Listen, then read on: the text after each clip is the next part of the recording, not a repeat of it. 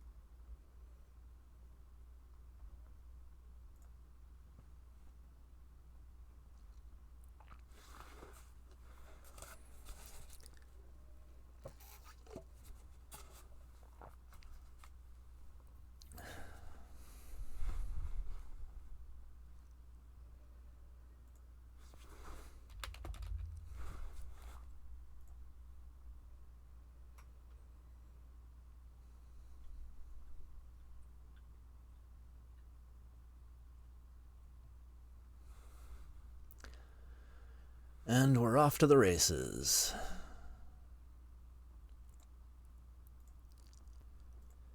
I guess Fractured Identity is the best card.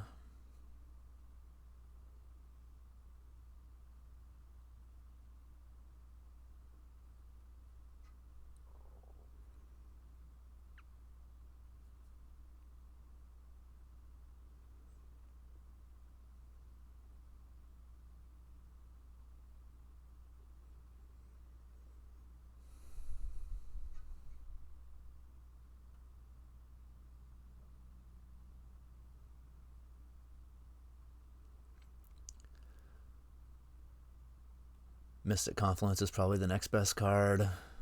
And then Wasteland, Emrakul, Lotus Petal, Sylvan Caryatid are all fine. In this cube, actually, Emrakul might be a little bit better. This cube kind of has more, leans into the putting big things into play, so Emrakul is kind of a nice one.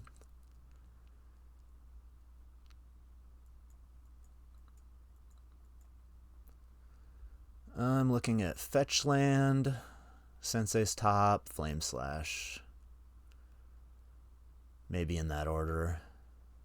Probably just take the Fetch Land. Fetch Lands are so good. Hard to go wrong.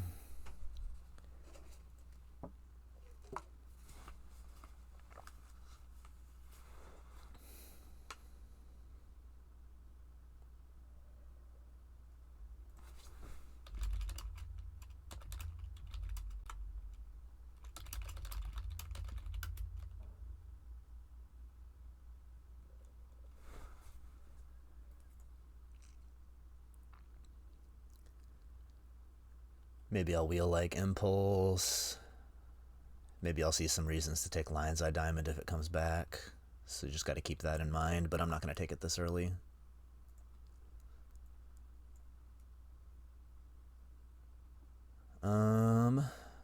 Memory lapse is pretty good. Hard to find a reason to not just take the memory lapse here. So I think that's what's going to happen.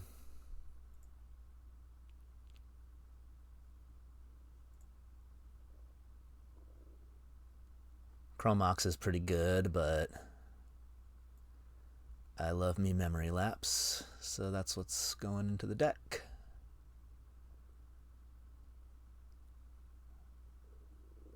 Nothing super inspiring from this pack, so I think I'm just going to take the Sacred Foundry to connect my fetch land to my white mana here. Can't really go wrong taking fetch lands and dual lands.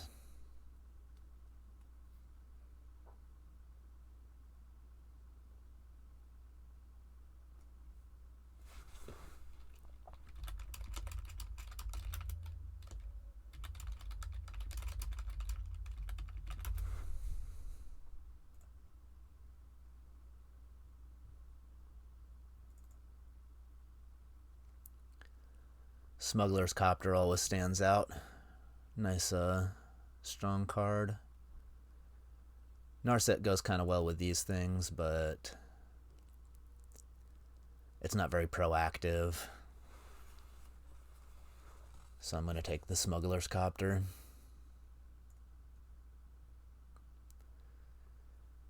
If I'd taken the Narset, there's this Time Spiral. That's a pretty good pairing. Gaia's Cradle, maybe the most broken card. And then Chain Lightning, just 1 mana removal. And I already have red mana here, so I think I'm just going to take the Chain Lightning.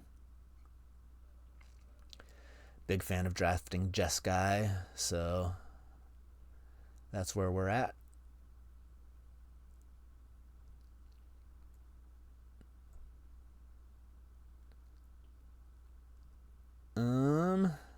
Duress is probably the best card. Goblin Bombardment is my favorite card, but I don't think that's very good in this modern era of Cube. And then Scrubland also, just kind of good to have extra dual lands because you never know where you're going to end up.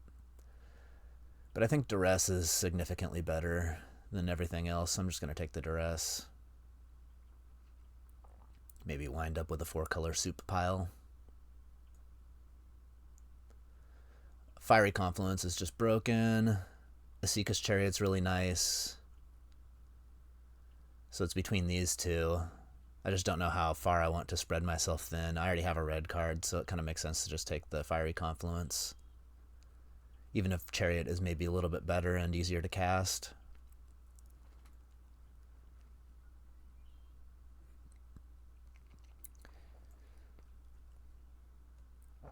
So the Petal came back to me. I'll be taking that. Not really the best card, but I'm in Jeskai colors already, so if I wind up getting like Breach and Freeze, then it's nice to have the facilitator for that. And the only other card that really stands out to me is the Copperline Gorge. But I didn't take the Chariot, so... Oh, hello. Flame Slash made it back to me. I think that was one of the best cards in the pack, so that's a pretty good signal that red is where I want to be.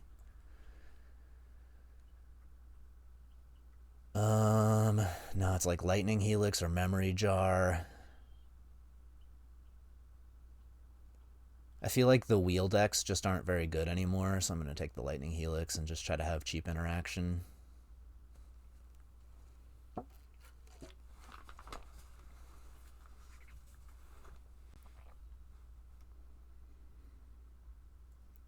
Put this Duress over here in the maybe pile. Flame Tongue Kavu, classic, great card. 4 mana, 4 power, 4 damage. Looks like I'll be a red deck here. So Swift Spear or Scrapwork. It's actually kind of hard to say. I have so many non-creatures, I'm just going to take the Swift Spear. Probably be able to attack for 3 with it in the early turns.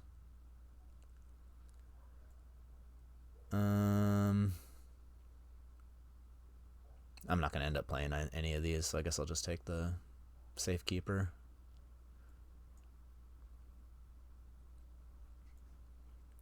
And Reign of Filth.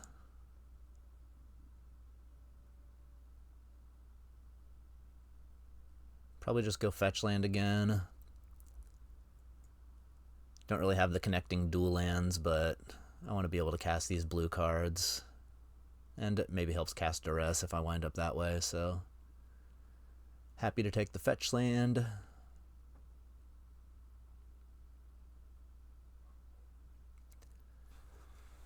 Vampiric Tutor's a nice one, but other than that, none of these cards are particularly broken.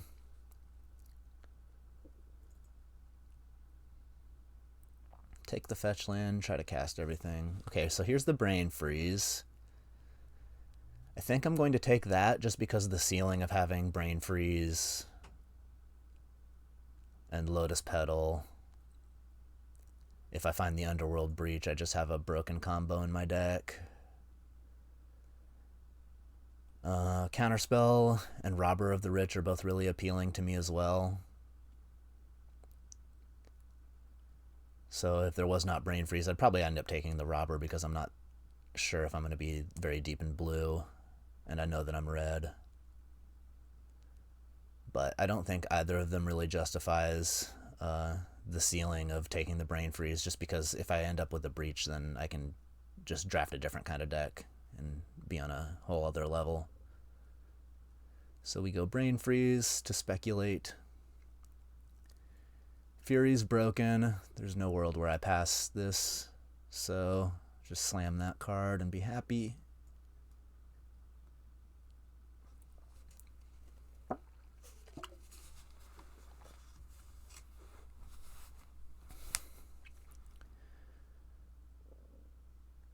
Few choices here. Could take the Spire Bluff, could take the Hex Drinker, could take Bribery.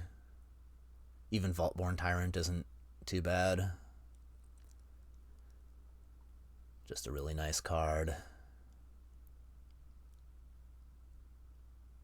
I'm probably just going to take Bribery or Spire Bluff, though. Maybe Spire Bluff. Bribery isn't good against all decks, so make sure that I can cast my spells is nice.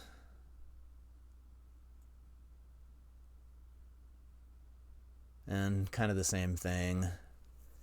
Seasoned Pyromancer's good, Jace is good, Hero of Bladehold's good, but fixing my mana is probably better. Just make sure that I can cast everything. Usually not hard to find enough playables for your deck, so making sure the mana basis works is nice. Makes it so I can take stuff like Wandering Emperor with the double white pips.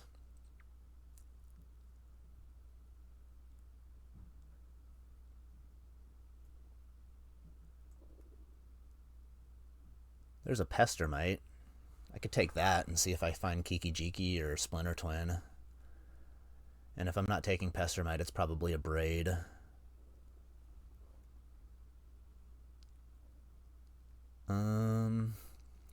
I guess it's like middle of pack 2.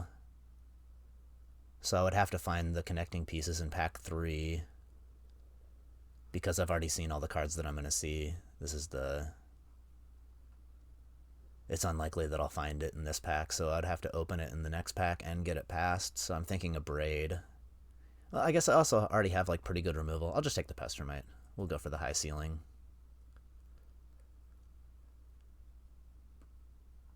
That's a neat art. I'll take Restoration Angel because that helps pair. If I get the Kiki Jiki, then I've got 2 ways to combo. Also Restoration Angel, Fury, Flametongue Kavu.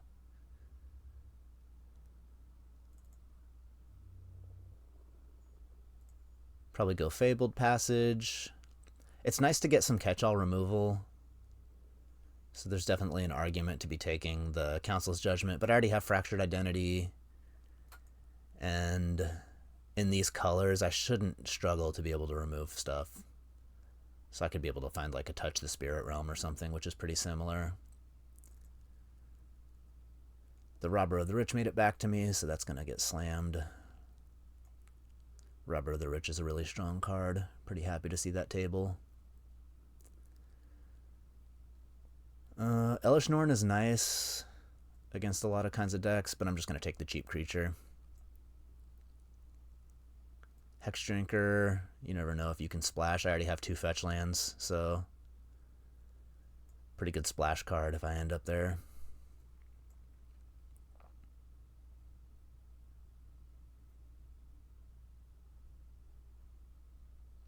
And the hero made it back to me.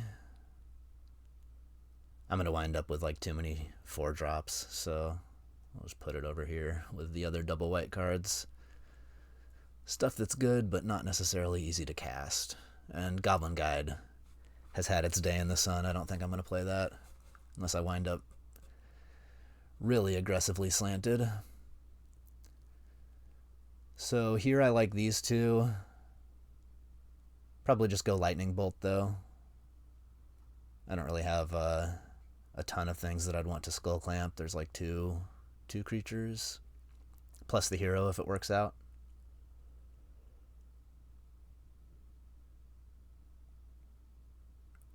But if you know me, I'm not the type of person to pass Lightning Bolts.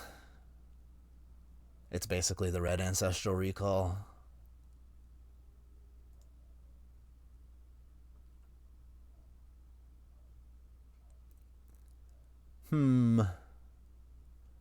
Urza is like the best card, but I don't really have artifacts, so it's not that good in this deck.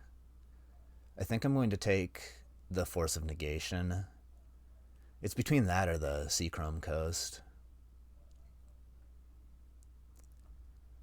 I think that because I have the 2 fetch lands, well, 3 fetch lands, but this one doesn't really count. All I need to do is find like a Triome that connects the blue and these 2.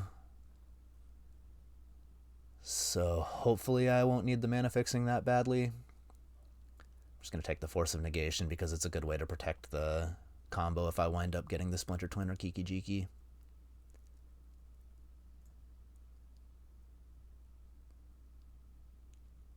Nothing here too exciting.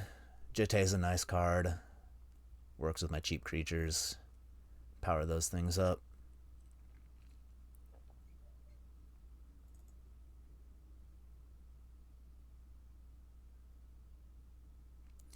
Again, nothing too exciting, so I'll probably just take the land. Guaranteed to make the cut. Strong card. Entomb's the best card in the pack, but I'm nowhere near that.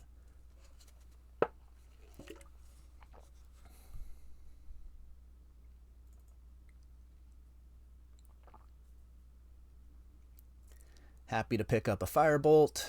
Can never have enough 1-drops. 1-drops are broken. We love 1-drops. If I'd taken the Skull Clamp, I'd be considering the Tithe Taker, but Firebolt makes me happy. Could go Mana Fixing here, but I don't really care to ramp out. I mean, if I was playing all the 4-drops, I guess the Signet's better. I think I'm just going to go Metamorph. Works pretty well with some of the stuff that I already have. Copying Smuggler's Copter is not very exciting, but it's good to just have answers if your opponent is putting big things into play. You can keep pace. There's that Triome I was talking about that connects blue mana and my 2 fetch lands, so even though I'm not probably playing the green, I think it's worth picking up. Just so that I have a way to fetch all my colors. I still need to find like a black-white, and then, because the Polluted Delta doesn't find white mana yet. But making my fetch lands be able to find blue and red is nice. Okay, there's the way to connect everything. Okay, so now I've got my fetch lands get everything that I need.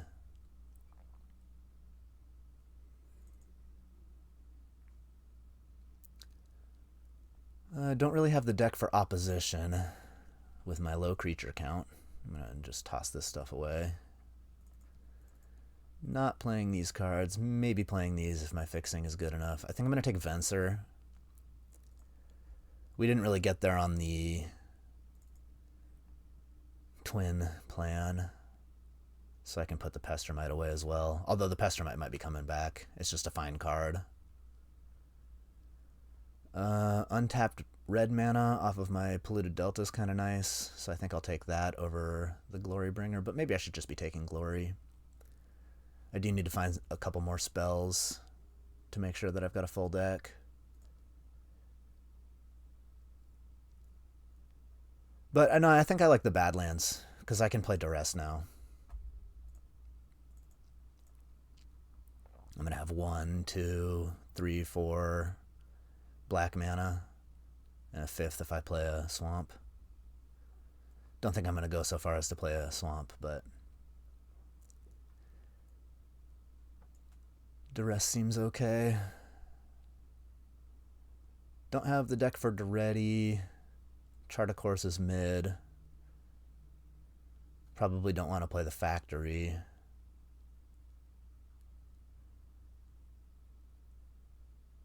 I feel like I've got too many 4-drops, so I'll take the Chart of Course in case I want to cut one of these.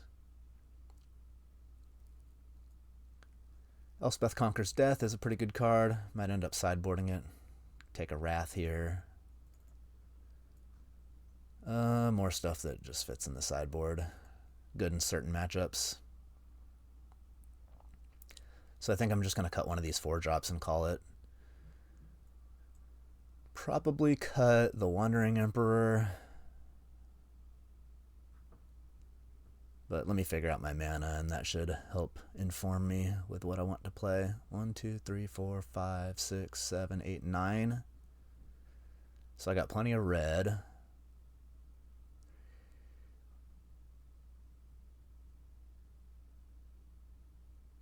Probably need to play like 4 islands. So 4 islands, 1 mountain.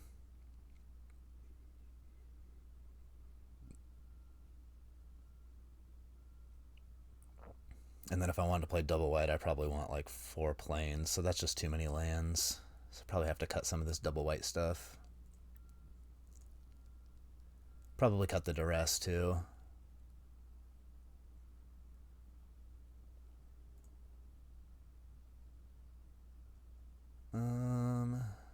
This is just too many lands.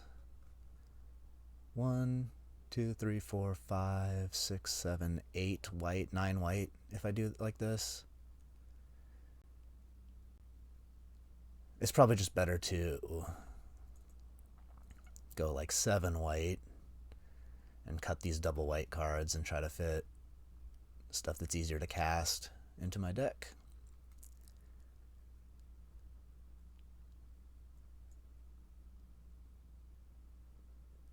One, 2, 3, 4, 5, 6, 7, 8, 9, 10 red. That's a good amount of red. And 1, 2, 3, 4, 5, 6, 7, 8, 9, 10 blue. Yeah, I'm kind of liking it like this.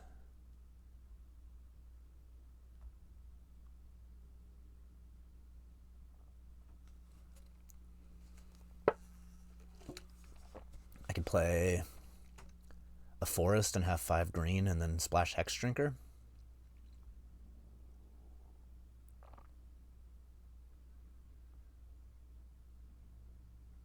That might be the move.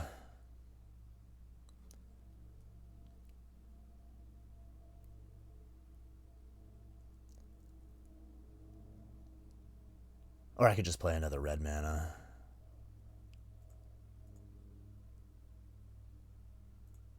I gotta get this Duress out of here.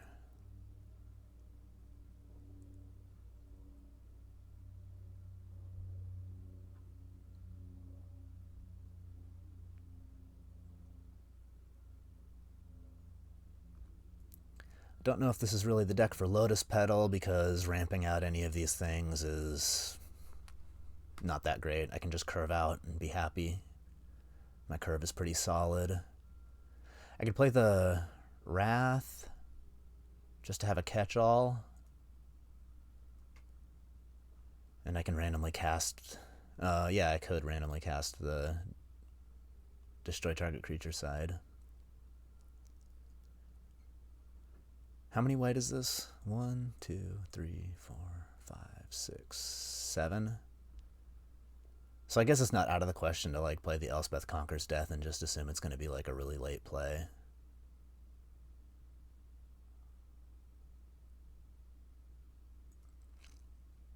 And then I could just play the Petal as like a fixer.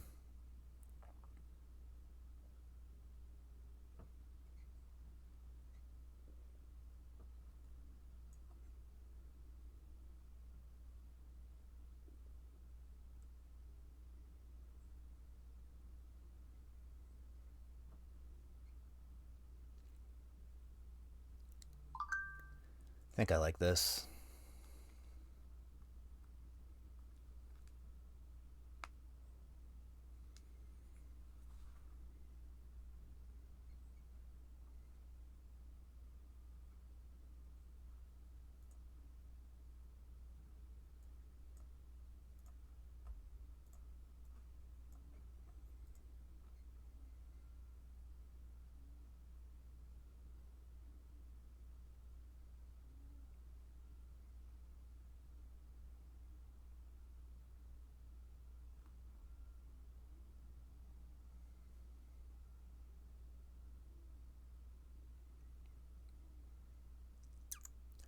I have 7 untapped red.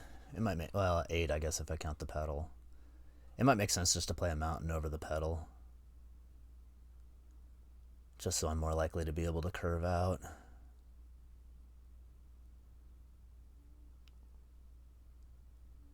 I have so many tapped lands.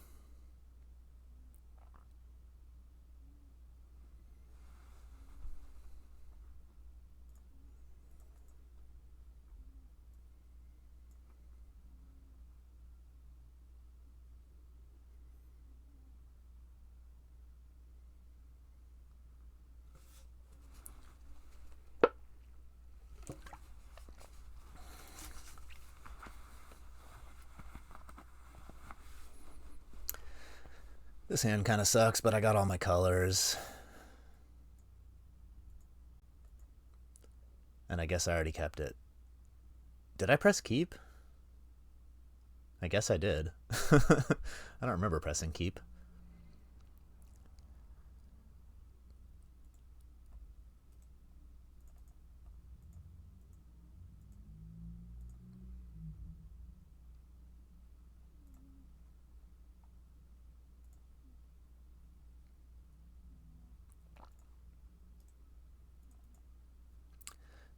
Don't want to force of negation that.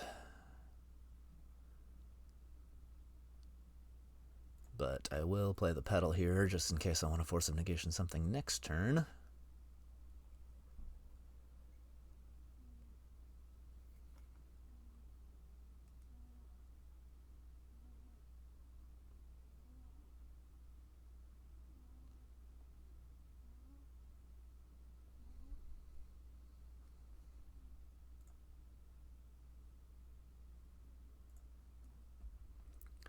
Revoker. Well, that's going to turn off my Petal. But there's not really anything I can do about it. So I can ambush it in a couple turns with the Restoration Angel. That's kind of nice. Although if I don't play the Foundry here, it's going to be kind of obvious that I've got something. But I think it's still better to just leave up Force of Negation mana. And then I'll shock next turn for the Sacred Foundry and hope they play into it anyway.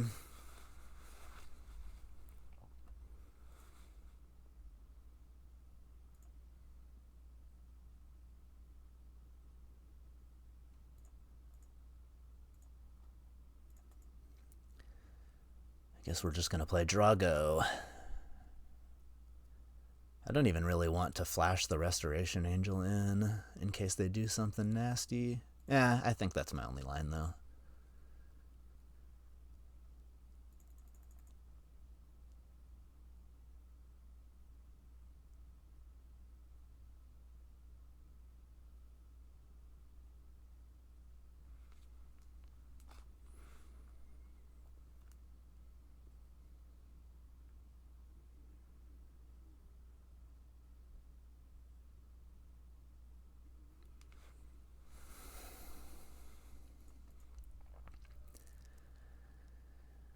Ambush. Ambush, pew pew pew. Restoration Angel's been out of the cube long enough. People have, Do I allow that? Or do I force it? Part of me just wants to allow it because the Revoker's not that scary.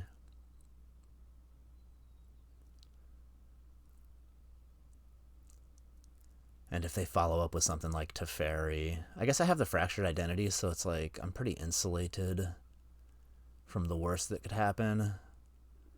And if I force it, it could maybe get another counterspell out of their hand, which would be good for me. It seems like they probably have counter magic. Their hand's full enough and they're passing without casting anything. They're either flooded or they have counter magic. In both cases, kind of work out the same way as far as my decisions go.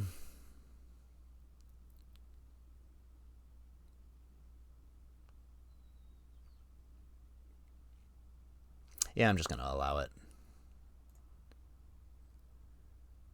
They're getting kind of low on resources, so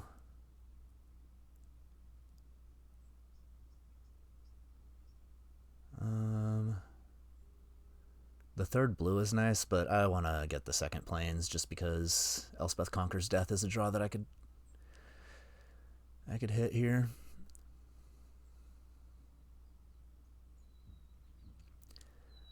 Alright, I'm going to Chain Lightning that thing before it takes me too low.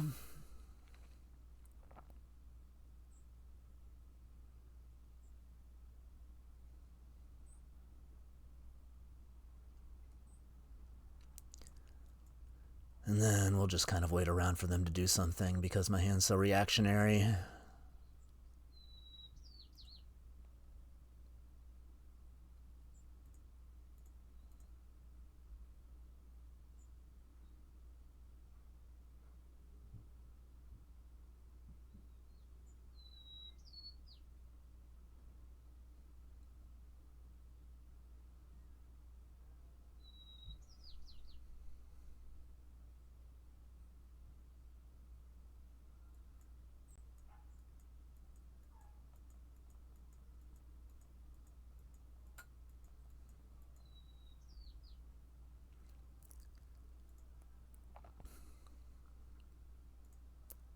Probably just metamorph that and then trade to draw another card.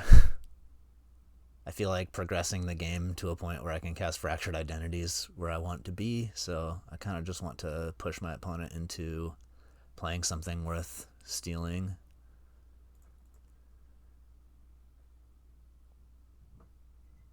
Which Triome do I want? Probably this one, because I don't need more white mana. And extra blue's always good. I guess now I could just Fury. Put a bunch of power into play. That seems better. Because then I can copy the Fury with the Metamorph, and that would be stronger than copying the Simulacrum. Oh, they don't have the counterspell. I was expecting them to counter and then have to war.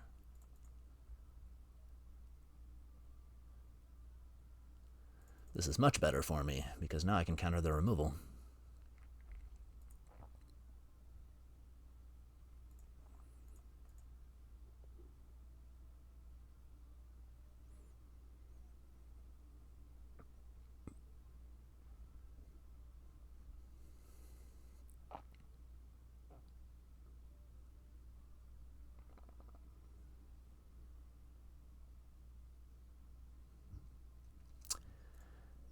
No. Let's battle. Do you have another counterspell? Nope, they don't have counter magic. They do have a removal. Okay.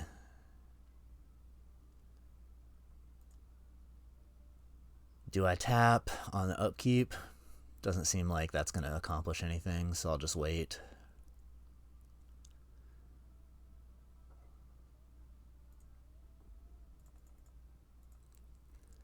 Commence the Pestermiting.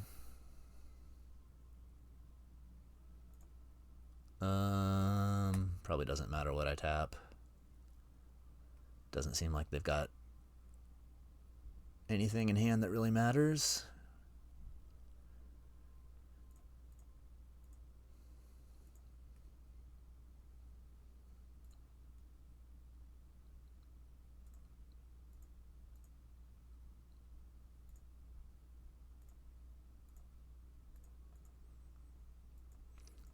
Just waiting for something to fracture it or copy with Metamorph.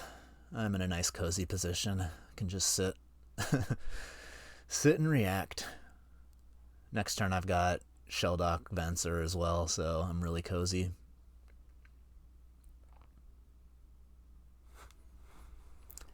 It's going to be hard for them to do much. Got so many ways to react. I'll just attack 9 turns in a row with the Pestermite and see if they can defeat it.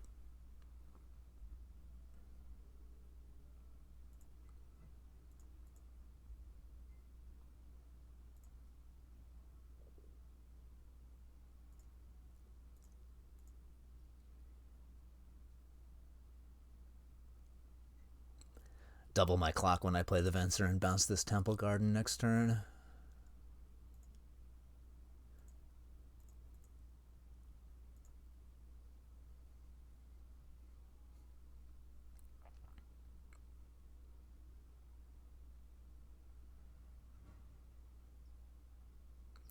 Three attacks and a Lightning Helix away.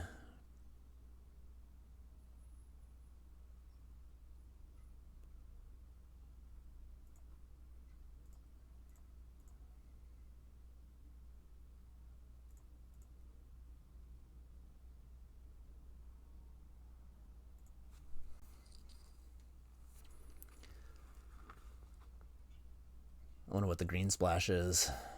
Probably a Hex Drinker. That's what I would do. And my position just keeps getting tighter.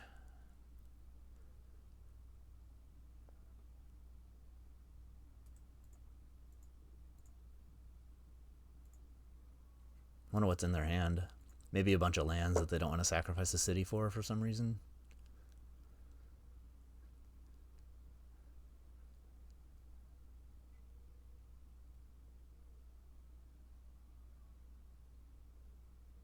Balance.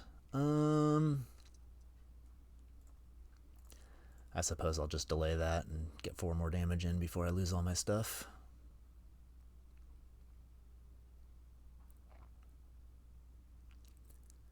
Academy.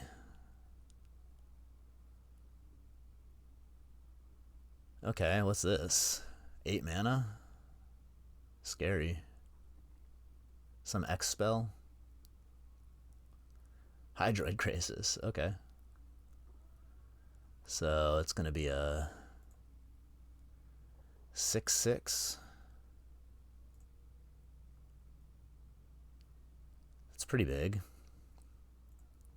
Might just have to fracture that to get it off the battlefield, but that doesn't really help me because they're going to balance my creatures if I do that. But what can you do? So if I go Swift Spear, Fractured,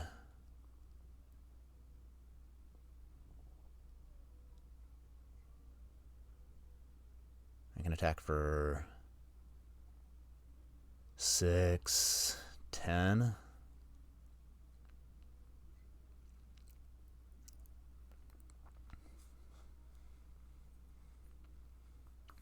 So that's what the green's for, the Crisis here. I could also just attack into it, they block, and then I Flame Tongue it, but then I'll just lose my board to the balance. But they would have to discard a bunch of cards out of their hand. And I kind of want to save the Fractured. So maybe that's what I'll do. I can Swift Spear. No, I don't want to Swift Spear because that's better to play after the balance.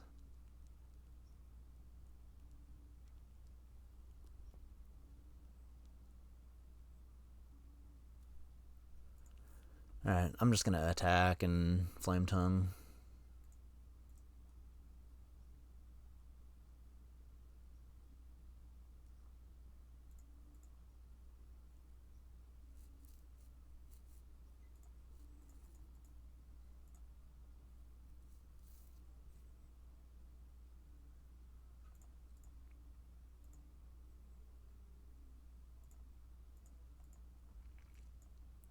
And if they balance me, I'll Lightning Helix them in response.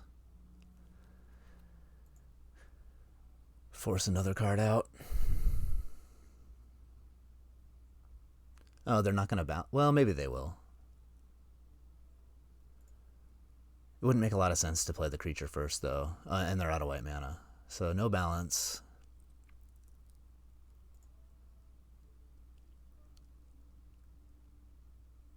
Strange sequencing.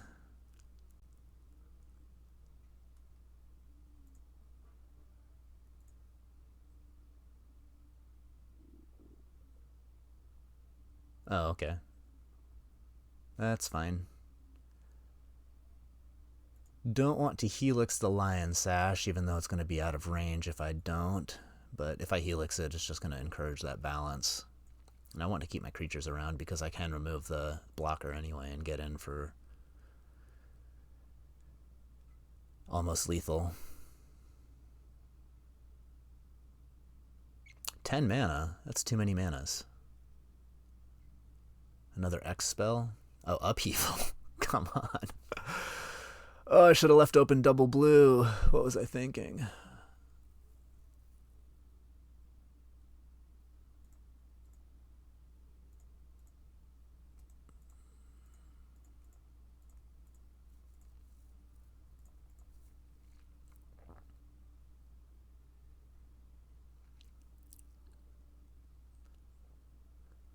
Funny matchup.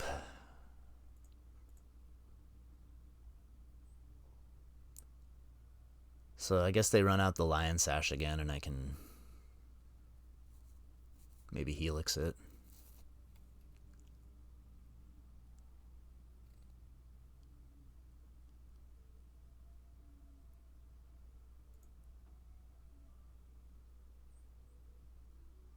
Makes me discard one fewer card.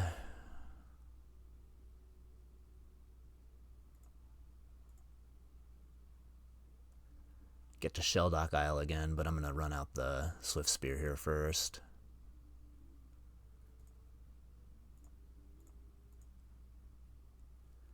And discard a grip of lands.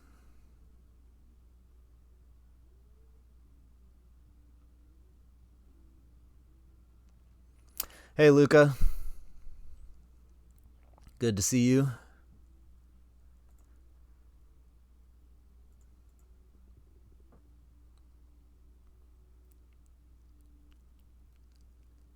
So definitely want to keep all my spells and the Shelldock. So which lands are the most important?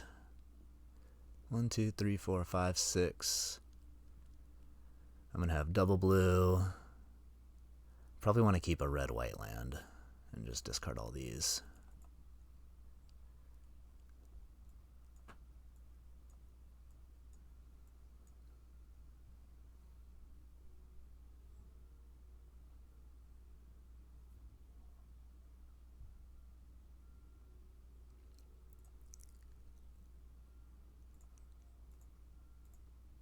Slice them for 1 again.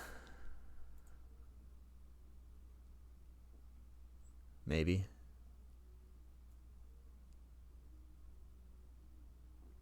Okay. Not too bad. Although this is... They did it the wrong timing there. If they wanted to eat my thing.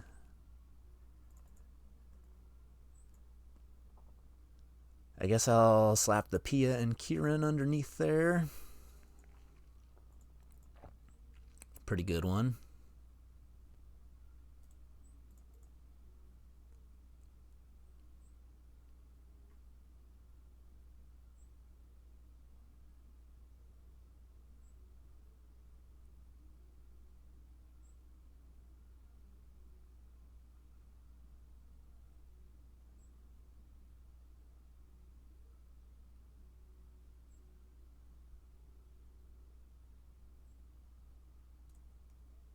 Yep, I'll just ambush the Pia at end of turn.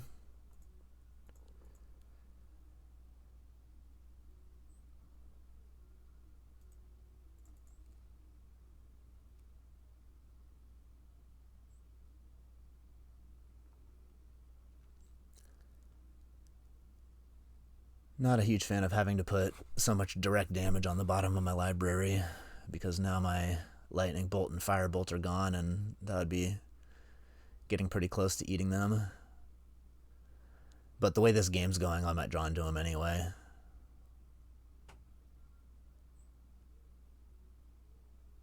Oko. Maybe not. I don't know if I'll have enough time. But if I go end of turn, Pia, and then bounce their token, I can attack for some amount of damage depending on how they use this.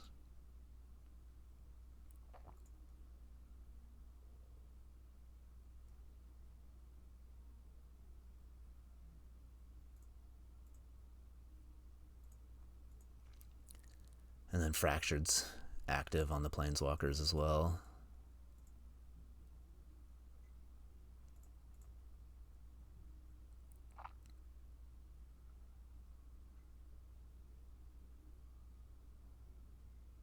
Not a bad draw. I think I'm going to Flame Tongue. Try and kill this Samurai.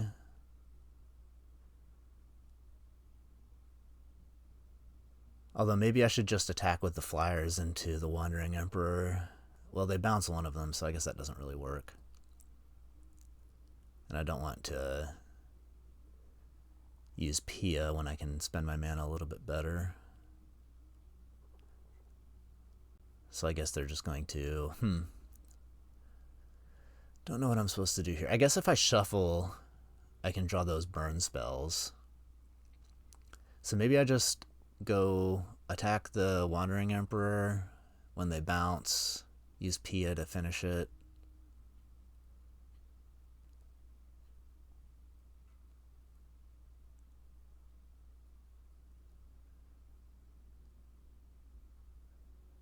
And then next turn try to Fracture the Oko.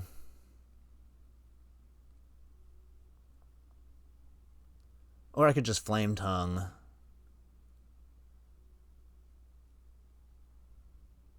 They bounce one of my tokens. Well, maybe I go Flame Tongue, kill this, attack everything at Wandering Emperor, and then it kills it. I can trade those.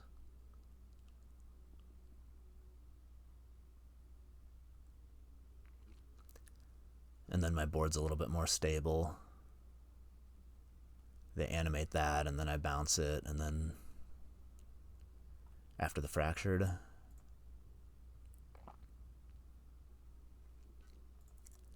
But I kind of just like putting all the power into play that I can, even if I'm losing a little bit of resources to kill this Wandering Emperor. I just have so many good cards. Just want to spend all my mana.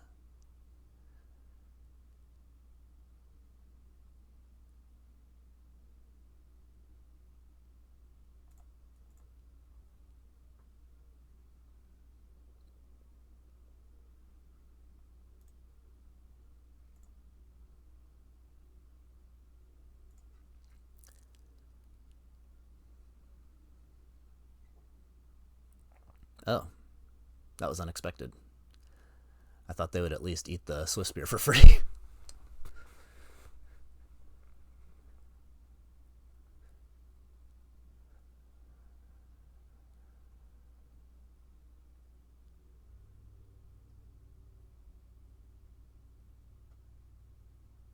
Yeah, I mean, I'll just allow it.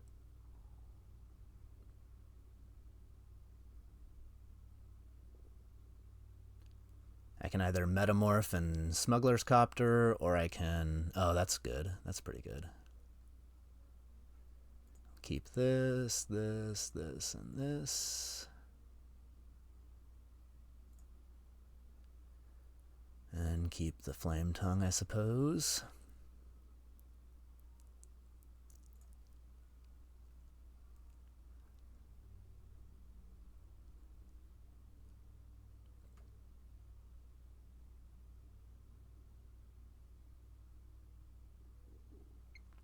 Wonder if they considered bouncing their Samurai to get rid of all my creatures.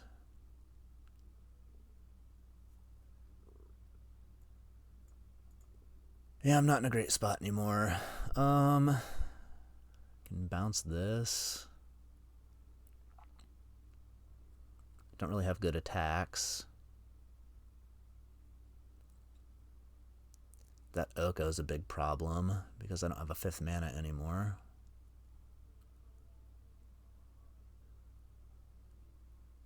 Maybe I'll just metamorph the Flame Tongue.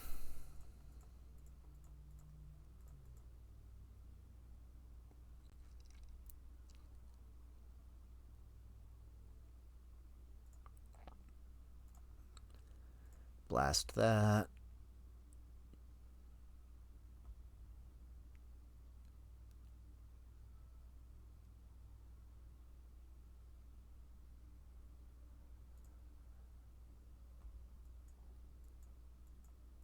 Just try to grind the meta resources.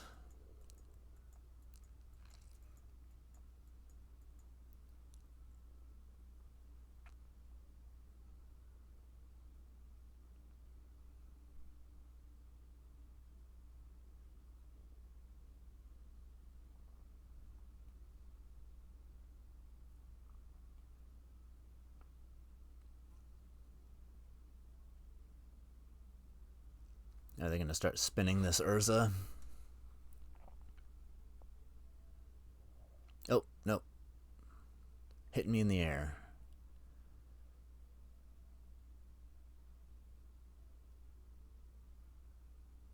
I'm going to trade with the food.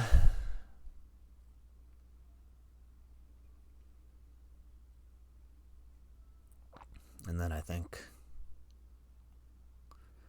events are this.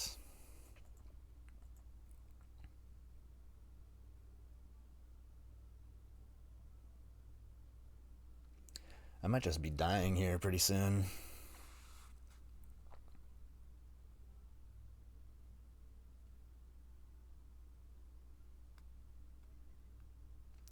That upheaval sure changed the game. Okay, so I can fracture the Oko and then lose to attacking from that, so that's not a plan. If I Venser this and attack, they can just double block, and then I still... Well, I guess I'd have... No, I'd still lose because they could exchange or bounce. Yeah, I don't know how I'm supposed to survive this. I think it's just over, in fact. If I fractured this, I have 3 blockers. They can remove 2 of them, and then I still die.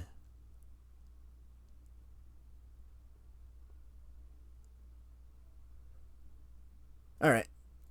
I am defeated. Go next. I'll be right back.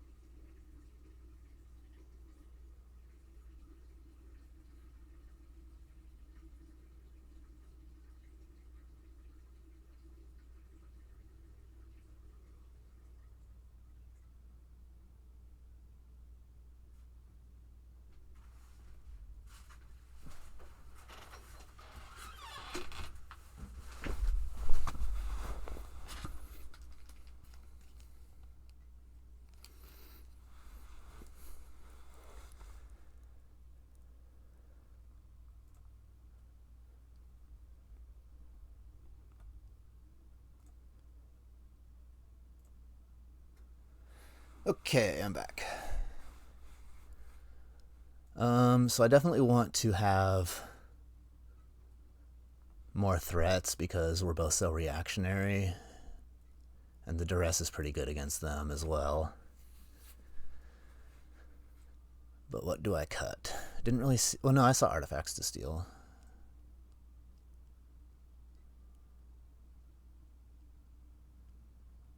Guess the Pestermite's kind of weak. Jite's not great.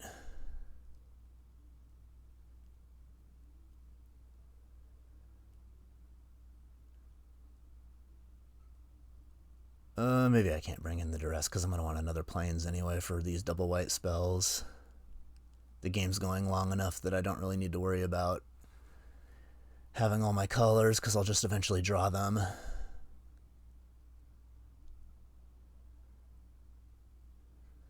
Pestermite's not bad really either. It's kind of good for tapping down those planeswalkers a little bit. Maybe I can cut the chart, of course. Because we're just playing Drago, having extra card advantage doesn't really matter, and they have balance as well. So I sort of like it like this, I think. And I need to submit or I'm going to run out of time.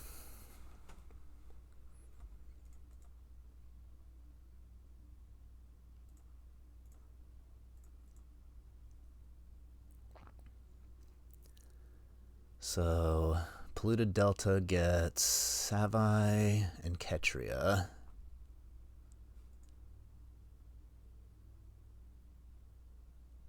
So I probably start with a Fabled Passage and find an island.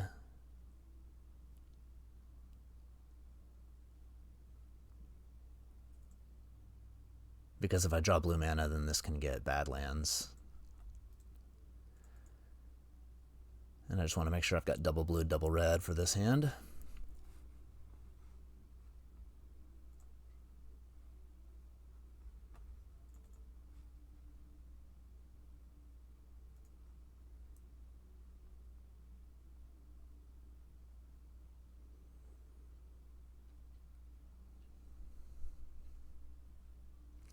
So I'll probably actually get the Savai Triome with this. So we'll play that one.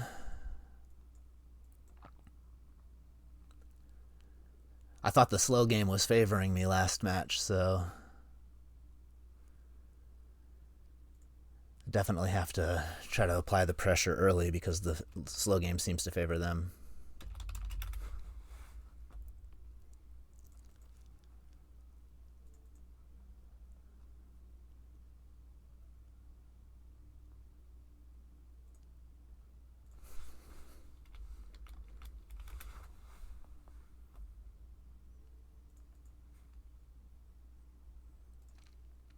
But my deck is not fast, so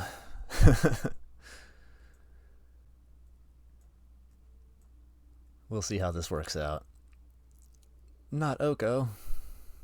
Smelled that one. Alright, so Oko comes down. I can lightning bolt it and then chain lightning it. That might be the play. Let me think here. If I just bolt it here and then play Pia, then it goes up to 4 loyalty. They have a 3/3. I Venser the 3/3, and then hopefully I'm able to kill it.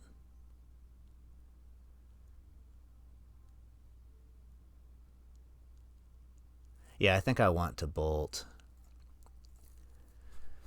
Try to keep that loyalty low.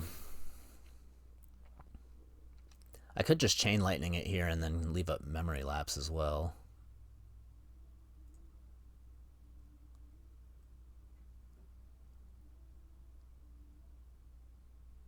But I think memory lapse is better when I already have an established board.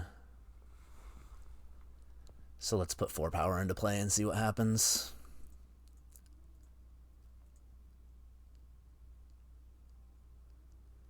That's fine.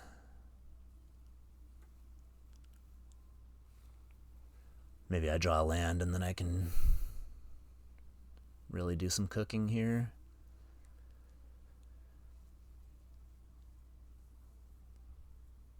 Okay. I guess it's just attack with these two. Or I guess one of them and then chain lightning it and then flame slash this and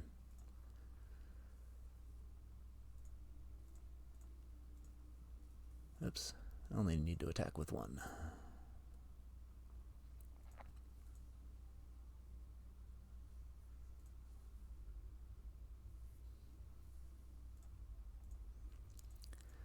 Finish that thing off.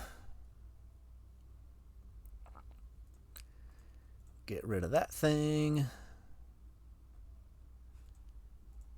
And then we'll memory lapse whatever they do and hopefully be in a good spot.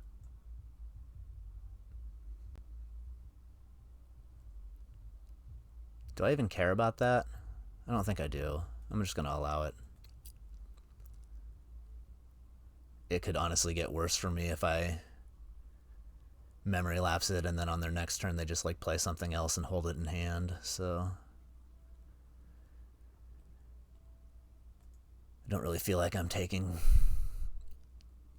too much of a loss just allowing them to explore with the thing. Although if they play like Hydroid Crisis here, okay. Nope, I'm happy to memory lapse that one.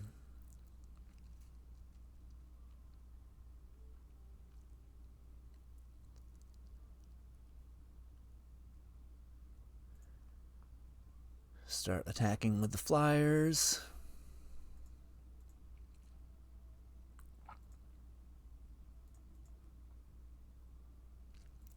They've got balance, so it's always good to dump my hand.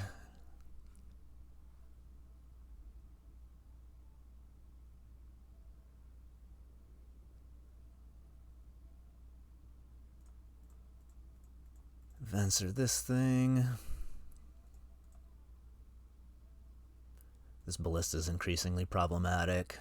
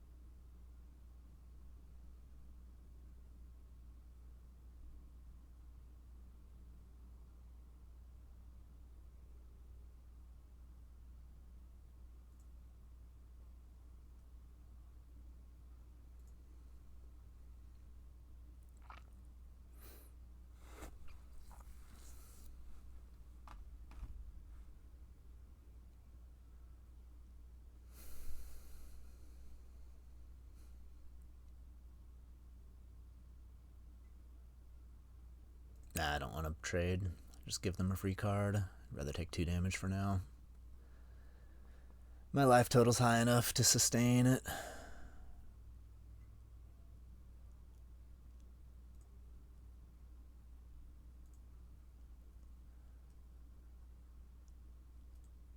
Gotta play a little bit faster if this goes to game 3.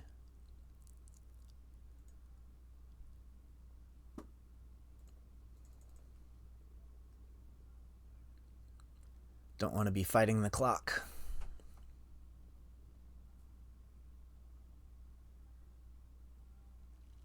I'm just in big trouble though because they can just start putting counters on the ballista and I don't really have much recourse.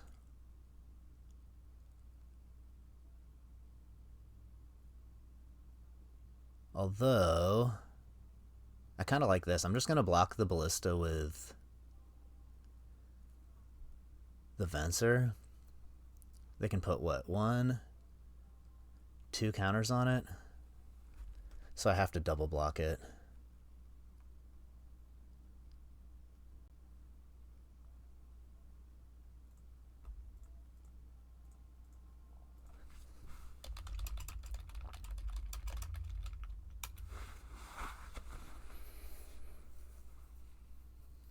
And then we'll just see what they do, and I can fling the Thopter at it to finish it off or whatever.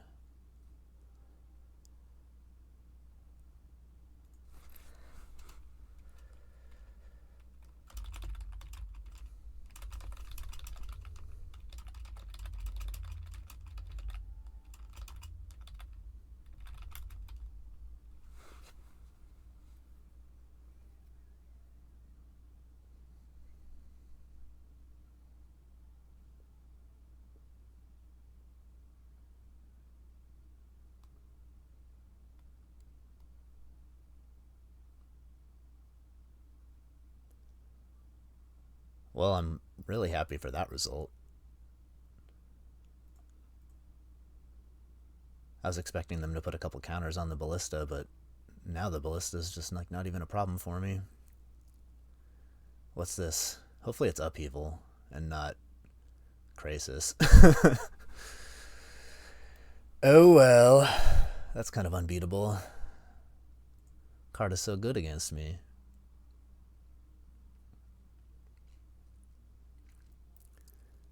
Yeah, I'm just so far behind. I'm not really sure how I'm supposed to come back from here.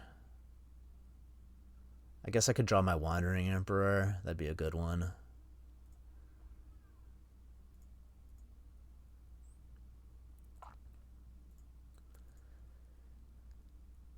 My sideboard cards are definitely the best things. Wandering Emperor and Hero Bladehold.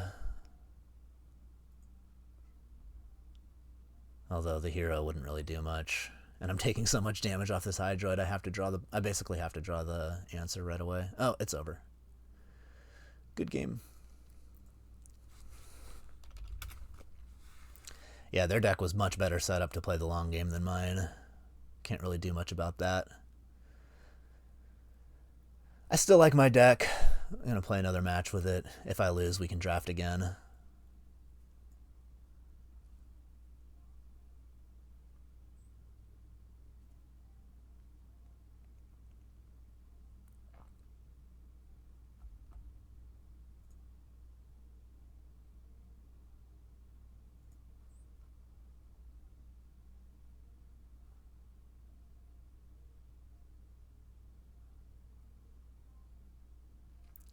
I could have actually boarded in the Brain Freeze now that I'm thinking about it, based on the way that first game went.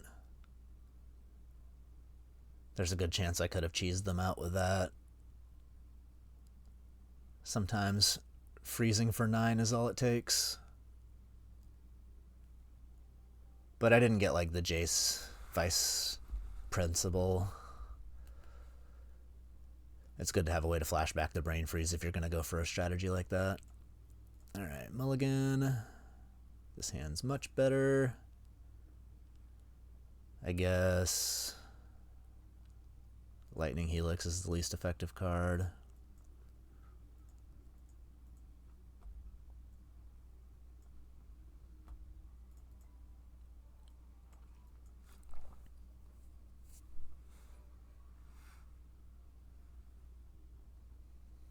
Goblin Guide. That's a turn late. You're supposed to do that turn 1. Ooh, nice. Flametongue Kavu. That's a nice draw. Well, I'm definitely going to just Chain Lightning this and then probably go get Savai Triome.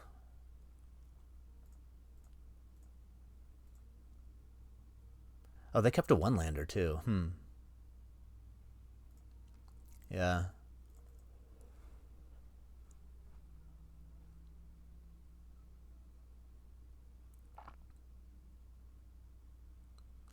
Porcelain Legionnaire. It'd be funny if I could steal it with this, but don't have that kind of mana. Gotta play the Spire Bluff now.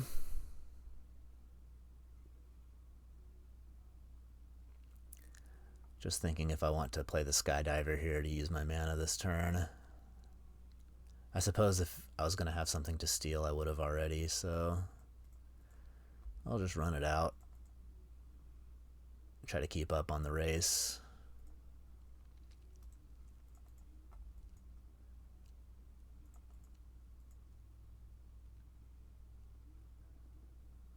Ooh, that's a good draw. Because they have a full hand and open mana, it's probably not wise to try to equip, even though that would be the most efficient use of my mana. If they'd played something, that's definitely what I would do, but I feel like if I just Flametongue Kavu their thing, that puts me way ahead anyway, so we'll do that.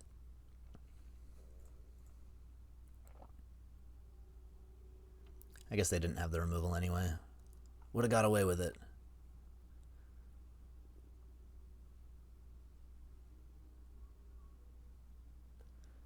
Spellbinder, probably puts the Jitte on lockdown for a turn.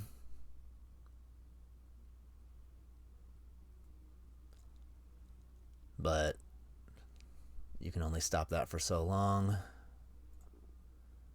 Let's hit them. They probably trade with the Flame Tongue. And then I'll just put the Jitte into play and the ball's in their court.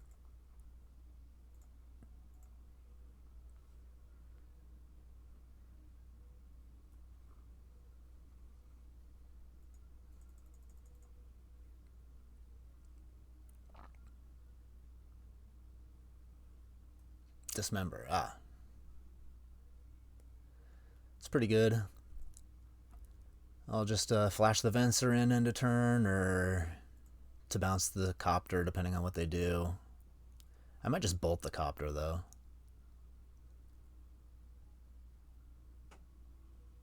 Ferocidon. Okay, so... Well, what if I just Venser that?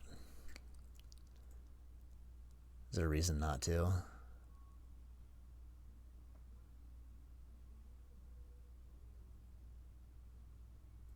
Nope, I'll just Venser that, and then I've got 2 bolts for their 2/3/3s, and I get to start putting counters on the Jitte, which should be really good against this kind of deck, although, still just wait, I think.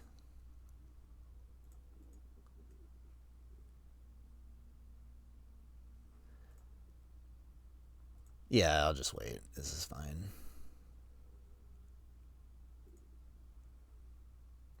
Counters on Jitte is so good versus red-white.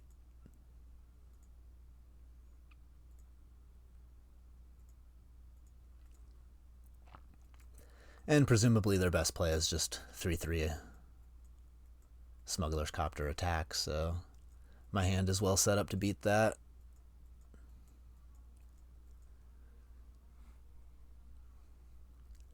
Skyclave, that's pretty good.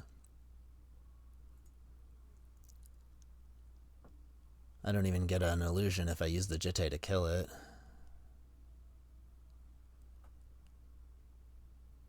So how do I want to do this? They're at 8. So 3/6.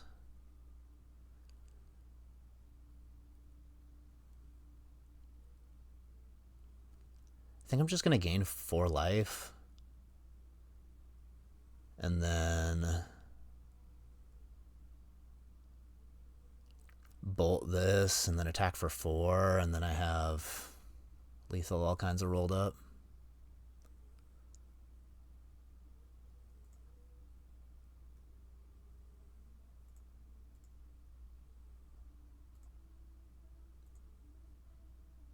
Yeah, they're not even attacking with the Smuggler's Copter, so all the better for me.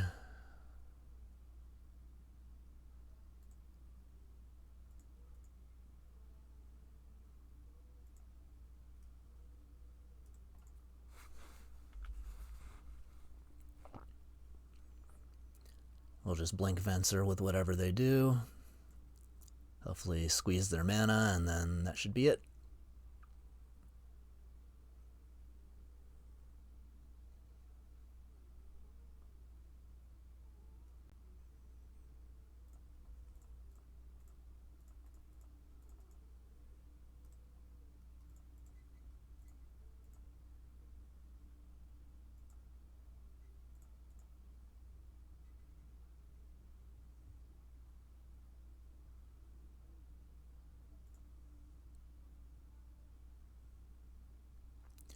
Don't think there's really much reason to change things.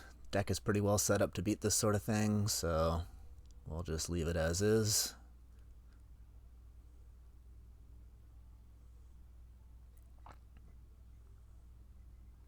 I should have boarded in the Hex Drinker versus that last opponent, now that I'm thinking about it.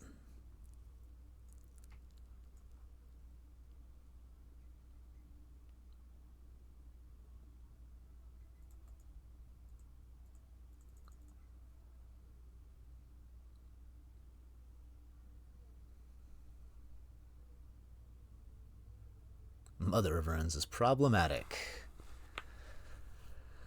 Alright, so I definitely want to get double blue.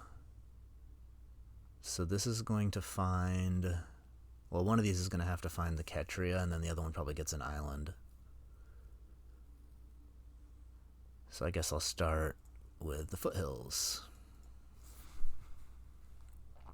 And then just shock and play the Robber. I guess Fiery Confluence... No, that doesn't really work. Maybe they attack me with a Mother. Nope. Wishful thinking.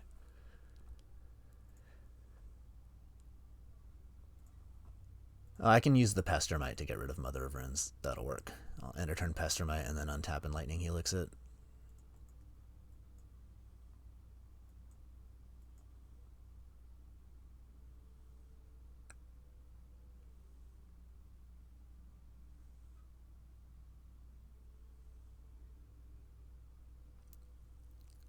I've been thwarted.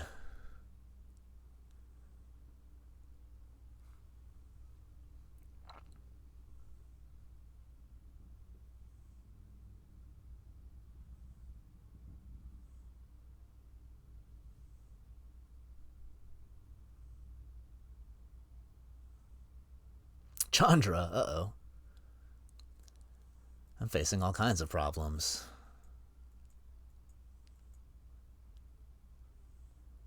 Well, I think I should probably Lightning Helix the Chandra before it becomes a real problem for me. Although, no, maybe I just end a turn Pestermite. Let them have one Chandra activation. Because Pestermite should ostensibly kill it.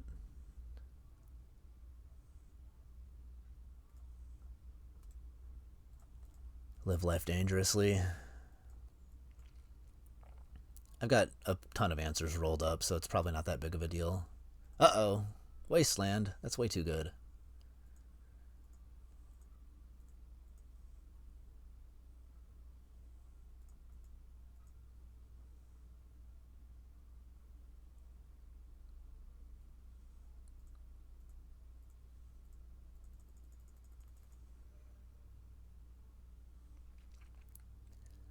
Well, I guess I'll just hope for the best here.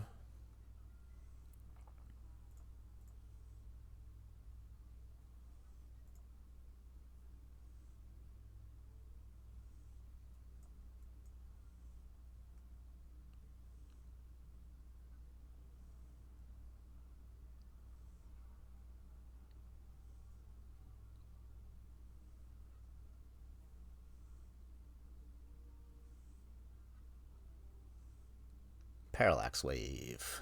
Okay. So... Oh, that was a really good draw. Oh, no, it wasn't. I forgot about the Parallax Wave already. I guess I still just go for it, though. Get Badlands. Play Swift Spear. Attack Chandra. They use Parallax Wave on it. And then decide whether or not Mother of Runes or Chandra is the bigger threat. It still might be Mother of Runes for the Helix because I can still fracture this in a couple turns if I draw the lands. I should be able to fracture it before they get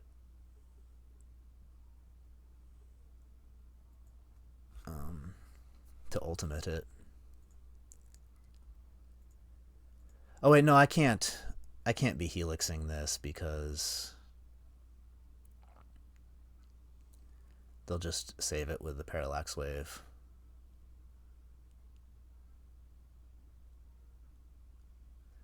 So I guess I should have attacked them. Getting a little ahead of myself. Whatever.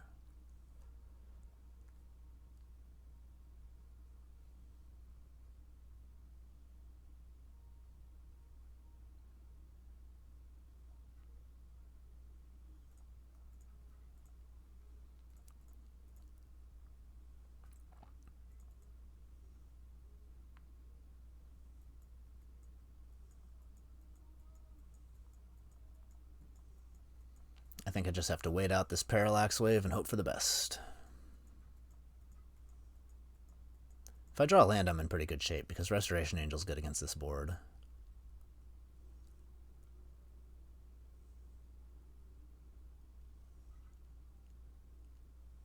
And it also could just cause the Mother of Runes to be tapped here. I flash in the Resto, block the Magda. Well, I'm never actually going to get to block anything because of the wave, but you know what I mean.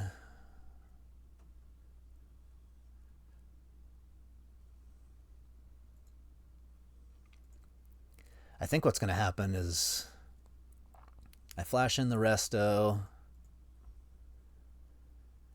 use up the counters on the Parallax Wave, and then Fiery Confluence to wipe out 2 of these 3 creatures.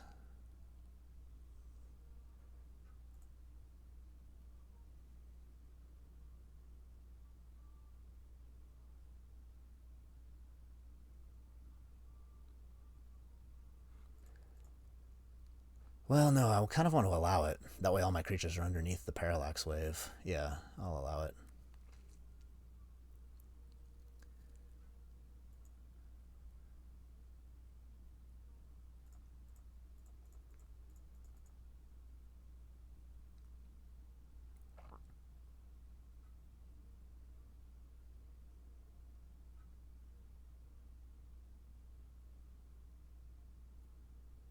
No, Dismember. Sad. So, they're out of cards at least. If I do 1 damage to each creature, they either save Magda and put Mother of Runes underneath the wave, or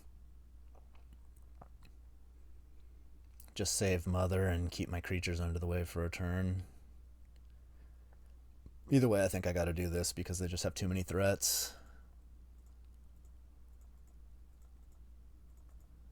Set up that Fractured Identity to be pretty good. Oh. They were not supposed to just let that resolve. I'll take it. Lucky me. Now I'm just in great shape. I might even just fracture this Virtue of Loyalty here.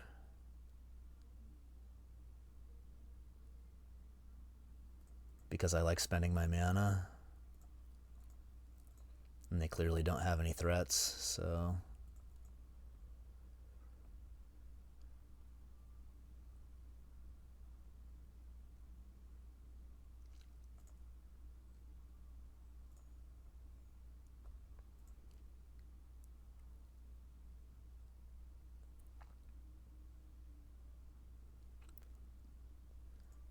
That'll do.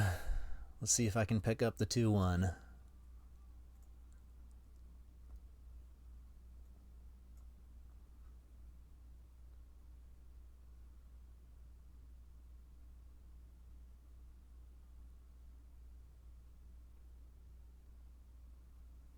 Wave only saves Mom if they don't F6 through the turn.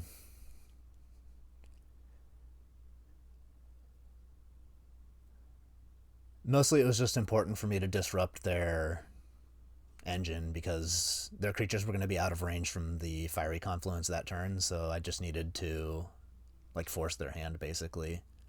If they use the wave to save Mom, then I get my creatures back and then I'm racing a little bit.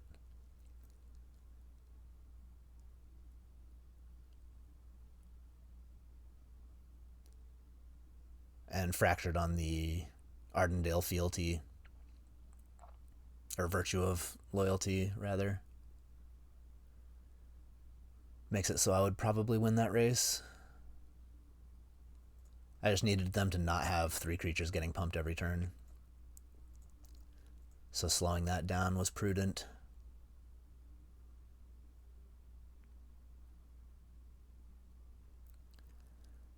I guess I fabled, find an island. Or I could wait.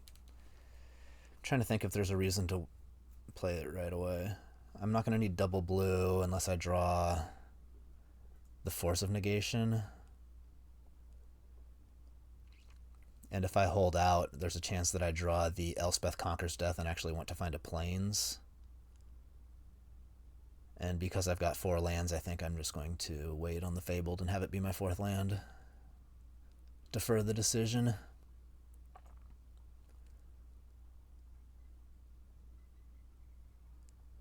Oh, yeah. Well, I figured it out eventually. That I could not Helix the Mom.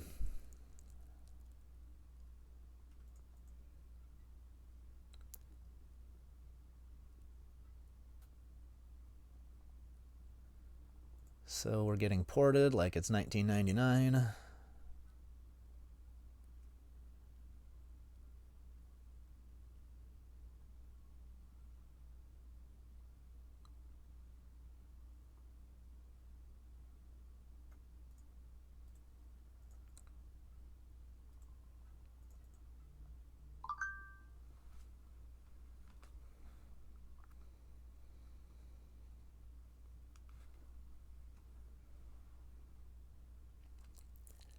Four mana on turn 2 hardly seems fair, but I can just Lightning Helix that, so that's kind of cool. Trade up on my mana. Is there a reason to do it now? Probably just wait. Wait, turn off auto yields. I don't know if I accidentally auto yielded to the port, so gotta make sure that I don't get screwed by that.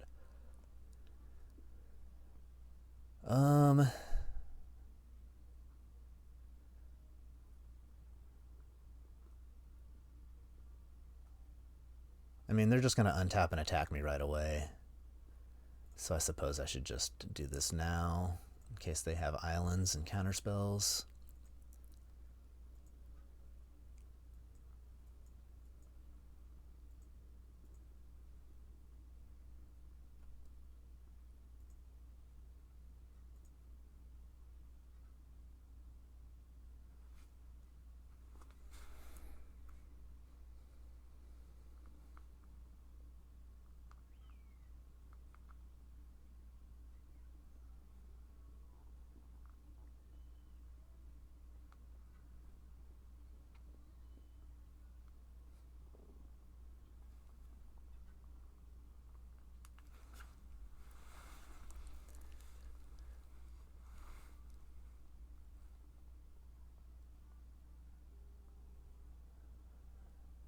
It'd be nice if they just like tap out for stuff that Fiery Confluence kills. Oh, that was fast. Game hiccuped a little bit. Alright, well, that's happening.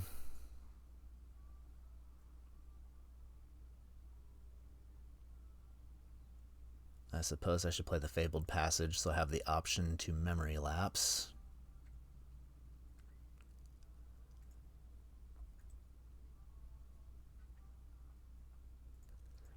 No real reason to play the Jitte without anything to attach it to.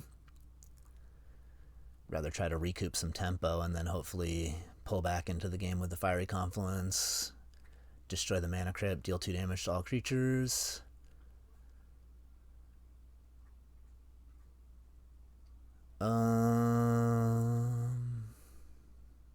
Maybe just destroy 2 artifacts and allow that.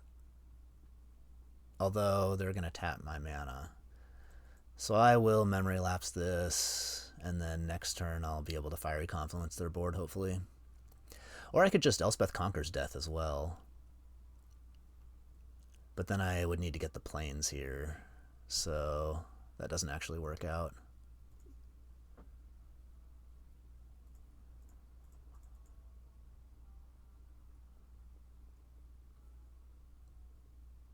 Save the Elspeth Conquers Death for another day. Probably just play the Jitte and pass. Still keeping the islands tapped. Nowhere near the Shelldock Isle, and I need to make sure that I've got red mana next turn, so I gotta play this one.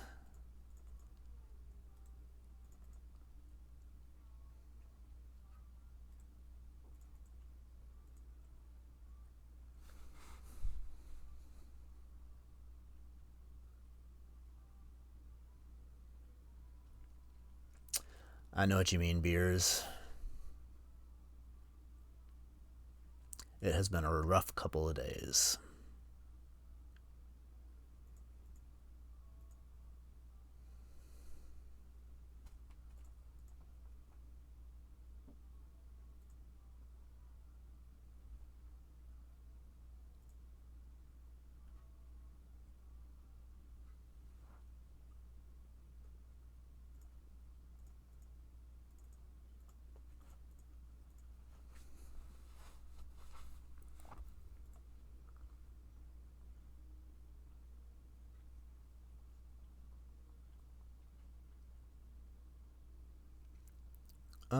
I have good removal, so I guess I'm going to take the force of negation under there.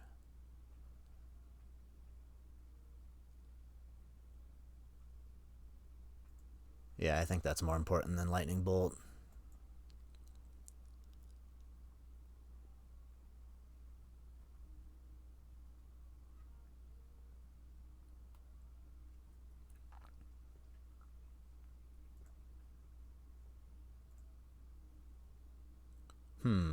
Not tapping me. Wonder what that means.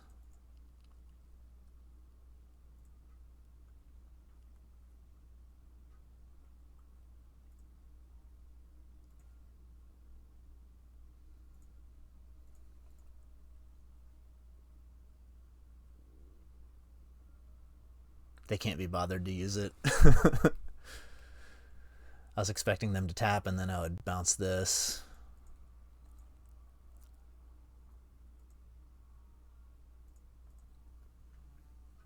I guess I could have like flashed to get this in front of there, but I wanted to try to steal some tempo with the Venser.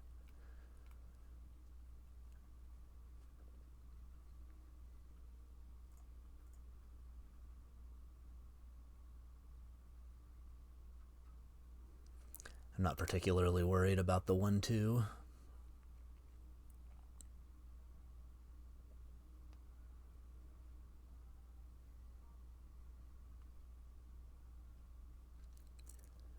Tapping the shell dock. Okay. Questionable.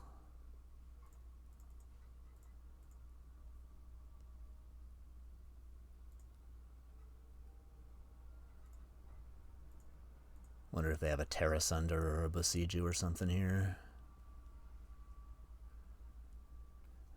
Well, that's okay because now I get my second white.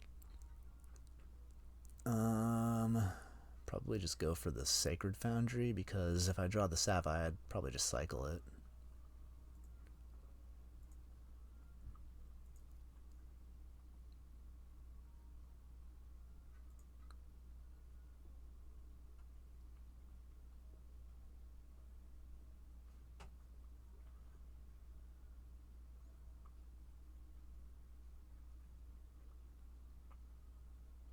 And I don't feel like Chain Lightning on the Marionette thing. It's still just not very threatening. And my deck has a lot of burn, so if the game continues to play out like draw go, then I can maybe just finish them off by going upstairs. Channel. Hopefully it's something that I can interact with and not an Emrakul.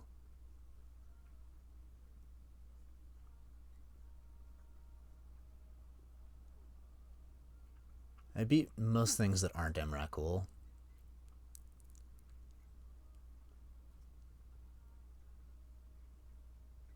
Portal. Okay.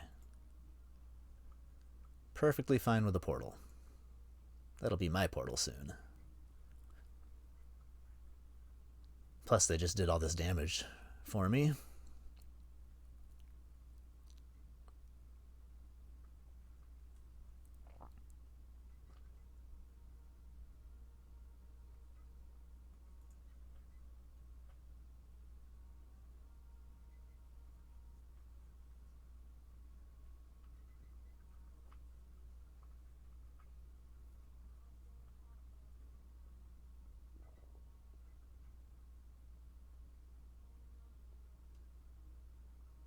I should have left the Mana Cryptor on for one more turn. I'd just finish him off.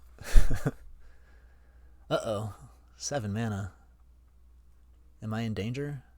Pay 1 more. Okay, Nissa. That's fine as well. In fact, I think I'm just going to fracture that and then minus it to kill the portal. That probably makes more sense.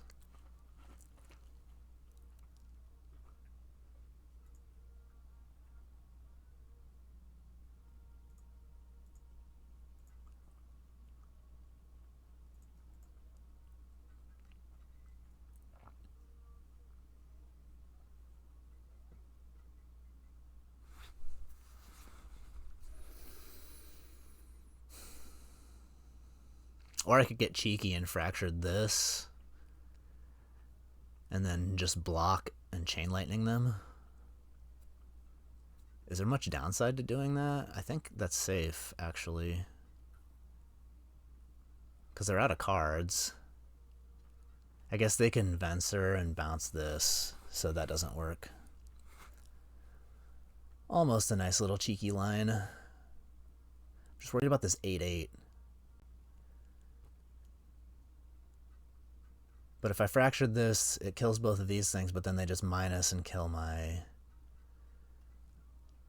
thing, and then if they tap me out of white, I don't have an answer to the Nissa.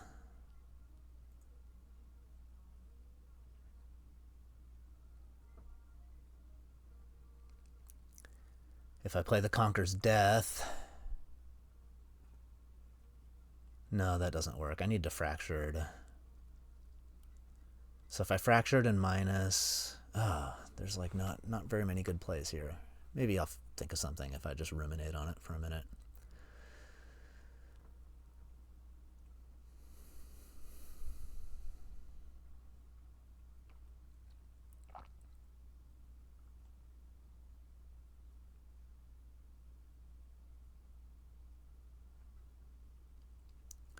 Fractured the portal, kill both their things. They minus... They might just tap this also.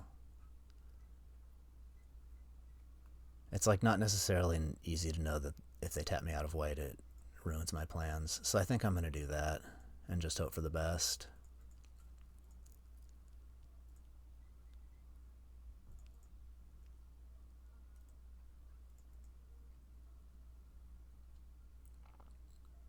Oh no, that wouldn't have worked. I was thinking I could actually fracture this and then pitch cast Fury if I had another red card. That would have been lethal.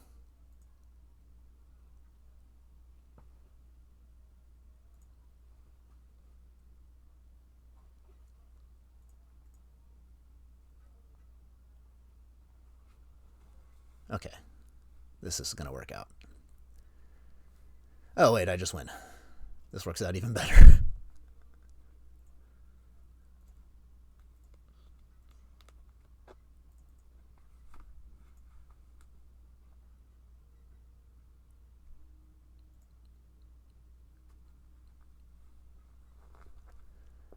Alright, so they're playing like Channel, Nissa, and some mid-rangey things.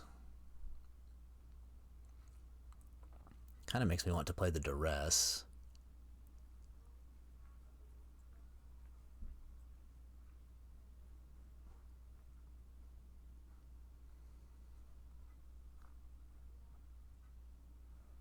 I gotta remind myself of what my land count is. Cat. Here's a cat. She's a bit of a monster.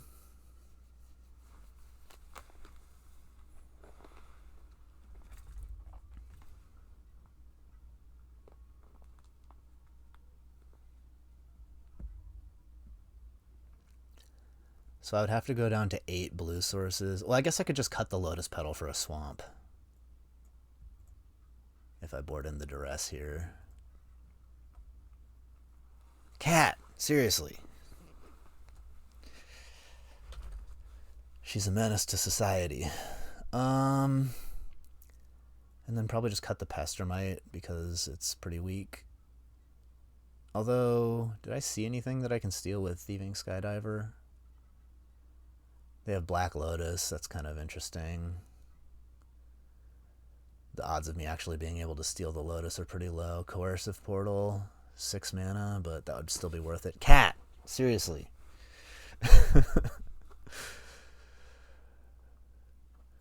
She's terrorizing me. I'm going to have to put her out of the room, I guess. Alright, let's just ship this.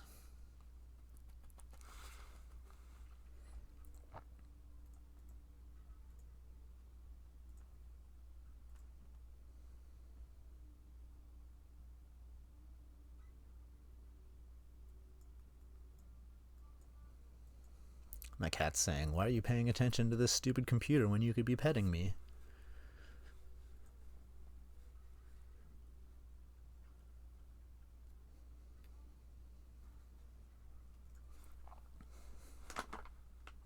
Mold a 5.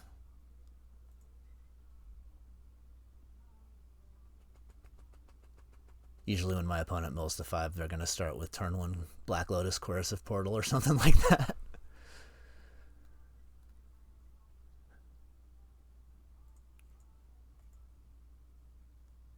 Oh, I'd called it. If only I had another blue card. Okay, Grist. That is defeatable. I think I'm just going to pitch cast the Fury. They have 2 cards left in hand. That puts me in a great spot. I'll get rid of the Firebolt because I want to cast Robber of the Rich next turn.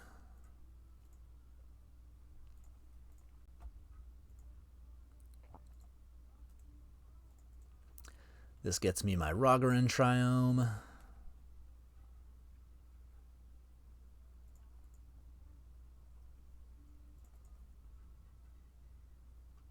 Or Ketria, rather. And then 10 turn clock.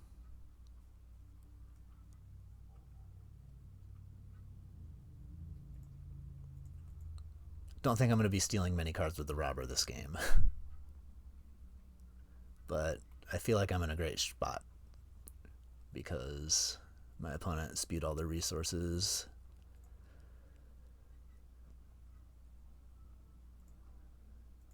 Not that they had many options. When you're on a mold of 5, you just gotta do what you gotta do. I will play Jitte. I don't really need extra cards yet. This will find me an island.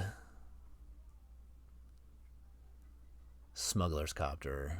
Well, if I force it, then I can... Yeah, I think I'm just gonna force it. I don't want them drawing more cards and having selection, and... This kind of puts me in... Oh, it's over. Alright. Everybody's favorite part of the stream. More drafts.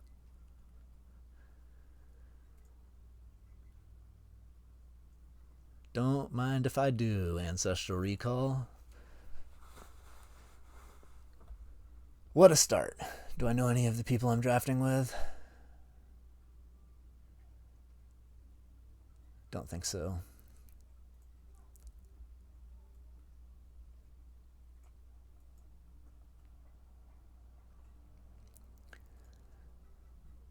Let me go Animate Dead and Ancestral Recall. Classic combo. Recall turn 1, discard to hand size. Turn 2, Animate Dead.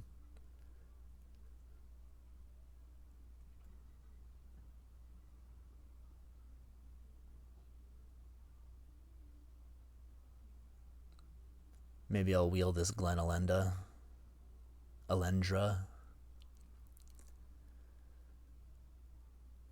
Probably not. Probably just wheel the Aether Spellbomb, to be honest. Maybe the Grave Titan, that'd be sick. There's a lot of good cards in this pack. We got Wave, we got Inquisition, we got Counterspell. I think I'm going to take Inquisition. Usually when I'm faced with a dilemma of good cards, I just take the cheapest one. Brain Freeze is definitely worth noting.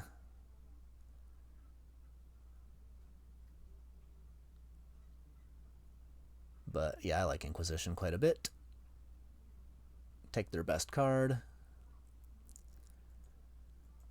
One of the best turn 1 starts in this game.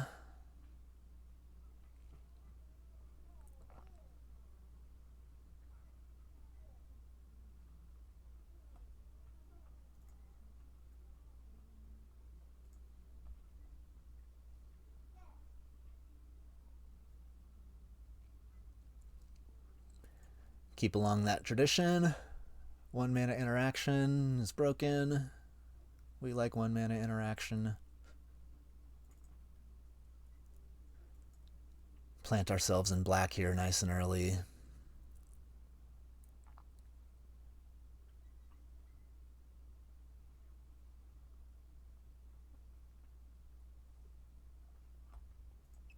Maybe I should take a little bit longer with my picks since people seem to be drafting a little slow. Maybe this person's AFK or something.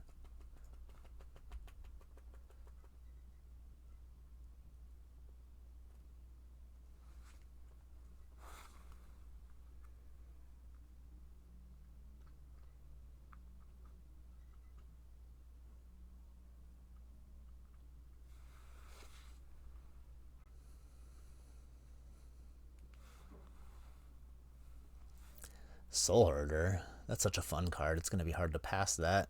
But I think I'm supposed to take one of these two. Maybe Bitter Triumph. Just set myself up to find a big creature, and then I have the combo. Mana fixing is really important in blue-black decks. So I wouldn't hate if anybody thought that Dark Slick Shores was a better pick, but I'm just going to take the Bitter Triumph. Removal is good. So I'm looking at these two and maybe Spell Pierce. I'll just take the Fatal Push. Well, Planeswalkers are better in this cube. Maybe I'll take the Planeswalker. Destroyer.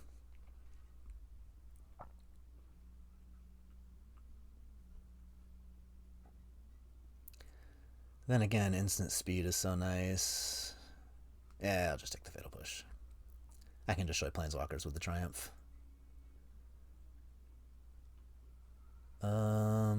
Land, Bitter Blossom, Burst Lightning. I do love my 1-mana interaction. I don't think Bitter Blossom's very good. I could take this to reanimate, but I don't really like that either. Fabled Passage is just like always going to make the cut though, so maybe I'll just take that. And I'll regret it if I see more red cards, but seems fine to just take that. Ulamog's a pretty good reanimation thing, but I'm going to take the Rankle. I just have like this black mid-range plan building, so getting a good threat for that is nice. If MTGO will let me drag it. Spellseeker finds my Ancestral Recall, so seems great. And I got my Grave Titan. Nice.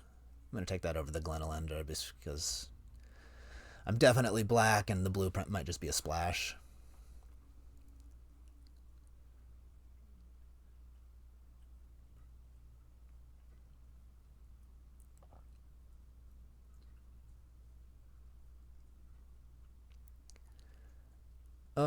Wishclaw's pretty good in this kind of deck sometimes, but I like my lands, so I'll just take a land. Opens me up to finding like a Swords to Plowshares or a Fractured Identity or something like that. I guess I'll take this thing in the off chance I just wind up black-red. Nice to have discard outlets.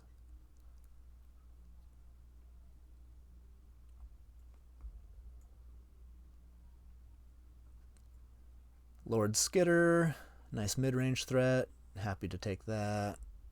That's never going to make the cut.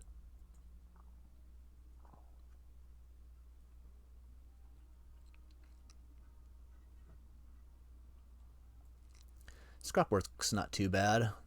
If I wind up heavy reanimation, then extra discards are always nice.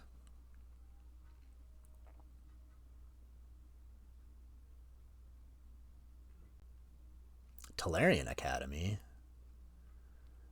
A big Tolarian Academy fan. I don't have any artifacts, but, you know.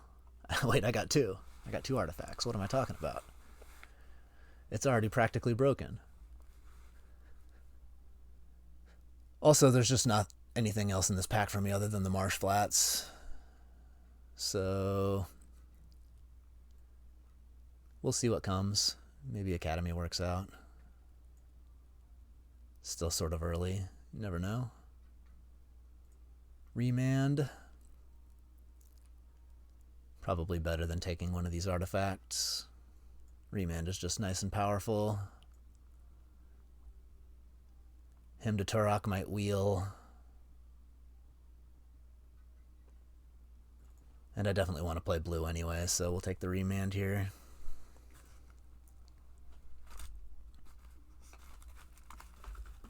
Flash.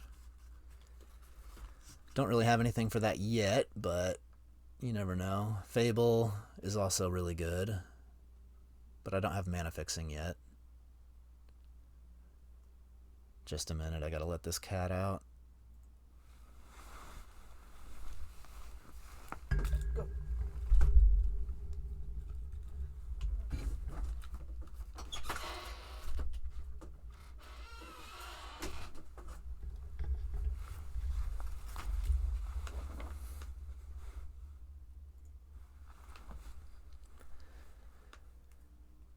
Flash is just nice. I have the Spellseeker already. I'm going to be looking for big things. Probably just get the mana fixing.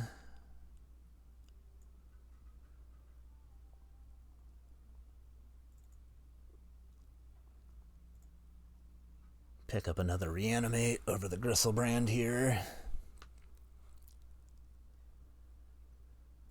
Try and get this plan all streamlined. Even if I don't wind up playing like the Flash, or even having big things to reanimate, just a mid-range deck with Animate Dead and Necromancy is pretty good. You just take their things after you get rid of them.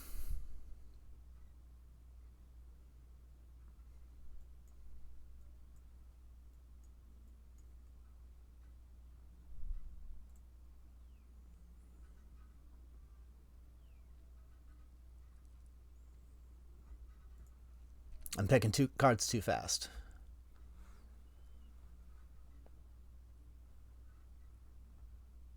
I'd like to find like Vampiric Tutor, Demonic Tutor, Imperial Seal.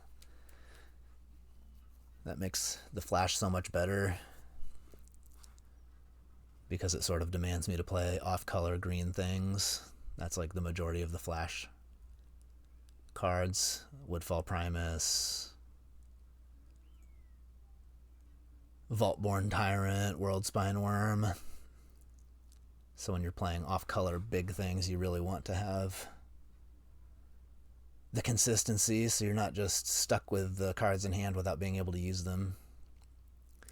But that's where stuff like Chart a Course comes into play. You can discard those. Chart a Course is kind of perfect here. Ophiomancer would be a nice wheel.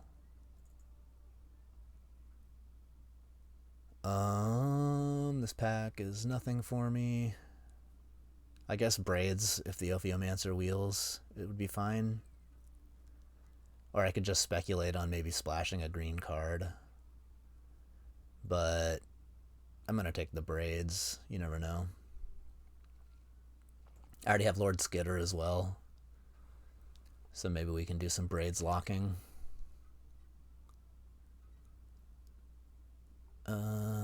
Do I have zombies for this Gravecrawler? I don't know what creature types these are. No. I guess the Grave Titan. I'm just going to take the land.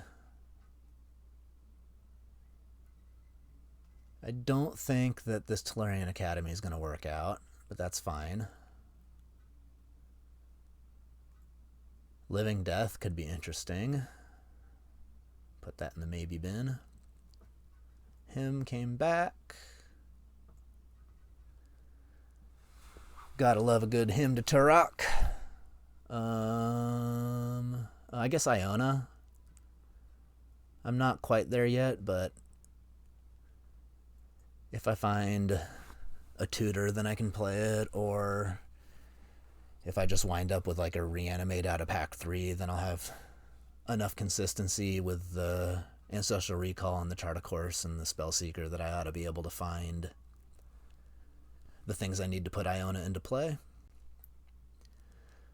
I like Bone Shards because it's looking like I might just be a Critical Mass kind of reanimation deck. Take the Dragon Lord Atarka for that same reason. And the Infernal Titan. None of those cards are too embarrassing to play as just reanimation targets. Don't know what I want out of here. Maybe just the Brutality. We'll just continue along with getting a bunch of discard outlets, and then I can just count on drawing things naturally with my card advantage.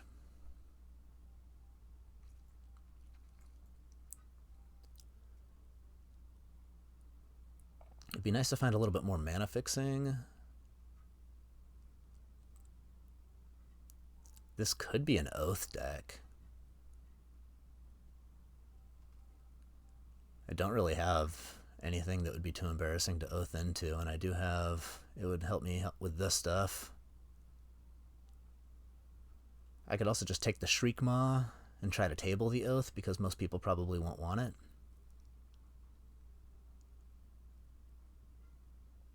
And I already have Animate Dead and Necromancy, so being able to put their creatures in the graveyard for myself seems nice. The other option would be to take the Oath and then hopefully wheel one of these so I can cast it easier. I'm going to take the Shriekmaw. There's the World Spine Worm. I'm going to slam dunk that. Maybe table the Vendetta or the Liliana. But Flash is part of the deck. Mystical Tutor's great. It's exactly what you want. Now I've got pretty good consistency. At least as far as finding the facilitators. Dismember, Force, or Hostage. I think just Dismember because it's cheapest.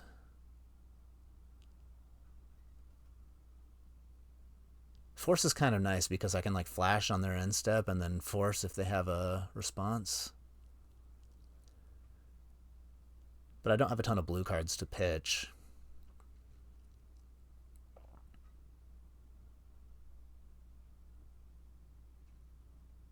Yeah, I like Dismember.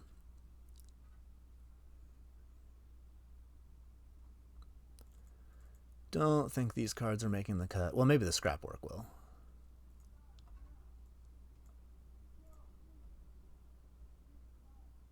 I could go discard. How many discards do I have? I got 1, 2, 3, 4, 5.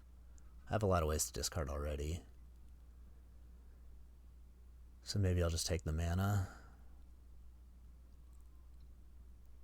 Then again, Frantic Search is really nice. Digs me cards, lets me discard. And this is like a tapped land, so it's not that good. I'll go Frantic. Snuff Out. Pretty happy to grab one of those.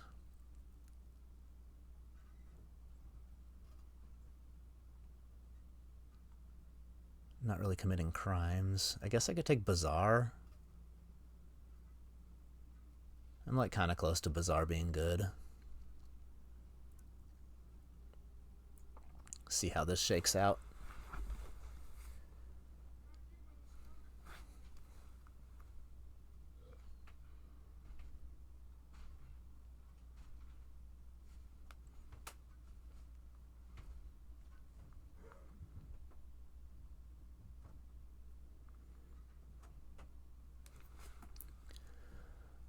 Fact or Fiction, I guess.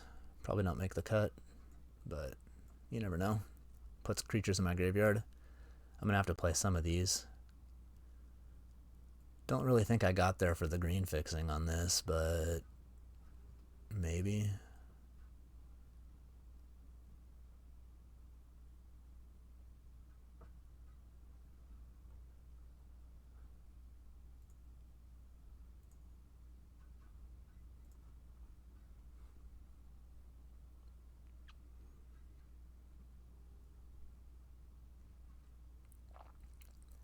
think I'm going to want to play one of these big things, at least. Another discard outlet. So yeah, having like 3 or 4 big things seems fine.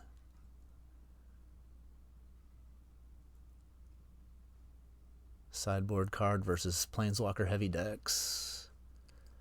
Doesn't really matter what I take here. Not going to play any of these. Alright, so I got to build now. Let me just toss all this in the sideboard for now.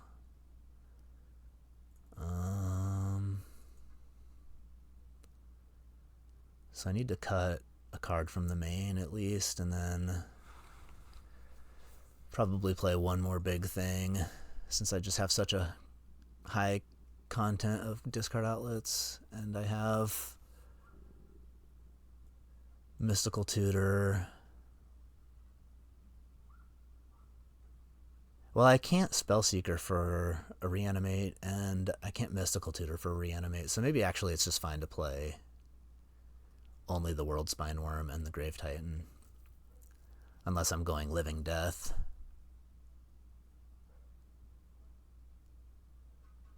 Which, I could see Living Death being good here.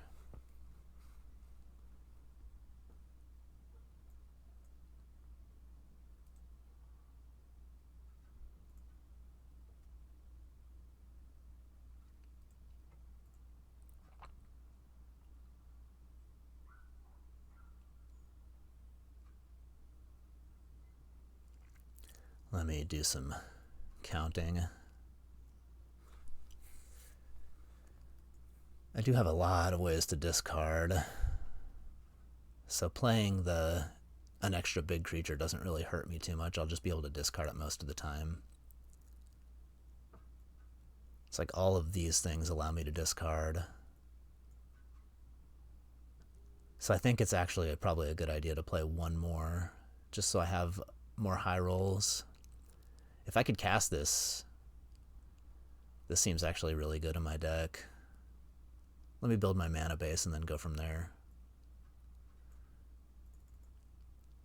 So 8, 9, 10. Definitely want like 10 black and then at least 7 blue. So 3, 4, 5, 6, 7.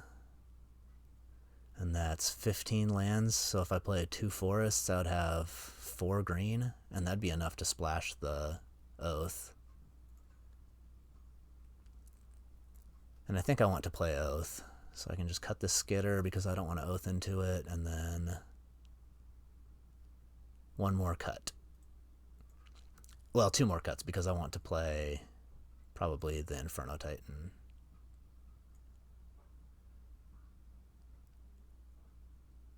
Although I guess maybe it makes more sense to play the Atarka because in a weird world I can cast it off of these 2. And there's just no way that I'm casting the Inferno Titan, and they're kind of similar.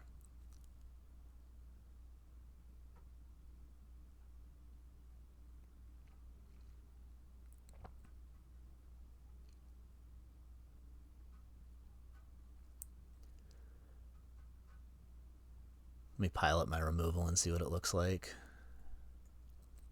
Because I feel like I've got so much removal I can probably just like cut the Fatal Push or something. Board it in if I am up against a bunch of little critters.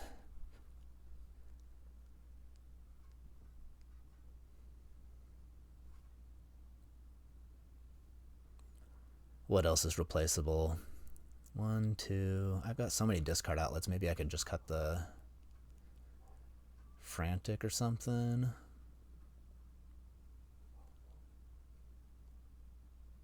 Or maybe the Shriekmaw.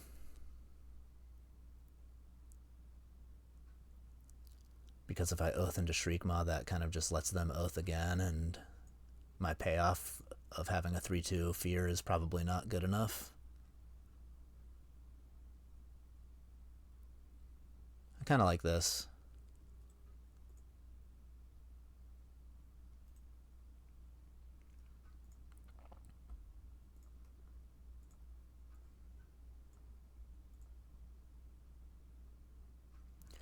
Let me just look at things a bit before submitting it.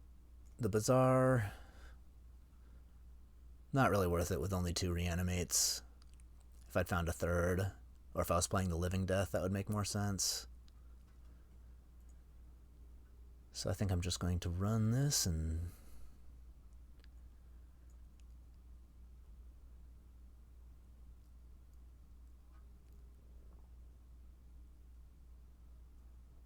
$10 black, 1, 2, 3, 4, 5, 6, 7 blue. It would be nice to have one extra blue.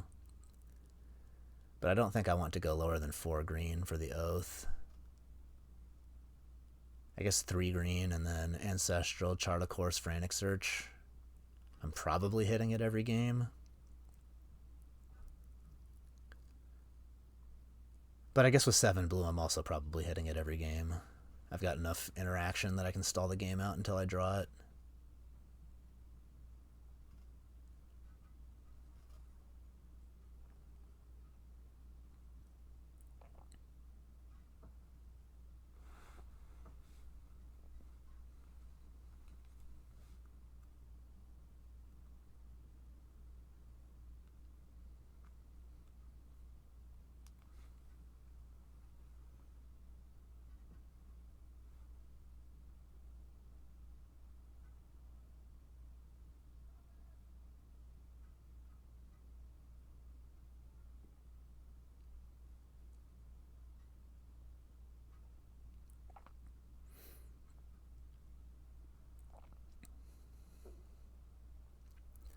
I worry that I don't have enough ways to win the game, but we'll see how it goes. Guess I'll start on Duress, then drop an Oath, and then recall. Great.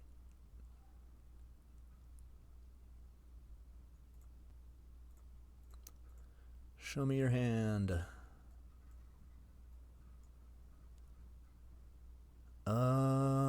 Well, you don't have any white mana, so I guess I'll take the Path.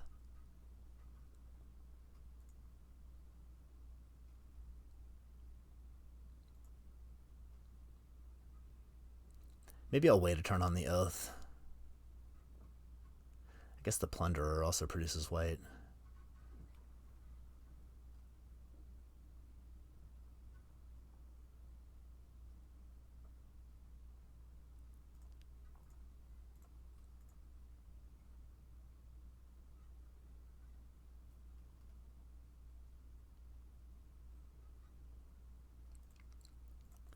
I just want to make sure they play a creature here, and then I definitely get to Oath, and then I can start cleaning up. I don't want to let them have any treasures off of the Plunderer. Council's Judgment's too good against me.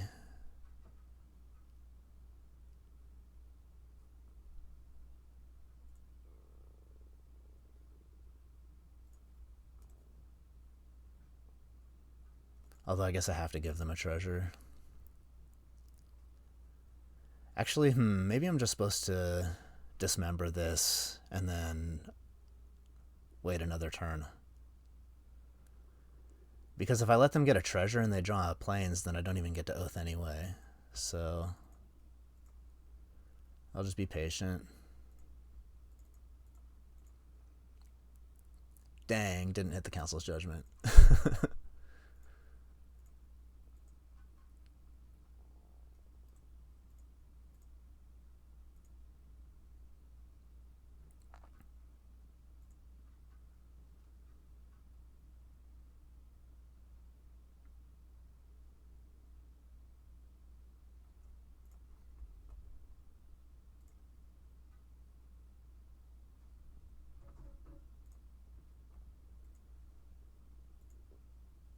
And I hit all their creatures, so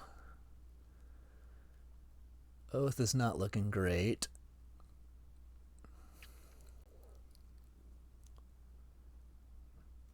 I wonder if I'm even supposed to run it out.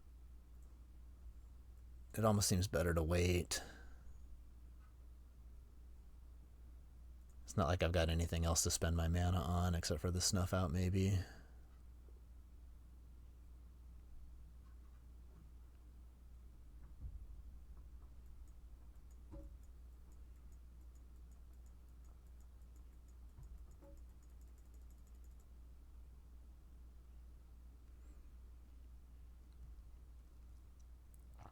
By the time I get to Oath, they're just going to cancels it.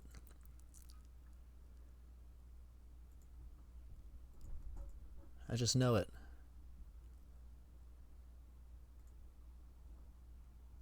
Spellseeker gets me Inquisition.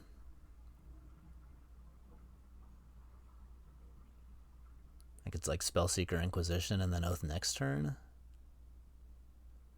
I know their last card is the Council's Judgment, so I'm not really in a ton of danger.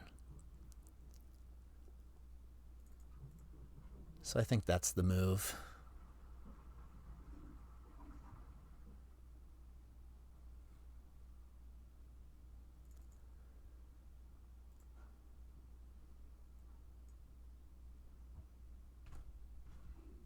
Or I could get Collective Brutality and just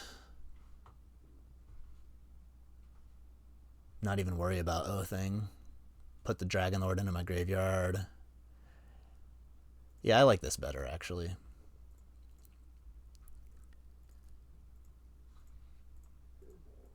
Such good value.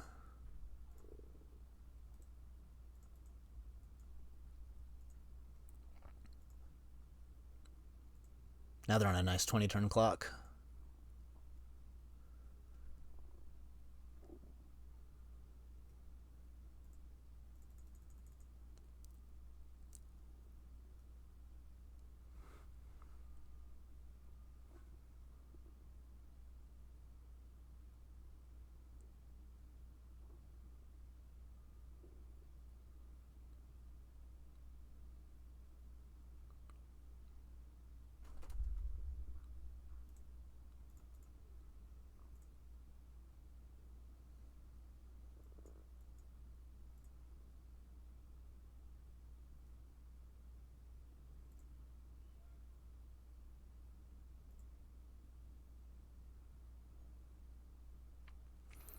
I could play the Oath and then end a turn snuff out my own creature.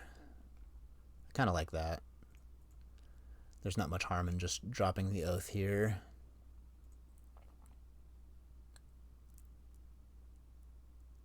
Might even prevent them from casting whatever they have here, so...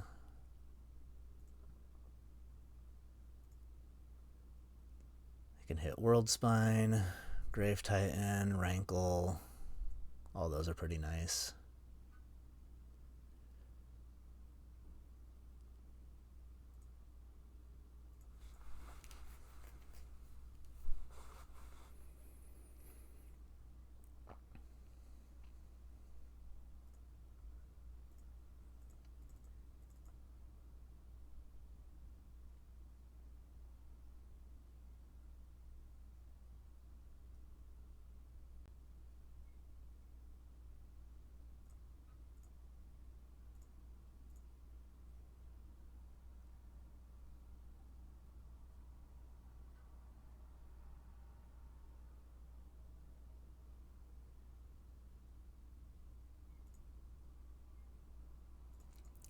Well, I guess they get to Oath.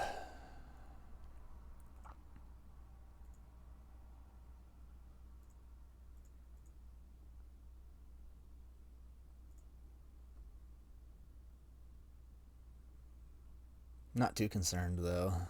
Unlikely that they hit something better than Grave.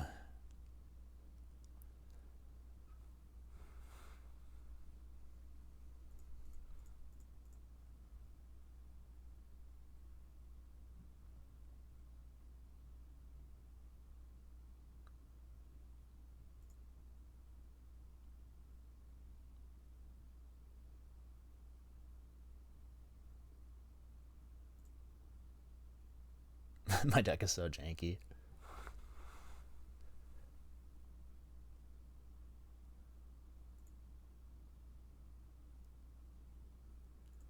If I attack with the Grave Titan, they just double block an Oath, so I don't know if I want to do that.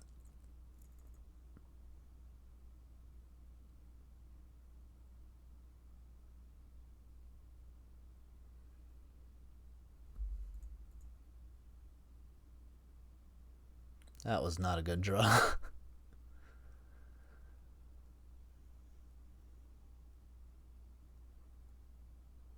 Yeah, I don't think 3/2/2s is better than whatever they would start oathing into, especially since they can make another 3/3 here. So I'll pass.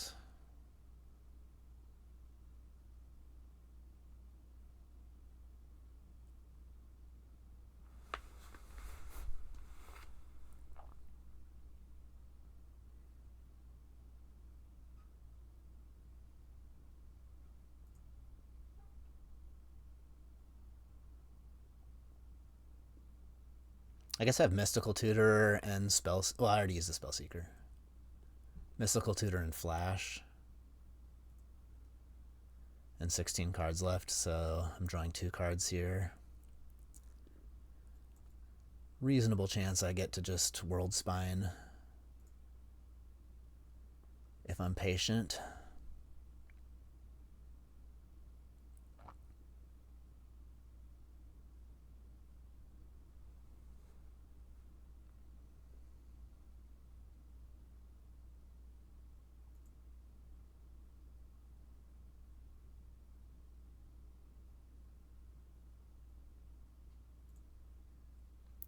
I don't really have anything else to oath into.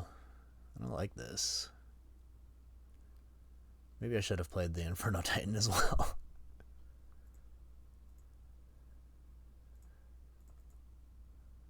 Do this first.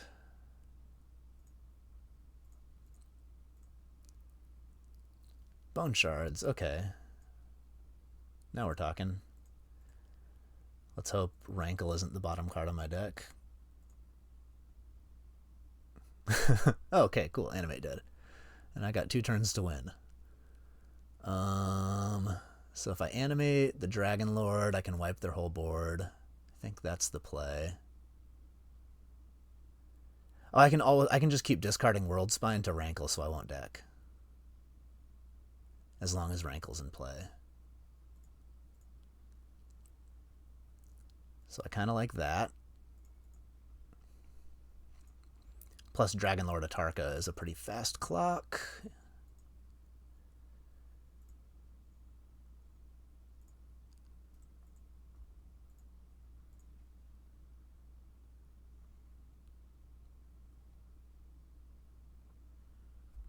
In fact, I can discard World Spine Worm here.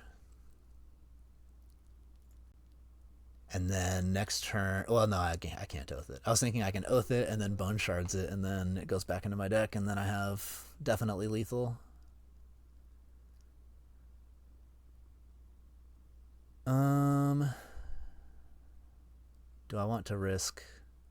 No, there's no reason to make them draw extra cards. Seems bad for me.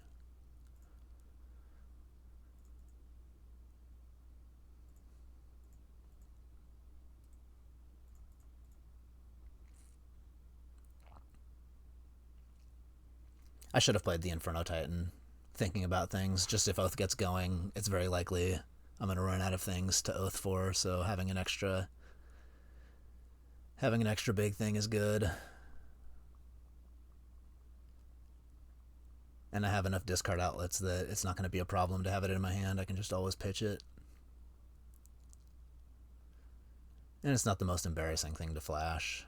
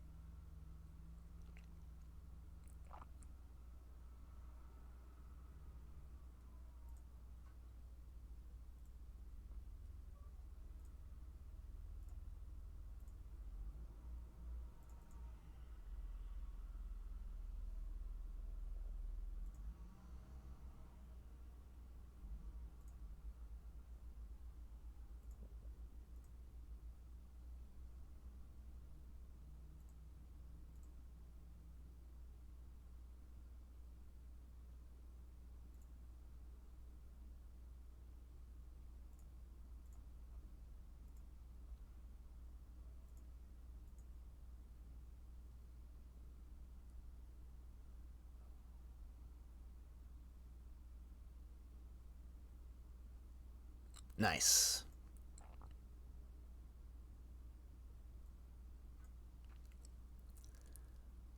What do I cut though?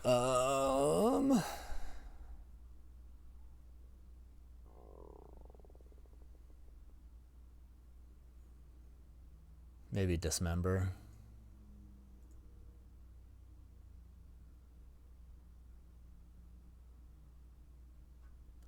They do have a lot of threats, so maybe dismember wouldn't be good to cut. It's like even fatal push is good against them.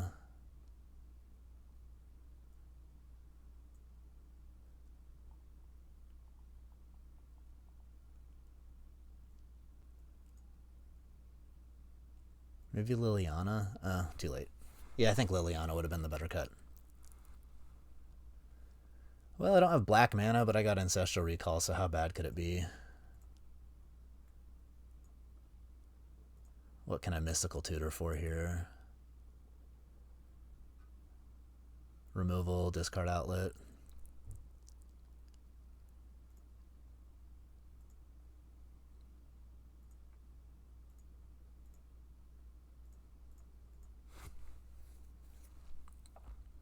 Oh, hello. Flash is what I will tutor for.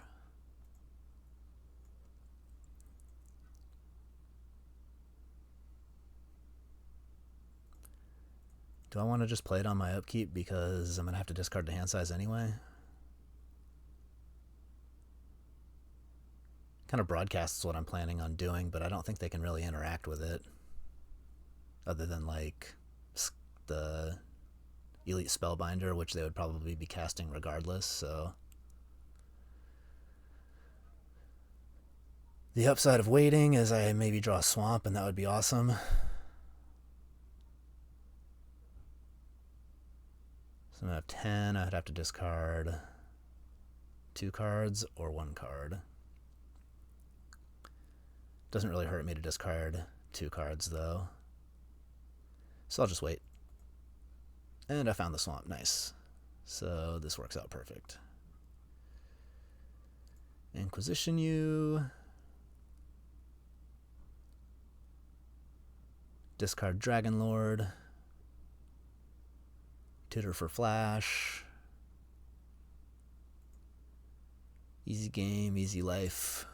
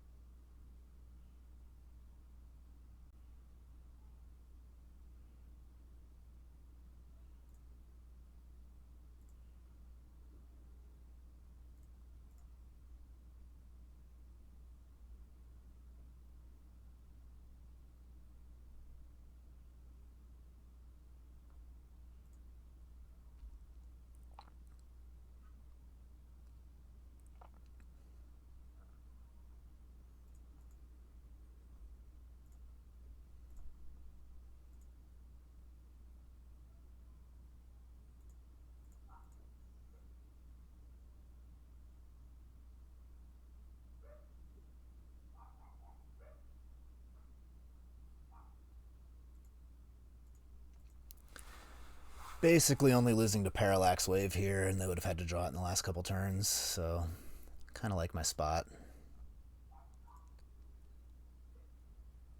Likely I get to eat all their creatures when they attack me here.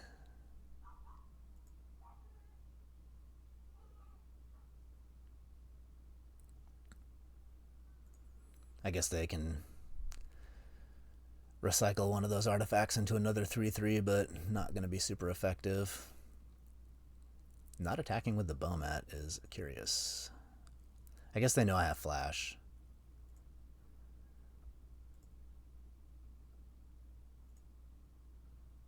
But at the same time, I don't really know what not attacking with the Bomat accomplishes.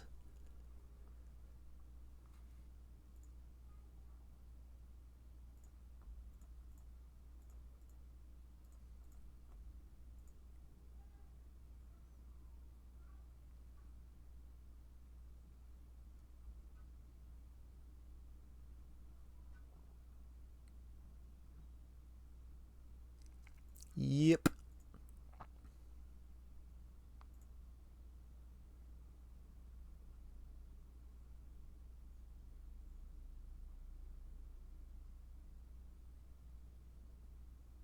In fact, if I draw a swamp, I have lethal all balled up because I hit for 15 and then 18, 19, 20. Feeling pretty good about this. So hit for 15. Might even just use the brutality here. No, I'll save up 4 mana for Snuff Out. Can't really think of an instant or sorcery that would change things. It's like Swords to Plowshares, Path, Winds of Abandon, but they don't have 6 mana for the winds, so there's no point in waiting. Or there's no point in being afraid of it yet. Okay, maybe they have a shock or something here.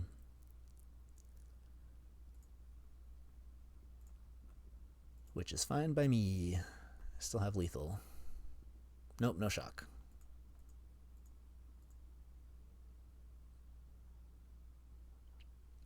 So it's kind of like Parallax Wave or Bust.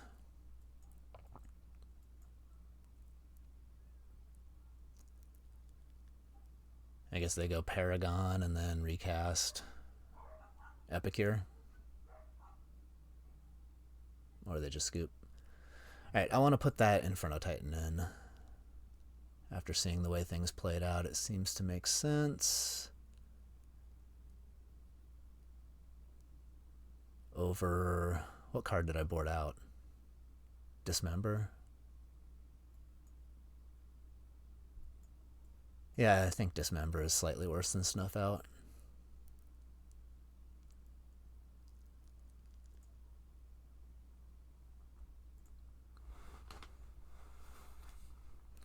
We are knucking and bucking.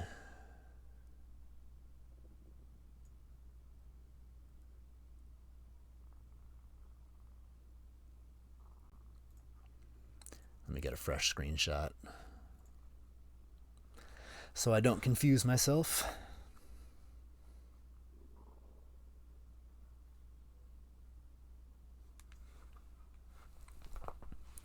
That was a fun match. Especially that first game where I kept turning off my oath and then making it better for them if they had good creatures in their deck.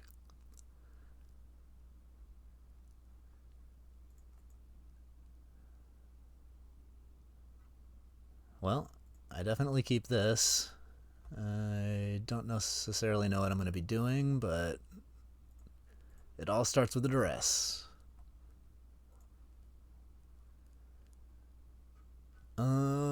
Maybe I just take the regrowth.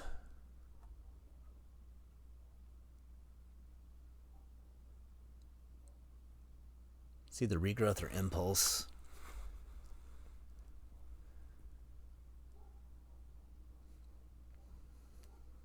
I assume this gets blue mana.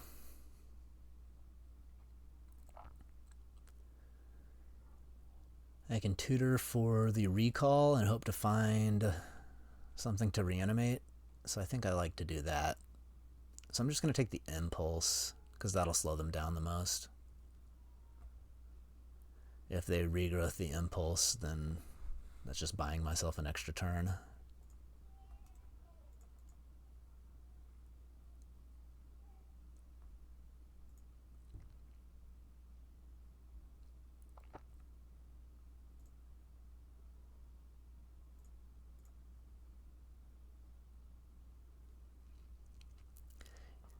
If you mystical tutor for Ancestral Recall, it's a divination. But take what I get. Flash. Okay, well, I'm 3 cards closer to a creature. That's what matters.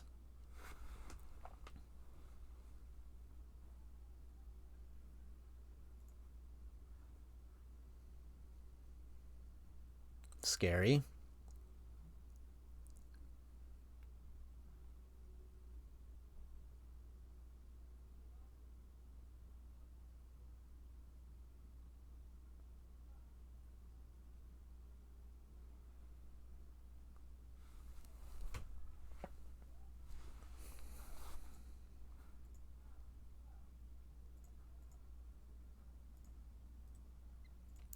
My deck does a whole lot of nothing, so we'll play draw go until I find something.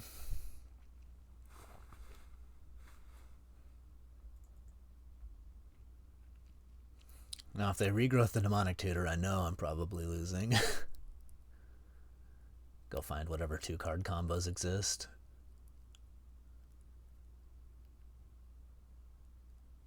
Yup. I can't stop you.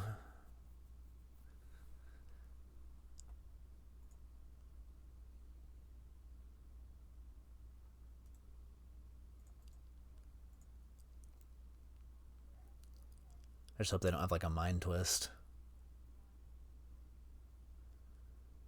That would be really devastating.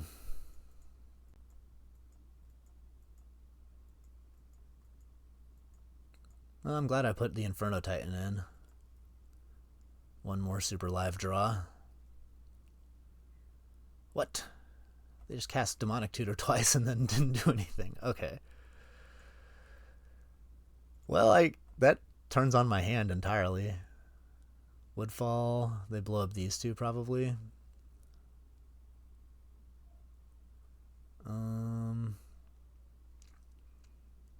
I might just Necromancy at instant speed. Oh, no. That would be really bad. Then they'd blow up another one of my lands. Okay, that's fine.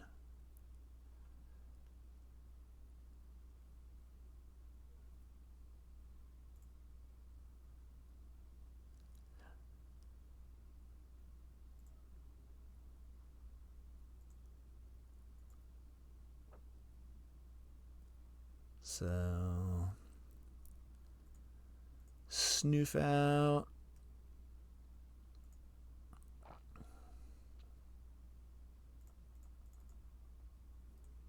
Necromancy, destroy Raging Ravine, I guess.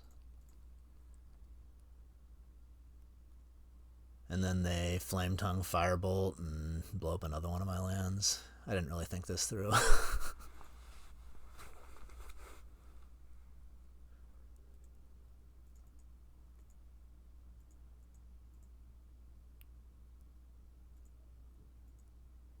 Yeah.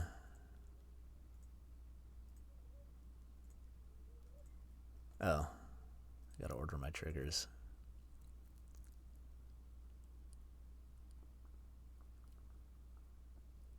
I'm not in good shape.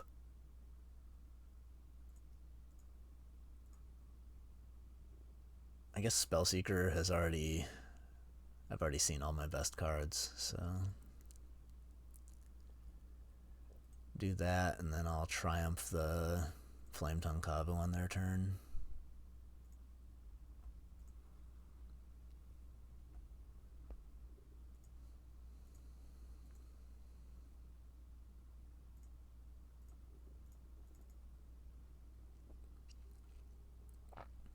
And hopefully we'll just be at an impasse again.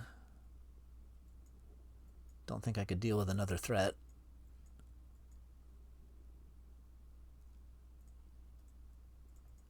Maybe I should be saving that for when I draw an island. I'll have more things to discard. It's not like I have many things that I'd want to cast with that, so saving it would have been better.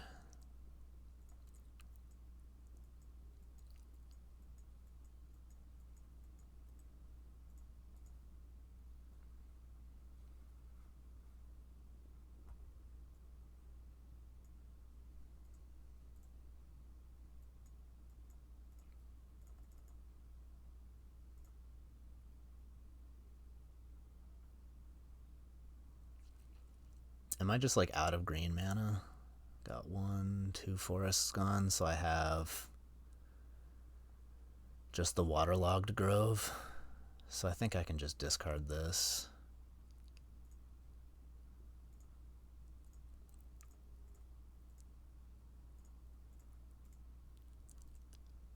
Unlikely I hit anything with this Inquisition, but you never know. They might have a removal spell or something. Oh, Shallow Grave and Burst Lightning. Well, I'll get rid of the Shallow Grave.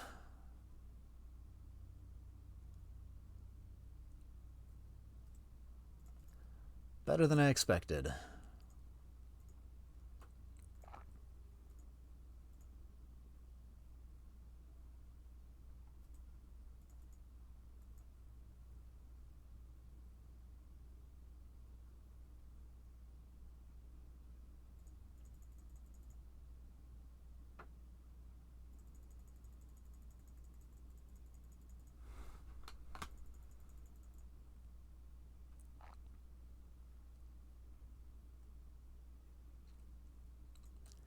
My life total, my precious life total. I'm gonna have to flash in this Dragon Lord just to stay alive. Because I don't really want to take 5 and then be 1 damage away from Burst Lightning. But I suppose I wait 1 turn because it's unlikely I'll draw anything.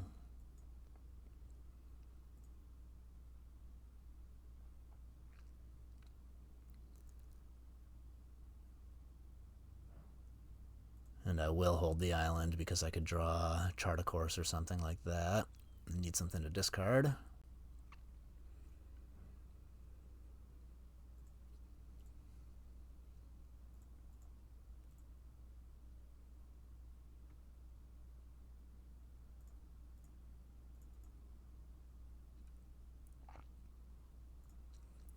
Not ideal.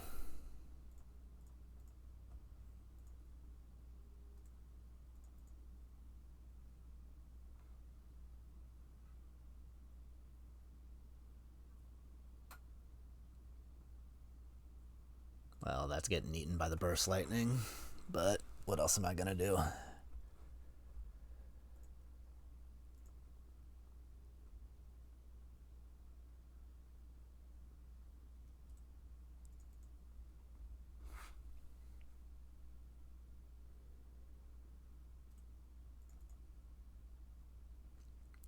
Guess Grave Titan's my best draw here.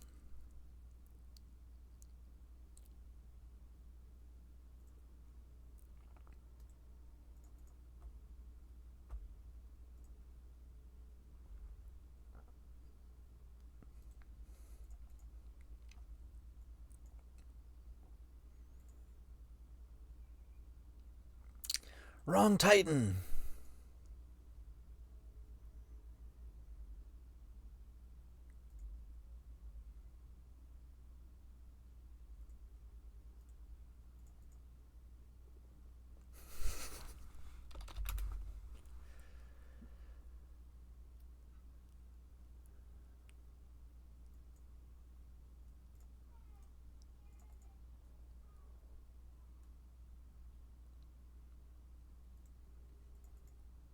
Wonder if it makes sense to add like a mountain. Seems kind of troll.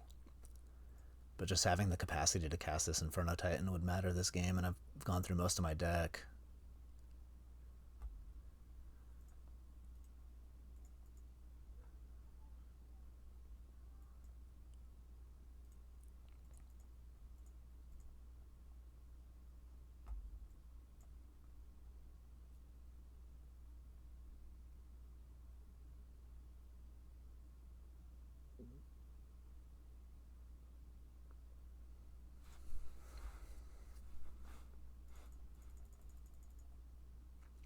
Hello, shops.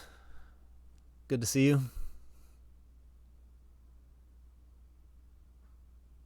Uh-oh.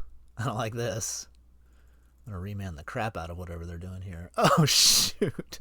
I can't remand that.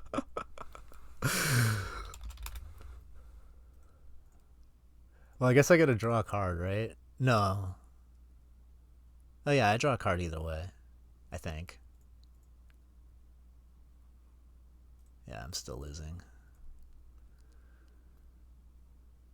Wow, that was funny. The old hard cast Emrakul. What am I supposed to do about that? Uh,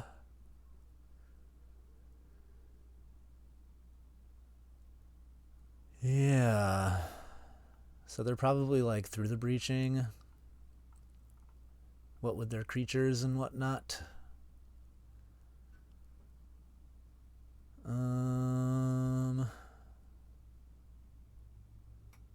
Don't really have many sideboard cards for that. I guess Gilded Drake maybe. Not like I'll ever untap after they put Emrakul into play.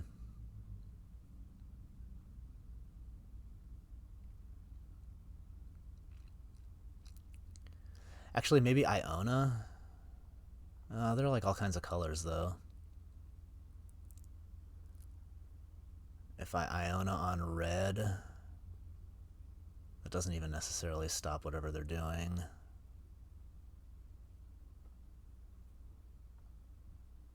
So maybe I just leave it as is.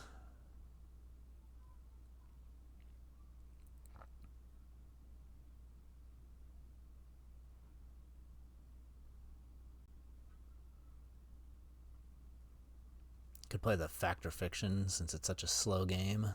That might be better than like Frantic Search. We'll do that.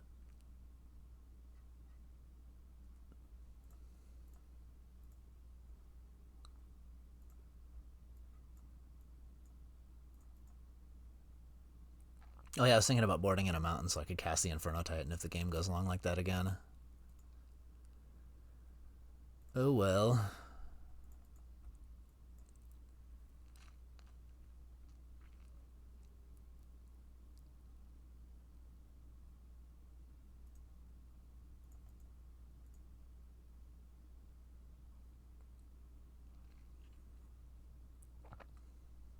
That's a nice draw.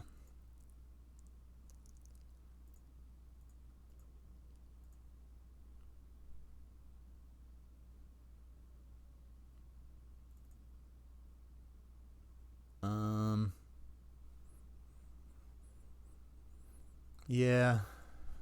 Makes it so they can't use it right away. And I'm going to tap out on my turn, so I might as well get the cantrip off the remand. Oh! What do they got? Miscalculation or something? Well, I'm still going to rankle.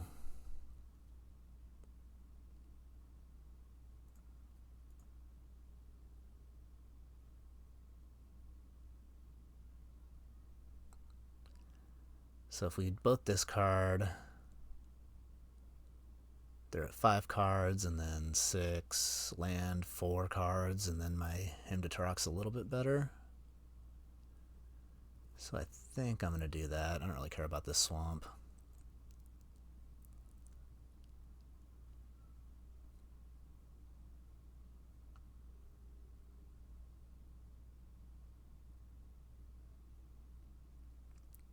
I can maybe get them down to 1 card in hand here. Discarding the Exhume when they have survival?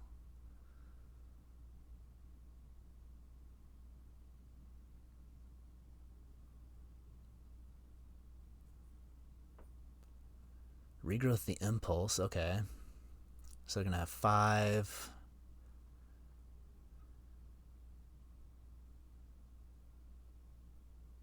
Is it better to make them choose and discard and then him, or him and then choose and discard?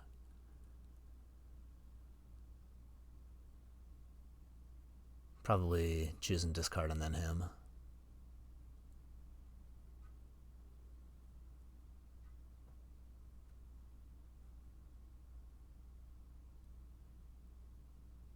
Or do I Liliana uptick? Discard my removals. Don't really like discarding both removal. That seems like it could backfire. So maybe I attack with Rankle, discard Snuff Out, and then him. And then next turn I can Liliana.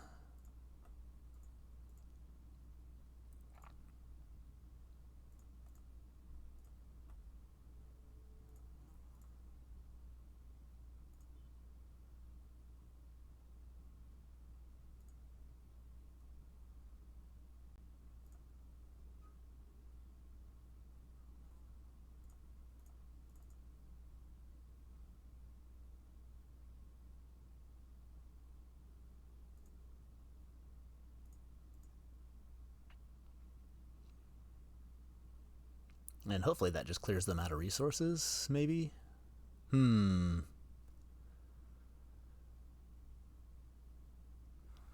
Okay.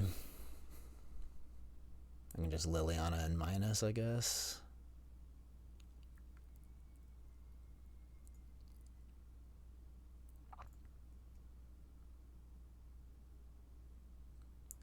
Or do I just bitter it here and then... Well, I don't really want to be upticking with Liliana right away. Don't want to clear my own hand out.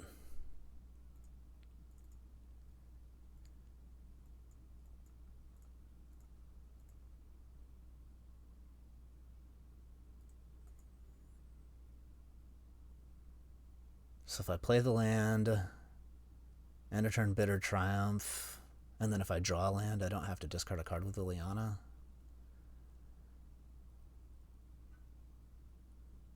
I guess I'll try that.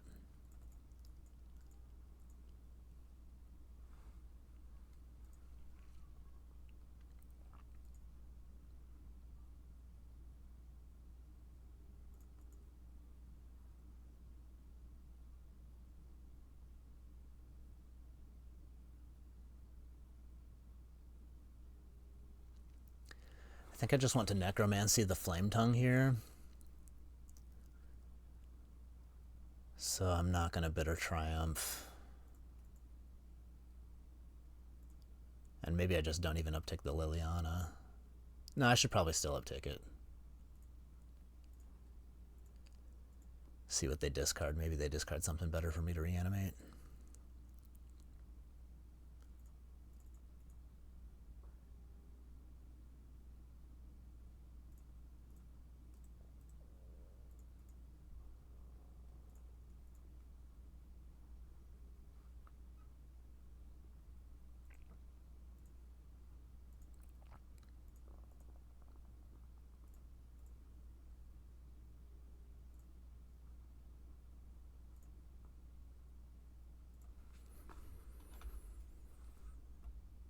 Not the worst spot to be in. Kind of protected by Liliana.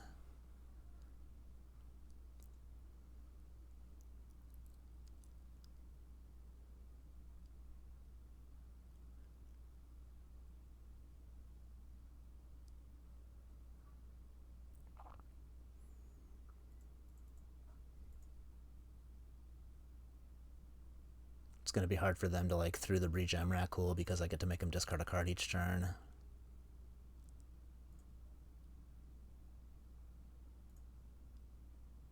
What? What's their last card?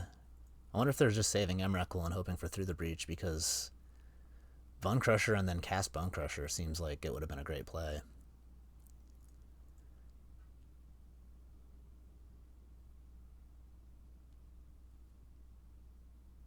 It's what happened. No.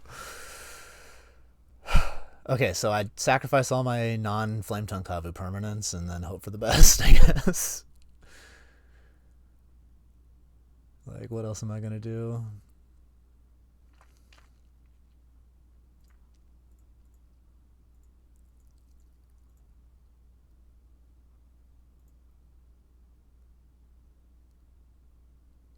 Wouldn't be the first time somebody's won after through the breach Emrakul at 20 life. They have one draw step to find Firebolt or Bone Crusher. No, don't you dare. Come on. They just ripped perfectly 2 turns in a row. What a master. Well, I can't beat this. I guess if I draw a land, I get to bitter triumph it. No, I don't. I just die. No. If I draw a land, I get Collective Brutality for the win. Let's do it. Land. Alright. They're clearly a better player than me. If I was a good player, I would have drawn a land there.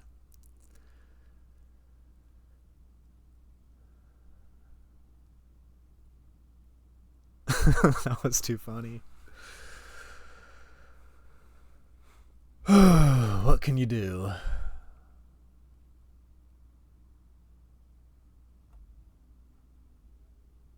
I'll get a trophy today. I believe. Not this draft, the next one, though. The drafts will continue until morale improves. Could be a while.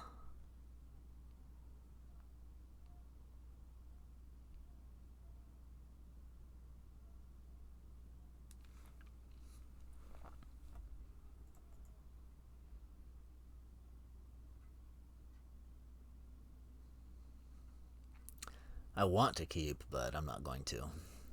Ew, gross. Well, whatever. This hand sucks. I'll keep it. Better than going to 5. If I had more than 7 blue sources, I would have considered that first hand, but I just feel like the chances of me whiffing and dying really quick is too high.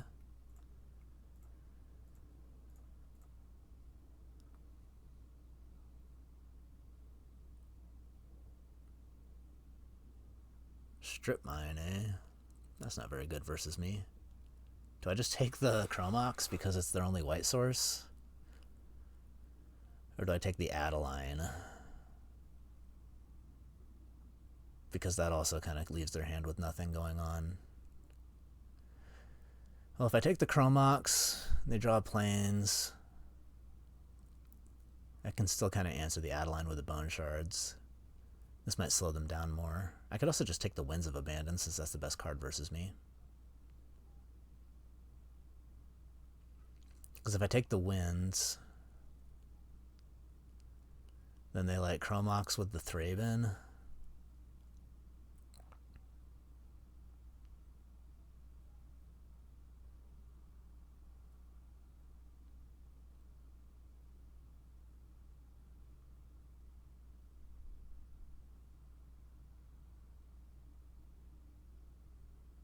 Yeah, maybe I'm supposed to take Winds. I don't have very many threats in my deck, and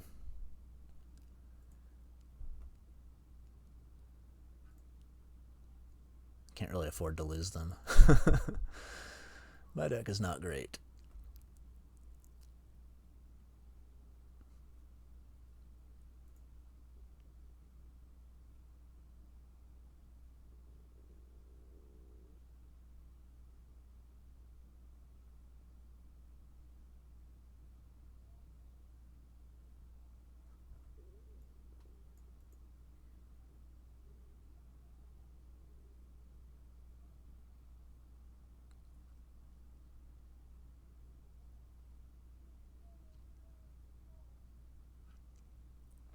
It's definitely interesting and fun, though. Sometimes that's better than being great.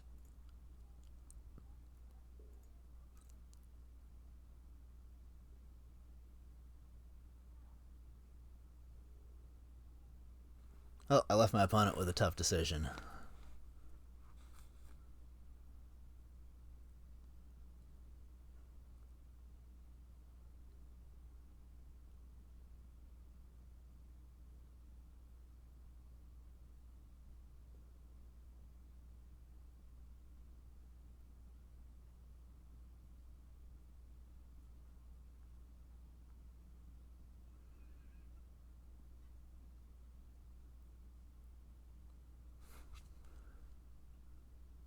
Okay.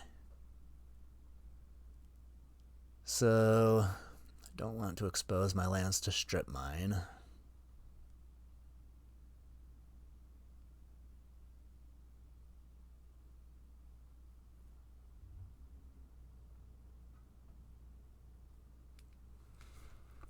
They probably just play Adeline here, and then I can take it for my own nefarious purposes.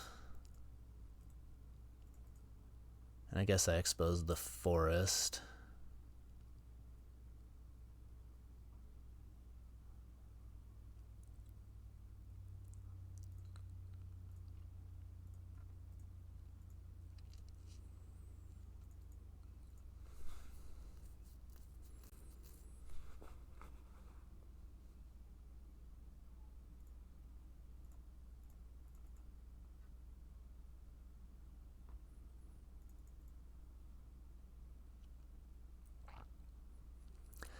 This doesn't really line up great against them just casting Bone Crusher here, though.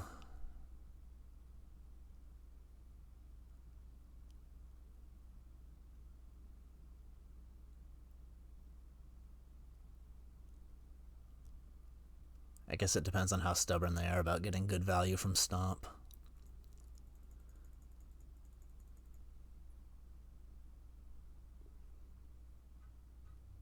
Bye-bye, Forest.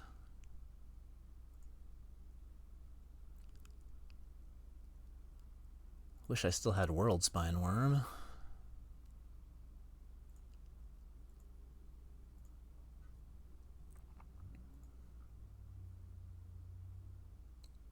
They stomp my token, I deal 0 damage, and then they cast Bone Crusher Giant, and I can't do anything about it. I guess I can just Mystical Tutor for Bitter Triumph or something, Snuff Out.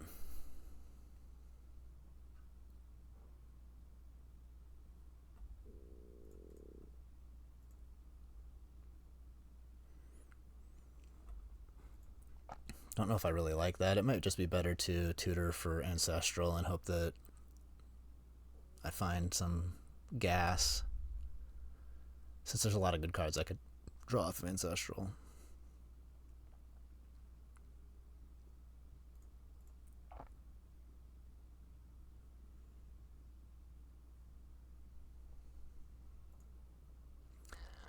I'll be greedy. 3 lands. Oh, that's good. We like Liliana.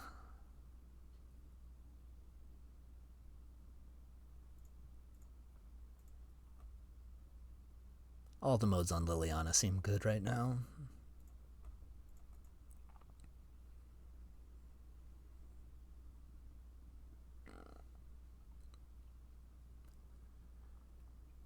Adeline is going to get nasty here. Assuming I can continue to attack.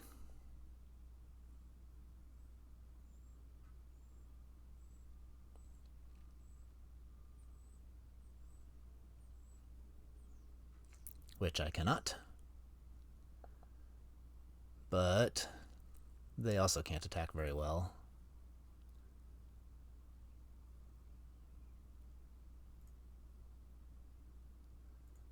What if I could like Collective Brutality, duress them, and well, I guess there's no reason to duress them. Deal 2 damage, gain 2 life, discard this, make this a 1/1. No, that seems bad.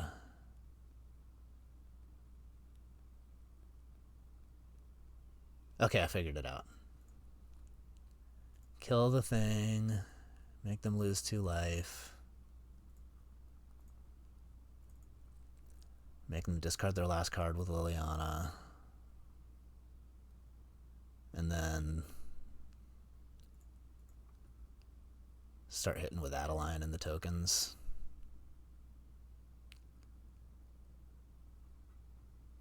Ooh, got the Fiery Confluence out of their hand.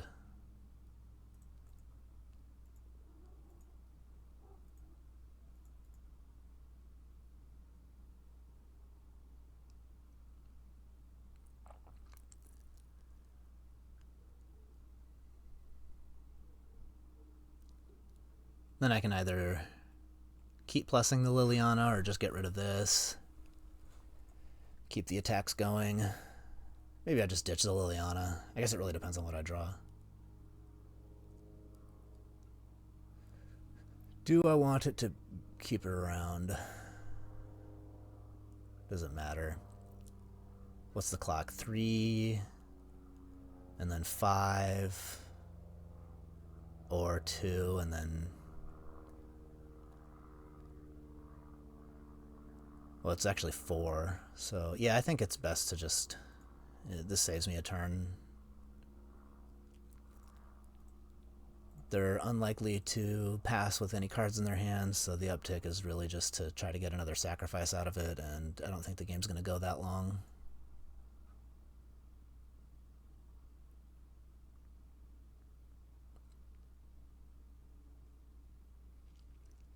That was a good draw for them.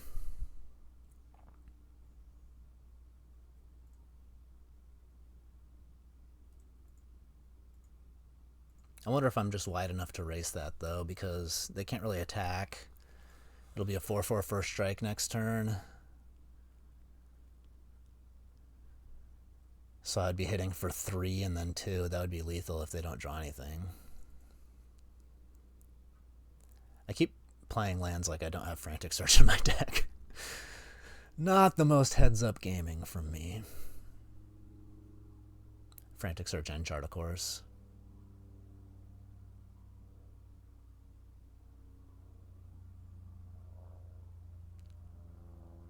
Don't even know if I'm supposed to go wide here. It's lethal if they don't have anything, but if they draw a creature, it kind of puts me out. And I have a lot of removal for that. I have Bitter Triumph, Snuff Out, Rankle.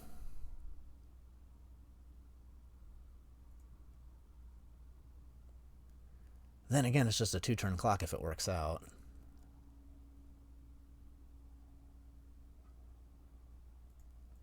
And it's unlikely they'd be able to attack me unless they already have removal in their hand. So let's just YOLO.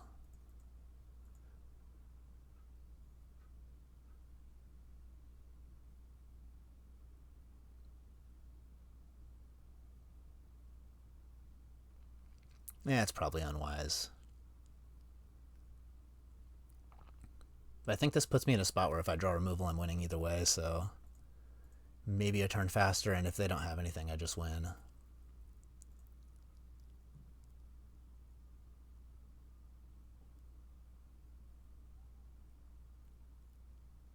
So far, so good.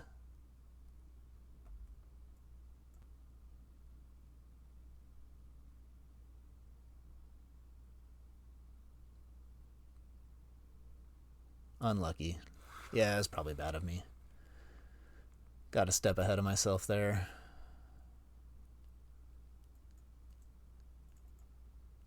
Because if I draw the removal, I was winning either way.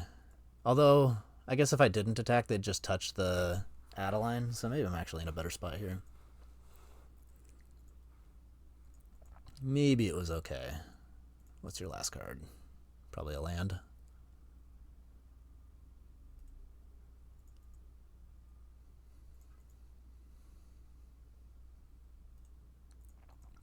I got a lot of live draws. Spellseeker, Frantic Search, Chart of Course, any of the removal, Grave Titan.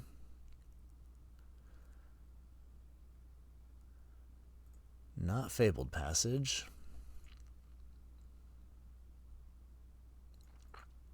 Now my removal's not good. And they can start attacking. Eee.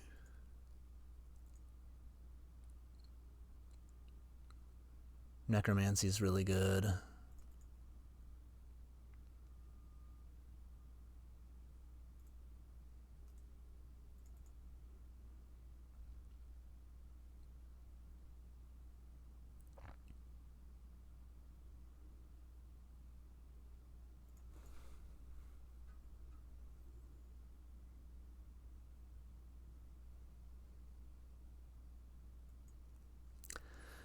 Swamp, on the other hand, is not gonna do it.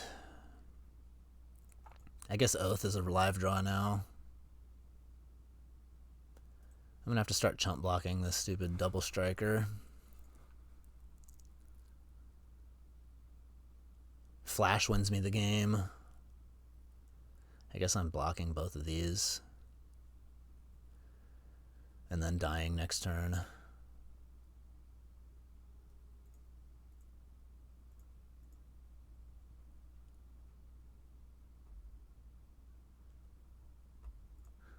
What if I don't block that?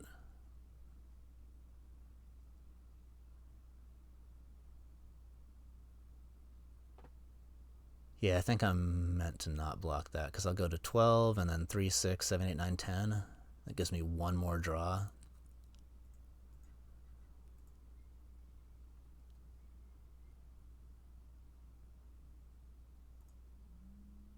I'm going to tilt if they hit flash. Okay, that's fine. Although, I'm just dead next turn now. Either way.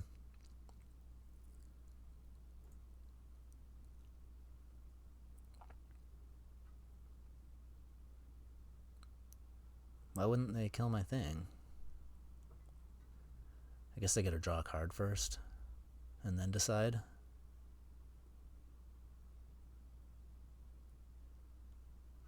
Well, here goes nothing.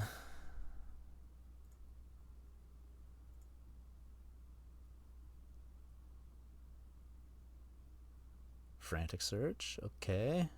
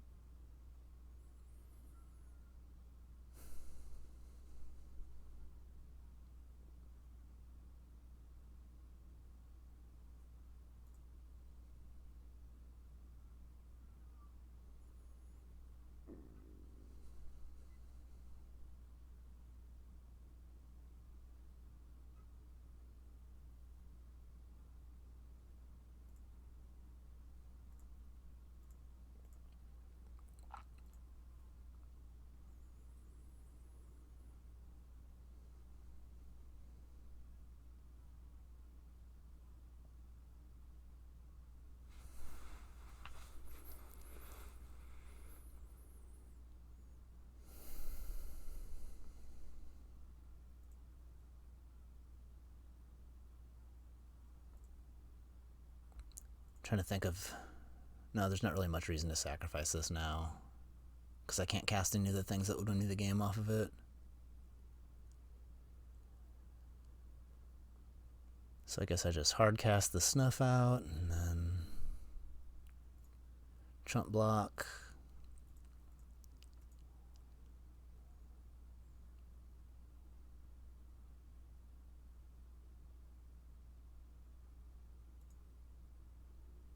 Puts me at 1 here, 3, 6, 7, 8, 9, 10, and then... I mean, if they even have removal. Because I'd rather just block this and then snuff this out.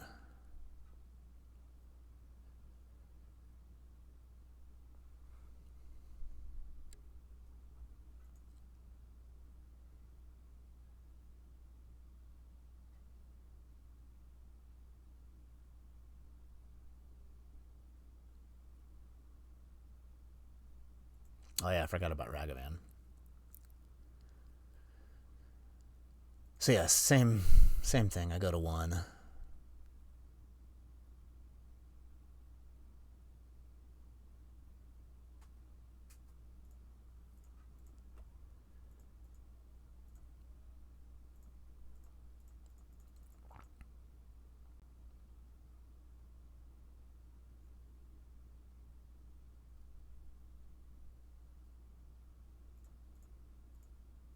Necromancy!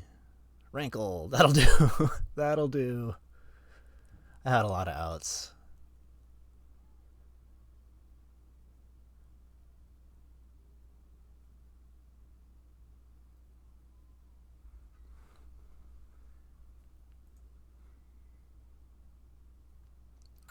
Living on the edge here.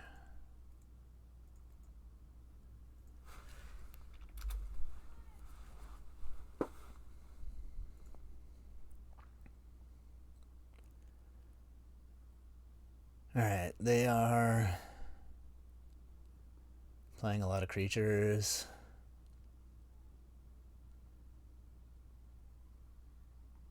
They got Touch the Spirit Realm, Adeline. I think that Dismember's better than Duress. And I think that I would rather have Fatal Push over Frantic Search. Maybe Shriekmaw is better than Fatal Push.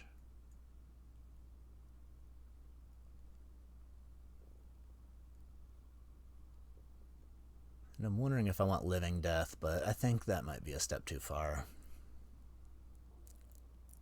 Maybe I'll board it in if we go to game 3.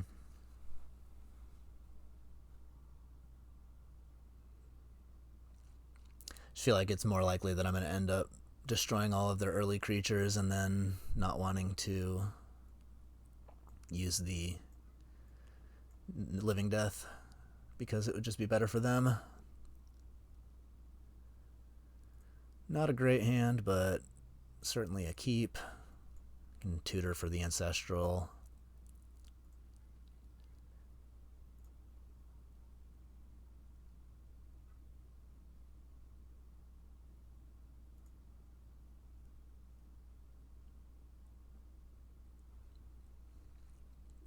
Unless I draw a swamp. I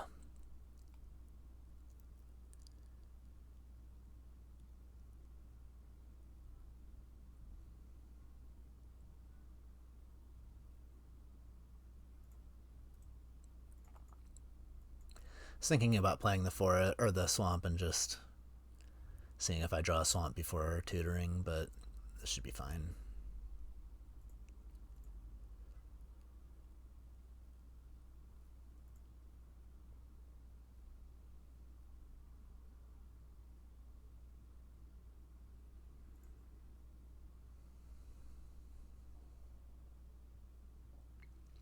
If I Ancestral myself now and I draw one of the reanimates, it would be nice to just pitch the Inferno Titan, but I guess I could also just flash it.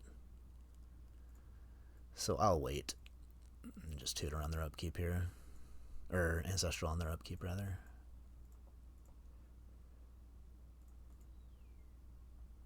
I did it. But that's fine. I can just flash Inferno Titan here.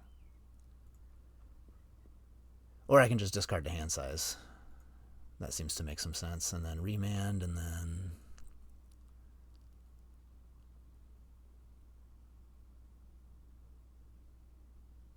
go from there. Cathar Commando. That makes me just want to flash here because they can kill the Necromancy. I guess I can just snuff out. Okay, never mind. I figured it out.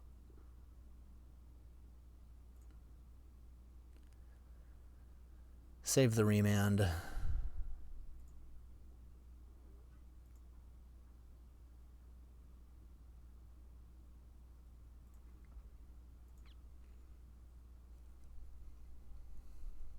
I'm just going to snuff it now.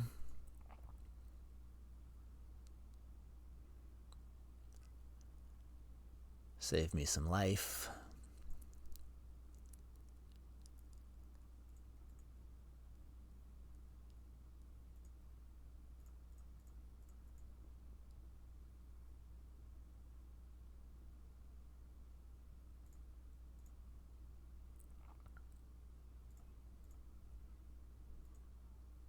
Good. Don't really expect the Inferno Titan to stick around here, but you never know. If I untap with remand, I'm in great shape.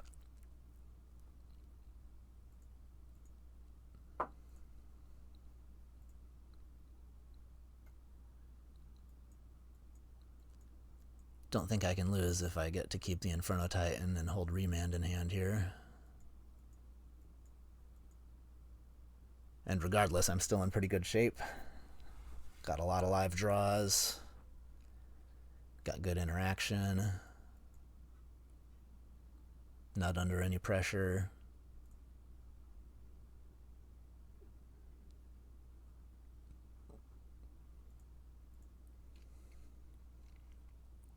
All right. That's fair. So I'll just take their last cards, take 2 damage, and then Shriek Maw, and I should be in pretty good shape.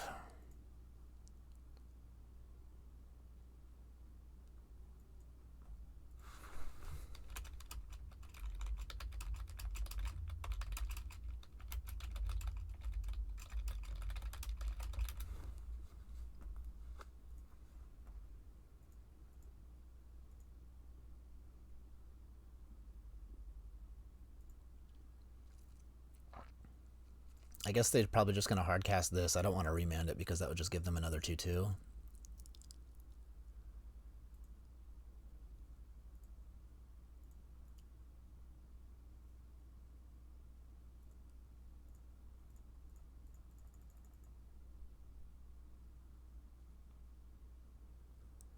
Just gotta fade whatever they could draw here. I'm not racing any creatures. It's so good. I need to draw World Spine now.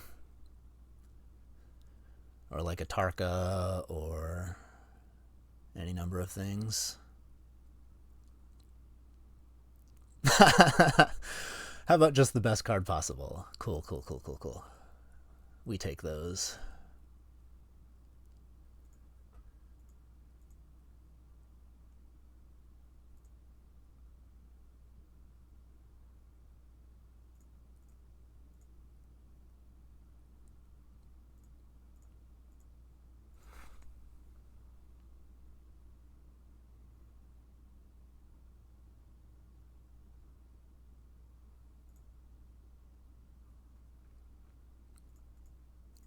Flash.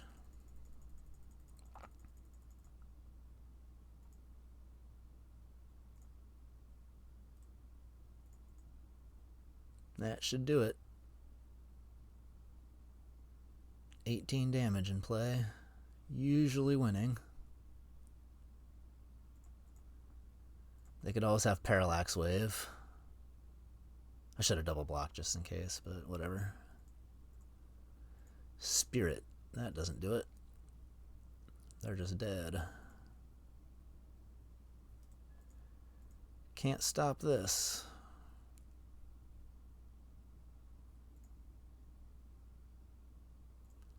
And we get to draft again. Keeping the train going, the 2-1 train.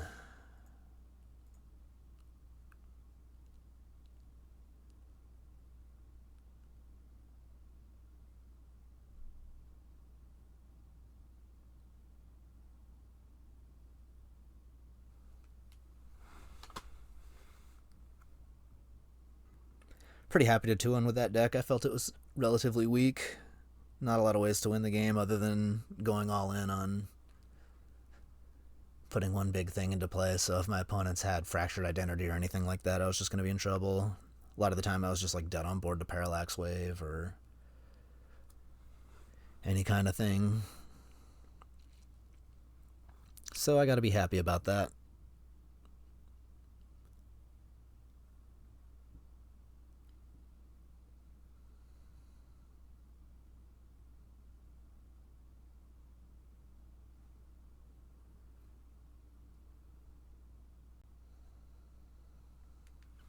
I'm going to grab some water while I wait for this to pop. Be back in a moment.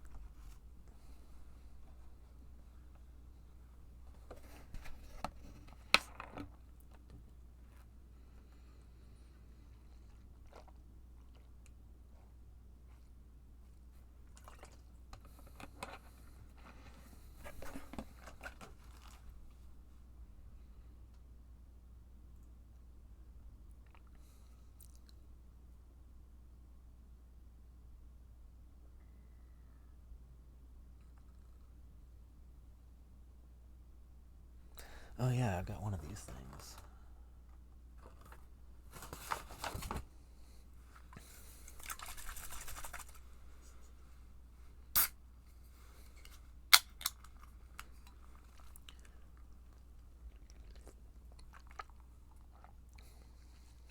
A passion fruit green tea lychee popping boba drink.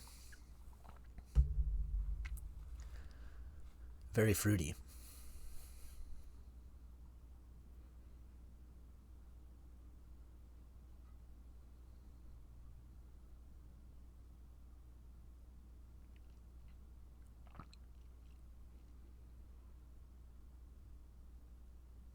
Magic Online knows me so well. It's like, you're gonna take the grief.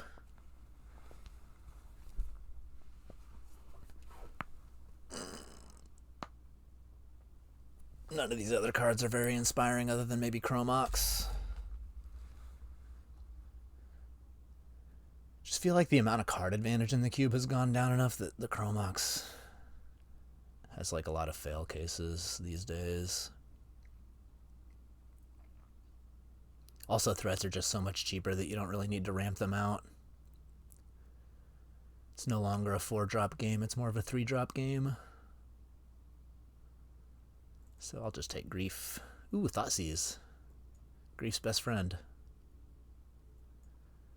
It's either Thoughtseize or Misty Rainforest, but if I'm starting on Grief, I might as well take the Thoughtseize. Do I know any of my compadres? Ooh, it's Uncle Cardboard.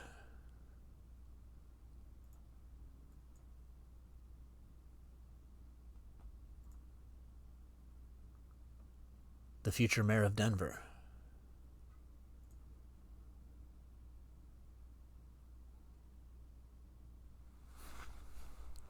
Oh yeah, I should be drinking Sprecher. You got me. What do I want? Mind Twist, Vampiric Tutor, Fetchland, Preordain, Fractured Identity. This pack is so good.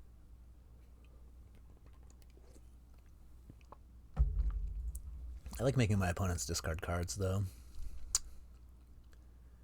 So I'll just take Mind Twist, and now I just need to fill out my deck with a bunch of proactive plays, and I ought to be able to dismantle my opponent's draw and just attack for the win. Find me some Evolved Sleepers. Hello. Guess I'll just draft Mono Black. That's got to be a signal. 4th pick Necromancy. Grab this Imperial Seal. Easy draft. Everything's coming up my Mono Black way.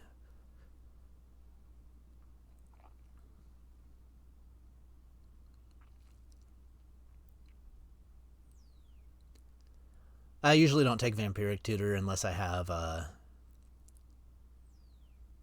something to already grab for it, or if it's like pick one, pack one, then you can grab it.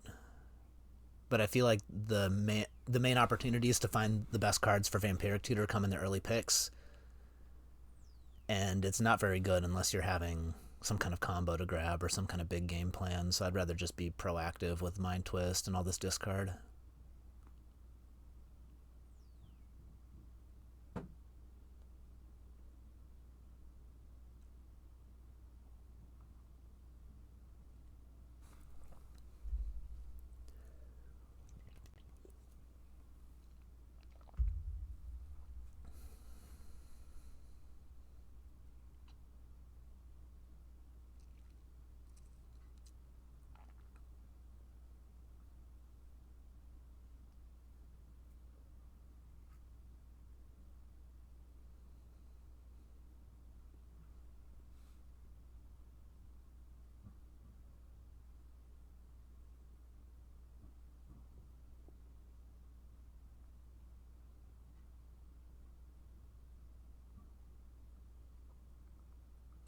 This pack doesn't have very many good cards, so I'll just take the best one.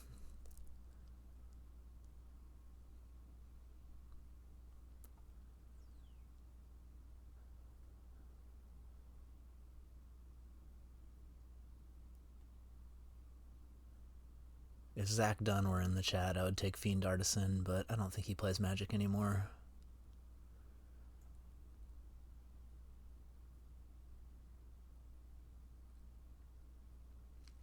Couple options here. Steam Vents because Grixis is good. Faithless Looting because I have Necromancy already. Maybe I'm supposed to take the Faithless Looting. Just keep building upon what I've already got. I've got a Tutor, so that adds up to the consistency. Get another way to discard stuff. I can probably find one more Reanimate in the next 2 packs, and then I'm kind of working with a plan.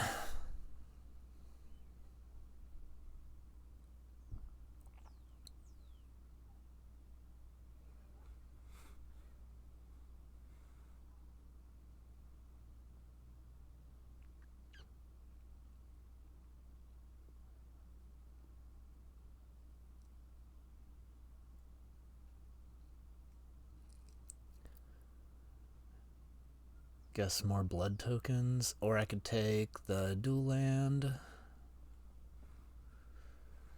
I'll just go Voldaren. Thunder Mom.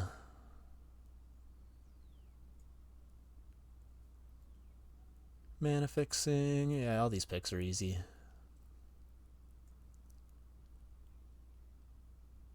Only one hard pick, and I feel like I like the Mind Twist.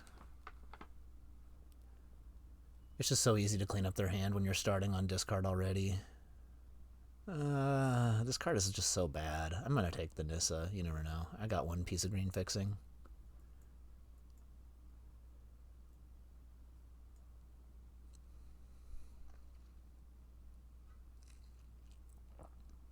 Two.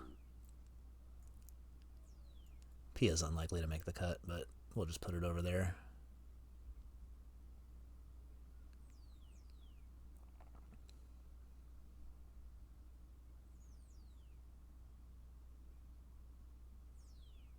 Mesmeric Fiend is not the most exciting card. I could take the land.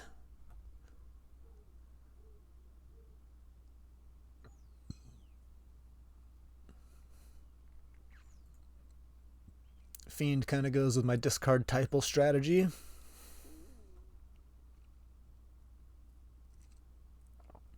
think I'm likely to wheel this or find another thing that's equal to it.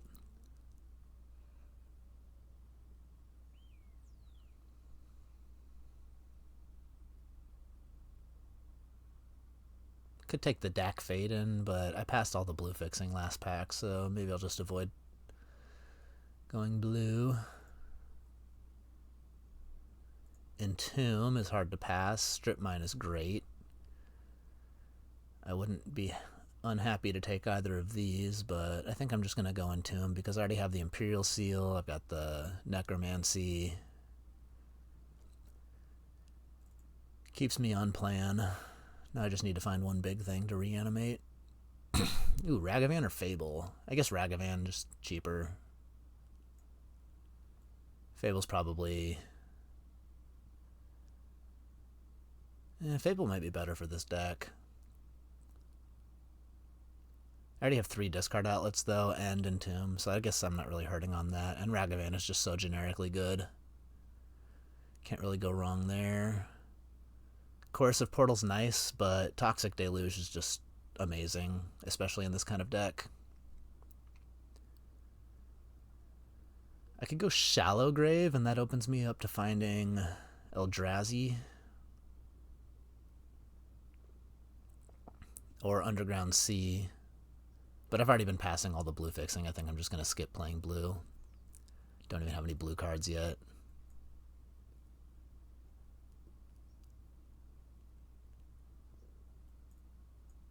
Shallow Grave is the most likely of these to make the cut. More green fixing. Maybe the Jetmir is actually better, though, because that connects with dual lands.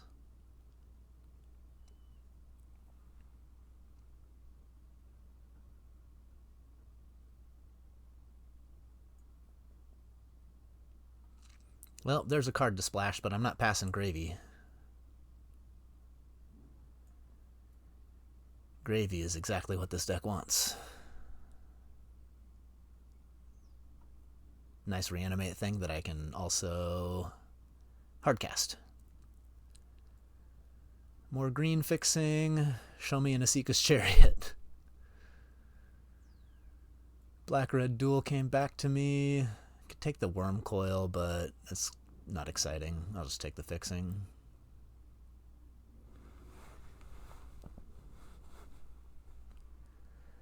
Got lots of green fixing, so Hex Drinker, Asika's Chariot, the Grist is gone. I'm not going to see that back, but that'd be another card I'd like to splash.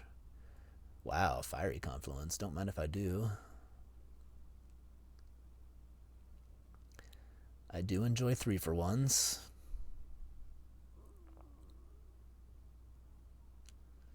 Don't think Karmic Guide's ever making the cut. Woe Strider's fine. And Imperial Recruiter doesn't really do anything for me. Not a Bolus's Citadel deck, so we'll just take the Woe Strider. If I'm starting on like Thoughtseize, Mesmeric Fiend, Woe Strider's a nice follow-up after I've taken out their hand. 3 power can snowball pretty quickly. I guess that's a second piece of white fixing if I find... a third piece of white fixing. If I find, like, Sources of Plowshares or something that would be good to splash. Don't think I'm going to end up playing that, but I'll just take it because it's red. Same with this, it's black. Oh, hello. All right. It's happening. Grist is in the deck. I cannot believe that. This is J-Bro's favorite card.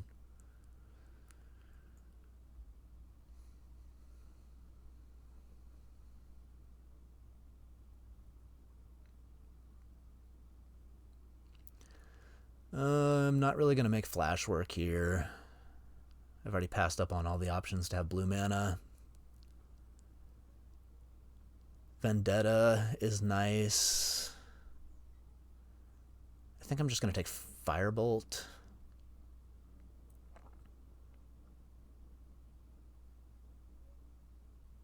Maybe I'm meant to take Vendetta.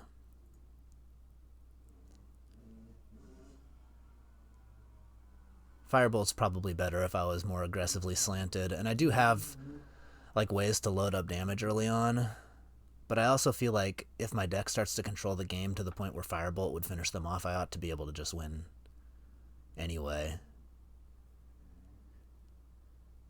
And just being able to kill anything for 1 mana is probably a little bit better. Lightning Bolt or Bloodstained Mire? I guess probably Lightning Bolt.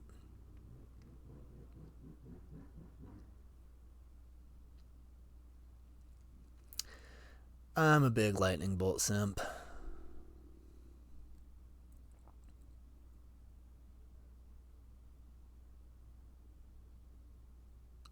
Bloodstained Mire might be correct, but I don't pass Lightning Bolt. It's not in my blood.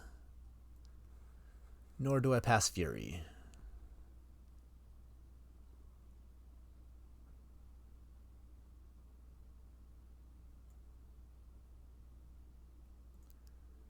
I like robbing the rich. Maybe I wheel the land.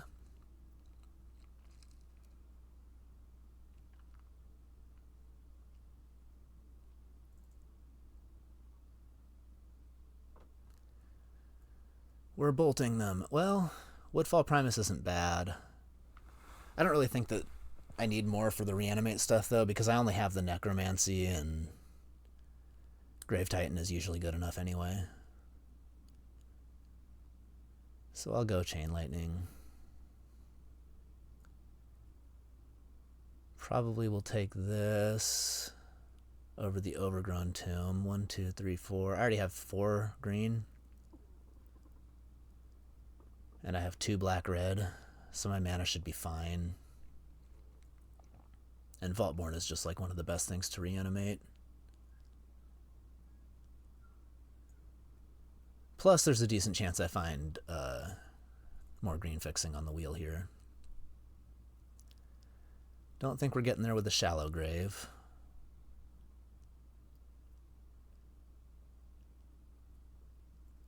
But I think I can include Vaultborn and be happy about it.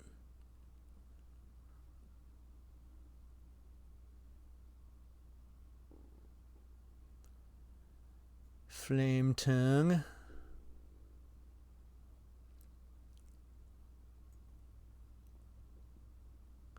There's my Chariot. I'm going to have to start making cuts. Maybe it's Vaultborn.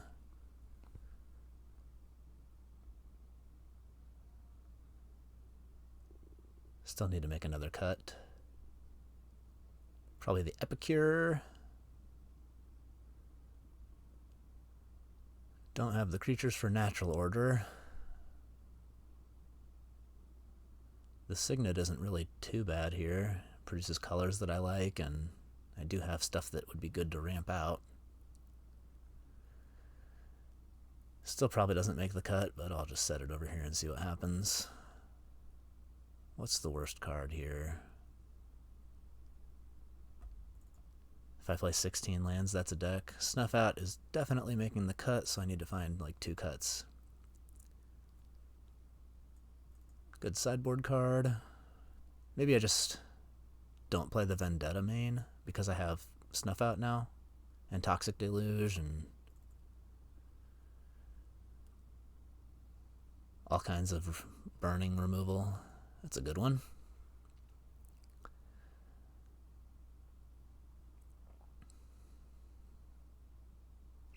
Honestly, Faithless looting isn't that great here either. I'll just cut the looting as well.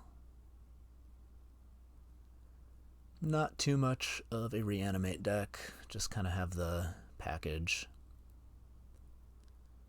I don't even know if I'm supposed to play Entomb here. It's great if I have either of these cards in my opening hand, but also it's just kind of dead otherwise, and yeah, I'm going to cut it, which lets me add one more thing. I've got great mana fixing because of the Plunderer as well. Gives me the green.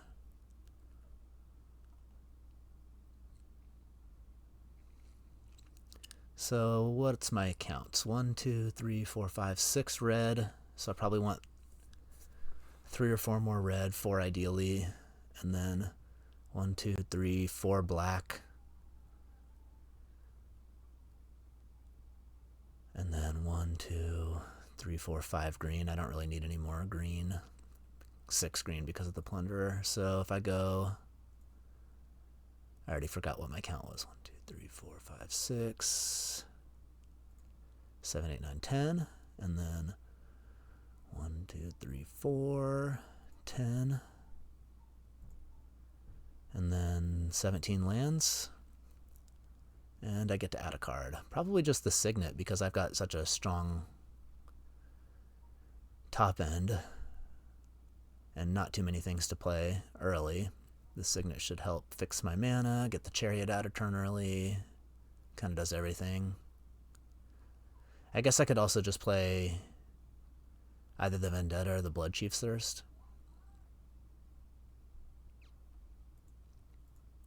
What's my removal package looking like? I got ways to clean up critters. I have a couple ways to deal with big things. Yeah, I probably don't need the extra removal.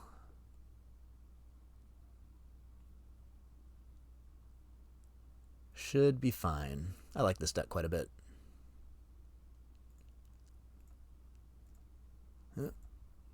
Cancel. Good sideboard options. Strong main deck package. Good mana.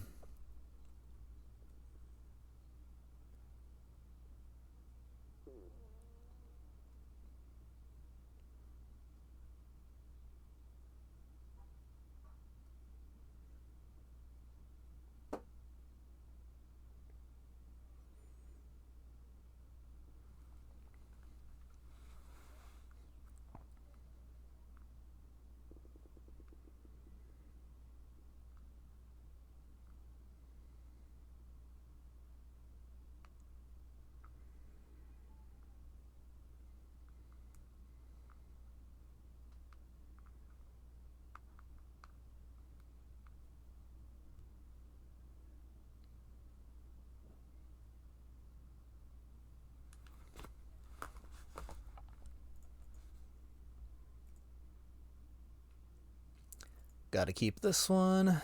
Doesn't really do a whole lot, but it doesn't not do anything. My deck is really good if my opponent's mulliganing. All my 1-for-1 interaction gets that much better. Not gonna grief.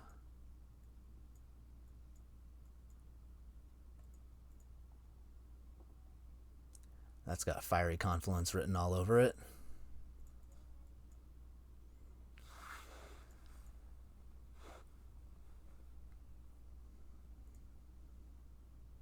Fiery Confluence is going to be a 3-for-1.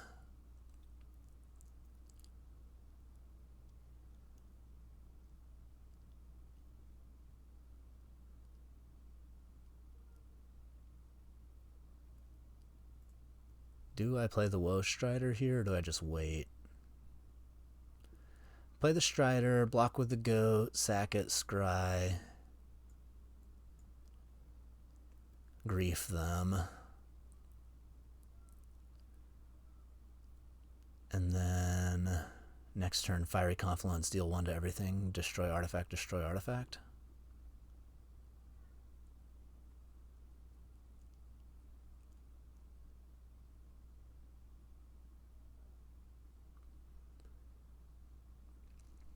Or even just wait longer on the Confluence to make sure that the Saga's gone. We'll see what they do. I mean, I'm assuming they're just going to play a land, pass, make a construct, end a turn.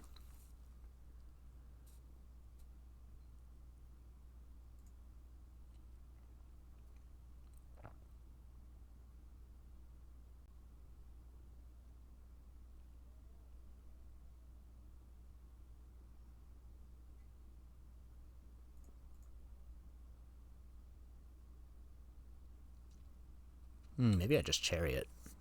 No, I should probably just Grief. Do a little hand check. Make sure there's nothing surprising coming down.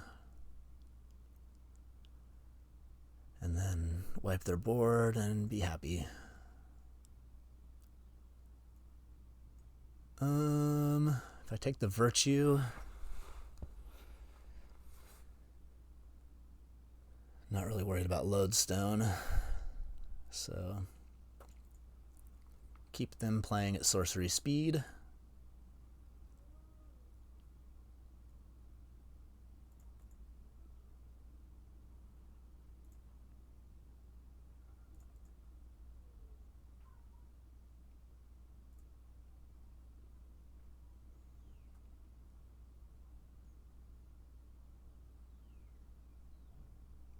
They forgot to use the Saga for mana.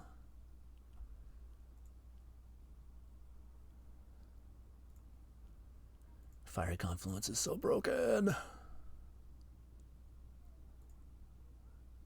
Oh, they said good luck. Whoops.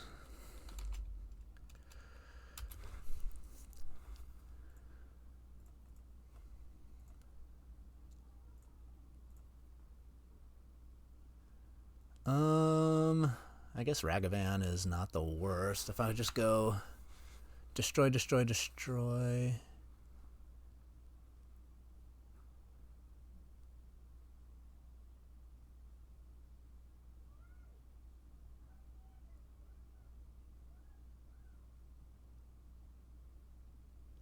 Nah, I don't really want the Ragavan.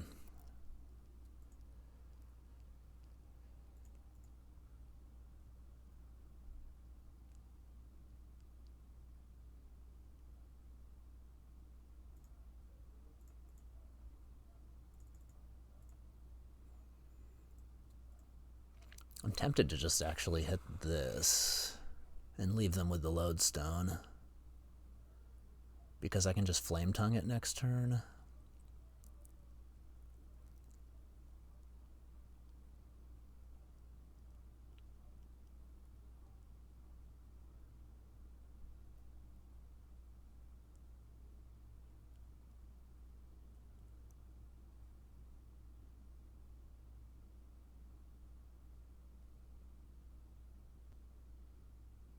If I kill the Lodestone, I can attack with Grief.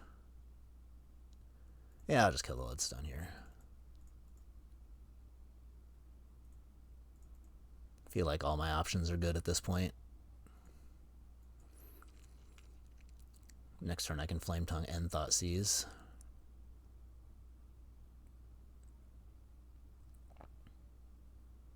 Well, so much for Thoughtseize, but still.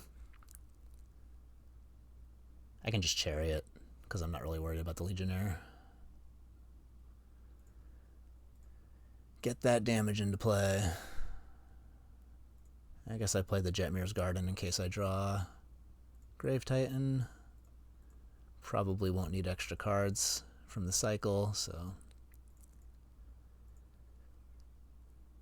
just keep all my draws live.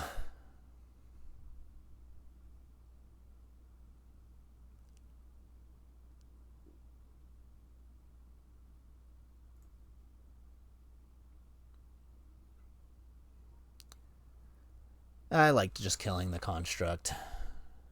It limits them from top decking something that becomes a problem. I don't think I really need to change anything here. I guess Vendetta's kind of good against Lodestone. But I already have good answers to Lodestone, so we'll just keep it as is.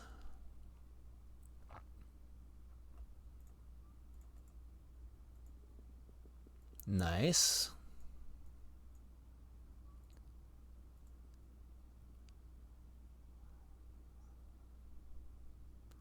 Should hopefully be able to play crowd control with this and then get rid of their hand with this on turn 4.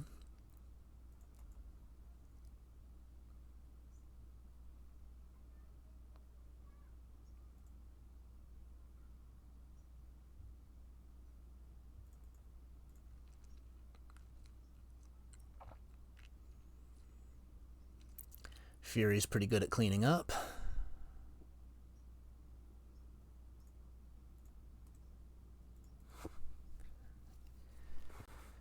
I'm really liking my spot already.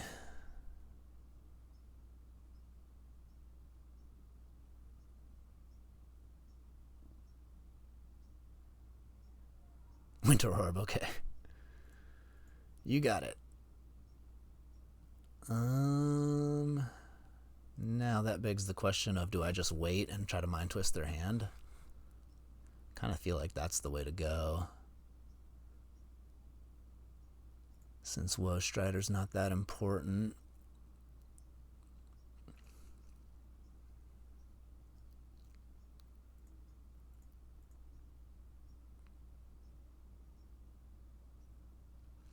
They probably just play something I can snuff, and then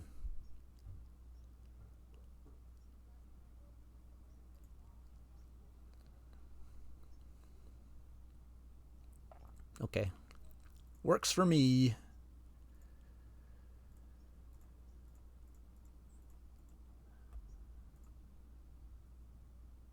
Well, they had a whole lot of nothing.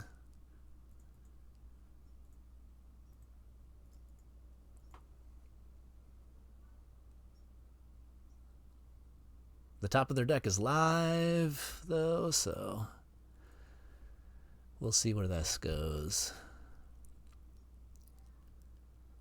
Oh, maybe I just Plunderer. That leaves me mana up, and then I can make treasures, and they already have 3 artifacts, so it's actually the most damage.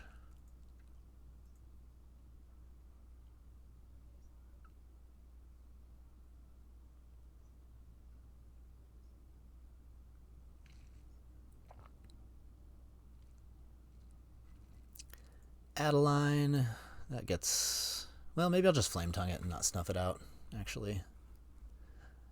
Snuff out's so good in this kind of position. I guess I would need to draw a land.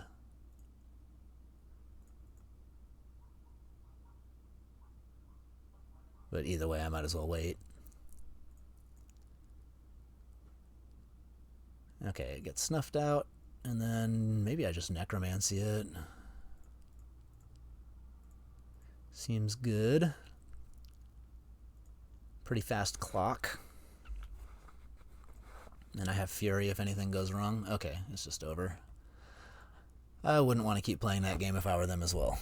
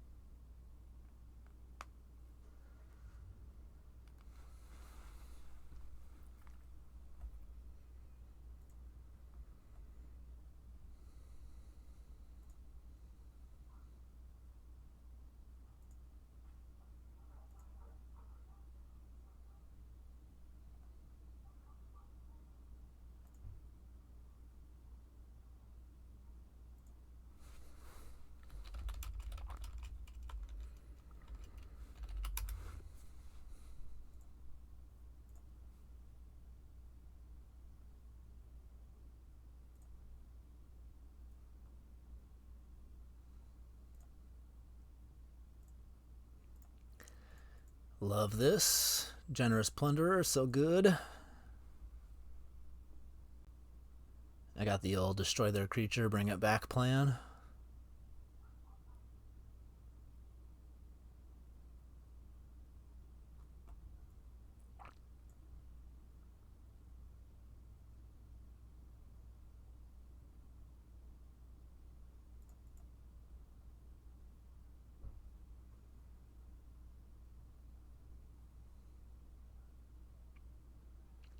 Another Retrofitter deck. Well, Generous Plunderer does tend to beat Retrofitter.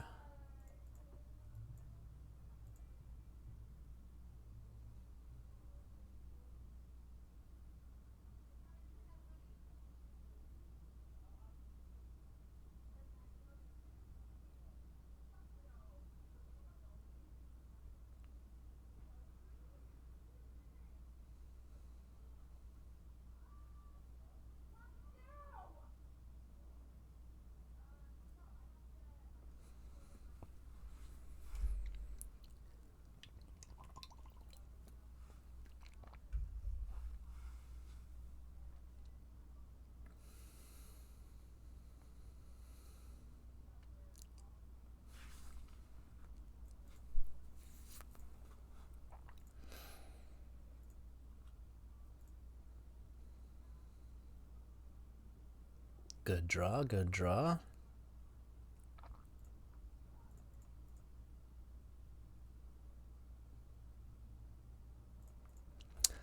Show me what I'm up against. Okay. I'm going to want to take that Chariot, and then that kind of leaves them with no moves.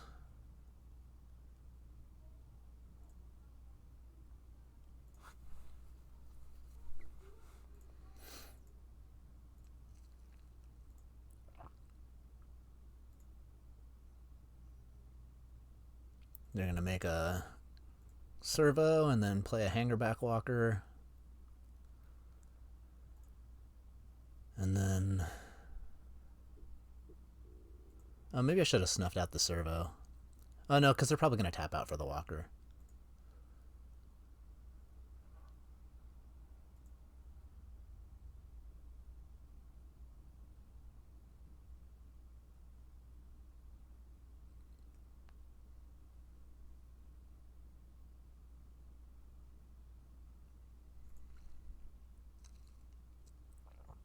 Lodestone. I'm playing against the same deck as last time. Okay. So... I guess I just snuff out the Lodestone here. Or I could wait and deal an extra damage. Don't know if I want to give them more treasure. So it'd be 1, 2, 3, 4, 5, 6 damage. And then 7, 8, 9, 10, 11, 12, 13. That's almost lethal. If I wait and give them a treasure and then attack and then snuff out. Oh, and I can Necromancy the Lodestone. That uses all my mana. So I think I'm going to do that, and I will give them a treasure.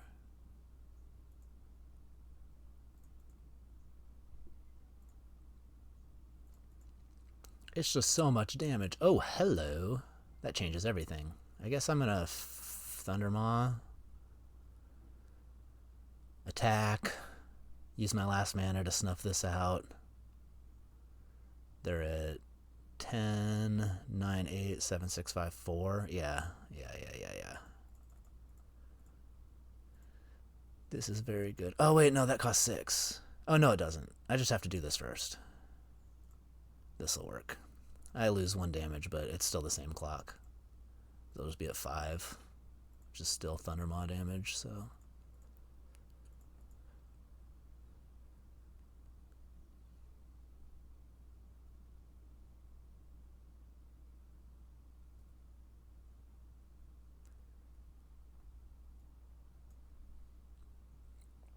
pretty good.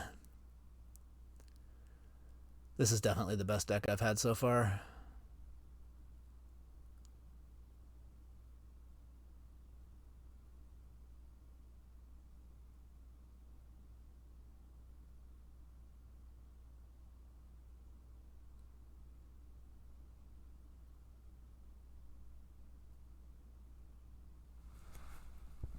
Keenan? I wonder if they're generating infinite mana.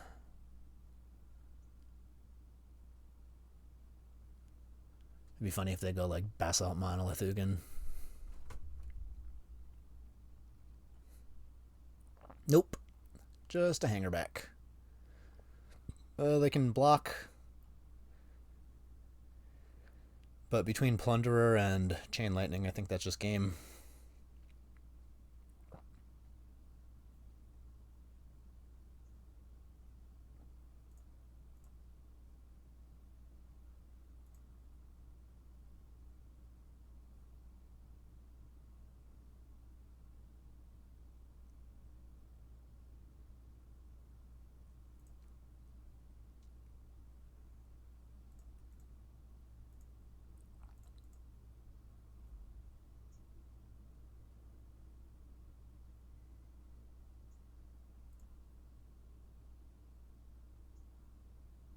Oh, they can't even use the retrofitter. That'll do. Don't even have to show the lightning.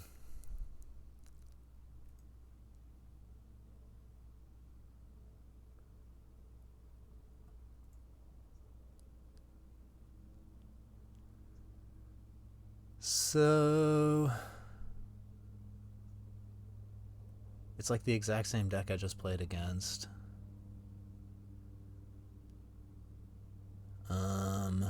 Maybe the Vendetta is worth boarding in because they do have Keenan, and that kind of stops them from popping off with it.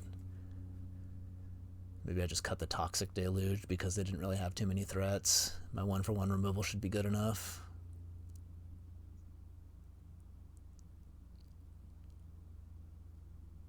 Seems fine.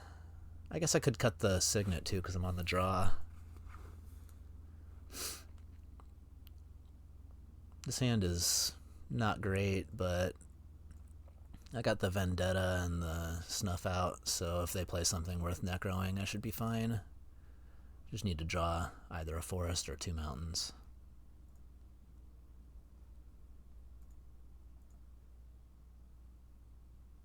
That's a pretty fast start.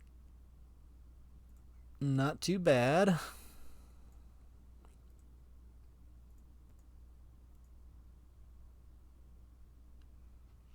The old Retrofitter Tolarian Academy combo.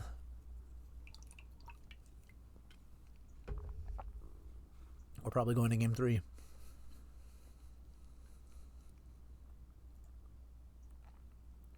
Hey, what's up, Tom? Good to see you in here. How's your day been going?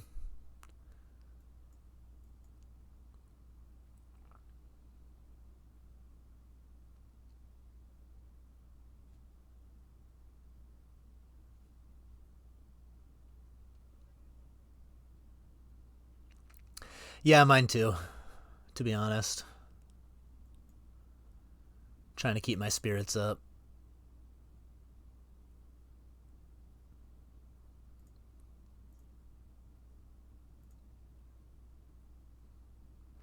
Such a bad question to ask people on a day like today, to be honest. It's like, if you're having a good day today, I probably don't want to know about it.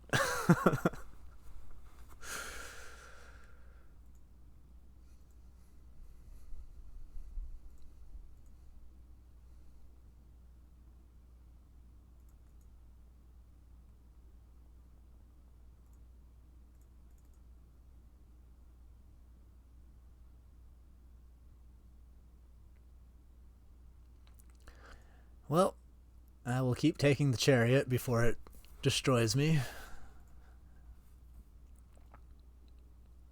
2 for 2 on snagging that Chariot right before it hurts.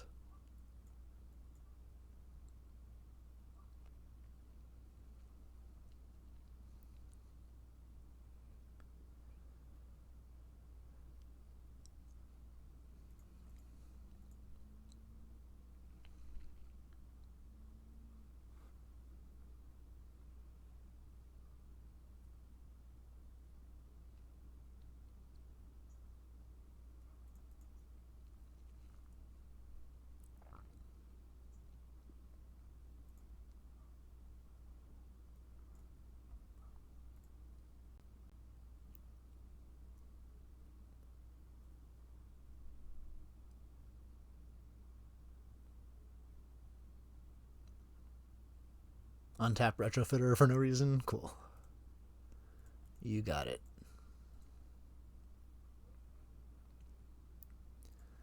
Ouch.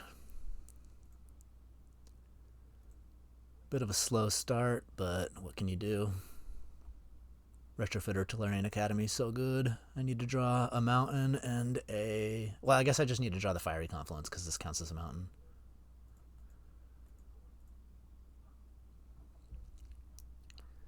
Fiery Confluence or bust. I guess maybe I can race with the Thundermaw. Once they start making constructs, I can take those out.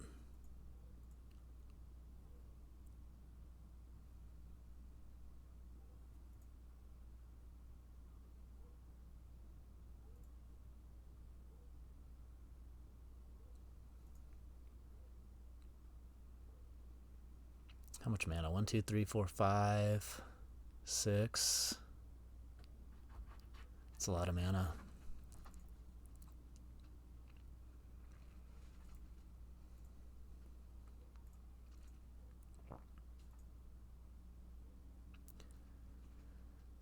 I think I want to just Vendetta this Eternal Witness.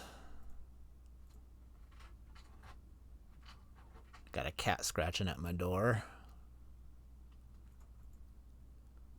I think I'm going to let her chill out there for a minute.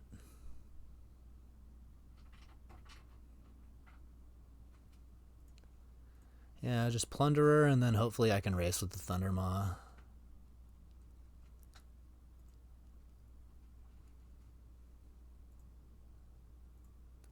Seems like it's a bit of an uphill battle, but it's not unwinnable.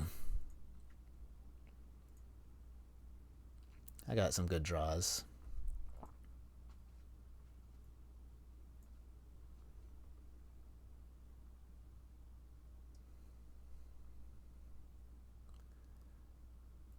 Wait, shouldn't they have made a thing first and then tap the Academy? Am I missing something?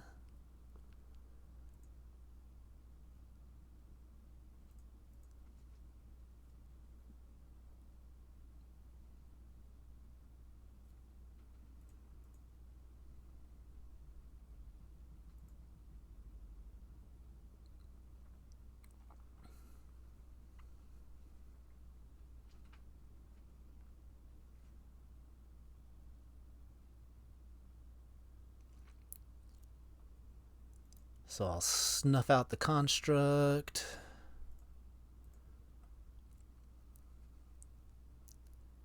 And we're off to the races. I guess Generous Plunderer does like a lot of damage. It's kind of nice.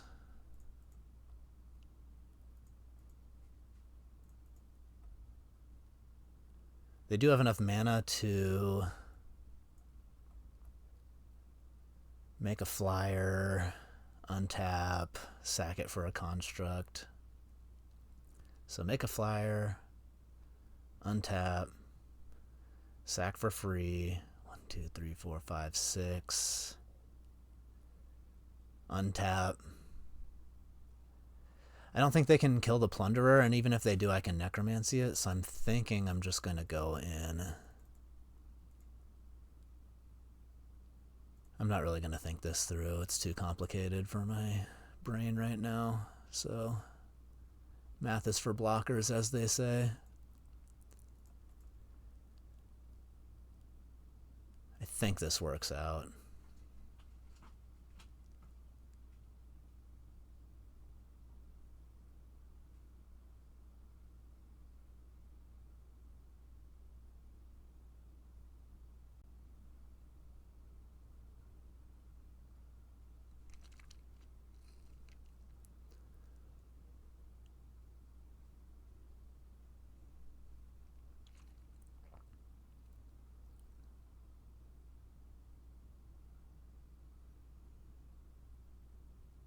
I mean, this is great because then they're left with nothing.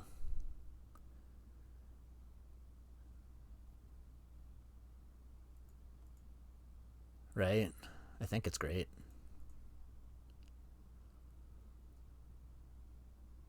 If I draw a land, I can like Necromancy the Eternal Witness and then play the Plunderer, and then I have even more resources. Okay, so 1, 2, 3, 4, 5, 6, 7, 8, 9, 10.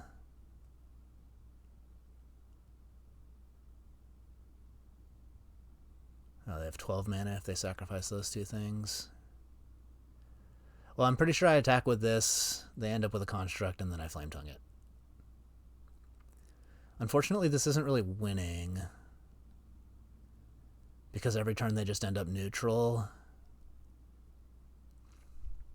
But as long as I'm making them untap with no resources, and we reset, then eventually I can play my bigger things, and hopefully that'll be good enough.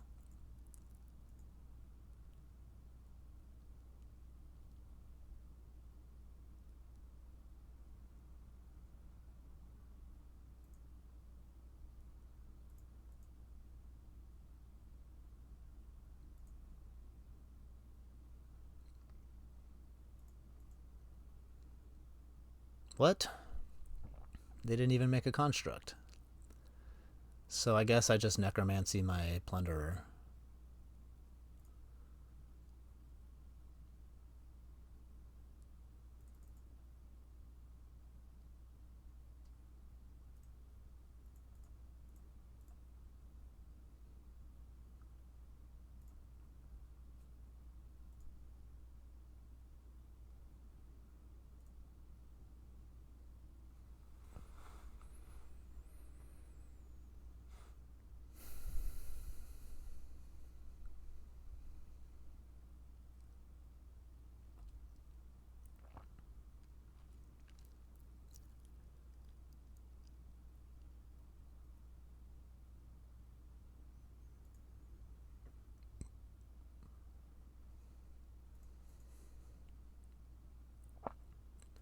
Definitely give them a treasure. They already have infinite mana. Ooh, now I can play Grave Titan too.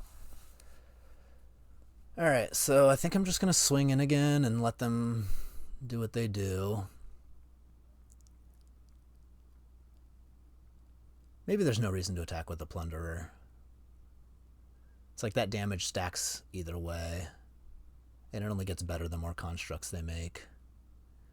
And they need to make a lot of constructs in order to stay in the game, so I'll just attack with the Thundermaw.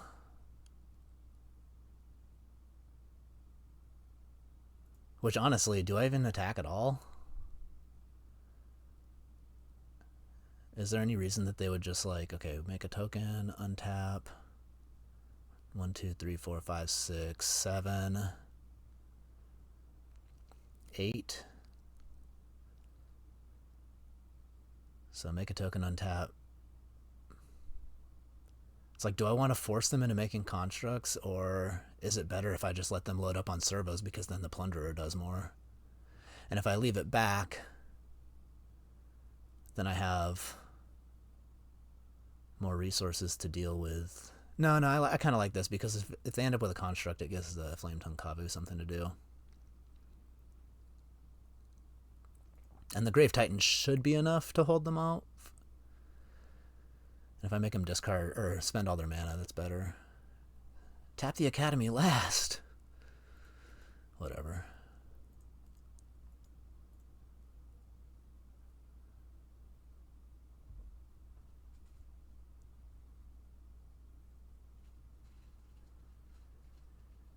Hey, Jake, thanks for the sub.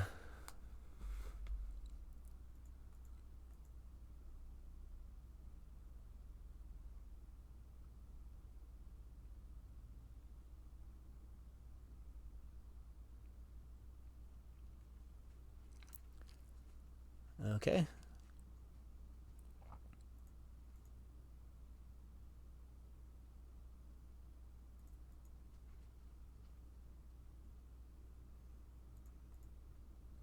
So I'm going to go Grave Titan, and then next turn I can Flametongue. Kill the construct. Attack with everything. See where the chips fall. This cat is not going to leave me alone until I let her in. I'll be right back.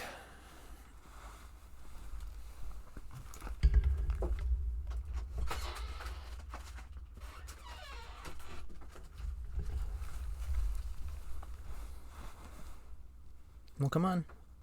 Let's go.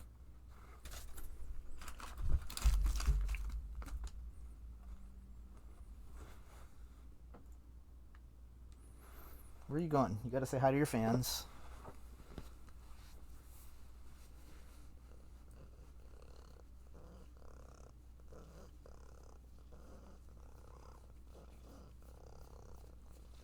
All right. Good girl.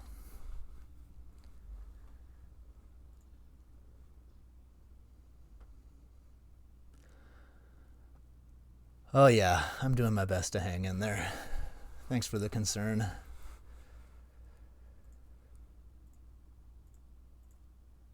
What can you do?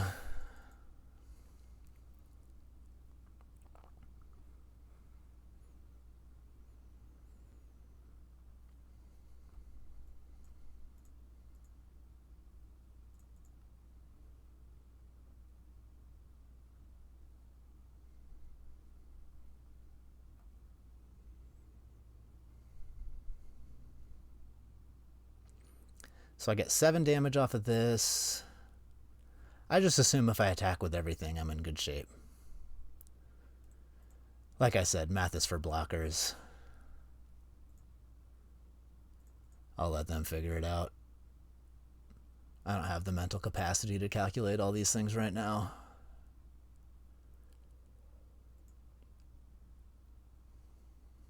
How bad could it be? Lightning Bolt might just finish them off. They keep tapping the Academy first when they would get extra mana if they made servos first. It offends my sensibilities, I say.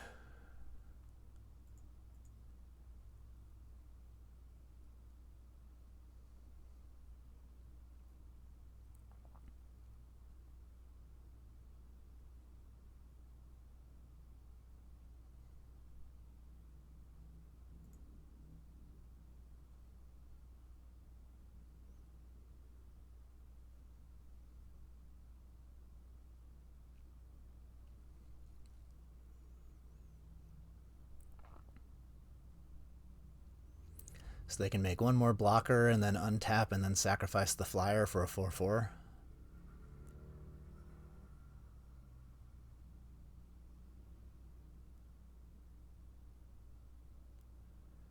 Or do this.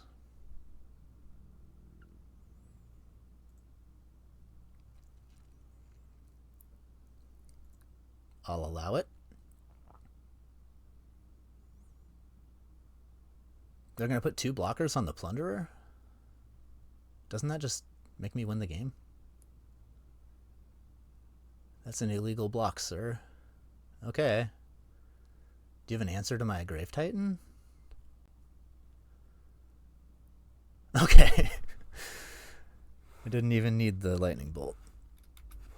I feel like if they'd managed the Retrofitter a little bit better, the game would have gone a little bit longer, but I was definitely ahead there at the end with the Grave Titan.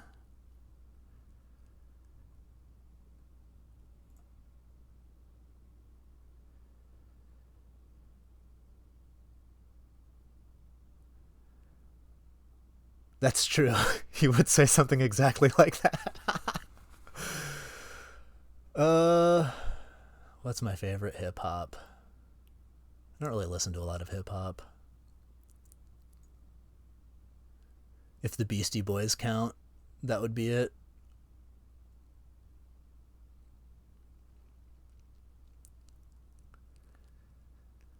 And I'm passionate about cube drafts.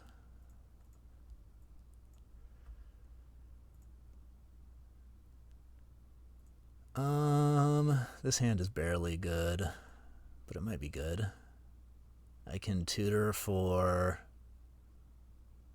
maybe Mind Twist. I don't know, I don't really feel like mulliganing, and if I draw spells, I'm golden. Oh, I'm up against Shallot. They're a member of the Cube server.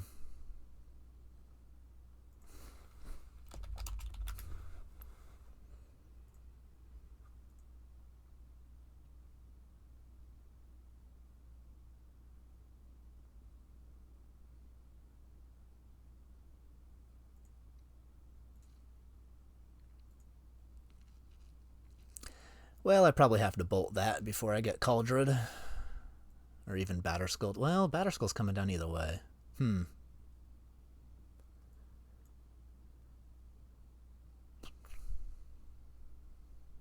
guess I'm probably tutoring for Fiery Confluence. I'm going to be real sad if I play Generous Plunderer and then they put Cauldron into play anyway. Maybe I just bolt. Tutor for Confluence.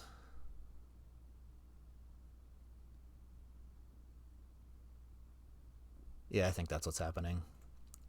I'm too scared of Cauldron. I don't want to just lose the game because I was too passive.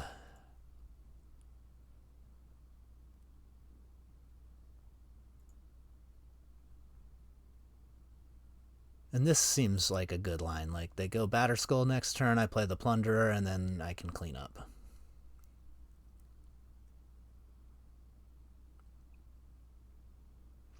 Uh-oh. Cauldron's coming down either way.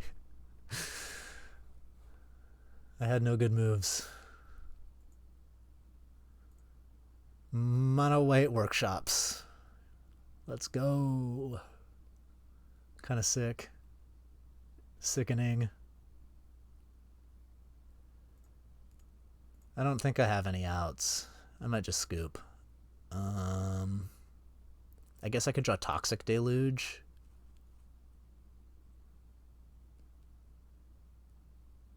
Alright. I got one move. Draw Toxic Deluge.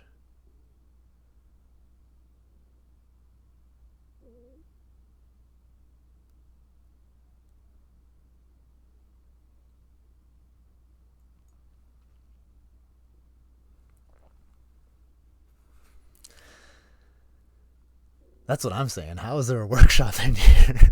They cooked. They're going to take my 3-0 away from me. Just when I was so close.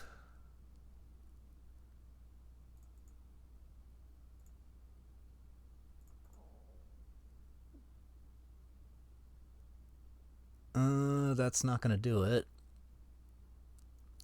Can I survive a turn? Not really, because I take 3 and then I'm at 5 and then I can't deluge it away. And I can't even really kill the Batterskull, so I don't want to show the Fiery Confluence. Ah! So close! I guess if I'd animated my land, I'd have taken 2, and then I could have blocked the Batterskull and gone to 1. So I kind of missed out there, but what are you going to do? Don't really have any outs to that stuff. So we'll just hope I don't get Cauldron again.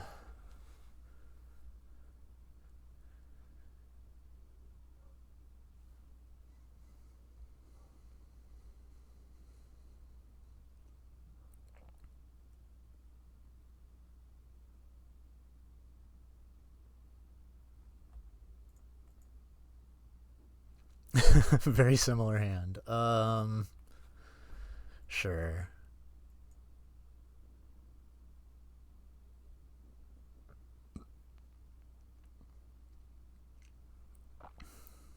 Can Blood Tithe Harvester the Stoneforge Mystic. Discard one of these. Hopefully find a 3-drop. Or just trade my Blood Tithe with a Ragavan here. Ooh, that was a good draw.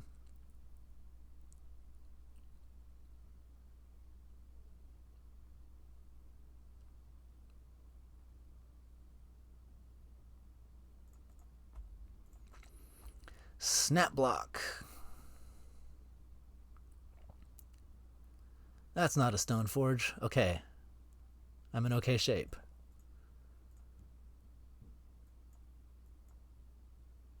Nice. I got my double red. I'm curving out. Feeling okay about this game.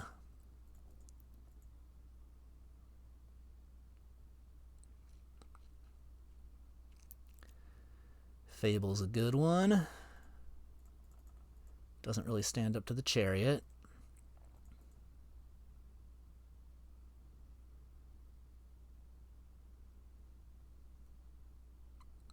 Their deck is strong. Other than this Cursed Scroll.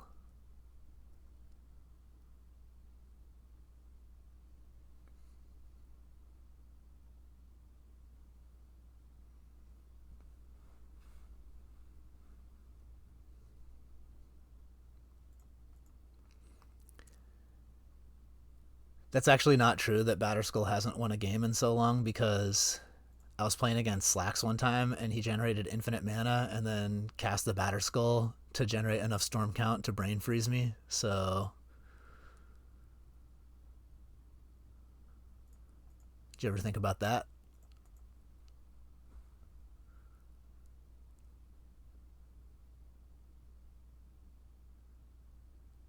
Does he have 4 mountains in hand and he's just gonna curse scroll it?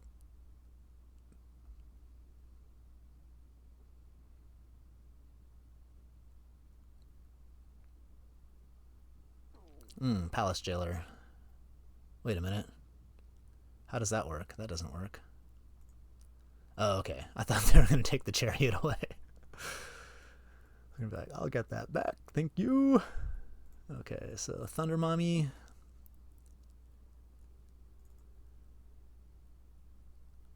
Grab the Monarchy.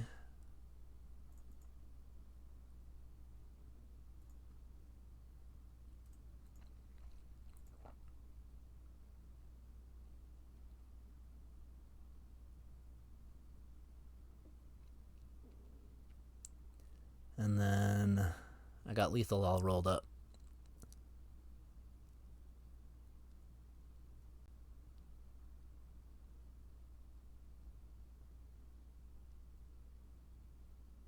Maybe.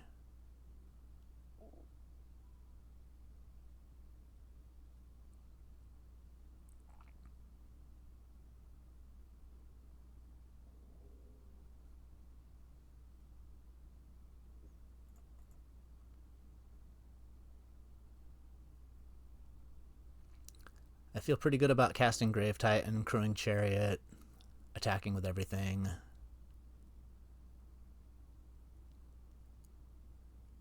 Oh, maybe I just Fiery Confluence first.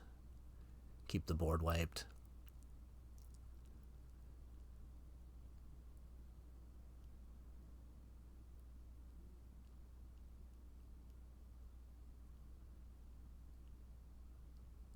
If I go Grave Titan and attack, they're just going to block with the... Well, I don't know if they'd want to block. They might just give me the Monarch.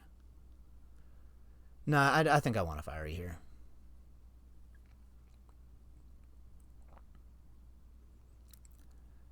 Reflection of Kiki Jiki Palace Jailer is too strong.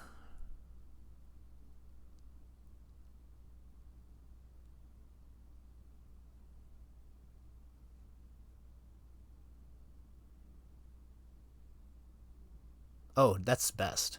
That's really good. I can destroy all creatures.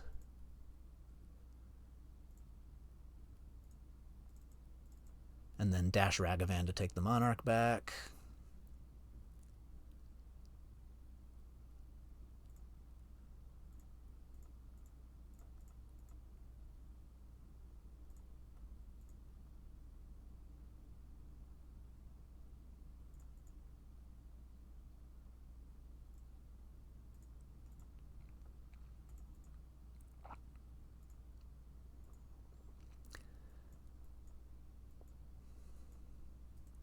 Then Grave Titan should be more than enough to finish things.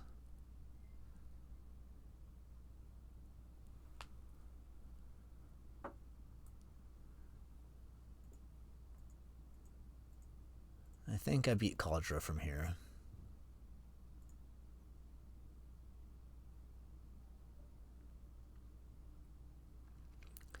Flying plus going wide ought to do it.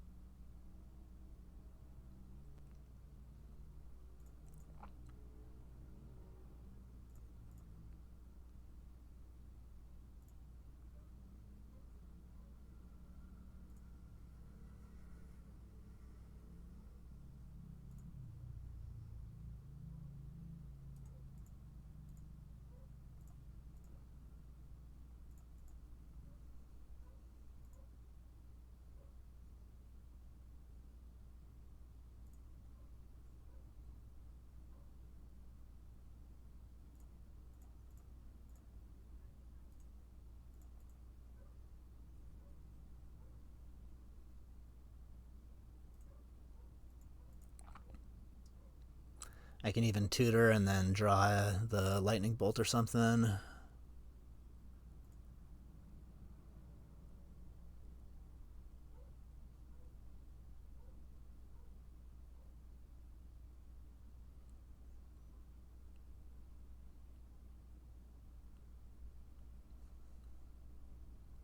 Parallax wave would not be enough. Sweet. I'll be right back.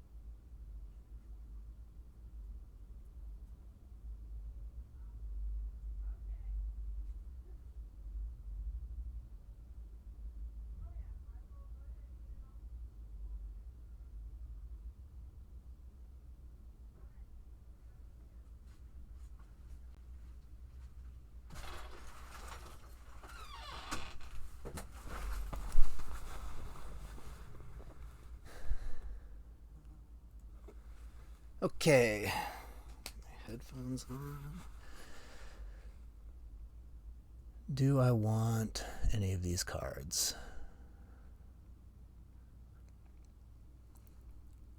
I guess more 1-mana removal's good on the draw against the Ragavan deck.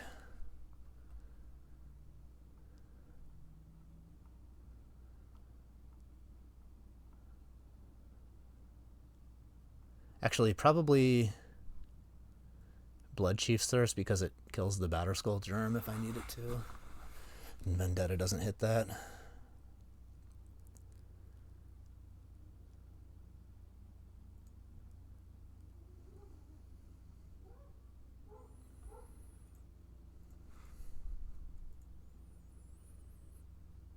Not too bad. I got all my colors. I can curve out a little bit.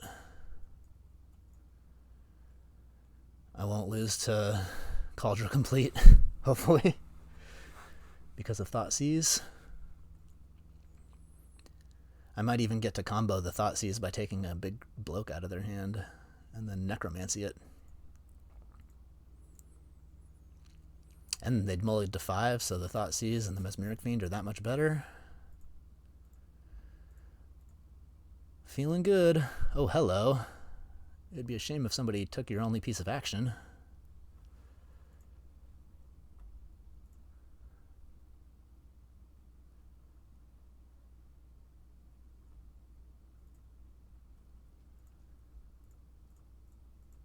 And then I'll Fiend that wave away because you can't even cast the Hellrider.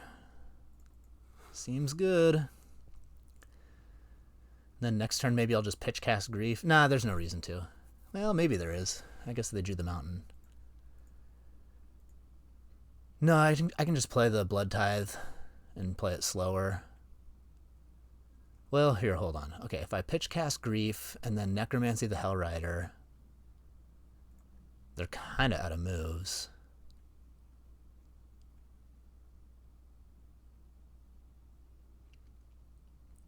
But it's kind of same if I play the Harvester here. No, I like just putting the Hellrider into play. It's a pretty fast clock.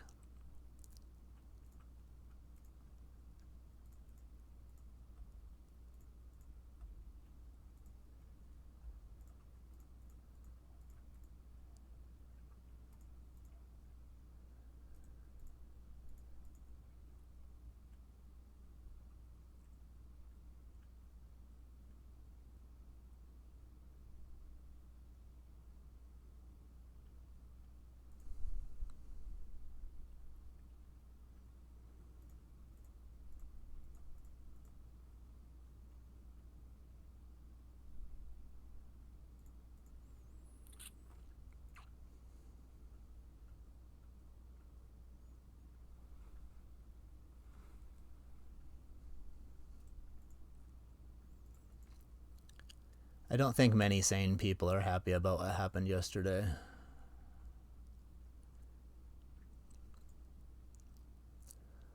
unless they're much richer than me.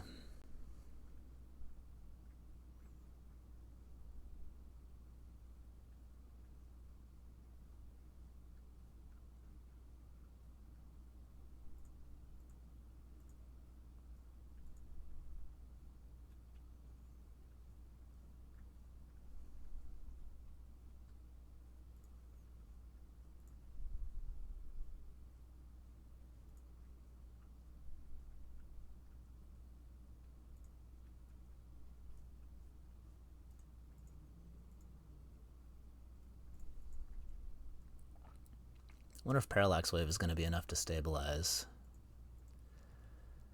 Oh no, I can just finish them off with Grist next turn. It's over. Trophy!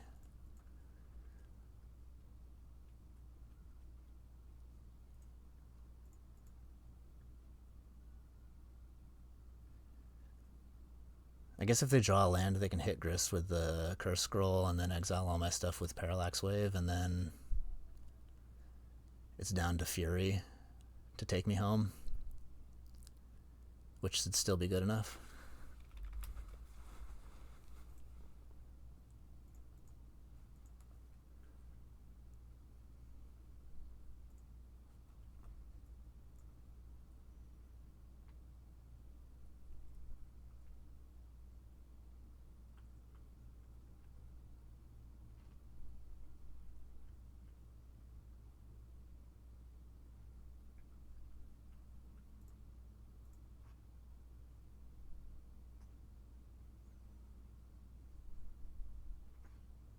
Nice. On the board. 3 drafts, 1 trophy. Let's go again.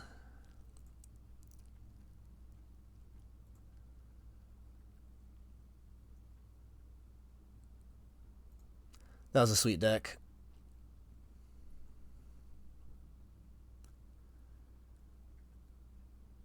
Good old black-red mid-range.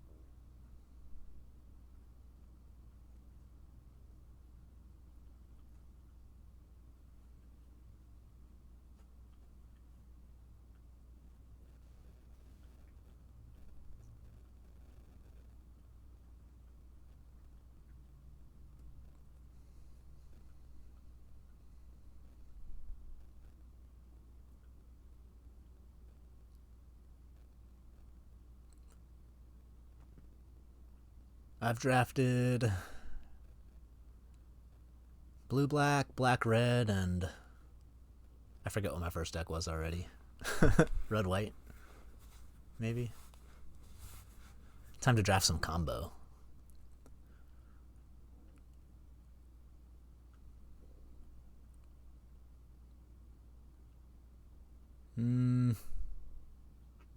I guess I could take the Splinter Twin, if that counts as combo. Not really, though.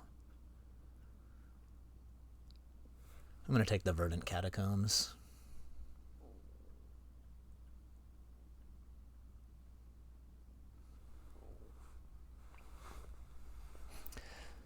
September? It's November. You're a couple months late.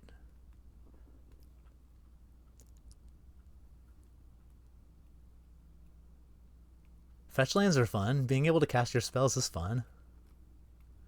What am I supposed to do? Titania, Wheel, Crucible? But you need the fetch lands for Titania to be good, so... My hands are tied. What am I supposed to do? Pass a fetch land? Impossible. You can't force it either. Forcing usually just leads to bad decks. Fetch land or Chariot? Maybe I'll just click back and forth until time runs out.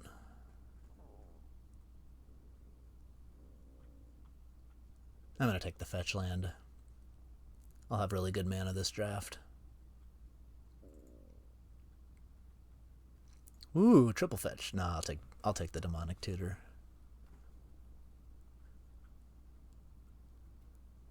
The combo's already coming together. Got lands to cast the Tutor. Exactly. Wheel Crucible, open Fast Bond 03.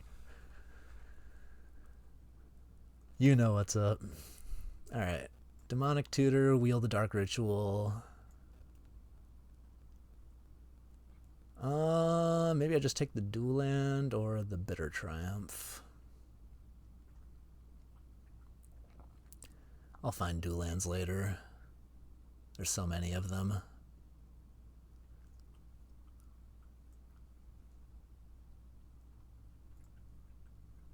Who am I drafting with? Nobody that I recognize.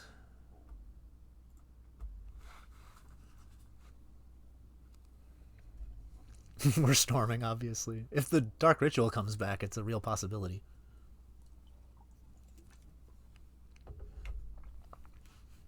I'll keep my eyes peeled for that Yawgmoth's Will.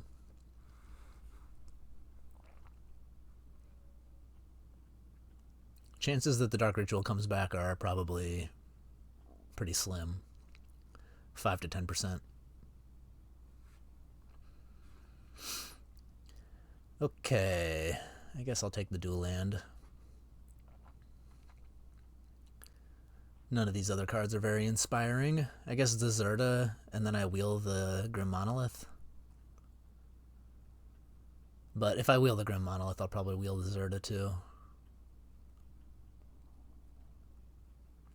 There's not very many good cards in... Or this pack is... Most of the cards are better than Zerta.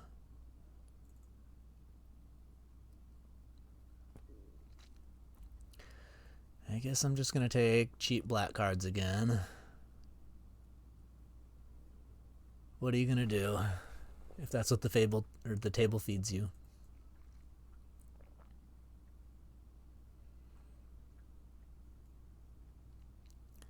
More cheap black cards, or do I take the Jitte?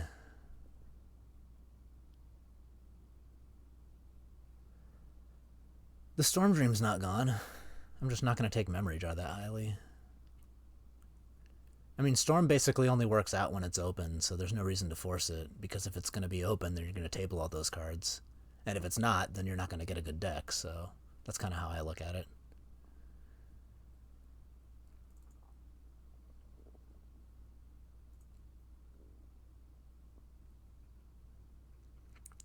There are all the fixing of Dark Depths moving around, but Dark Depths doesn't count as combo.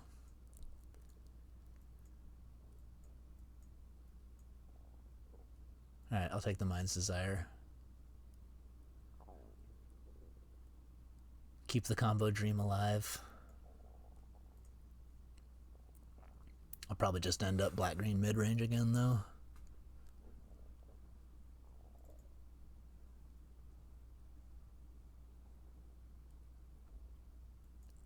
My mana's already so good.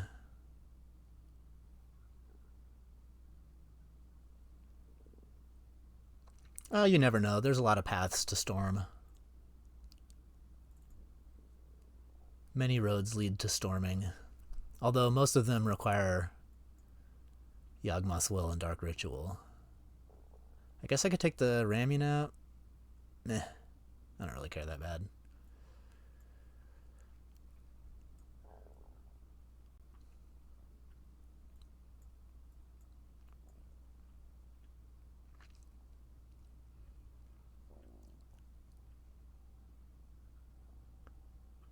More fetch lands. Can't go wrong with fetch lands.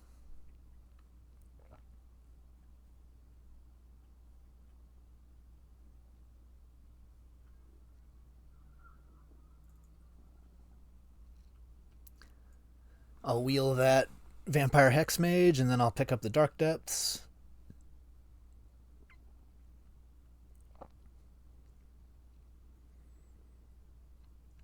And then I'll make Merit Lodge and promptly lose the game.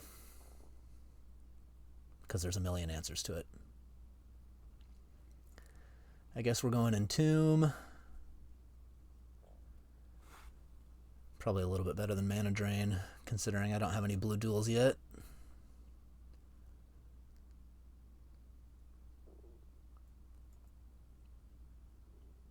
If I'd taken that Titania, could have done some Titania nonsense.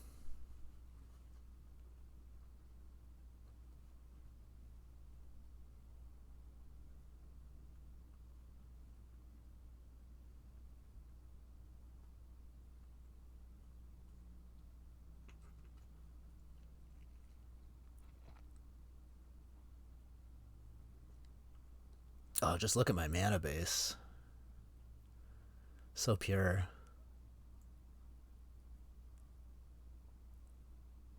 I guess Flame Slash, kind of free. All my fetch lands cast it, right? Yep. Damnation's not too bad.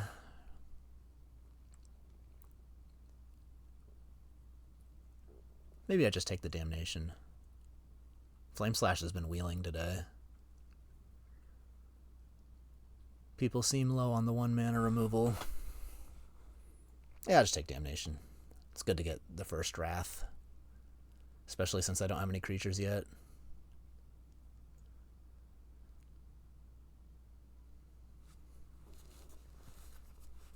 Stream a team draft? Maybe. I have to finish this first, though. If you would prefer me to stream a team draft, say so in chat, and I'll go by whatever gets the most comments. Team draft or continue on with finishing out this league. I could probably wield the Dark Depths because I wield the Thespian Sage. 1, 2, 3, 4, 5, 6, 7, 8, 9. Yeah, there's enough cards here that I'll probably just wheel that. Take the miscalculation.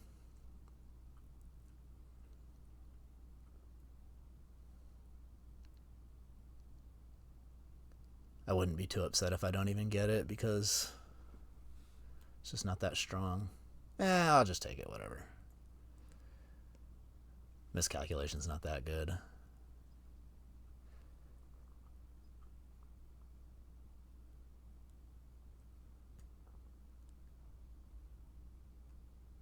All right, I'll team draft as soon as this is done.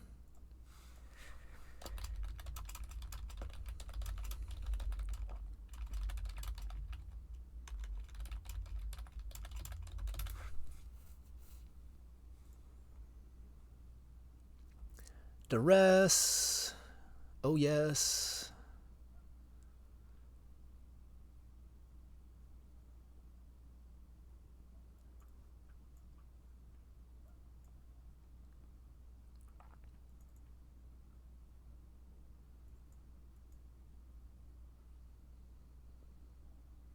Yeah, it'll be Vintage Cube. Probably with either my Vintage Cube or LSV's Vintage Cube. A little bit more streamlined power. Less weird, interesting things, but more streamlined for sure. I guess Crop Rot, we're going in on the whole plan here. Oh yeah. Tutors. I guess Shallow Grave goes with this, and I have 2 tutors already, so it doesn't really take much to make it work. More cheap interaction.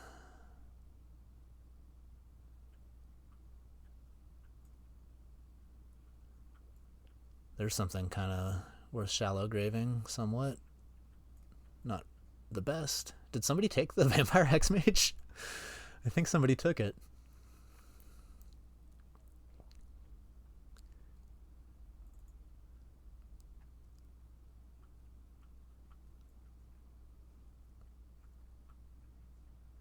Don't really feel like dark petitioning, although you never know.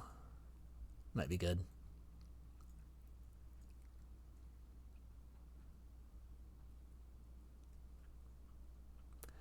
I do have a lot of ways to make it add 3 mana.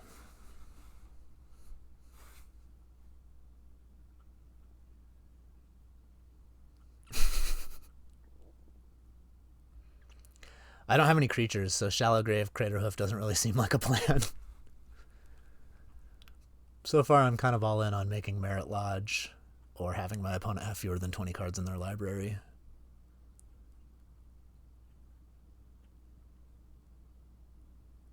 Not really going to Mayhem, so more blue fixing is kind of nice.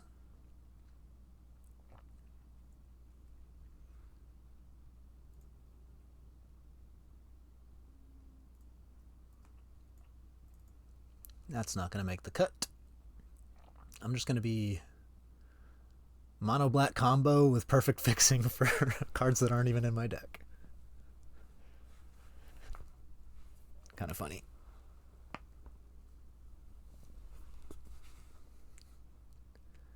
Alright, that's something I can splash. The splashes are so free.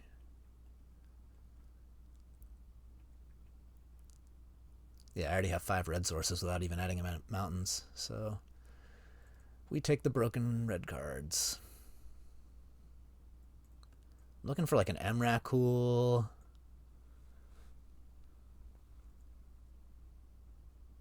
An Itali.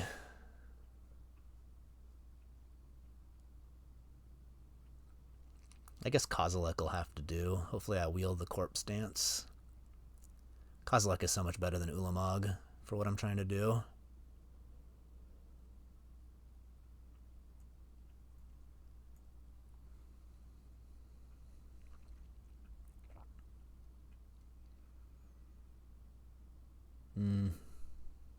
Nothing here. I guess Survival sort of works. Puts Kozilek into the graveyard. And because I've got 2 tutors, I can kind of just pick and choose what's in my deck, into my hand.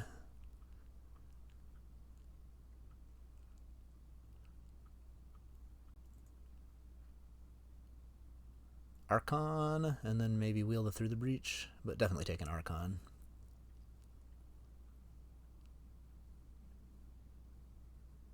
Probably won't wheel the Through the Breach, but I can dream.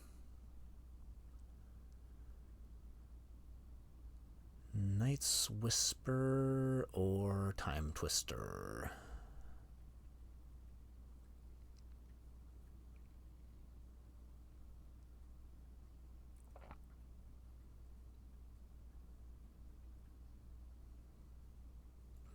I'll take the Time Twister. It has a higher ceiling.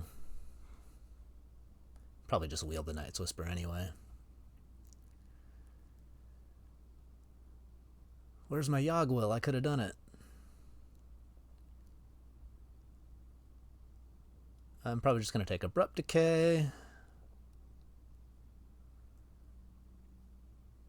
feel like my deck is already put together, so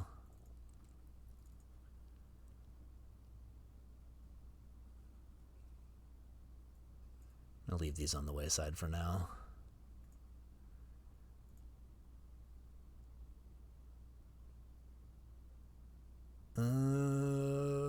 I do have enough fixing to cast the Baleful Strix. Pretty good card, especially if you're just trying to stall out to combo. Rolling Earthquake is nice too, but I already have the Damnation. So I'll just play the thing that thins my deck. Oh, Preordain, hello. I guess I will put all these blue fixers in here.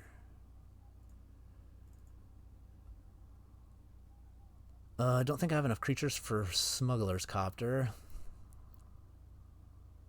So it's Kolaghan's Command or Fatal Push. Or I could just play the Manamorphose. I've got so many fetch lands, the Fatal Push is actually really good.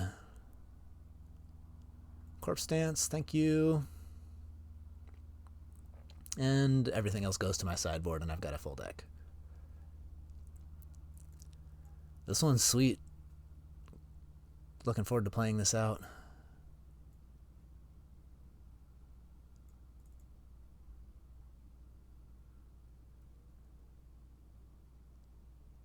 But we're team drafting now. Soon. I guess I'll just take the land. Wishclaw Talisman's nice. Third tutor. Maybe I should have taken the Wishclaw, because Kozilek makes them sacrifice it a lot of the time.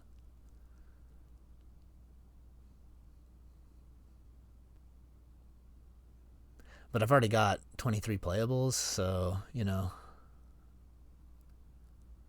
it's nice not to have to think about cuts.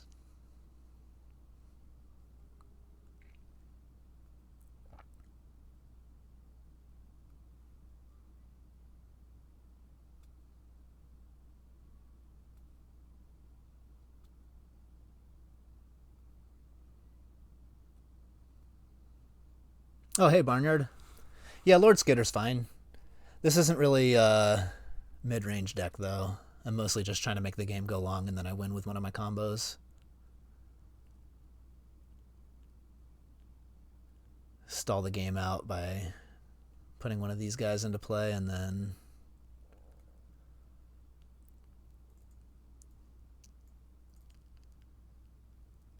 make a Merit Lodge. Okay. Team draft time. Maybe. We have 7. We need an 8th. I guess I can build my mana base while we wait. 1, 2, 3, 4. That's not a land. 1, 2, 3, 4, 5, 6, 7, 8, 9, 10 black, so I don't really need more black sources. I feel like that's going to be the case for all my colors. 8 green, that's plenty.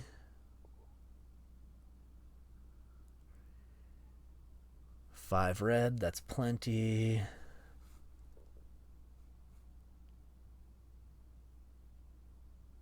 Six blue is also plenty. So we just add a couple black for sure. And then I guess a green and a blue.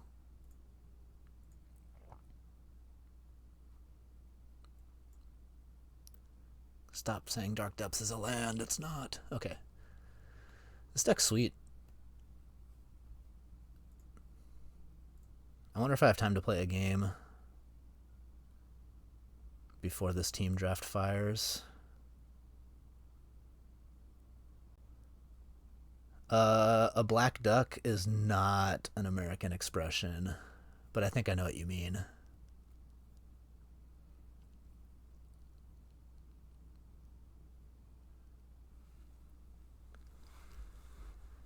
It's not a card I wanted for this deck.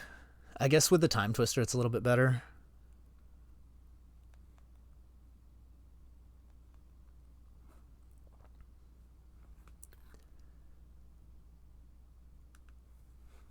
I kind of want to play a match, but I also don't want to stall out the team draft if I start a match and then they want to go.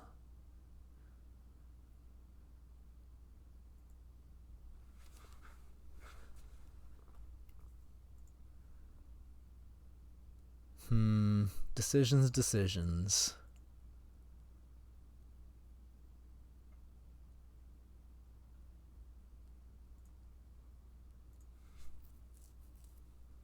I'm going to lose half my chat once this team draft fires. Unless people want to ghost me.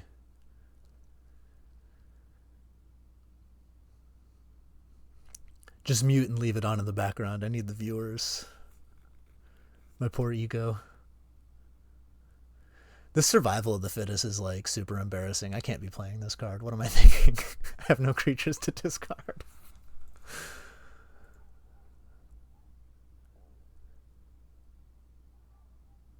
That'd have been funny. Cast survival of the fittest every game and just look at it on the board. Maybe I could play the Time Twister. I just feel like it's going to help them more than me a lot of the time. Dark Petition isn't too bad either.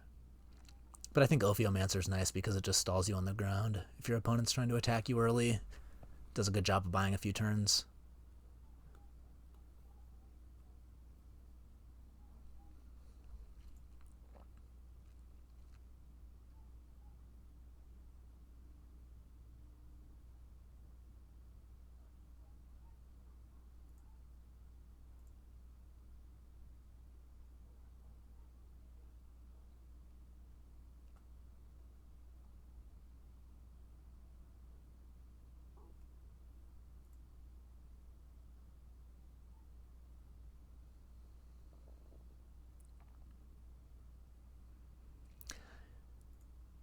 I am going to grab some water, and then hopefully when I'm back, the team draft will fire.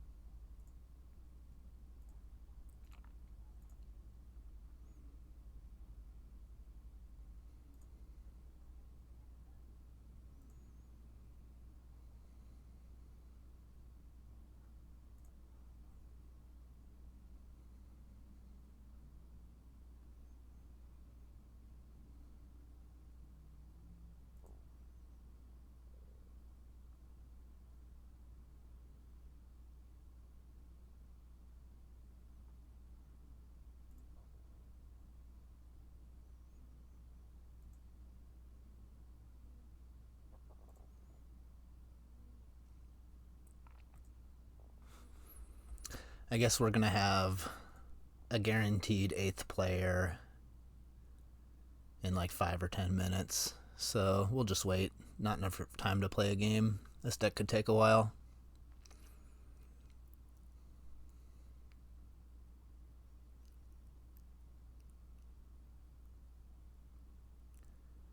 Oh, we're down to 6. So I guess we could just fire right now.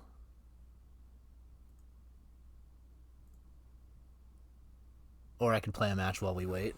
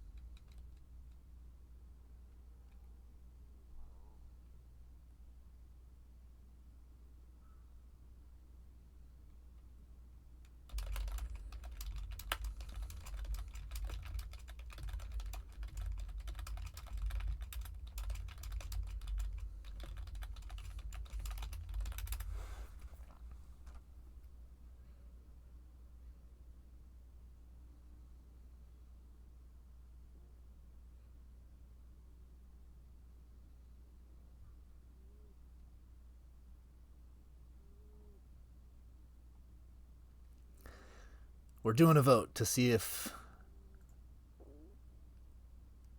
we start the league draft or the team draft, or if I play a match here real quick. Okay, I guess we're just gonna pop.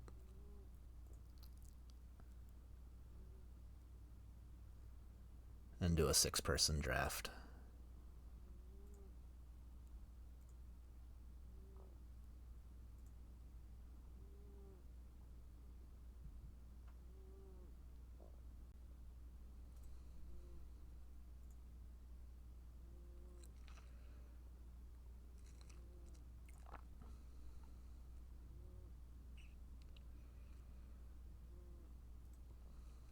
Just waiting for Jake and Quinn.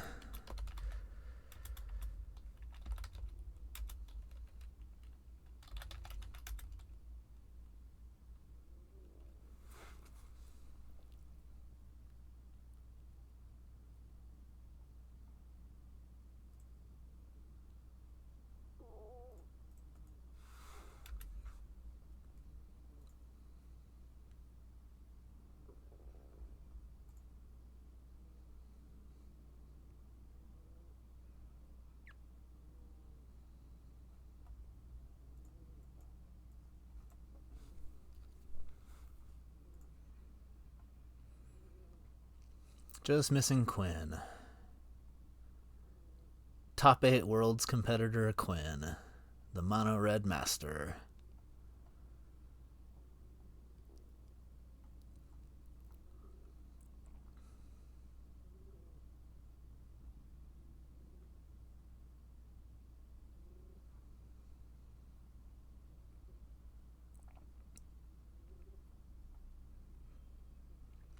If he doesn't show up, we'll replace him with Ely in like a few minutes and we'll be good anyway.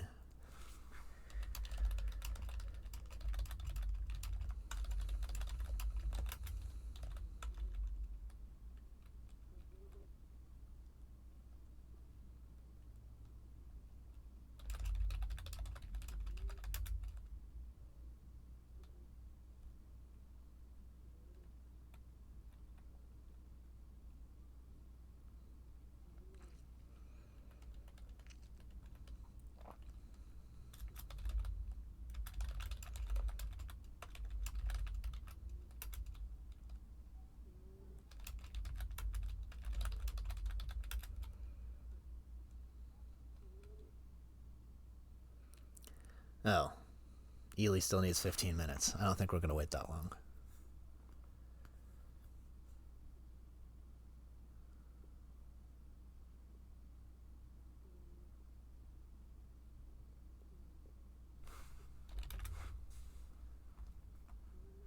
At least I hope not.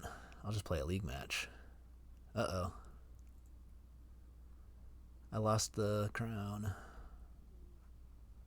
Lost my connection.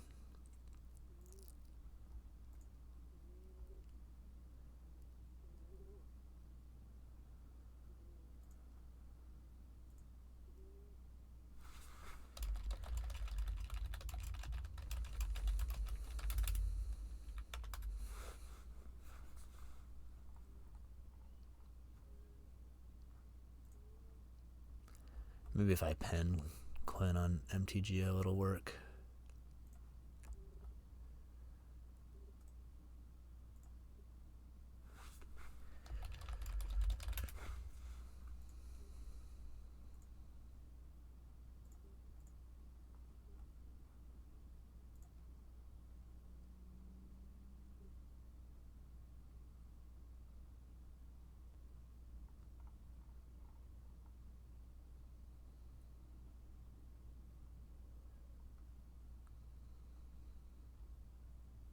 Oh, everybody's here. Okay, cool. That worked. So it's me, Sandy Dog, and Thybod.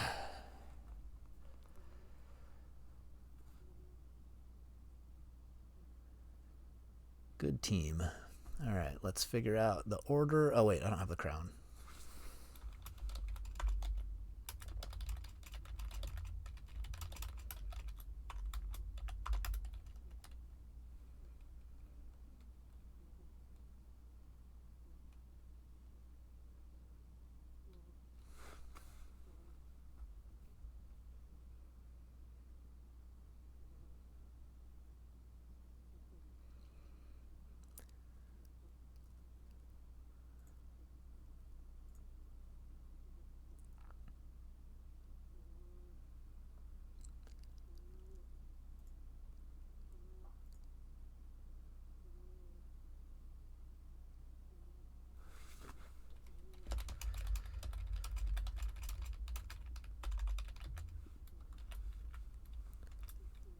Okay, so Sandy Dog first, then Jake, then Thybod, then Thopter Sword, me and Quinn. Alright, let's go. We're off to the races. More draft content.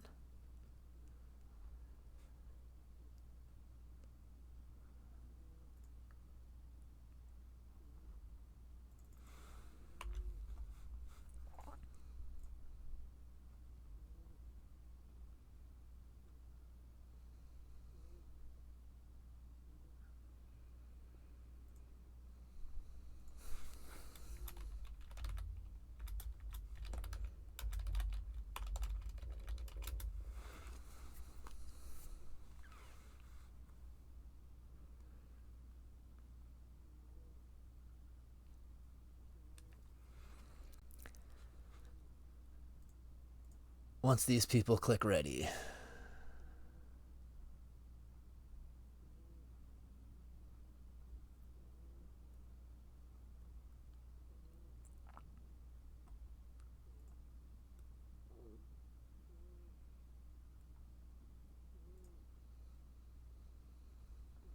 Alright, let's go.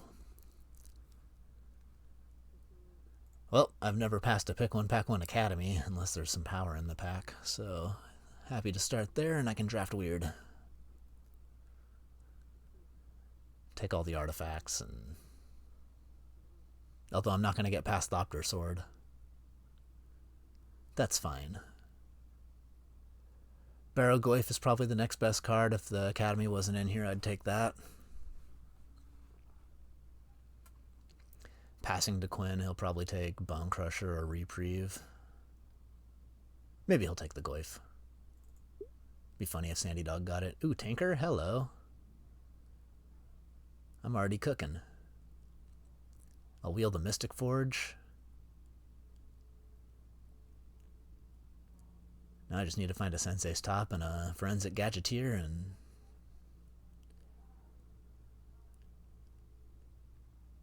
I'll be doing all the things. Yeah, definitely taking Tinker. If Quinn takes Barrowgoyf, he might take Grief or Saga. And if he takes Bone Crusher Giant, I guess it's probably Saga. Well, I'll take Necromancy. Don't want to feed Quinn too many good black cards. If he took the Bone Crusher Giant, though, he'll be going Lelia. But that's fine, Necromancy's better. I will take Inquisition.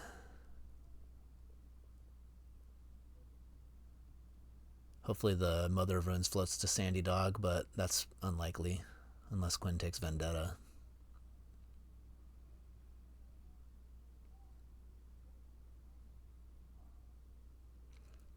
Maybe I'll wield the Golos for the Academy.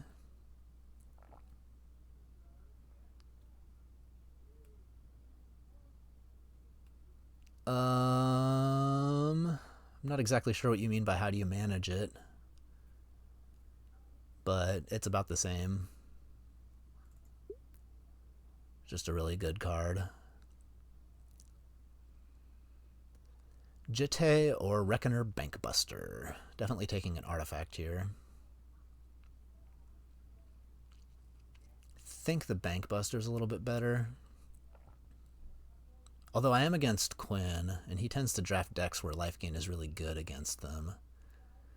There's like no chance that he's going to take the Bankbuster, so there's like an outside window that it tables if people go like Crab, Carnage, Land, Winds of Abandon, and then some weird stuff. Probably won't wheel it. I might wheel the Mishra's Bauble, though. Yeah, I'll take the Jitte, just on the outside chance that I get the Bankbuster anyway. Very likely I'll either get Bauble, Bankbuster, or Revoker. Either way, all three of those cards are pretty good.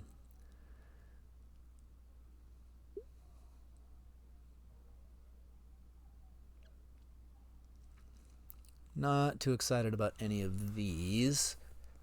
I guess engineered explosives is kind of fine. Could also just take the talisman. Piece of black fixing. Probably just take talisman. I think I'm more likely to wield the engineered explosives, although I'm probably not going to get anything I want out of this pack. Passing 2 bits of artifact removal, but so it goes. First I need to get the artifacts before the removal is even good against me. So he did not take the Bone Crusher. Could probably take Memory Jar here.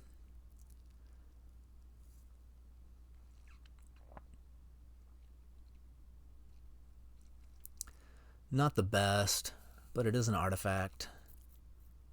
And if I wind up with like Bowmasters or Shieldred in one of the next packs, then I can like tinker for Memory Jar and have a combo.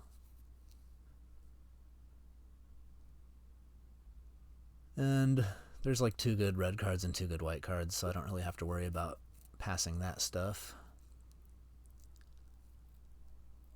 I guess I'll take the Forge here just to plant myself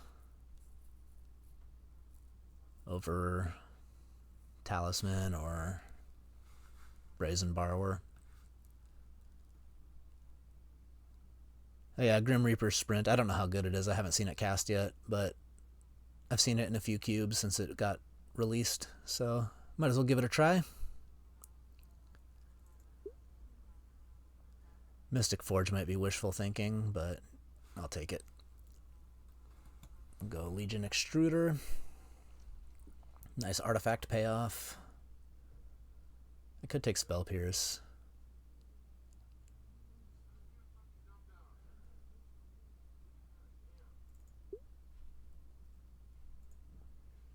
I'll take Golos over Steam Vents.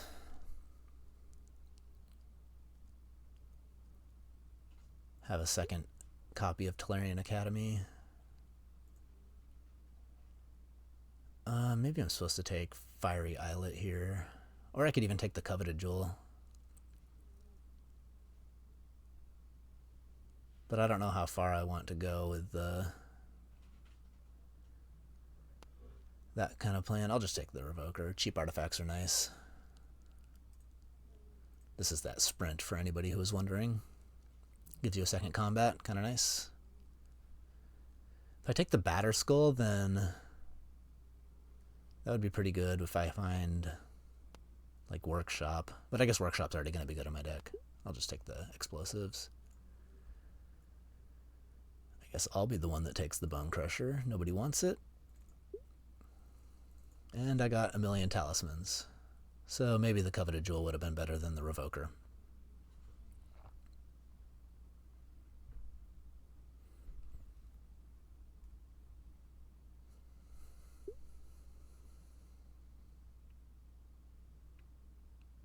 Well, there's the Bowmasters, so I will be taking that.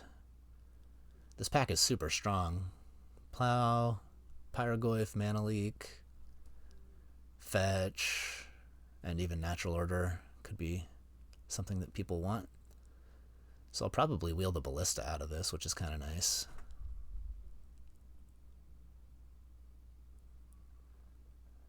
Yes, Displacer Kitten is in the cube.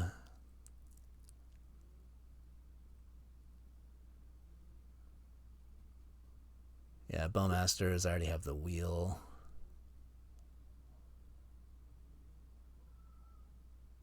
What do I want from here? Guess I could take the black-red land. Or I could take the Robber of the Rich. But I think I should probably pick up Fixing kind of highly.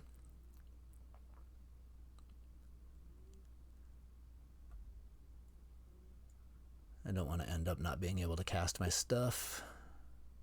Oh, Shieldred, hello. I can go all in on the wheels plan now. That's sweet.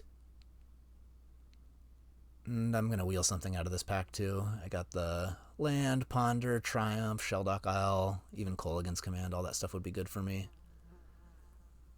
Even Oliphant would be fine. So probably take the Thoughtseize and hope that the Basalt Monolith comes back. Can't be passing Thoughtseize.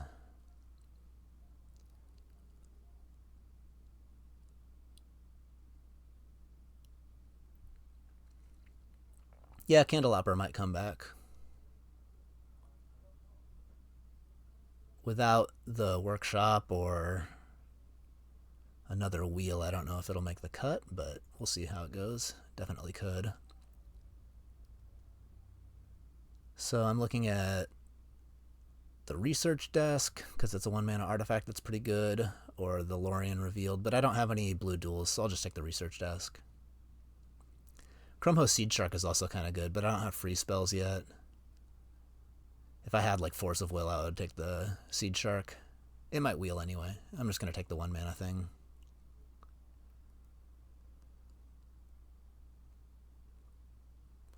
Need to find like a portal to Phyrexia. Ooh, Blightsteel, that'll do. I could try to wheel it, but I think that might be a little greedy. But on the other hand, if I take the Imperial Seal, maybe I will be greedy. This pack is good. There's like 1, 2, 3, 4, 5, and then any of those could be taken over the Blightsteel, and I already have the Tinker, so it's not like anybody's going to be looking for it. And I took the Tinker pick one, pack one, so, it was my first pick in the pack, so nobody else saw it. So they won't know to hate draft. I'll take the seal. I'll be greedy.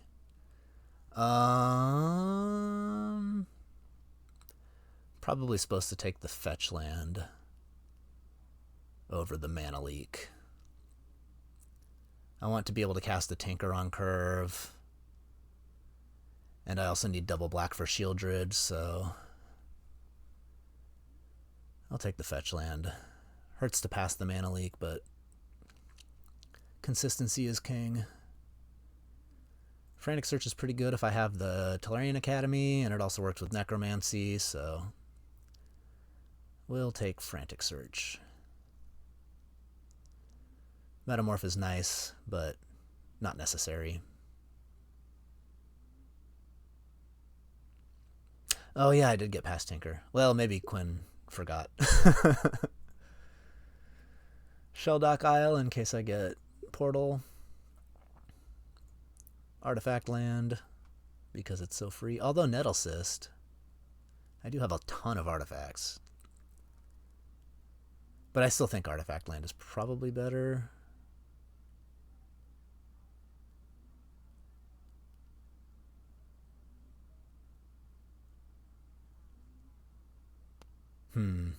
Yeah, I'm taking the Artifact Land.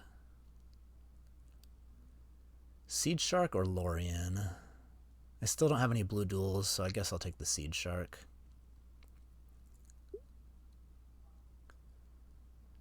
I didn't get it. Oh well. Dark Steel is gone.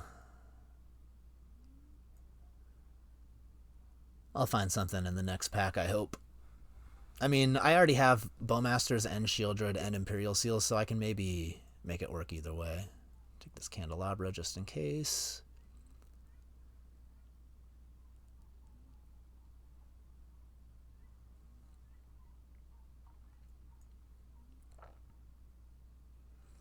Yeah, maybe it was greedy to ship the Blightsteel there.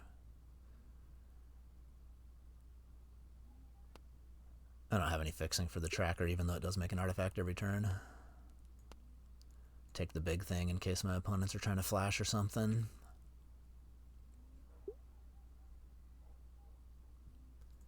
Don't mind if I do. Mox. Maybe I'll get the Battle Ball.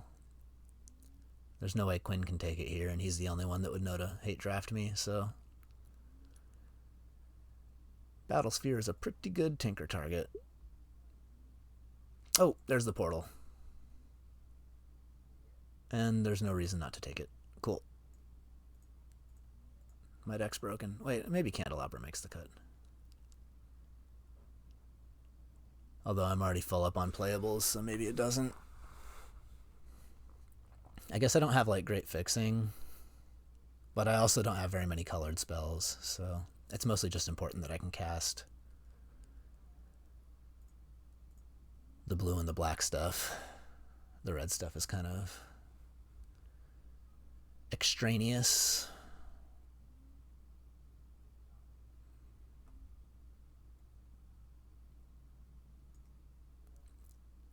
Legion Extruder is kind of nice, but none of it's necessary.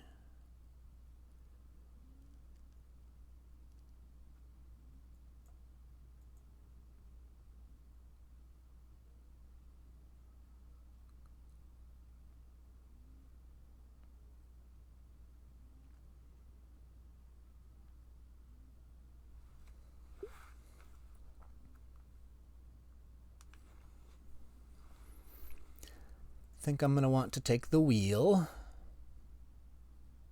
because I'm a wheeler and I'm a dealer.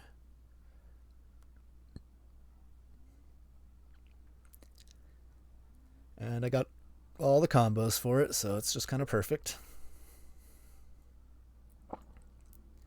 Preordain or Mystic Confluence? I think I go Confluence. Pretty close on those two. Preordain is so good.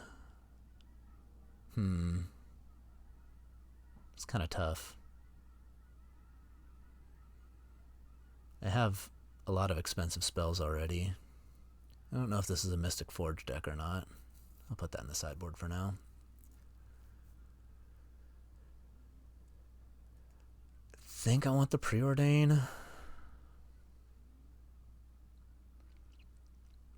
I just want to be able to find my good cards.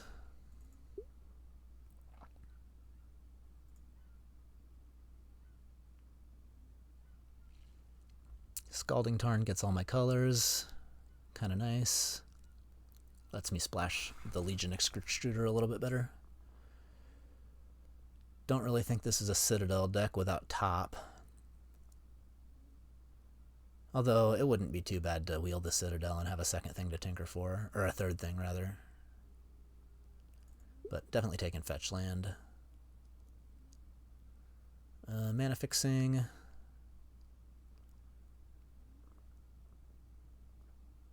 Maybe I'll wield the Otawara or the Gix. There's that Battle Sphere. Not too bad. Seems fine.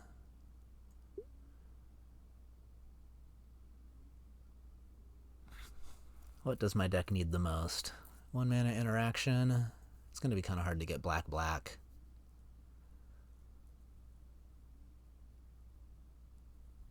Maybe not that hard. But I still think Cut Down is probably worth it. I don't have early interaction.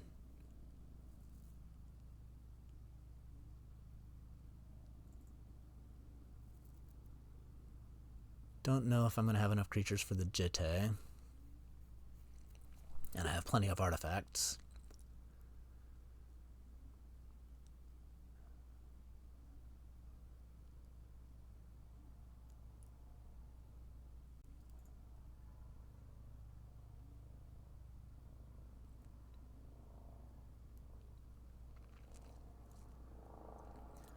Maybe I'm just supposed to take the Mana Confluence.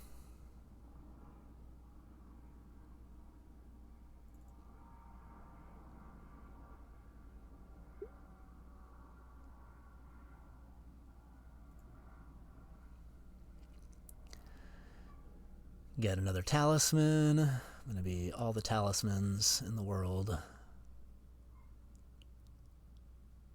Just dump my hand, wield, dump my hand.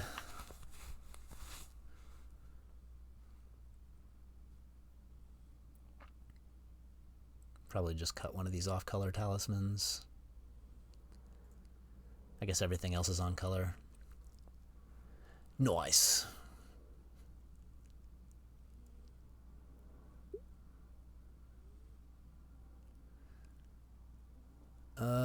Grab this, even though I don't think I'm going to play it. Not bad to have if I am playing against like a really grindy matchup. I don't know, it could be good. It's not uncastable. I just think if I'm tankering between these two things, I'm never going to want to grab the Citadel.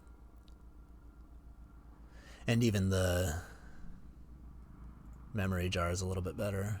Happy to grab Otawara. Free spells.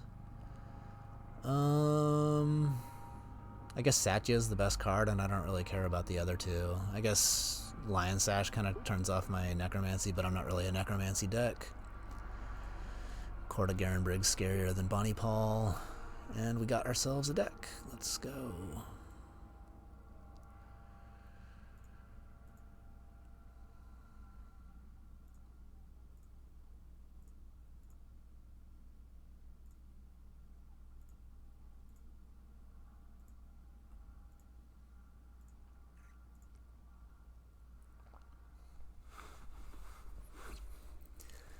Gotta cut all these ugly default basics.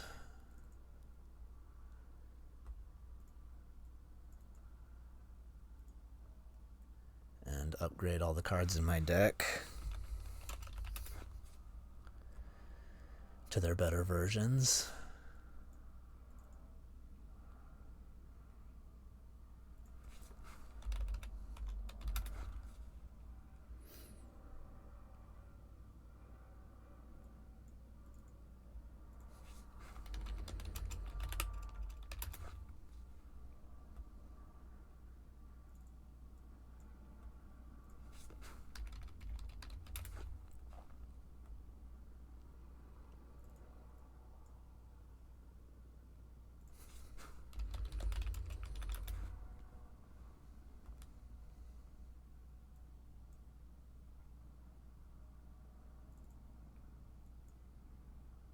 Yeah, that Thoughtseize is good enough.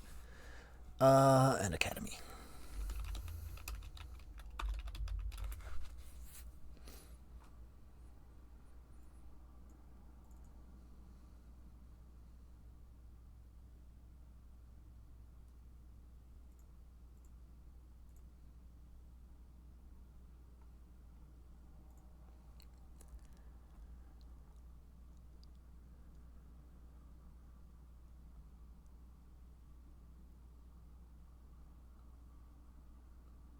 So I got 9 blue without adding any basics.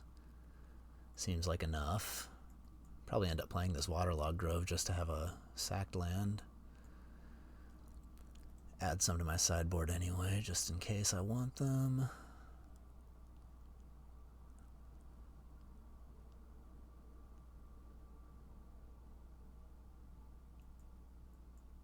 So I have 6 red without adding any red. Don't really need more red. And then it's mostly important to get a lot of black sources because I have to cast Shieldred every game. So 1, 2, 3, 4, 5, 6, 7. Probably want like 4 swamps.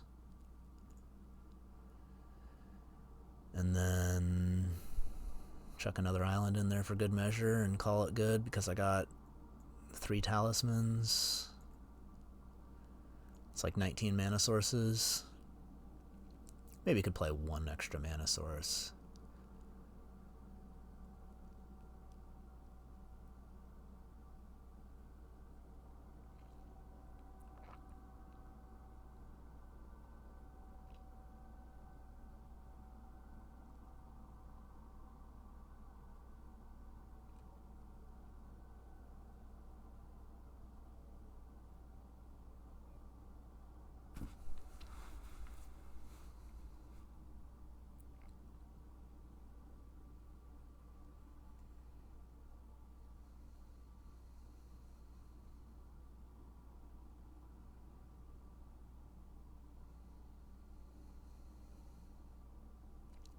I'm fine with this, actually. Seems like a good deck. Pretty happy with it. Are we winning? We'll see. I think my deck is borderline broken, so... Usually don't get decks this good in the team drafts.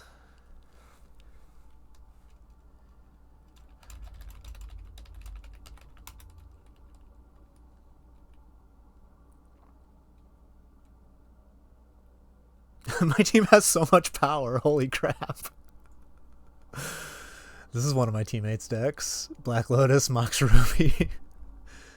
Sandy Dog got a third pick Time Walk. And he has Mana Crypt. And I'm sitting here with only Mox Sapphire and a broken Tolarian Academy. So I feel like this is our draft to lose.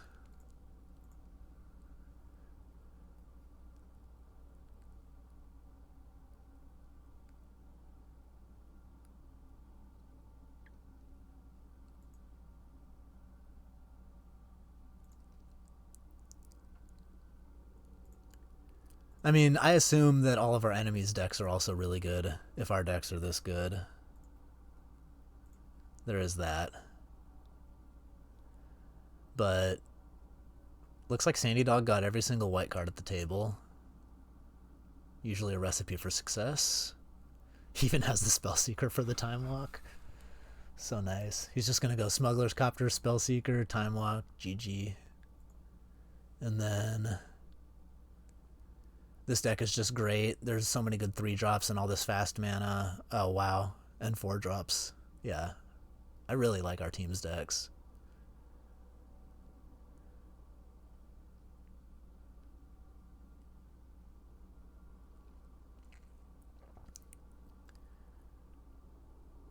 Really, really nice.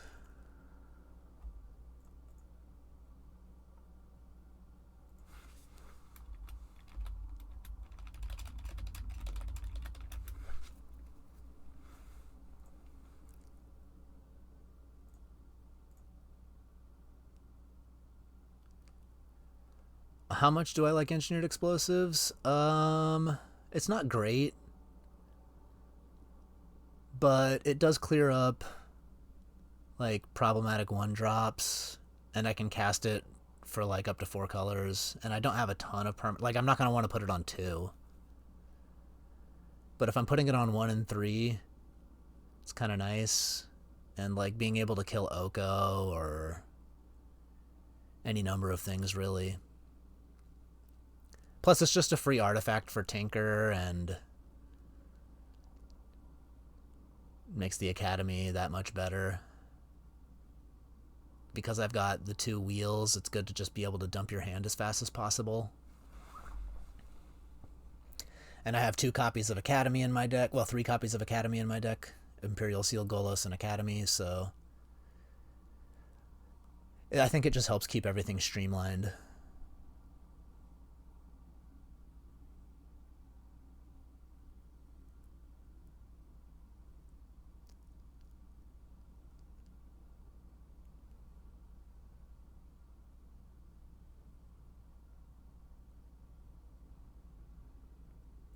We're just waiting for Quinn to finish building and renting, and we'll be off to the races.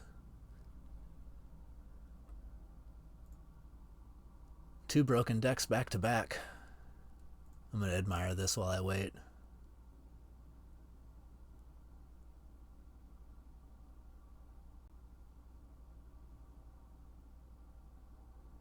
This deck kind of wants one more Eldrazi. It suffers from the problem of Shallow Graving or Corpse Dancing. Archon and Kozilek are not necessarily lethal, especially because I don't have backup threats. So that's mostly just going to be buying me time for the Merit Lodge, and Merit Lodge is easy to remove. But that deck is going to be fun. Keep.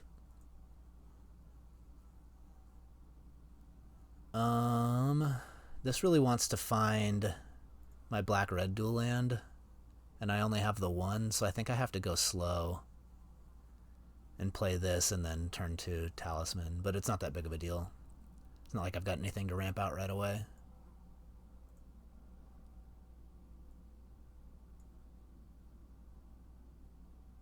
Yeah, I don't think Gravecrawler is, don't think that's it.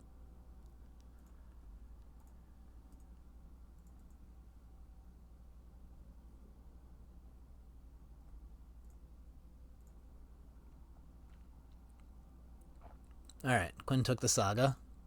That makes sense. Saga Soul Ring, everybody's got lots of power. I might just... I guess if I draw a land, I can just Engineered Explosives that away. Do I leave this on top? I don't really want it.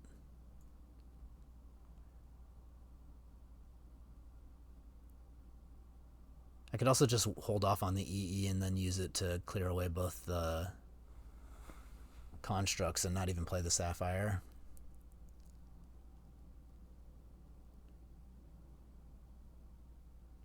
Yeah, I think I want to dig toward my better cards. So if I draw a land, then I'll get rid of the Soul Ring, and if I don't, I'll just use the EE and not play the Sapphire.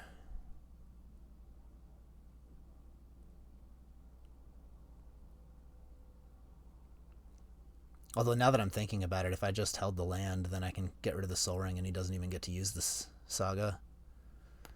Oh well. Too late.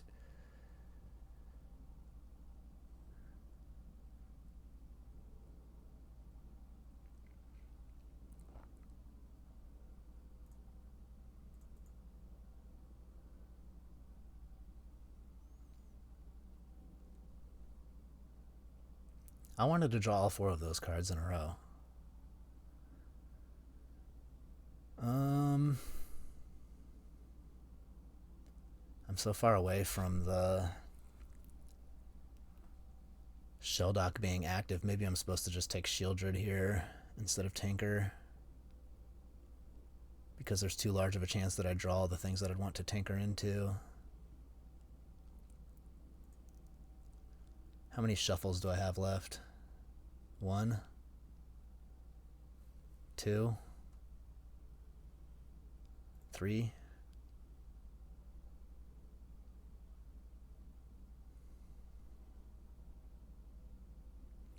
I'll take the Shieldred.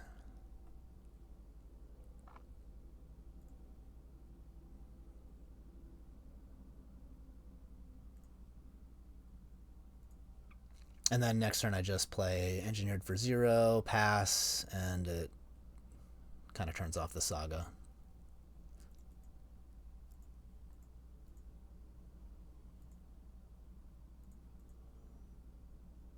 Oh, I get to shuffle right away.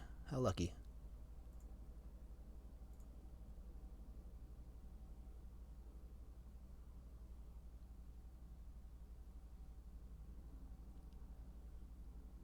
I guess I shuffle right now. Play the Talisman. Oh no, what did I do? Oh dear. I built my deck wrong.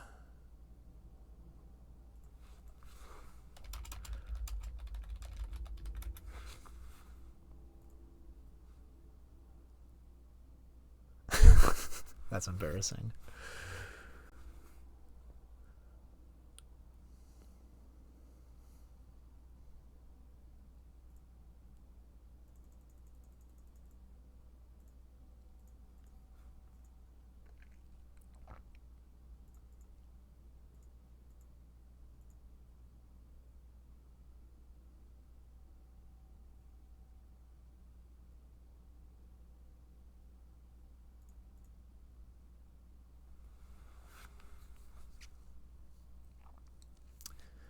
Chromox. Yeah, exile a card.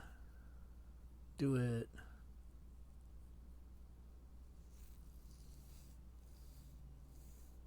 That's a lot of mana. That's pretty good. Guess I'll wait to pop the EE until he makes his treasure.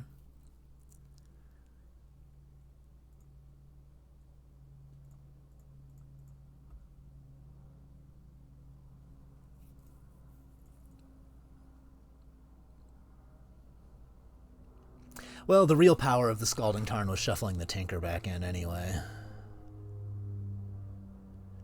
I will cope with that thought. So, Talisman, Research Desk, and land.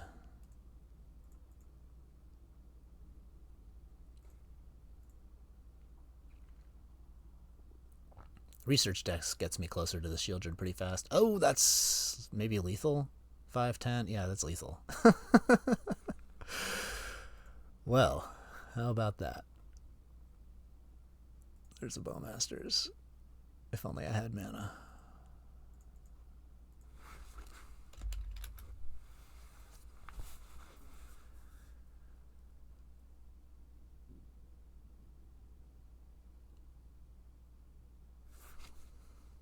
Good one. Should probably put in another island. Or a mountain. I guess the island is better. Instead of a swamp.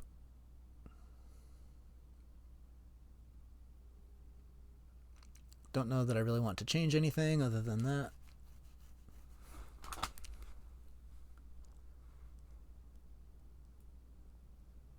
That was funny.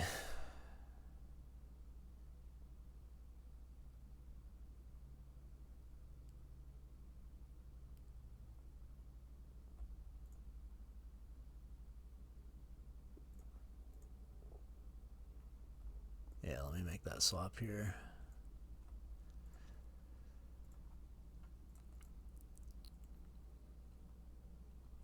Alright, this hand is much slower, but hopefully his is too.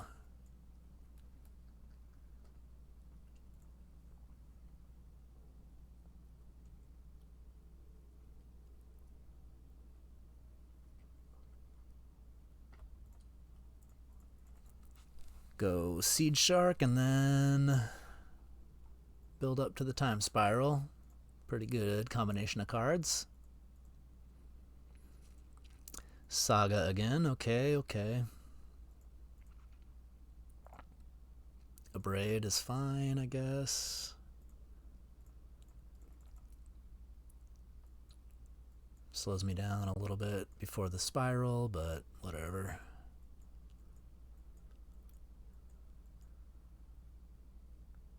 I guess I Imperial Seal for Tinker.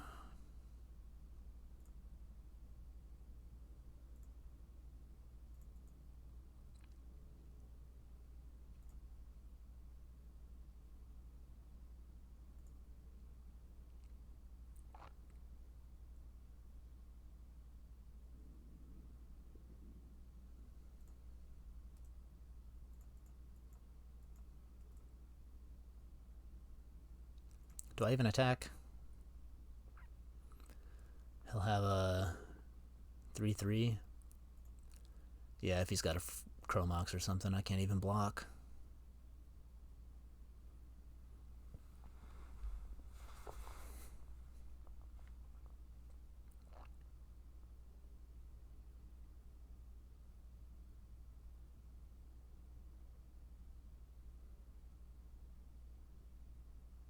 I prefer you making a construct. Adding mana is scary.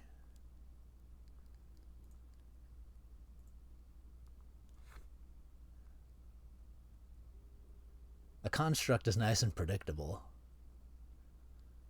Mana could mean anything. I guess Goldspan Dragon, maybe. Oh, something with no haste. Hasty Lumberjack? What is going on?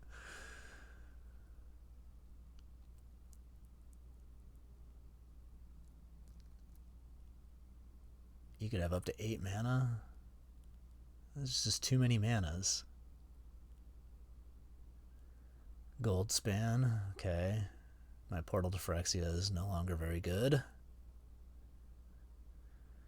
Jeez.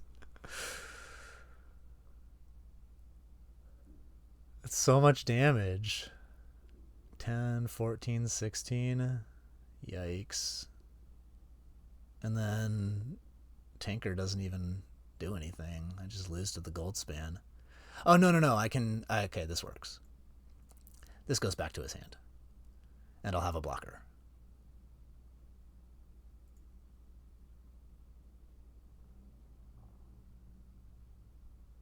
Five, 10, 14, 17. Oh no, because I can't spend my friggin' mana.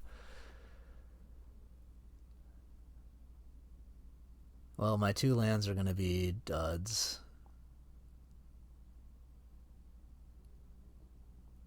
I guess I could animate here, block, and then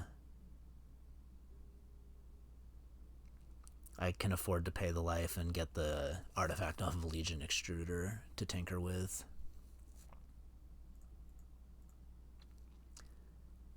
and that saves me 2 damage.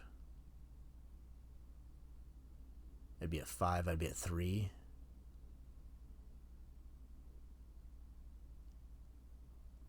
And that's like a little bit better. I'll have this to block the Death Greeter. And then I actually get to cast the Extruder, which is what's most important.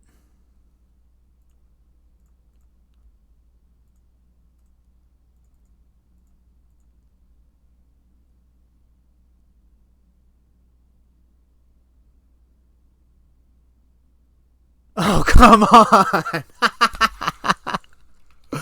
Wow. Yeah, you got me. What am I gonna do? That was sick.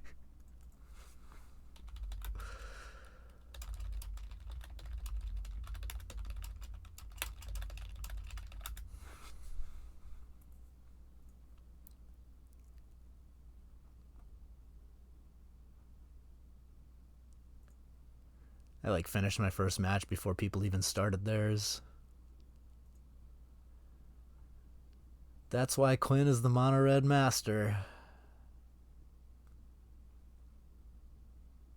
I guess I can watch this match. My next opponent is Grape Shot here.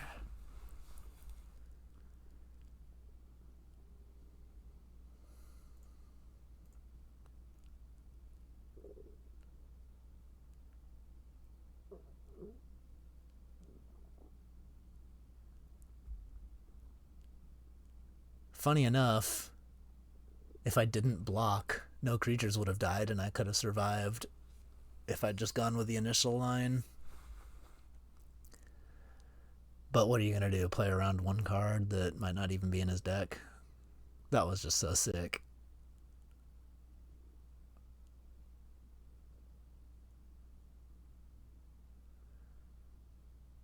Very cool use of cards.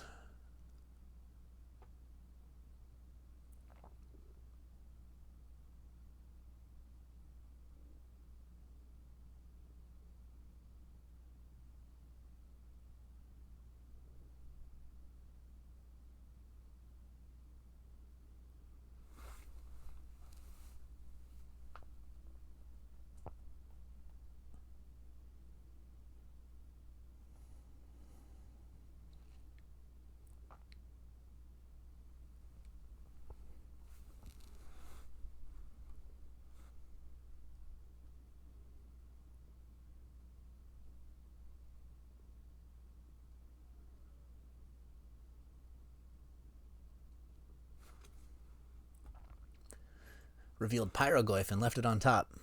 I like to see that. Oh, and then he's just going to draw it and deal a bunch of damage. Not too bad.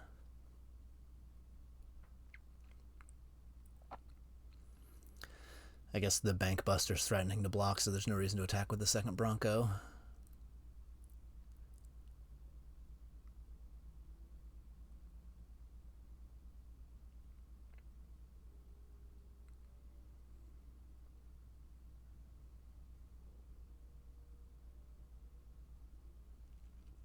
How big is the Pyroglyph, though? That's the question. We got Artifact, Creature, Sorcery, Instant, Planeswalker. So, oh, land? 7? That's huge. 1, 2, 3, 4, 5, 6. Oh, it's only 6.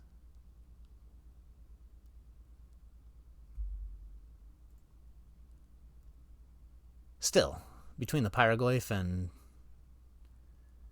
saddling up the Broncos, that could be easily lethal. Oh, actually, isn't it just lethal because of the One Ring? Yeah.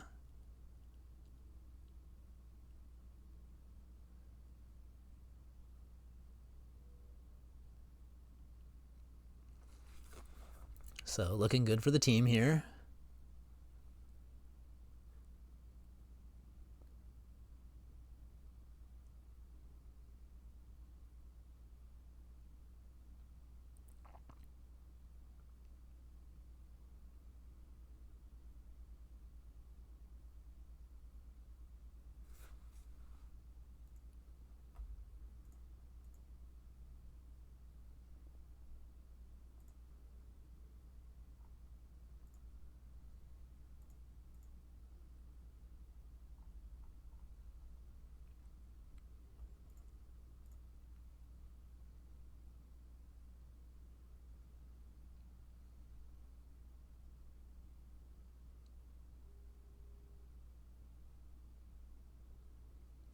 Hmm, that's a good one.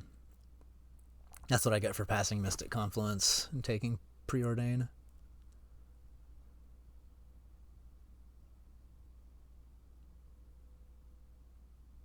Although it looks like Preordain would be pretty good in this deck as well, with the One Ring and Show and Tell.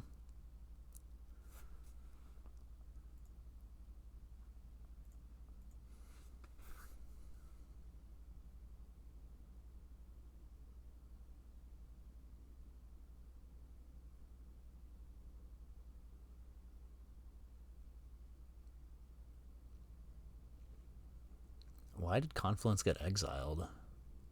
Am I missing something?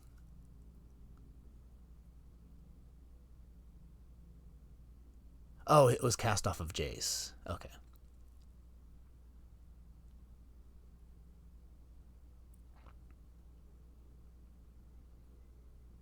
Seems like an aggressive attack.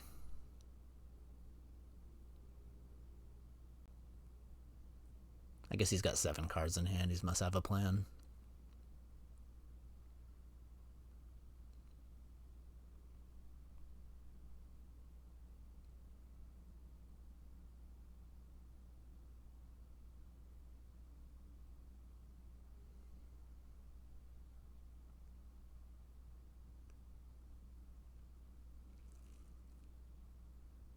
Yep.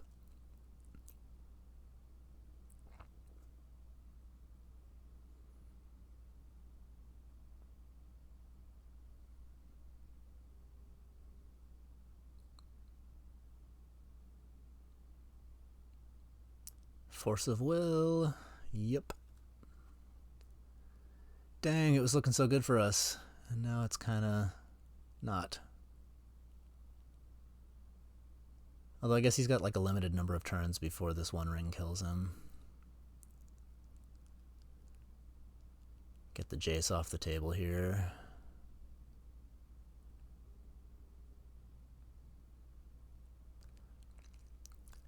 And life totals are low enough that the Spring Heart Nantuko making a token every turn is sort of relevant. I guess One Ring's probably going away.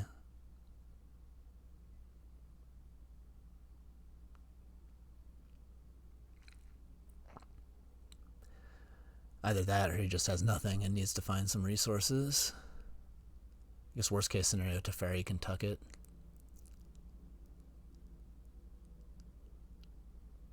Although if you were doing that, then maybe you'd want to tuck with Teferi and then in response draw cards.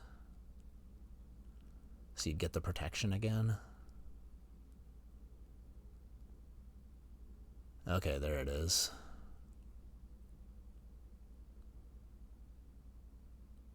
Very blue-white control.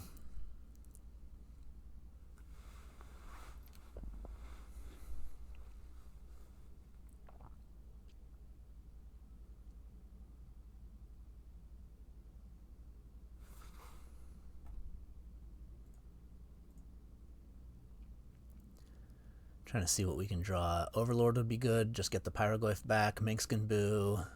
Get Rog. I think even Gix's command would be good here. Just clear the board.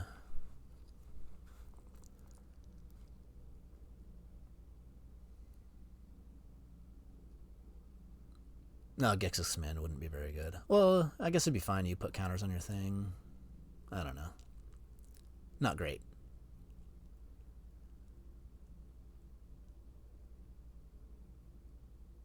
We want Minkskin Boo.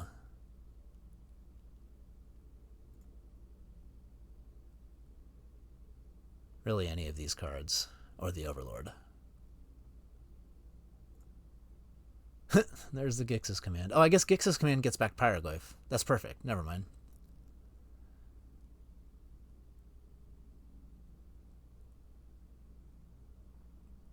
There's more modes on this than I was aware of.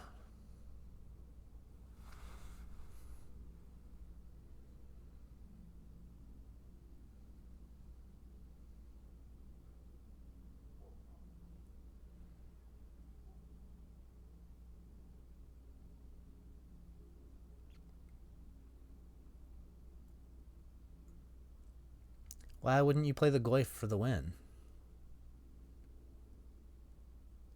What are you doing?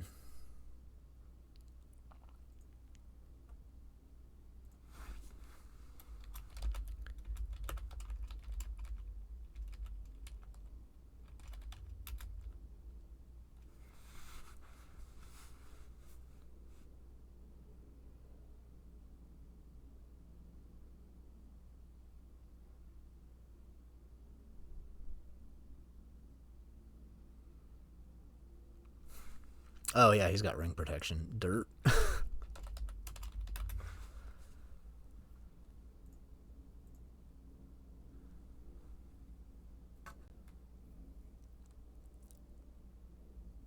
I would have just played the Goyf and lost. That's how I play Magic.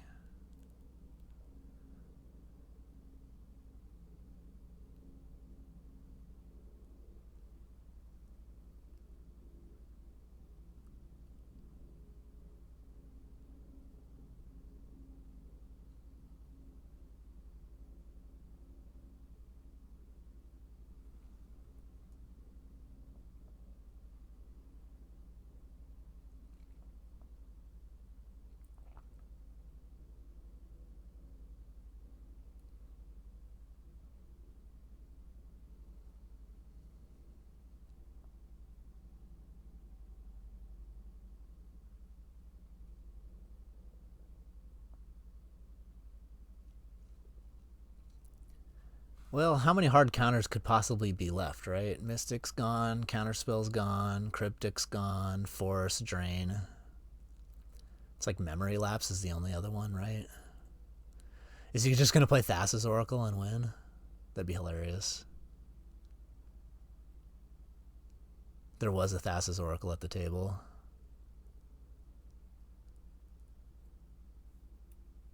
I mean, they're definitely looking for something specific here.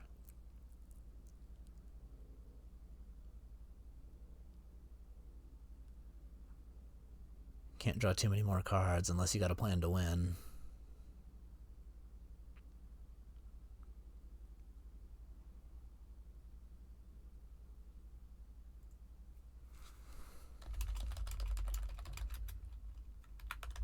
Alright, that's good to see. No Thassa's Oracle. I'm going to leave this up and go wander around the house for something to eat real quick. I'll be right back.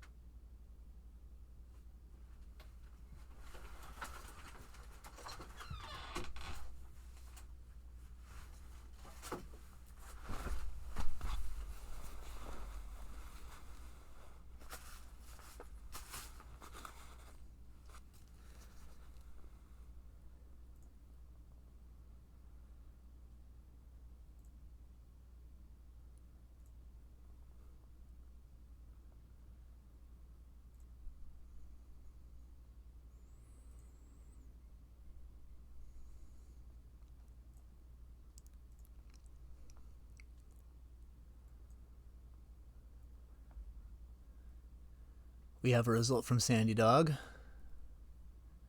Seems good. At least my team's winning.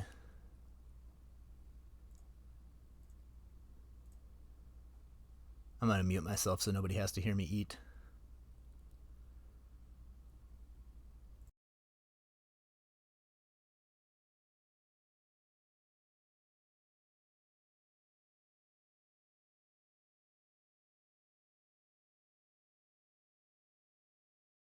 The reason you can't see cards is because I'm spectating a teammate's match, waiting for my next opponent. My next opponent's going to be this blue-white deck.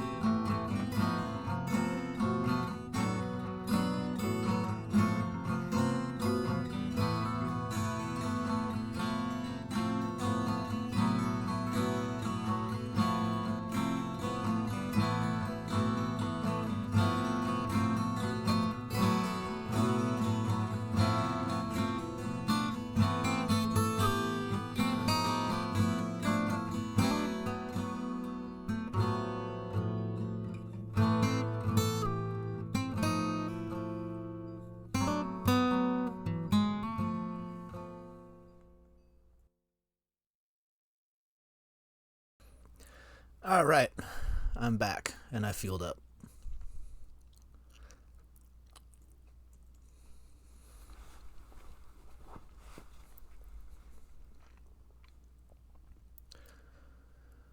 Hopefully everybody liked my random guitar music. I made it myself.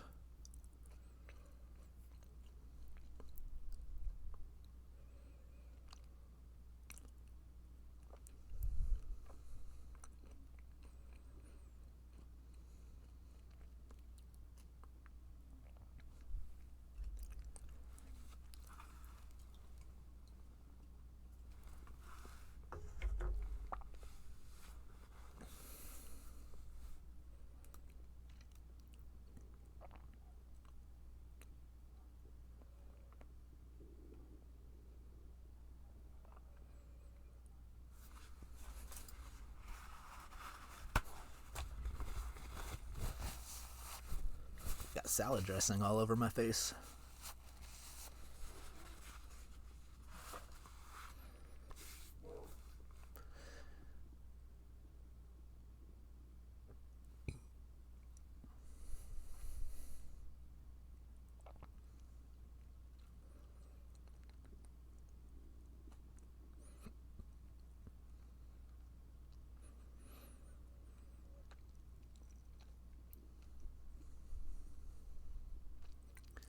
I feel like we're not winning this game. 7 cards versus 3/1/1s. Not exactly where you want to be.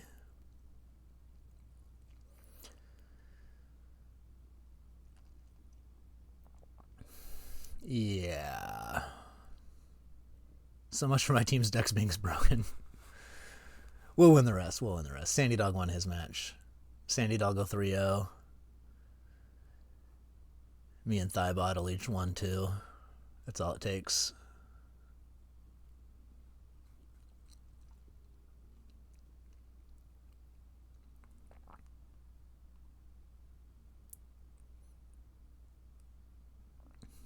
Grape Shot just has all the tools in the world, so can't really blame him for having fun. Although maybe our best bet is him decking. We haven't really seen a ton of threats, and we have a ton of life, and he only has 7 more cards. So, I don't know. We'll see where this goes. Our draws are super live. Although I can't imagine many things are resolving. There's probably a counterspell in hand. Sure looks like it. 50-50 chance. Probably much higher than 50-50 though. Although that's a good way to get the counterspell out. It's like, what are you going to do? Not counter it?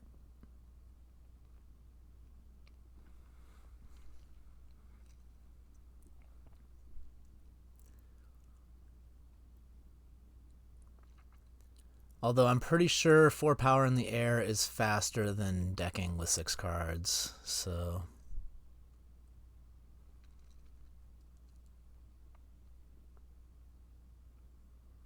He'd have to make some questionable decisions to actually deck this game.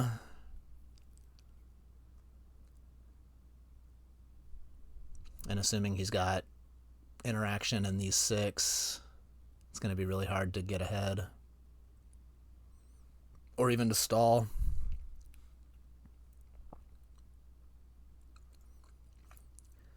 What kind of good draws do we have? I guess Gix's command wipes the board. That wouldn't be too bad. Obviously, Minx Can Boo is a good one, but that's not going to resolve. Maybe. Or at least it'll take 2 pieces of interaction to get rid of it, which is nice. Oh no, it resolves. What was the mana leak for?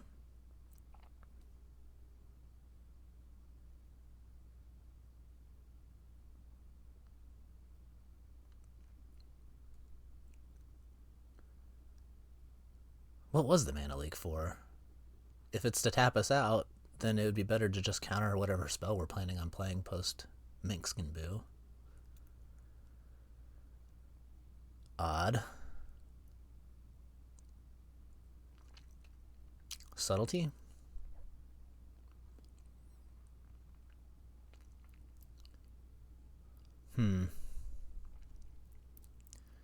Yeah, we're still losing this race. 4 goes at Boo, 3 goes at us. We're at 21, and then we're 3 attacks away from death. And Teferi cleans up Boo. And he's got just enough cards in his library to sustain. So we would need to draw the Gix's command. But I think Gix's command would be winning. You have to appreciate that.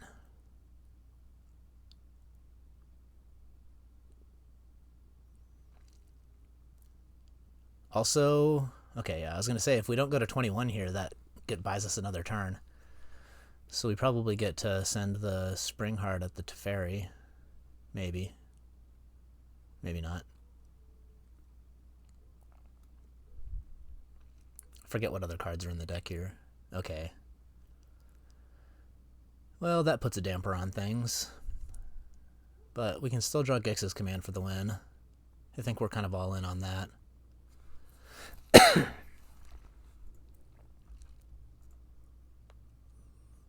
Quinn beat Sandy Dog in the first game.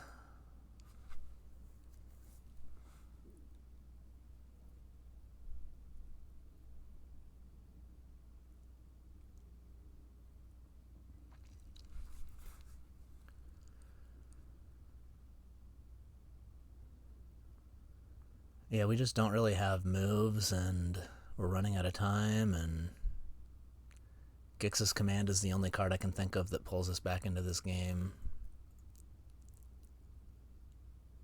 Because the Barrowgoyf is gone, right? Yeah. Can't lifelink ourselves back into things. And we have 1 turn to draw the command, and that's actually not even good enough because there's 2 subtleties and we can't deal with that. So I think it's just over. No outs.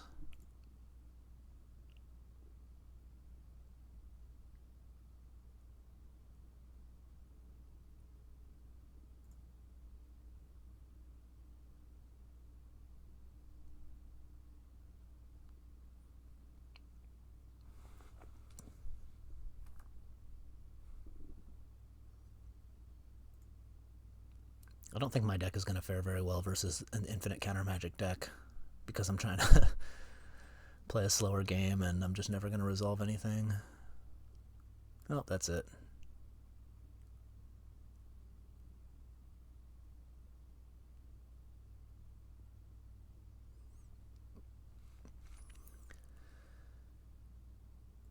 That's going to be funny when my team loses with like 6-2 power differential.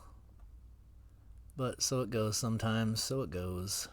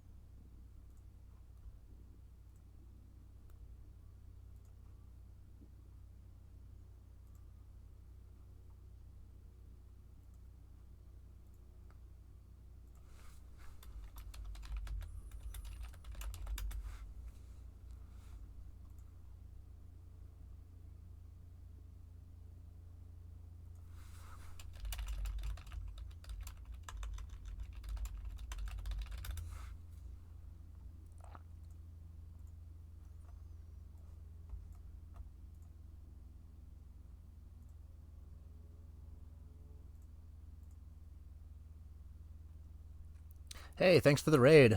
Welcome all new gamers. We are doing a team draft right now.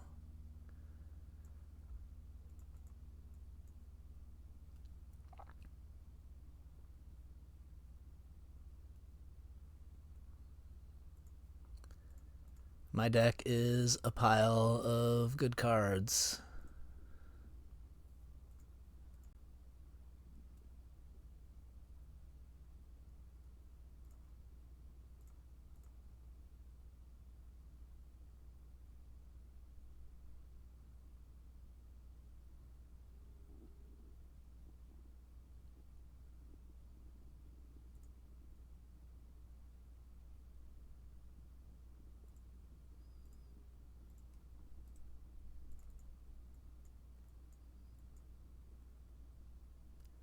My opponent's deck is a pile of counterspells, though, so it's going to be hard to get them. We'll see.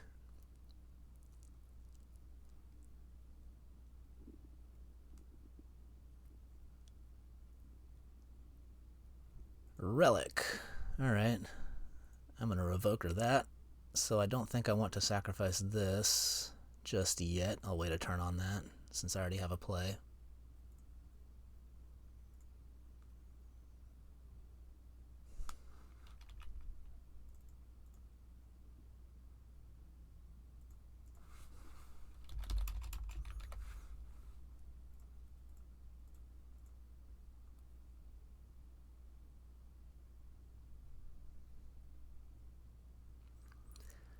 I guess I'll draw the Mox.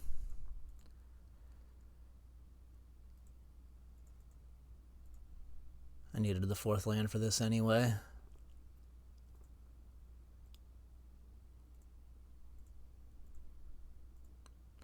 If he just passes with mana up, I'll probably use the Mishra's Research Desk because I don't want to jam this into counter magic. Bowmasters it is. Play around Mana Leak.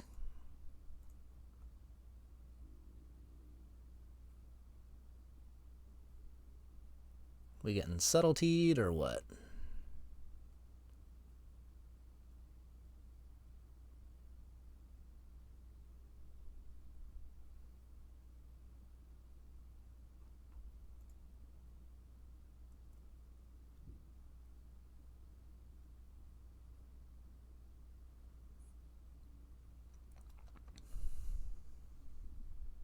Just let it resolve. It's not a problem. Okay.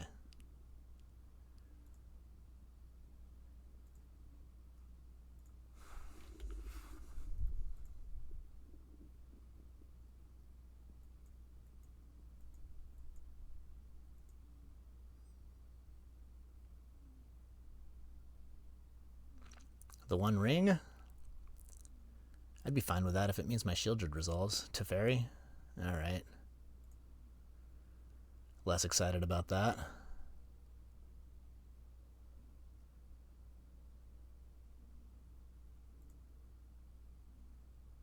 I feel like my Shieldred's still going to get counterspelled, but I'm going to jam. I don't really have other options.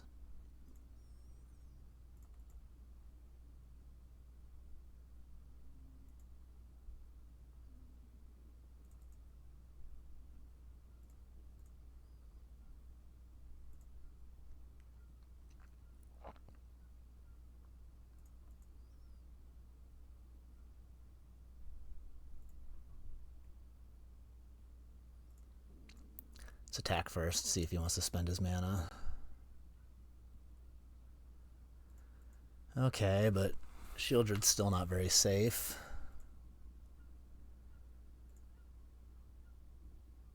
But I'm not going to win if I don't cast his spells, so we just have to hope.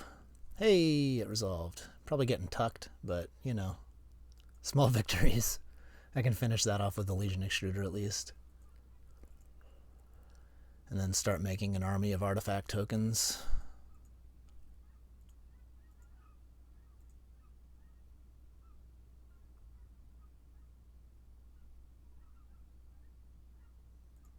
Or maybe I play the Memory Jar because I'm going to draw the Shieldred in a couple turns.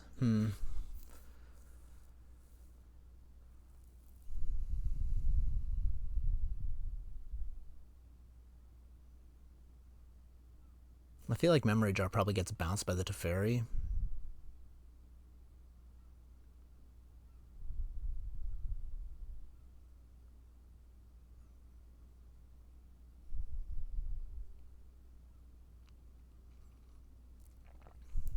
But if I make a 3-3, he'll just block it, flip the Jace, and then bounce it with the Teferi also.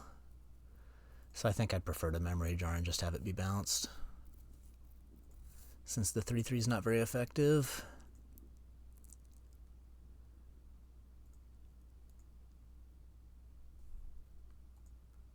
Oh, and you know what? I can flash back the research desk and then cast the Shieldred if he doesn't bounce it.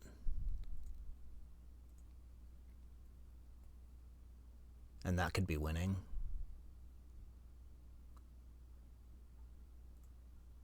Yeah. That makes sense. Okay, Sandy Dog's going to game 3. Good news.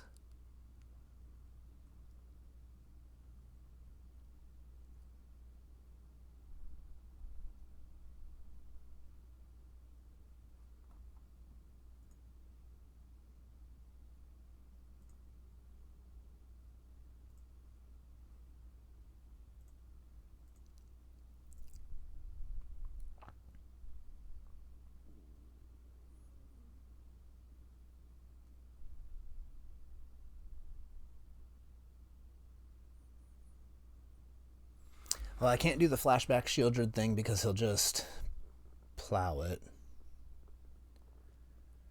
So I guess I don't want to seal either because then I lose my Shieldred.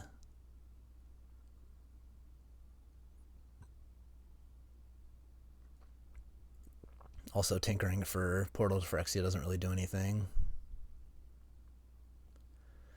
So I guess I wait on the Imperial Seal and just cast the Jar again, and then leave up mana to use the Extruder. Can't really do better than that.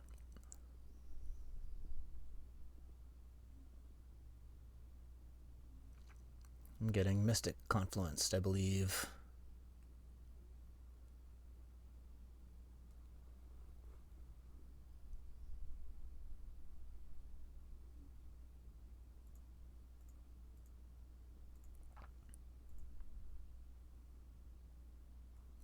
He mana leaked me twice for some reason.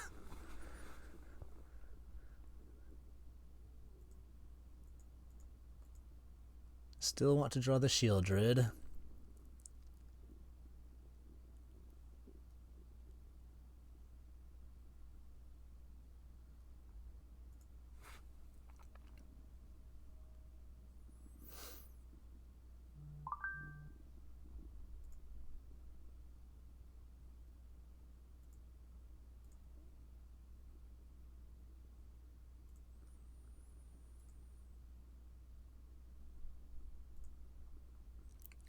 Whether or not I use it right away is up for debate.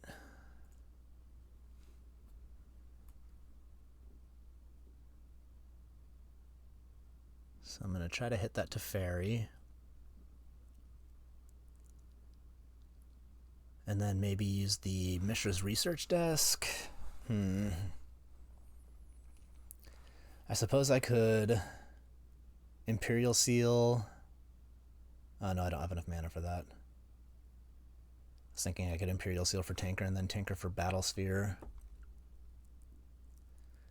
Let's just see where this goes first.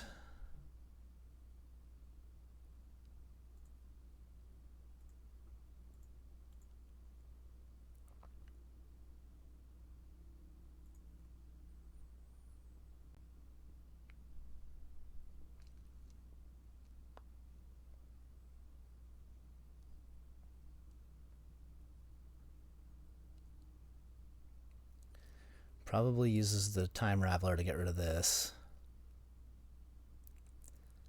If I Research Desk and then just sack it to make a 3-3, that's something. But maybe I can just sack this.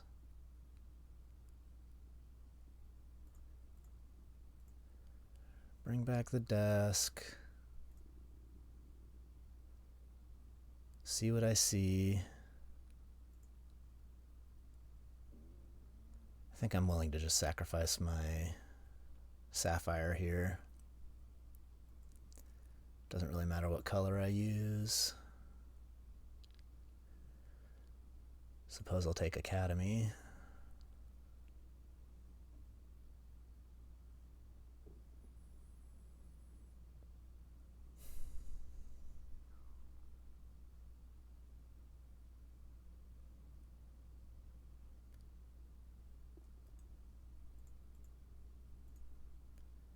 Don't think he's got counter magic, so I'm just gonna seal for 1, 2, 3, 4, 5, 6, 7, 8, 9. Not quite enough to play the Time Spiral and the Shieldred, unfortunately.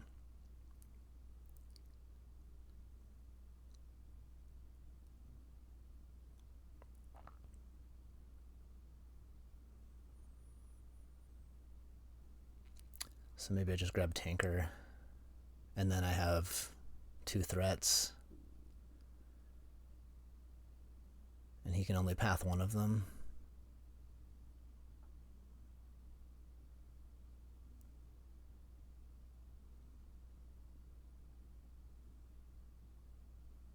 One, 2, 3, 4, 5, 6, 7, 8, 9. Okay, yeah. Wishful thinking that I had 10 mana.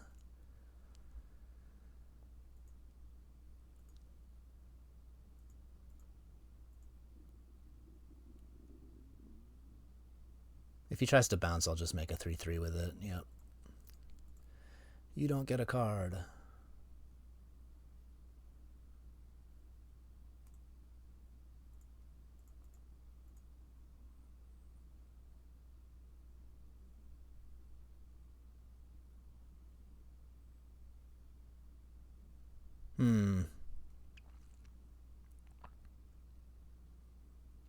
I guess I'll Tinker first, because I'd rather that be countered. Although he knows about the Shieldred, so maybe I just Shieldred first.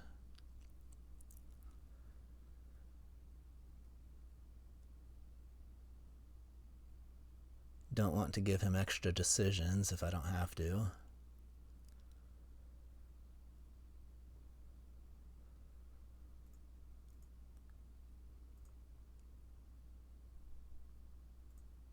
Oh wait, what am I doing?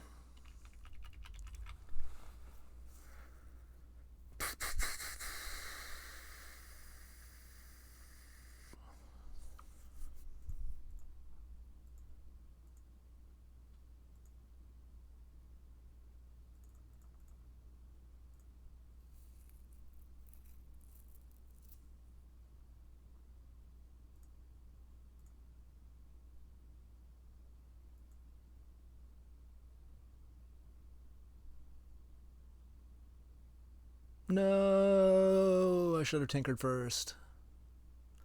Could have played around the mana leak. Whoops.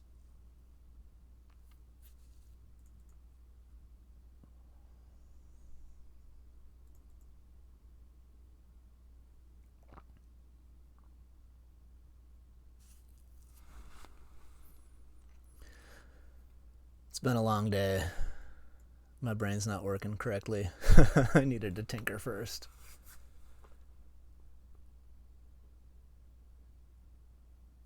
I guess I was just hoping that there was no counter magic. Mana Leak and Counterspell were the 2 left that I was aware of. And Force of Will.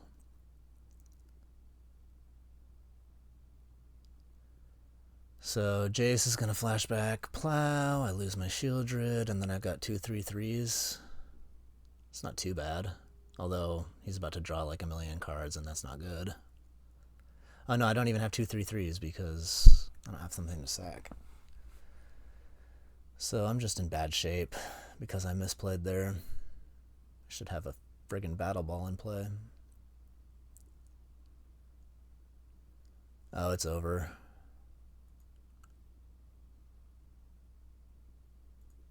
Not much I can do about that. It'd be nice if I had a Battle Sphere in play. I'd just ignore it. It's turn late.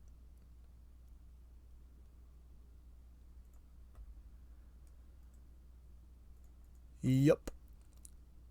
Don't know how I'm squeaking my way back from this unless I draw Time Spiral.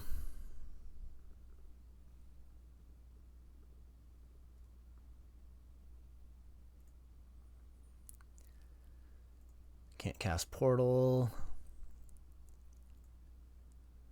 Can't cast Battlesphere. So really it's just Time Spiral or bust. None of these other cards help me, and I'm losing in one attack basically.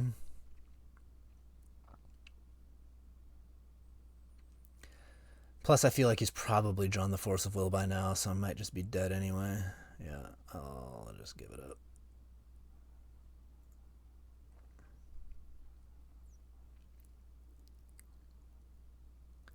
Not my best performance.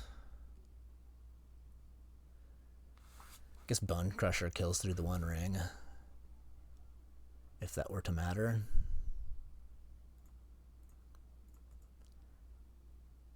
Seems like a good hand.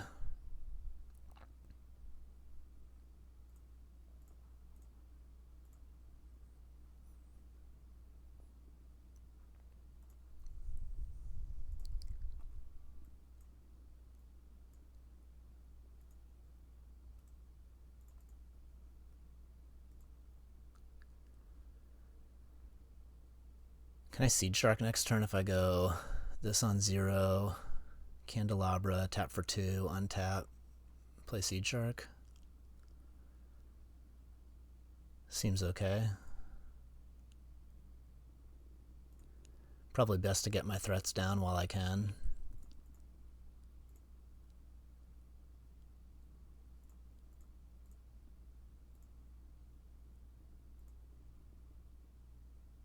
I could have just... I missed out on playing... Well, I think I want to use the Talisman for a Seed Shark token anyway. I was thinking if I just played the Talisman, I could use the Talisman, Candelabra on tap, and that's 3 mana also. But I don't have any way to spend my mana next turn, so it's actually better to just play this and get a 2-2. No! My Seed Shark! Rude. Now I really don't have anything going on. And there's no reason to play these things because I know I'm drawing Seed Shark next turn, so I might as well just do it like that. Teferi.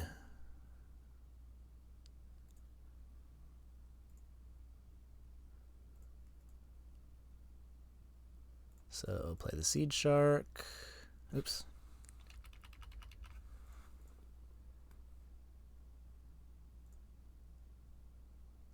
Play the Mox.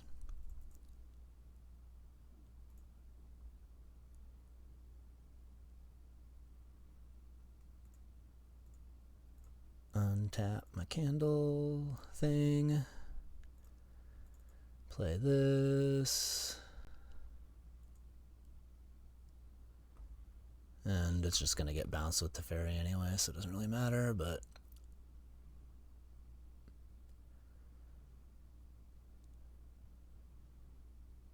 we'll make a 2-2 either way.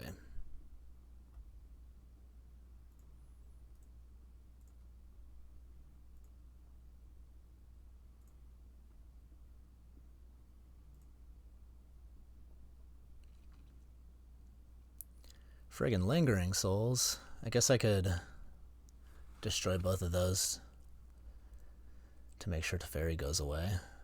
Don't know that I want to do that, but I don't know. I don't really have other moves. That is disappointing. I just grab Preordain, I suppose.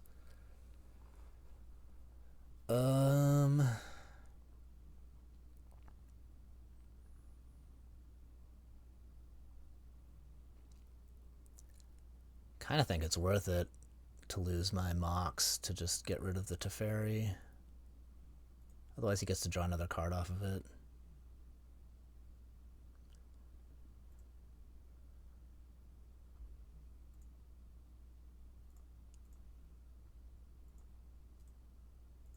And I still have a ton of mana, so we'll see what happens.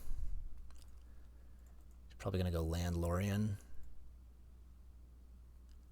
or Big Teferi.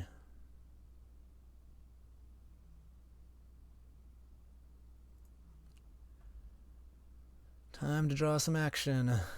That isn't really action, but whatever. Just in time for him to have a counterspell for whatever I tutor for.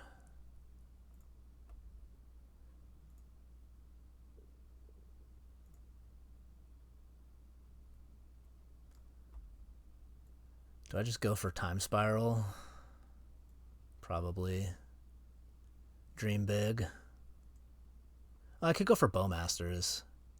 That's probably best. His deck draws like a bunch of cards. It's instant speed. So I can at least tie up his mana on his turn instead of on mine. That's got to be best.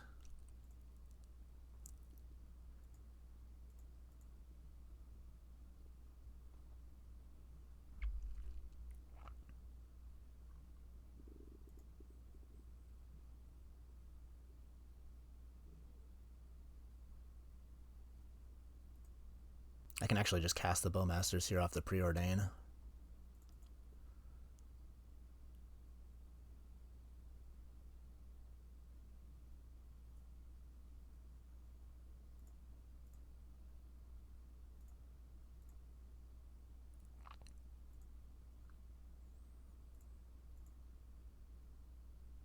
Oh, did I mess that up?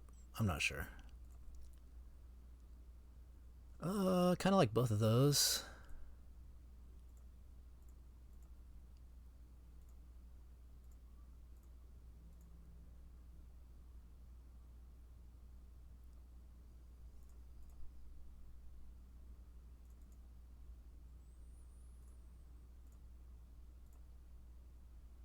I didn't mess it up. I've got a mana to do everything.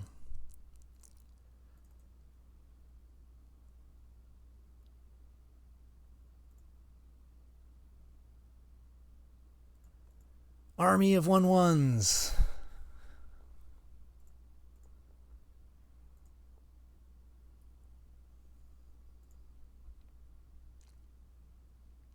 Nice. Got him. 6 lands. That's hilarious.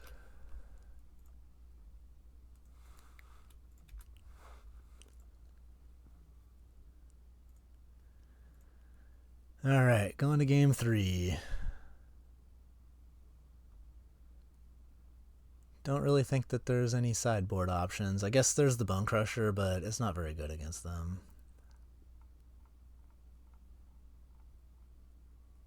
It's like, can finish off Jace, but so can Legion Extruder, and that's probably better. I guess maybe it's better than Cut Down. Just because it turns off the 1 ring protection for a turn.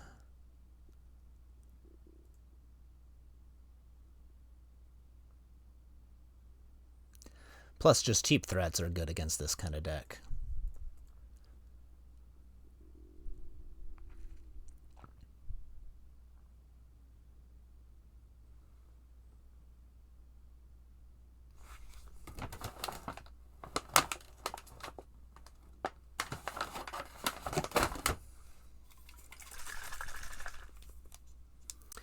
Hey, another raid. What's up, Pygonti? Thank you. My views just tripled. Welcome, everybody. We're doing a team draft with people in my Cube Draft server. My team's decks are pretty sweet. We've got, while we wait for this, I'll pull them up here. We've got Sandy Dog with classic Sandy Dog stuff. Mana Crypt, Time Walk, all the white cards you could wish for. And then we have Thybod's deck over here, which is just super powerful. Lots of mid-rangey threats to go with all the ramp. Pretty nice pile. And then my deck is this Academy mess. Pretty good opening hand, though. I can Imperial Seal for Tinker and then get Mere Battlesphere, hopefully, if he leaves it available. He's got so much counter magic, it's hard to assume that that'll work, but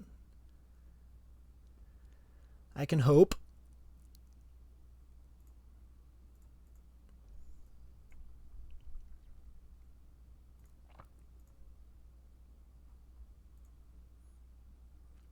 My team is Sandy Dog and Thybod.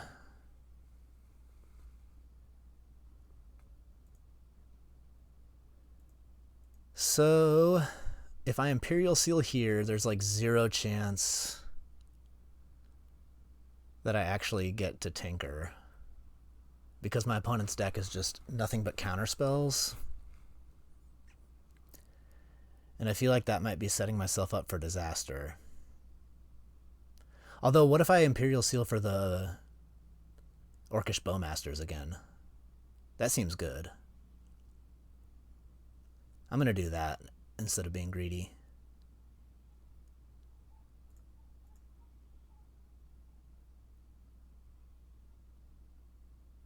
Bowmasters is really good in this matchup.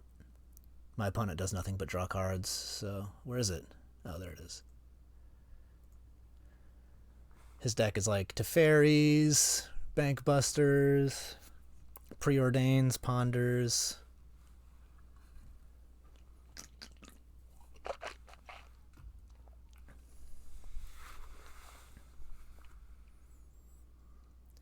I think I want to play the Confluence here, just so I have the option to play Academy and Legion Extruder next turn. Even if I take a damage when I use the research desk. No stern scolding, please. Nah. Brutal. What are you gonna do?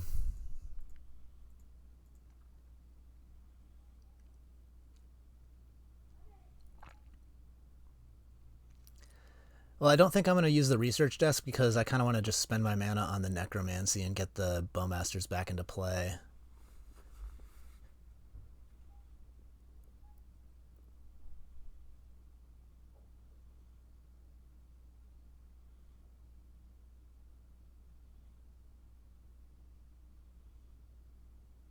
Why would you want to be on my team? Because I'm the best. I'm the best that ever was and will be. No, I'm just kidding. I'm a solid 53% gamer. Oh, who would I want to be on my team? That's a better question. Sandy Dog is crushing it right now. I'm just going to look at the leaderboard for the last 50 drafts here. So... I guess Sandy Dog fell off. Ely Cassis is like a consistent winner. Gotta pick him. He's probably one of the best teammates you can get.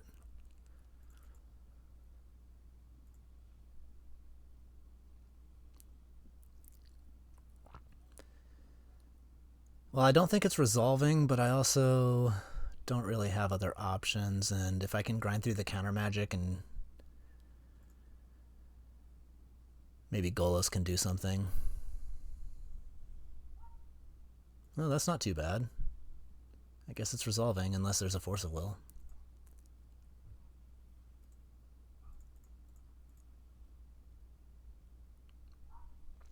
I'm kind of stuck on not using this again, though, because I need the 5th mana for Golos.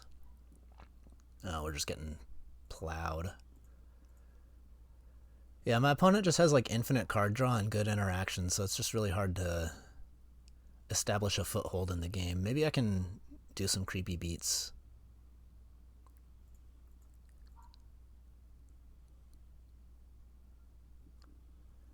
I just feel like this is almost certainly Mystic Confluence or Force of Will or both. Mana Drain, Counterspell, Mana Leak. So playing Golos is kind of a non-starter. But the same with using the research desk. It's probably better just to try to sack it to the extruder or something. If I go extruder, deal 2, and then I play the Tolarian Academy, I can activate the creepy. Maybe that's something. Bone Crusher. It's a card. Guess I'll start with the Academy because If he makes a blocker, then I can just Bone Crusher it.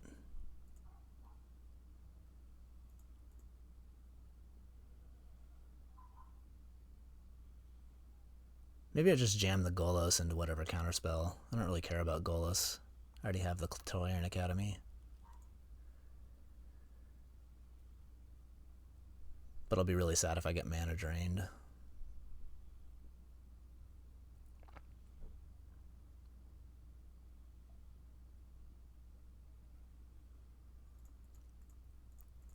Yeah, let's go. I say I'm not going to play Golos, and then I play Golos.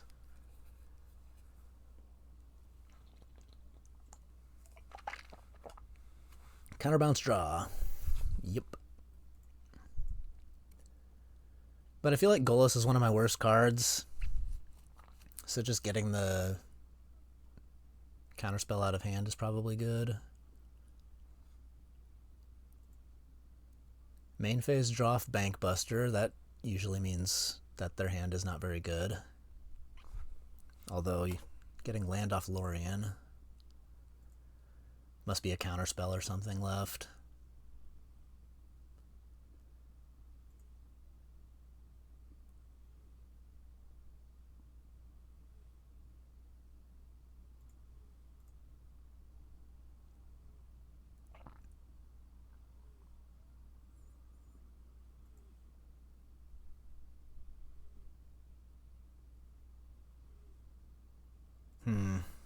I miscalculated this.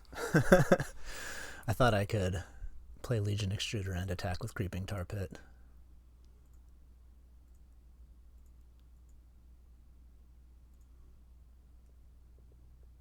Oh well, I can play Extruder and make a 3/3 maybe. Nope. And I don't think there's anything I can draw off of the research desk that I would care to cast, so I just pass and be sad. I'm getting owned.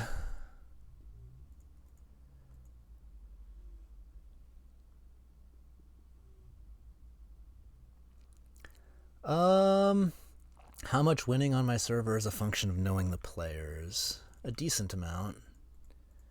The best players have such wide range, though, that you're never going to be able to cut them off that well. It's hard to predict what they're going to draft. But certain players have a relatively narrow range, and you can sort of take advantage of that. Well, I don't really have any answers to Archon except for Portal, so I better draw Tinker here, huh? So I guess I'm sacrificing the research desk. And I'd be really sad if I reveal Thoughtseize that I could have taken the Archon out with.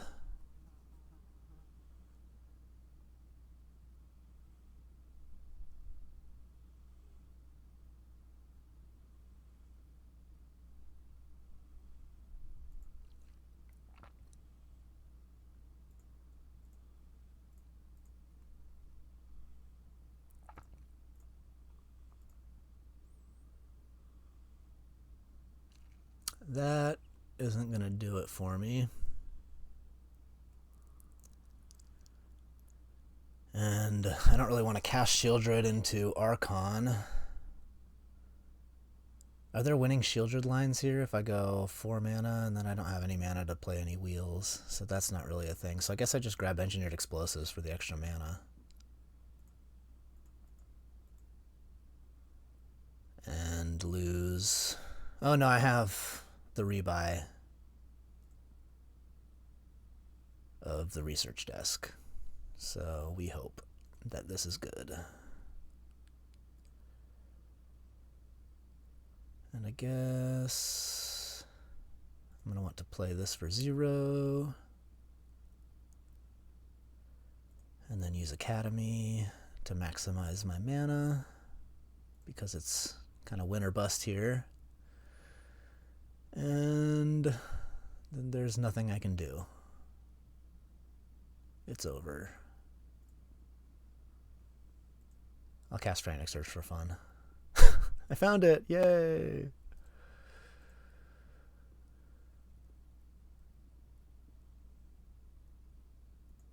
Dang. I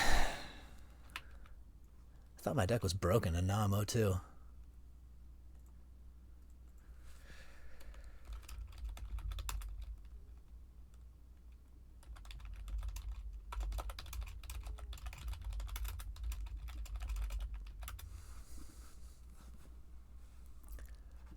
It might be over. We've been getting crushed. Oh, yep, it's over. We lost. Our decks were so good.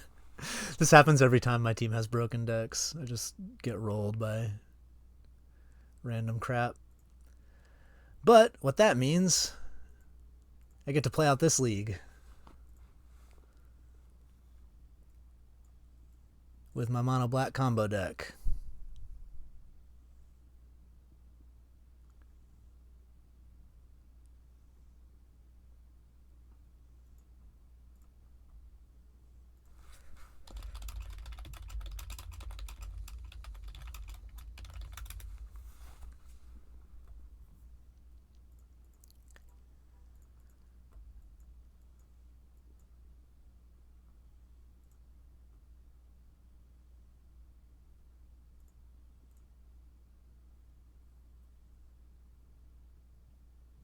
Yes, this was the draft in the Salvato room, but it is over. We went 1-5 with like the best decks I've seen all week. I will just take that Black Lotus away. I don't want to be Ulamogged on turn 2. You can Ulamog me on turn 3 instead. What does Misty get? Misty gets...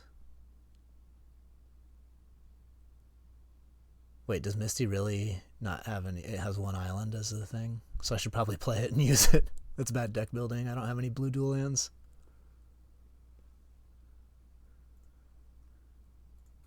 I should probably cut that post board. Oh, what was I looking at? I'm looking at the wrong deck. No wonder.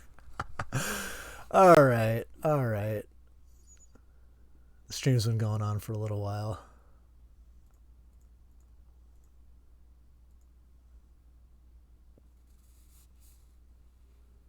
I should have got a red mana for my Fable.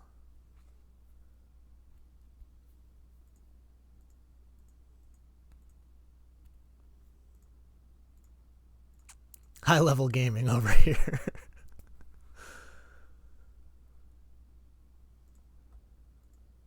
Hope I can win with only 9 cards left in my deck.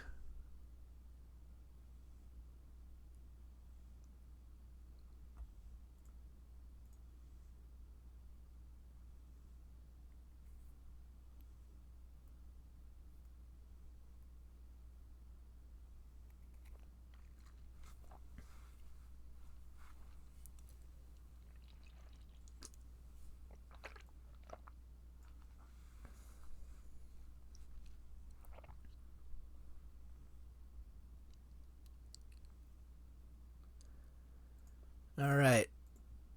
Bring in the beats.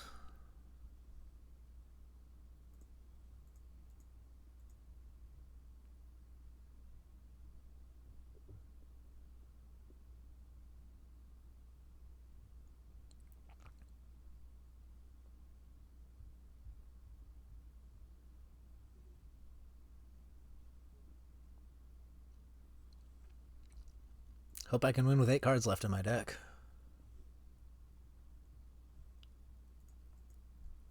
Eight cards is enough. I got a 4-turn clock.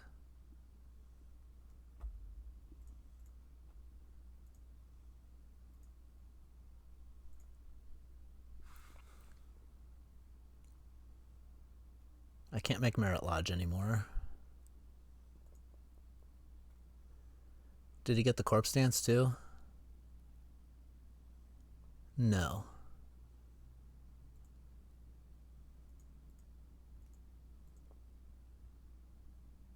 There's the Corpse Dance.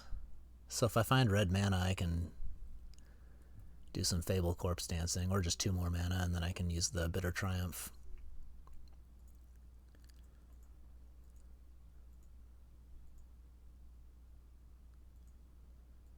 I hope there's no blue mana for this control magic, because that would put a damper on my plans.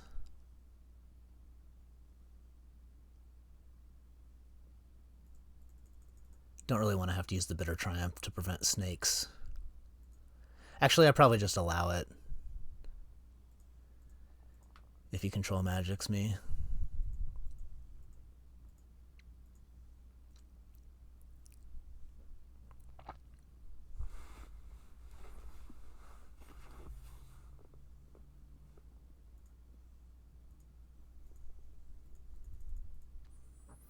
Normally I'm pretty good. I just had the wrong deck up and they're the same colors, so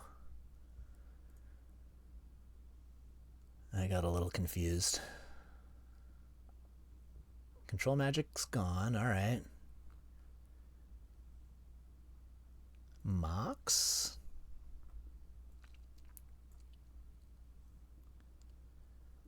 Liliana, don't really care about that.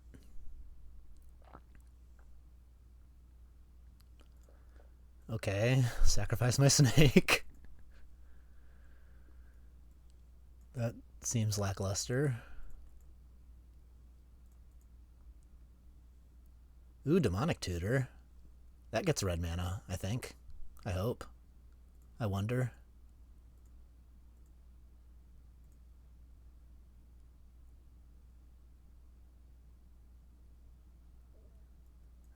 That's basically all I have left in my deck, so let's go. 1 at Liliana, 2 at you.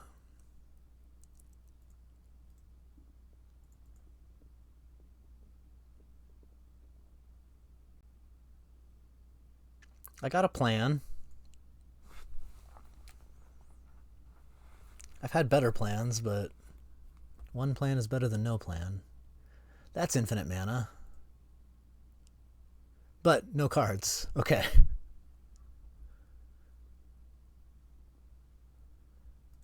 You got it.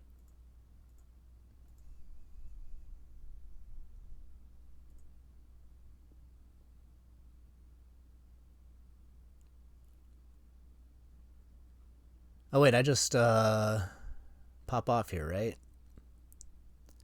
I just win. Hold control, discard a card.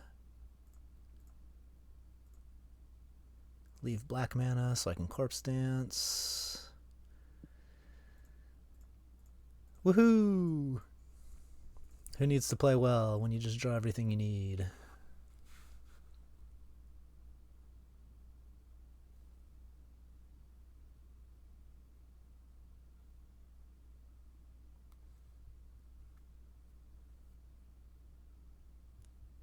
Yeah, I don't actually think I had untapped red mana. Oh, I did have Badlands, never mind. No, I can't get Badlands off of Misty. So I wouldn't have been able to play the Strix and get the Fable mana, so I don't even think it was that big of a mistake.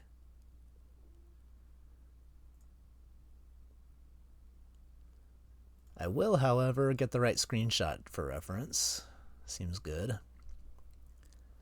Don't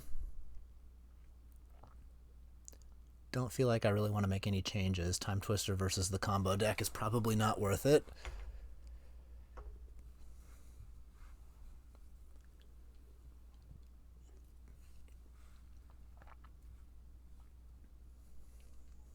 Damnation isn't very good here. Maybe Dam would have been better. Well, I got Dark Depths combo, so I guess we keep this.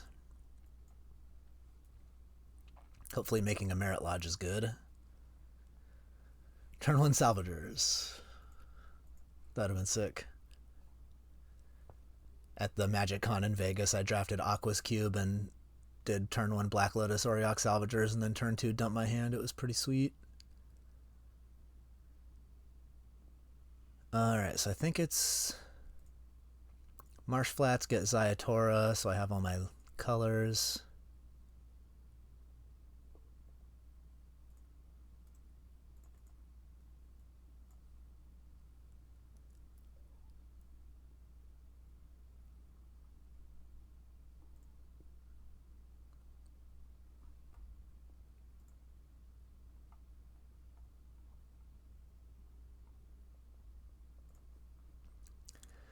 Okay, I'm really scared of the salvagers now. It's over if he draws it. Don't salvagers me, Jeff.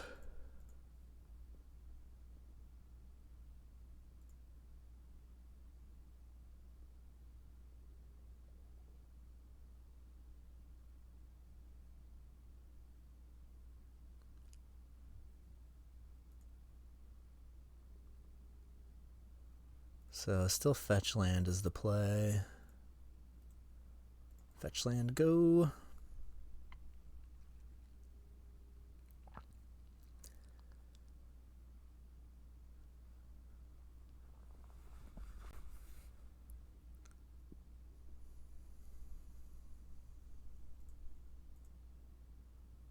I needed Urborg if I wanted to combo.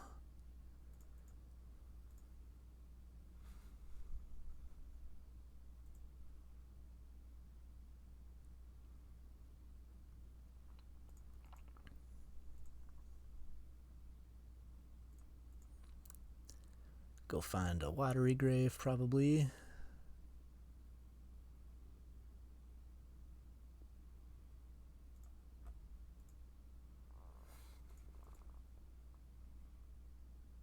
And then still can't combo. So I guess we just play Ophiomancer, and then next turn crop rotation the swamp. Still hold the Thespian stage in hand just so it's not revealed what I'm trying to do.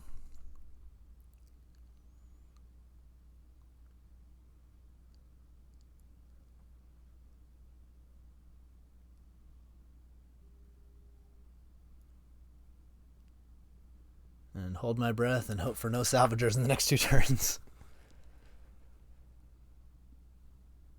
Ready to scoop.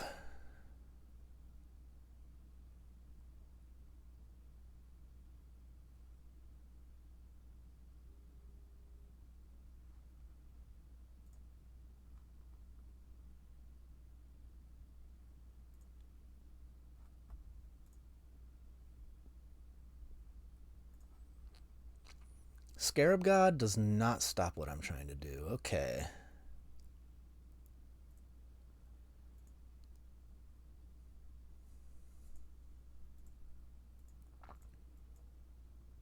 Also, I'm immune to salvagers now.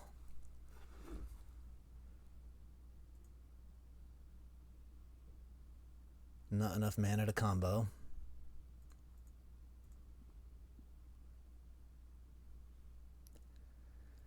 Not a huge fan of all this untapped mana, but what are you going to do? Looking good so far. Hold.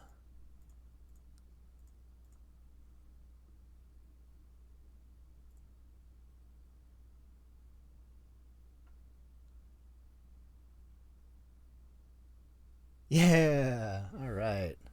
Sweet. Love it when everything works out.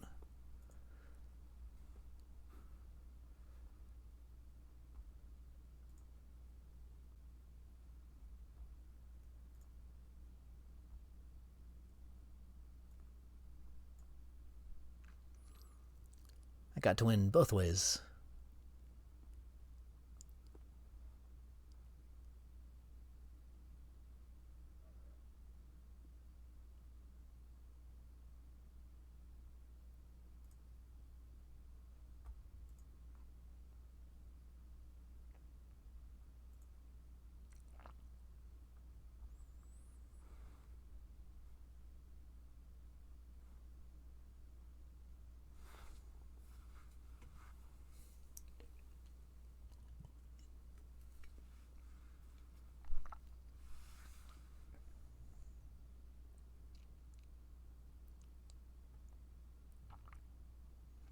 Guess everybody logged off of Magic Online.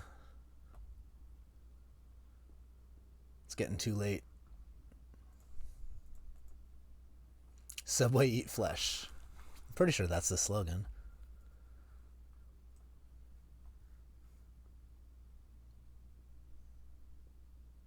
Well, it's not a great hand, but I got all my colors and I got an Inquisition, so I'll just draw good cards.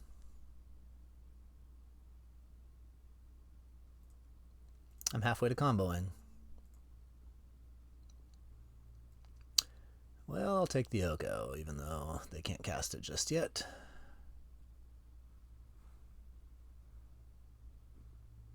Birthing Pod deck, eh? Oh, I can combo if I just Imperial Seal.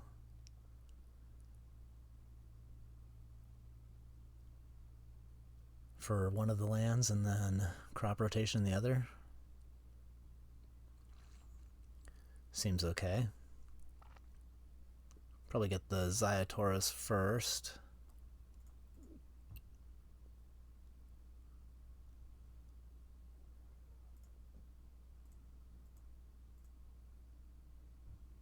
Grab the Thespian stage here.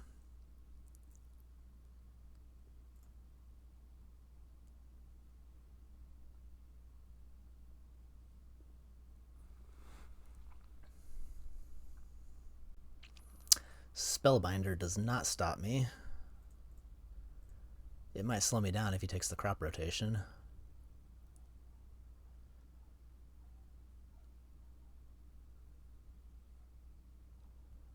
But who knows what gets taken here.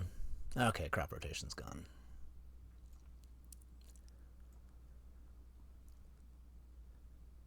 I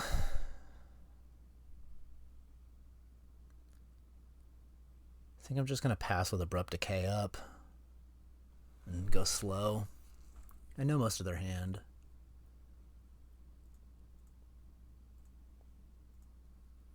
Half of it.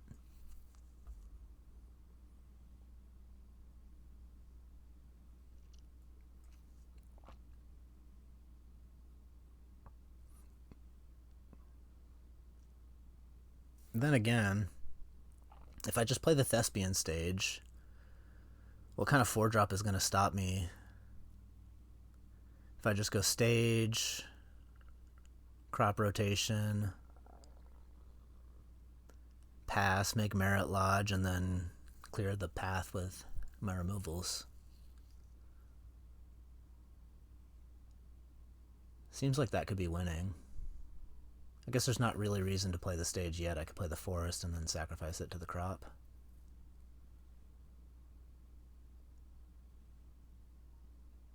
Yeah, we'll see what they have. I can't think of a 4-drop that would really stop me.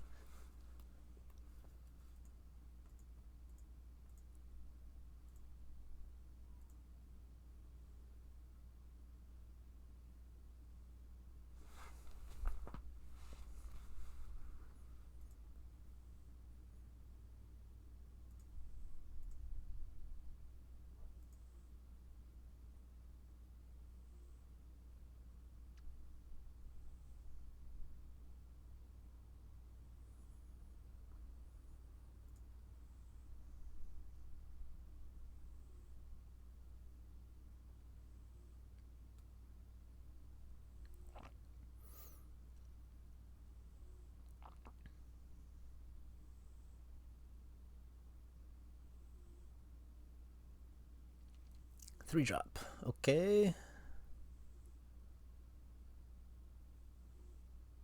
Soul Herder. Alright. That does not do it.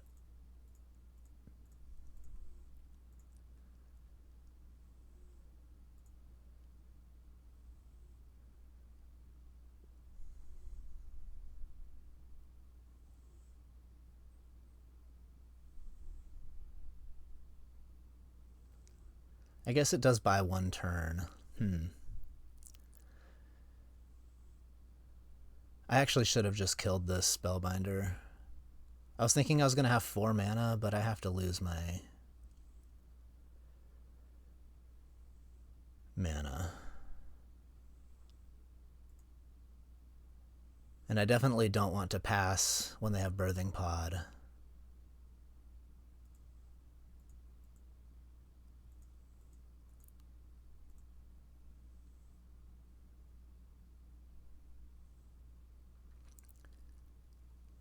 Because they might have like Palace Jailer or something, and then I would just lose.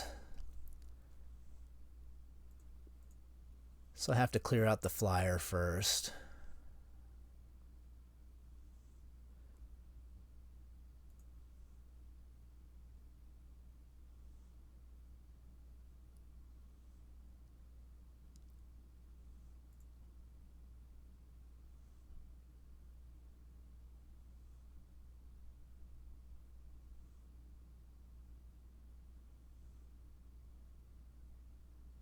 Although I guess I have some cheeky plays here depending on what they attack with.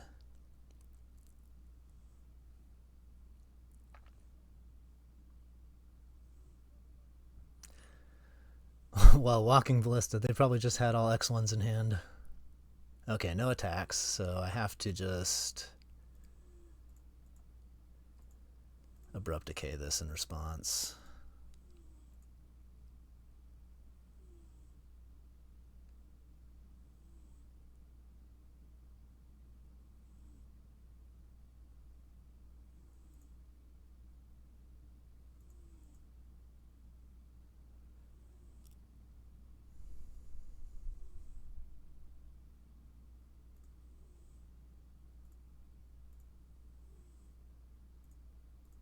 Probably just destroy this. No.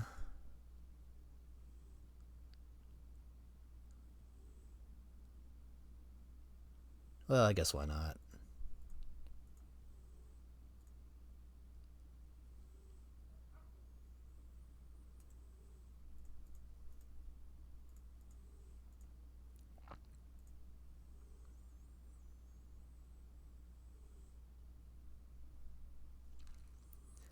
And this time I'll have 4 mana, so if they produce a flyer, I can actually get through it.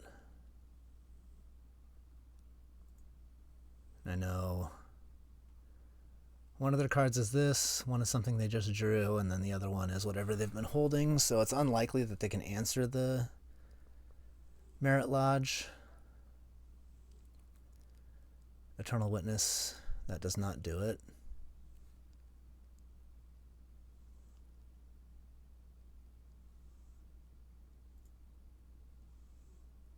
But they can like play the Spellbinder and then maybe have another flyer off of Birthing Pod if they have a 4-drop flyer. And that would maybe do it if they've also got an answer that they can pod for. But if that's the case, then good game.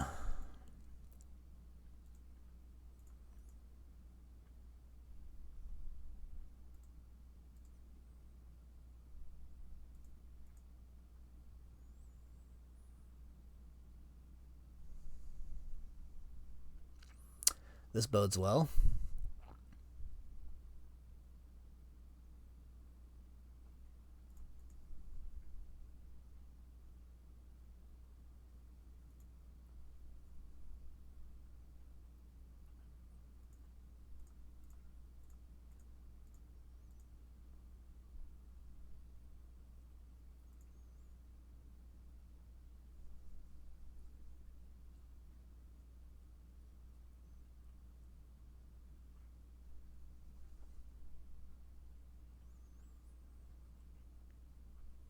No Force of Negation, Force of Will, please.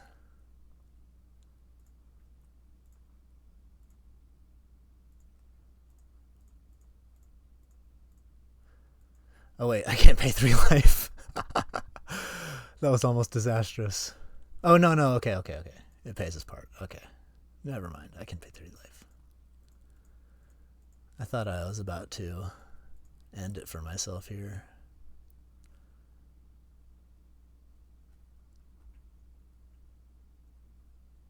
Go, Merit Lodge, go! Barely got there. But close counts.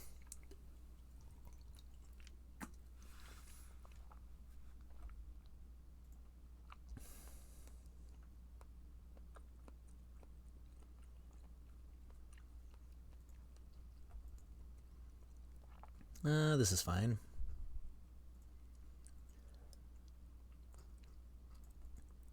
Grab Zayatoras, play the Strix, play the Fable.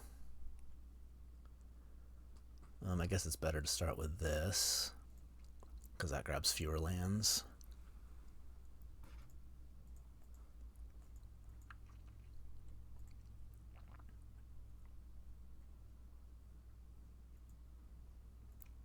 Hex Drinker, that's a good one. Good thing I got this Baleful Strix to stand in the way for a while.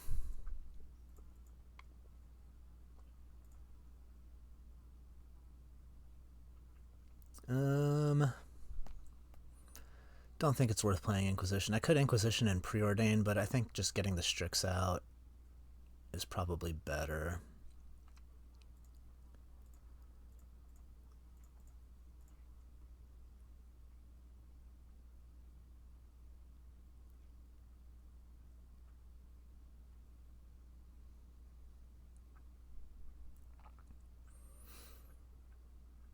Oko, maybe I should have Inquisitioned. Oops. Okay, so I can Imperial Seal. I could just like go get Merit Lodge right now. It might be better to just Fable though.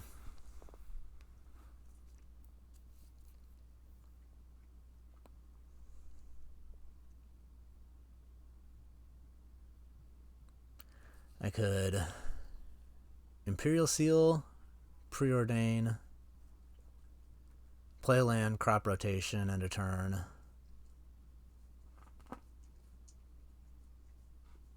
And then next turn make Merit Lodge end a turn. I think that's actually the play. It's hard to find a flaw there. So I probably want to get a swamp first.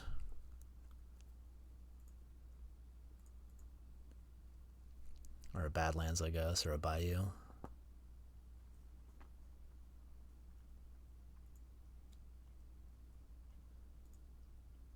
And then Inquisition. Grab the Keenan. Uh-oh, Venser. Maybe I grab the Wall of Omens. Make it less likely that they find the blue.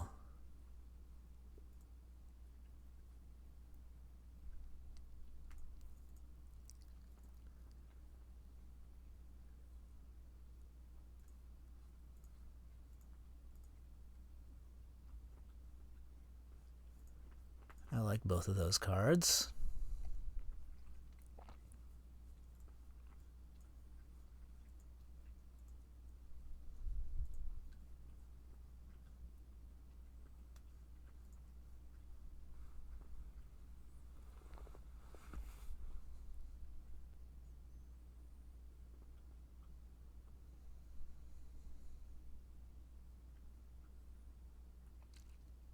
Fine with me.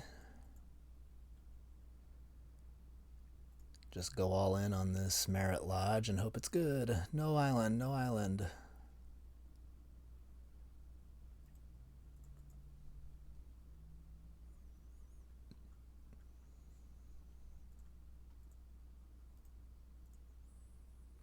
That's not an island. So far, so good. And it looks like we're going to get a tap out. So I win. Huzzah. Easy game. I guess I could have blocked with Merit Lodge there, but it doesn't really matter.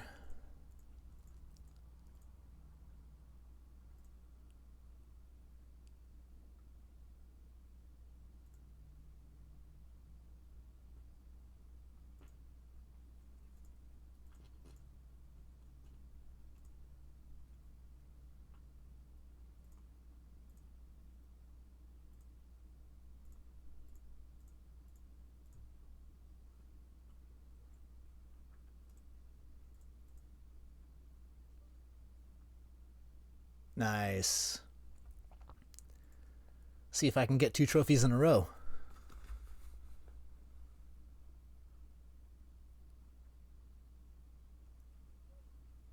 Oh, I wasn't paying attention about any food lines.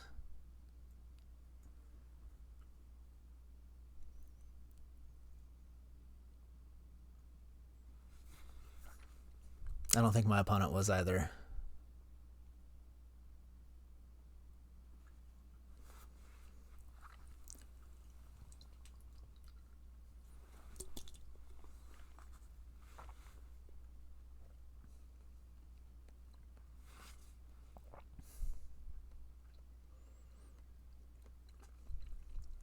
Looks good to me.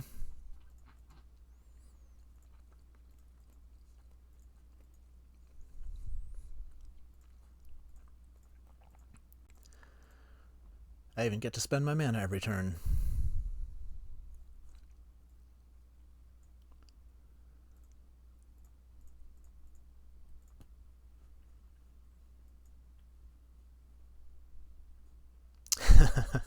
That's kind of funny.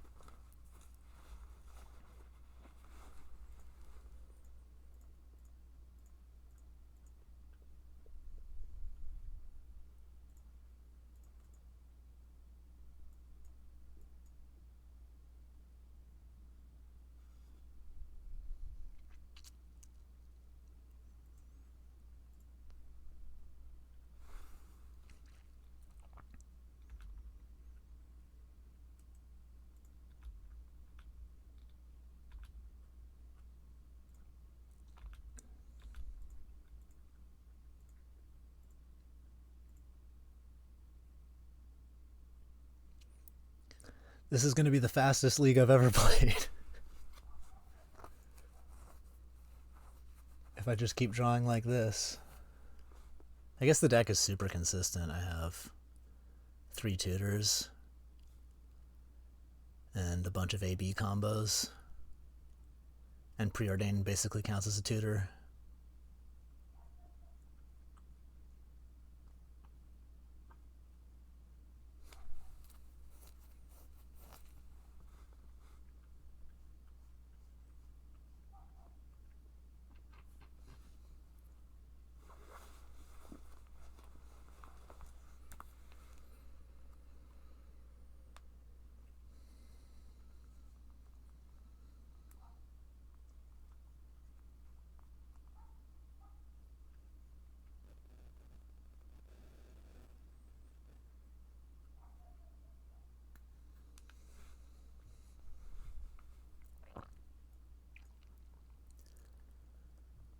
Don't hate this draw. A little bit slower, but still get to curve out kind of nicely.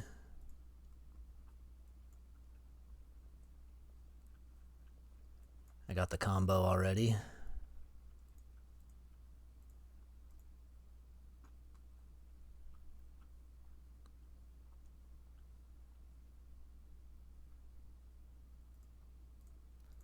Probably just take that out instead of looking at their hand. I feel like 3 drops are not what I need to worry about when there's a Raphaelos in play.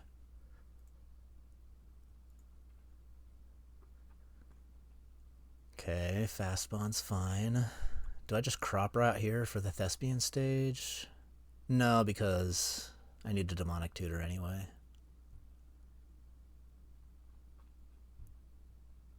How do I want to run this?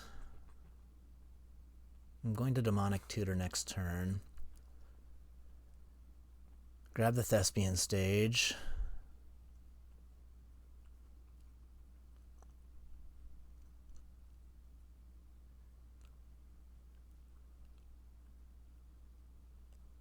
And then just play it and pass and then try to combo the next turn.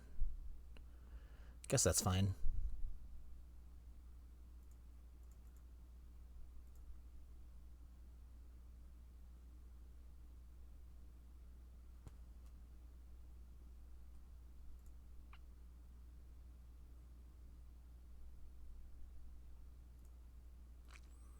Oh wait, if I had done this and then got Dark Depths, no, that wouldn't work. I was wondering if I could protect myself with Inquisition.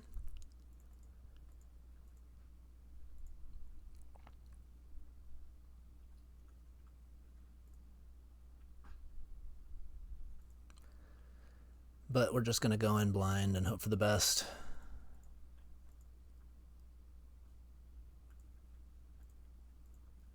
Not a whole lot of things that a mono green deck can do to stop it.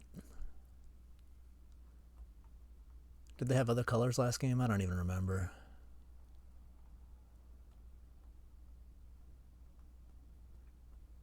I like them tapping out. Feels good. Feels like Merit Lodge is going to be winning.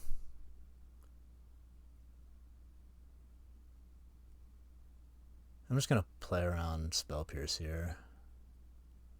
Just in case. Should have done this a moment ago.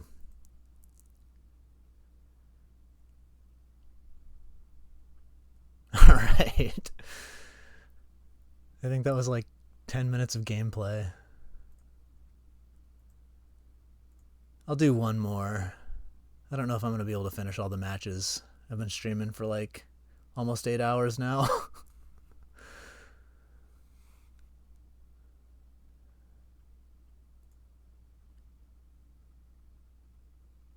I love my fetch lands.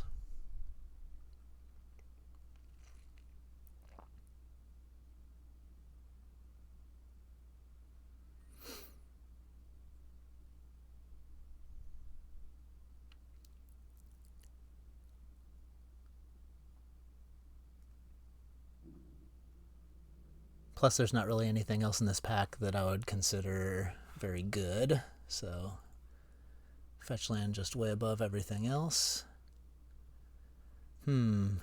Workshop is definitely the most fun card, but I guess Mana Leak is the best card. I'll take the Mana Leak. If I could guarantee wheeling the Chariot, I would take the Workshop. Okay, we got Lightning Bolt. There's also this to go with the Salvagers, but I don't think I'm going to try to pull that off.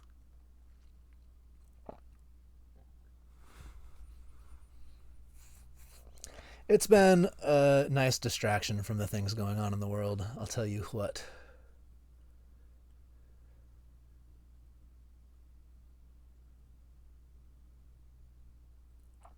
I love my blue-red decks, splashing white for certain things, maybe. Like Winds of Abandon. I'm just going to keep taking the best card and see where the cards fall. Brainstorm would be fine, but I think I'm just going to go Winds here. Blue-white. Connect my spells a bit. I guess I could take red-white also, because that actually is fetchable. That's probably better.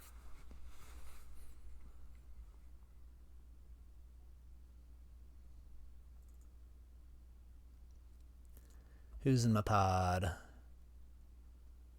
I don't know any of these people. Sad I didn't take the Workshop. Cards like Workshop are so much better when you see them later, because it means people have passed on it, which means you're more likely to get the cards that go with it.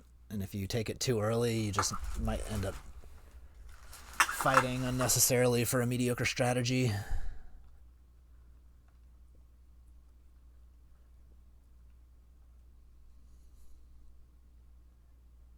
There's only a few cards that I like to force. Tinker, Academy, that kind of stuff. Stuff that's really hard to be cut off from because there's just so much redundancy.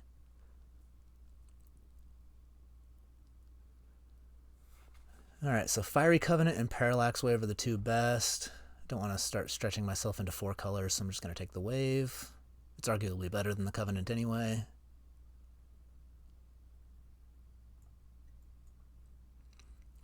Firebolt or Cathar Commando. That's actually kind of close. I think it's Cathar just because I already have 2 white cards, and then just like sticking on color is nice. But 1 mana interaction is so good. I'll just take Cathar.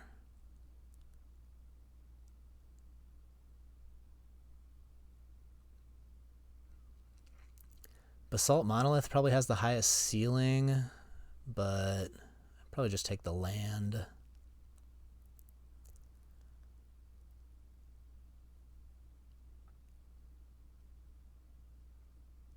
Basalt Monolith doesn't really go in white decks very well.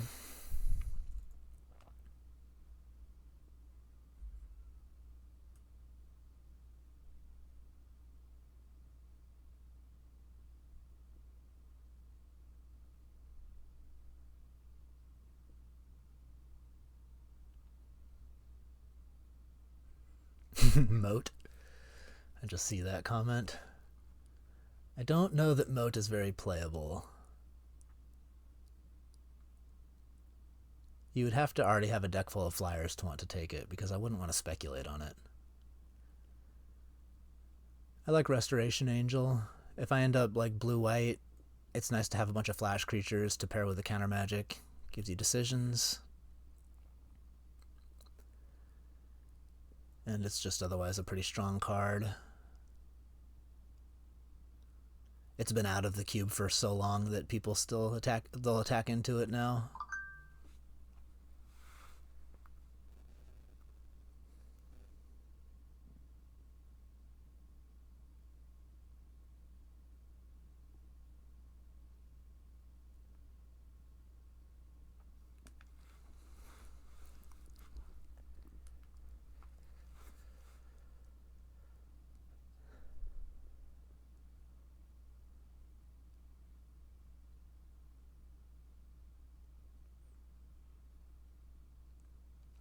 I wish everybody picked as fast as me. These drafts would be more entertaining.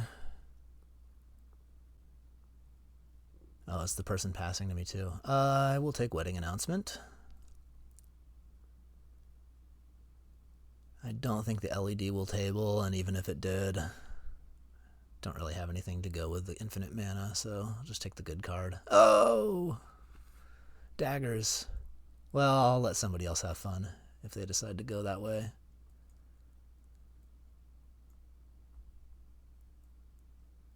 Pretty streamlined decisions. Maybe I'm just mono white. Sure looks like it so far. You can splash the lightning bolt, I suppose. Maybe.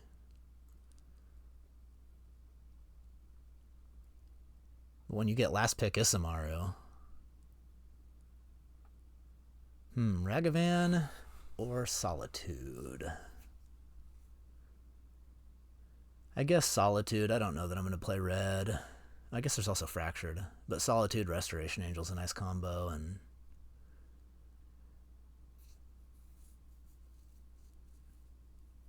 I guess Solitude and Ragavan are relatively comparable. I mean, Ragavan's better. But without knowing that I'm going to have perfect mana, I'll just take the Solitude.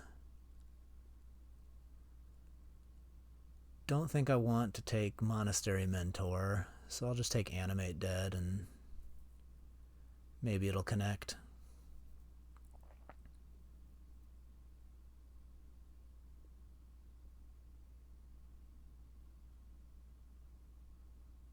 Mentor is likely to table anyway. This pack's kind of strong. I guess it's a red fetch. And I don't want to take Elspeth Conquers Death this highly. I'll just wind up with a really bloated curve.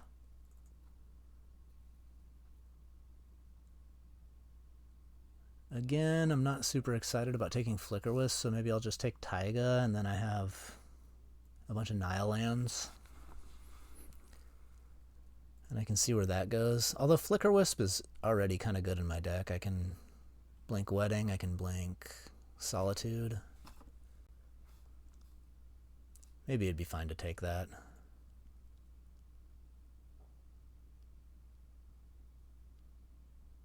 Although this is like a free green splash if I take this and wind up playing red. Yeah, I'll take Taiga. I'm just going to open Minkskin Boo in pack 3 and be happy. Thraben. It's the White Ancestral.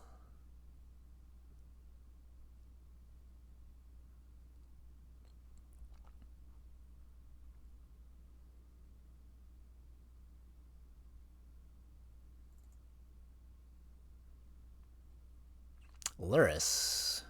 I'm not going to want to go Luris. And it's not particularly good with what I have. I guess it's good with the Cathar Commando sometimes. I'm leaning Goldspan. I already have 5 red, so I'll probably be able to cast it. Because I've got 3 red-white dual lands as well. Yeah, I think I can start committing to being double colored here, especially since I'm not getting fed great white cards this pack. Well, I spoke too soon. Doesn't get better than Palace Jailer.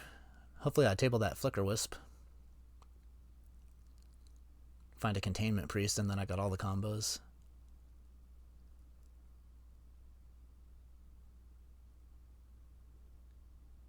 Wow, that is a late Necromancy, but I'm going to take Magda, I think. Haven't found any black fixing. And even though I've got Animate dead, doesn't really connect with what I'm doing. Happily take PV.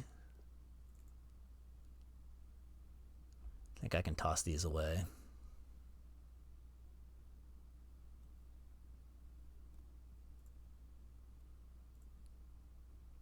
I don't really have the instants and sorceries for that to be good, so I'll just take Bomat. Oh, I guess I could take another green. I'm not really a huge Bomat fan. Yeah, I'll just take the green mana. If I find Hex Drink or a Seeka's Chariot or Minkskin Boo, it'll be good. So Pyrokinesis, or I think I have a good enough curve to just take the Armageddon here.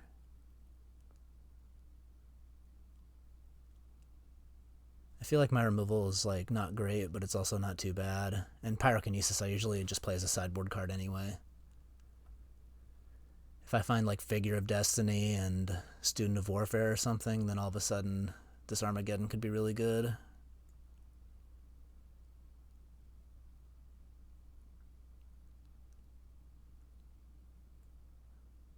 I'm never playing Jackal Pup, so I'll take the High Tide just to be fun police.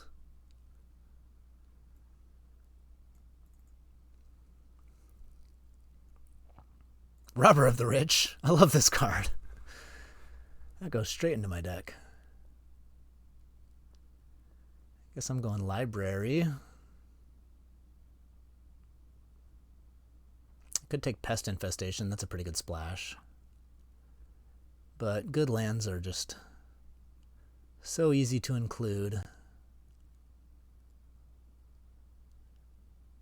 Thalia, Hellrider. I guess cheaper is usually better. I could take Fire as well. I don't have a ton of interaction.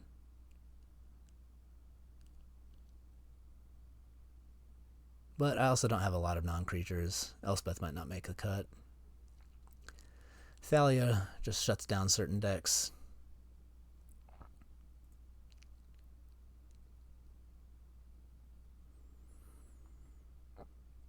I'll wield the Selfless or the Revoker maybe. More fetch lands, more better.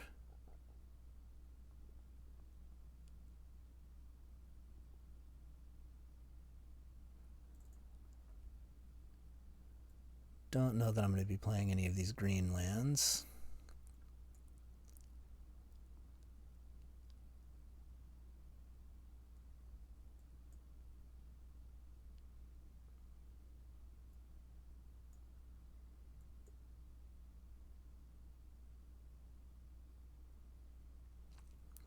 A tapped red-white land,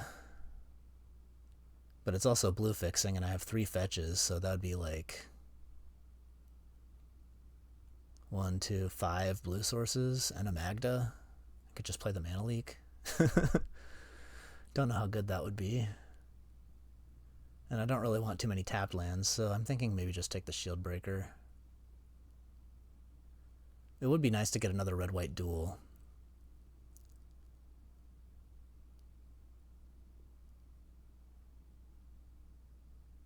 And I tabled the Robber of the Rich.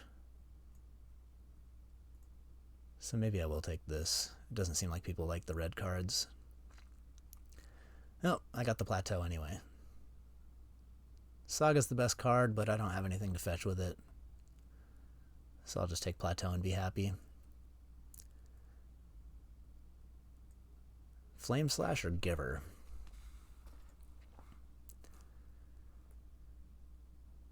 I think I want the Flame Slash. Crowd control is so nice.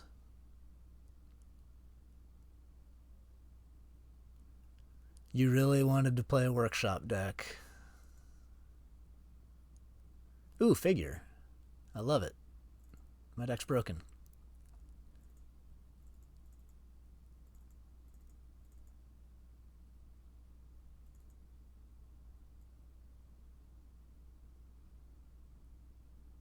More interaction. Oh, Hellrider, I suppose. Got the Spirit back. And I don't think I'm going to play any of the other cards that I see, but I like what I'm looking at. Perfect mana. Great curve. Good interaction.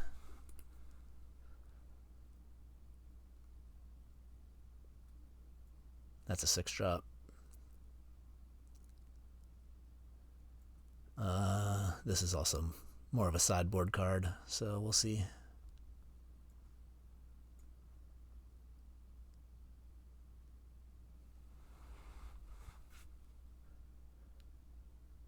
Yeah, Spirit of the Labyrinth seems better. Although it does cancel out my Monarchy. I think that's the only real punishment for me.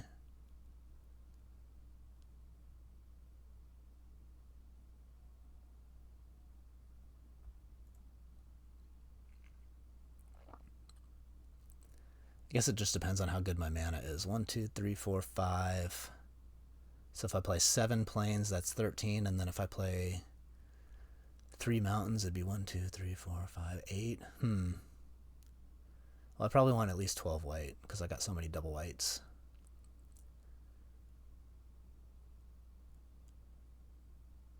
Which actually makes it so I probably don't play the Hellrider.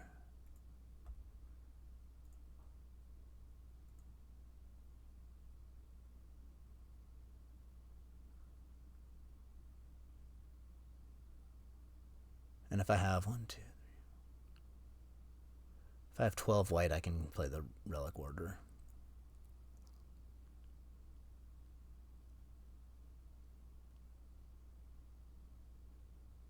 And I want to play the Islet.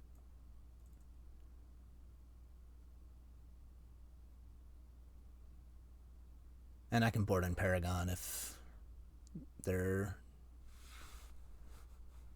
good at destroying my creatures. Swap Paragon for Ravages of War if that's the case.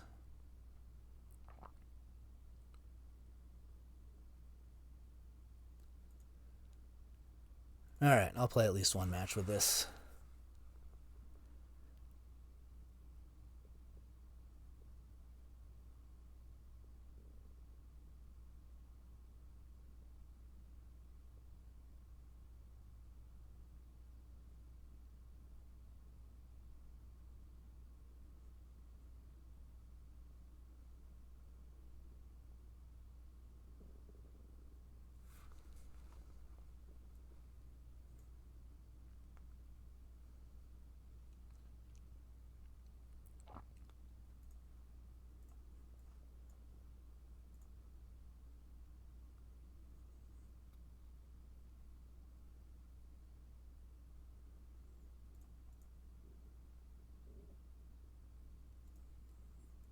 No 1-drops, but I got good 2-drops.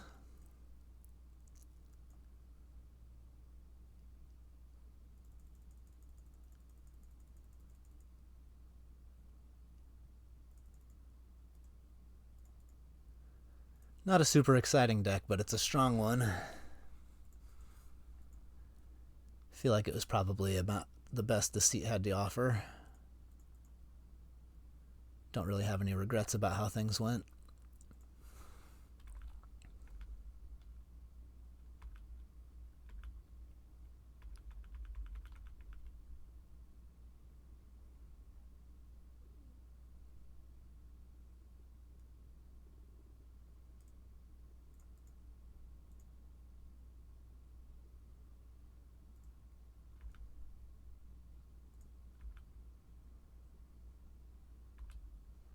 Zerda, eh? I guess I'll just play that.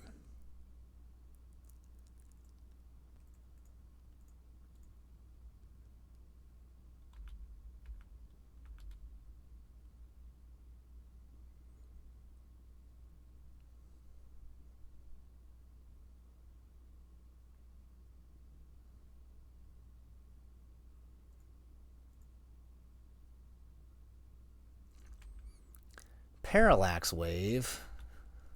Guess I shouldn't have played the Zerta. Oh well. I need white, white.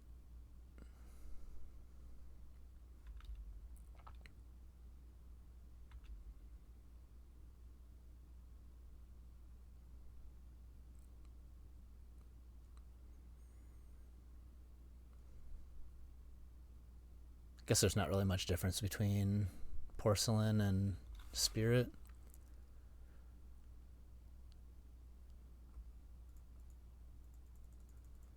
Although, if I play spirit and then I want to palace jailer, I guess that's the difference.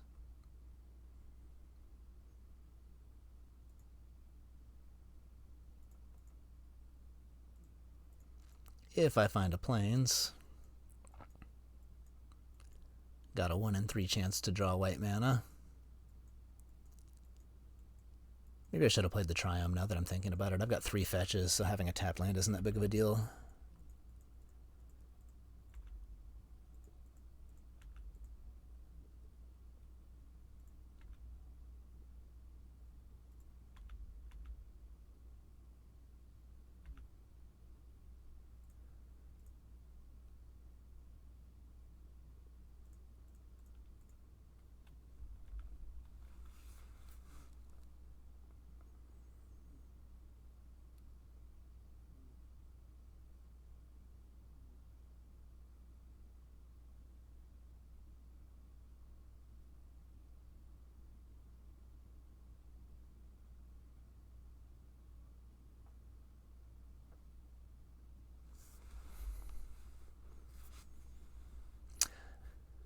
I wonder if they're going to generate infinite mana here with this Zerta.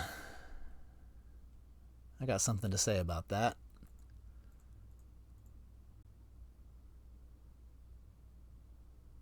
Probably ditch the... I'll ditch the Winds of Abandon.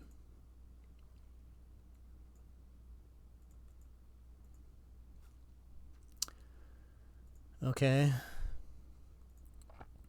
Was not expecting the Magda Assault.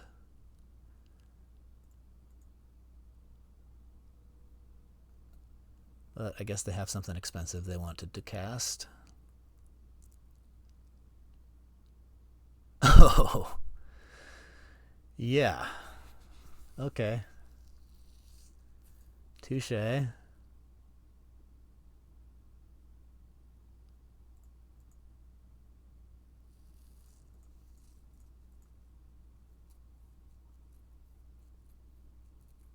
Stop.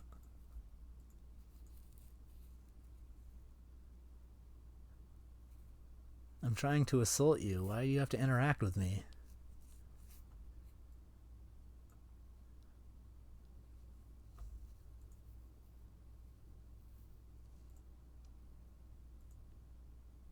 Still like my spot as long as I draw planes in the next couple turns.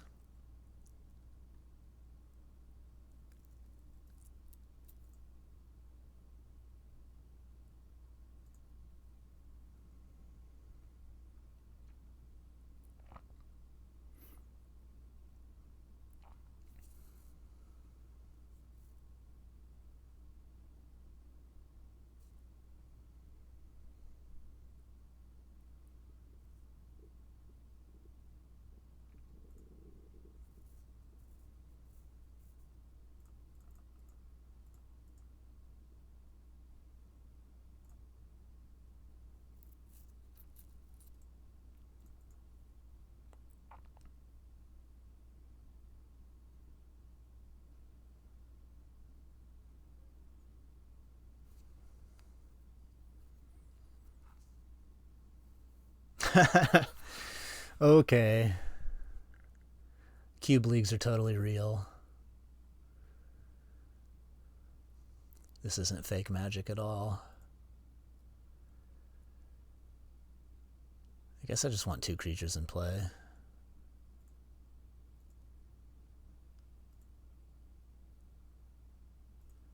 Although I should have led on the Skyclave in case they mana miscalculation or something.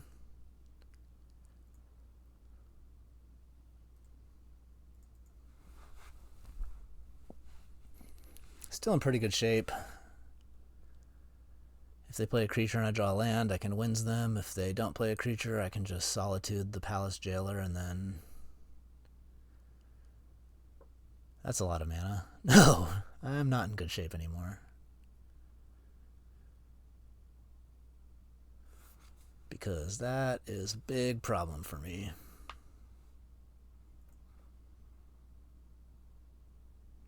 Winds of Abandon doesn't really do it.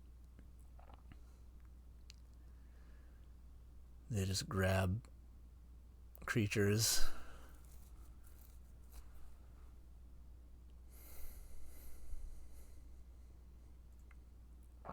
Solitude isn't very good either. But I guess that's the play.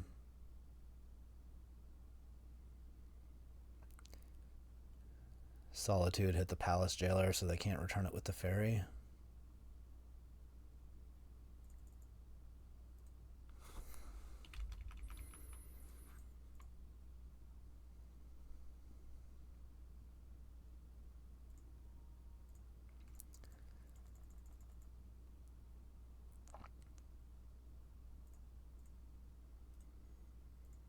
And then I have a creature in play, and I can winds next turn, and then attack and get a Palace Jailer, maybe? I don't know.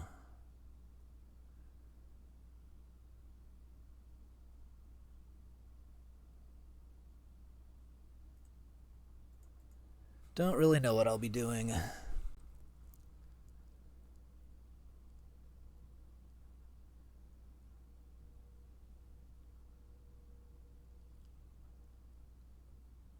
Guess they just get back Robber of the Rich and put me at 1. Maybe.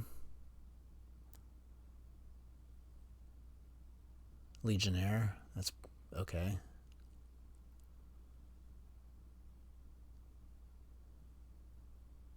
I don't like that they can just like pick up and replay the portal if I get too wide.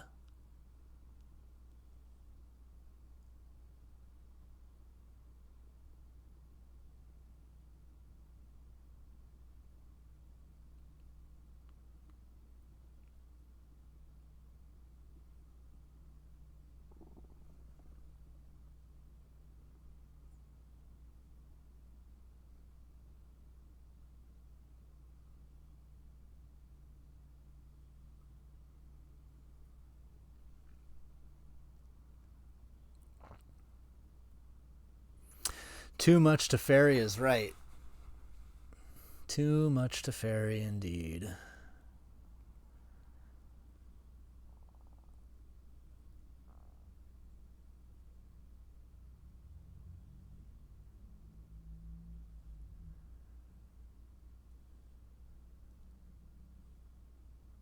That's a lot of mana.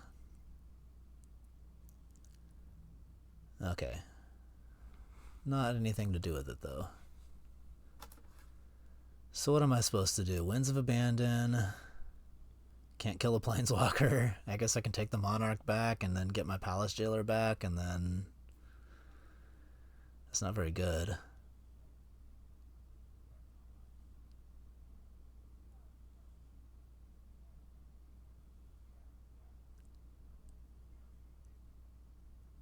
But on the other hand, I don't really have another move. They're just going to pick up their portal, though, and make me sacrifice all my creatures here.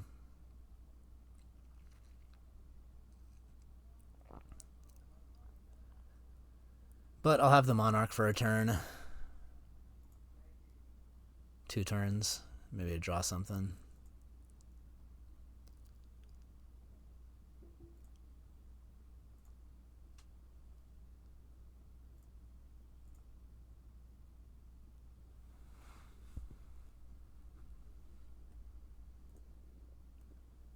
Could draw the Goldspan. Ravages of War wouldn't do it.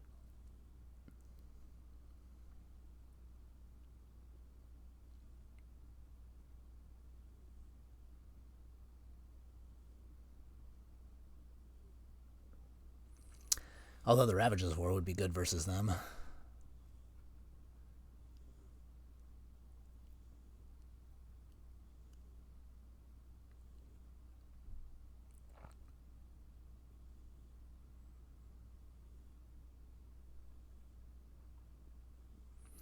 Jitte.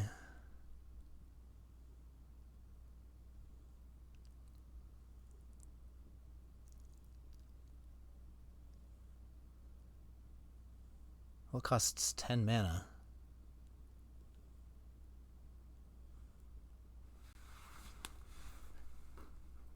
I think if they have Ballista, I'm just toast.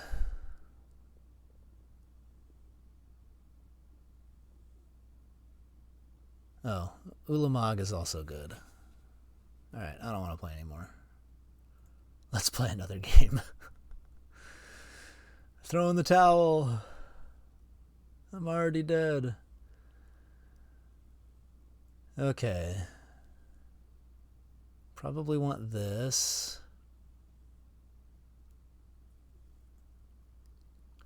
They're like all planeswalkers and no small ball stuff, so I think I can just cut the Flame Slash.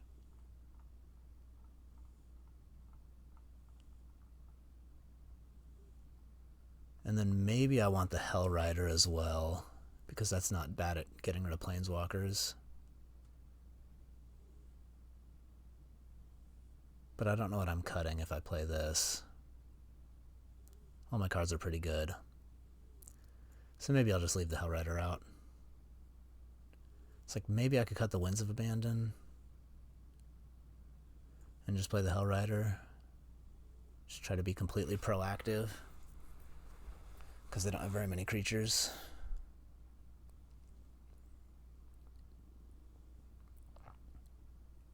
Even the Sun's Champion could be good, I suppose. If the game gets dragged out that late, just cut all my interaction.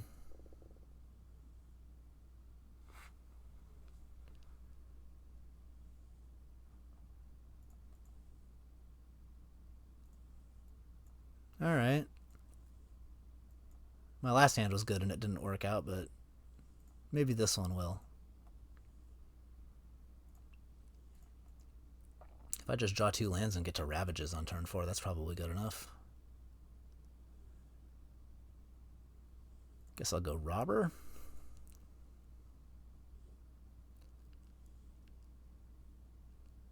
No real reason to grab the Plateau.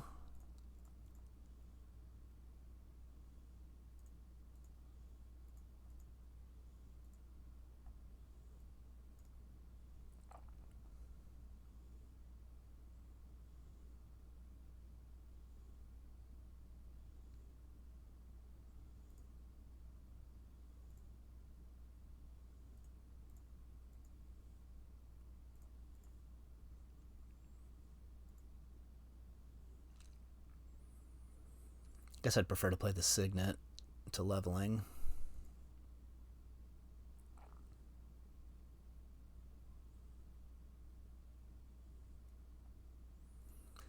Alright, fine, I'll level anyway.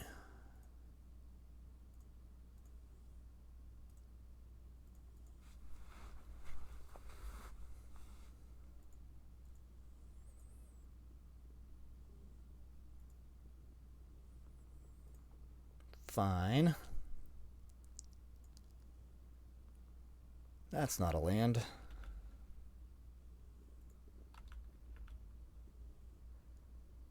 Do I make it a 4/4 or do I play the Selfless?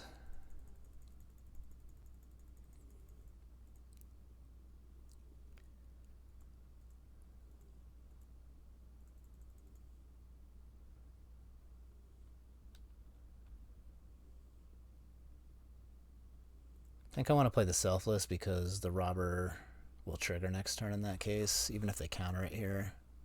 If they counter this, they're not counting the Ravages, and if I sink all my mana into that and they bounce it or something, I'd be sad.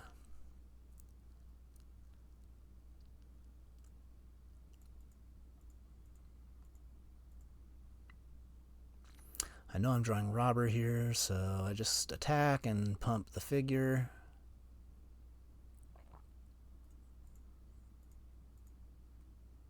And that should be a 2-turn clock.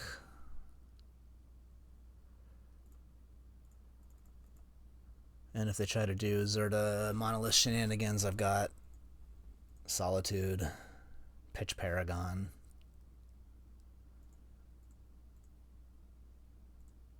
Nice. That game was more how I expected these to play out.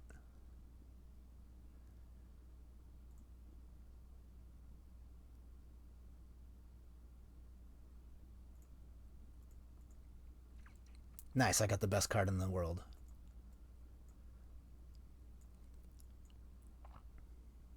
Uh-oh. It doesn't matter, they're gonna get out under me.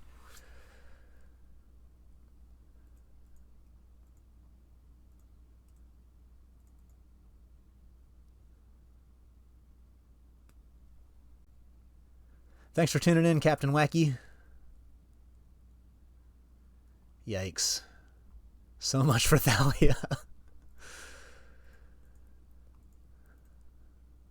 The little Thalia that couldn't.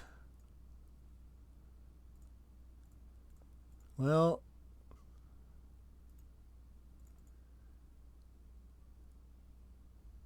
I don't think that's slowing them down much. I'm voting for Carnage. Dang, didn't get him.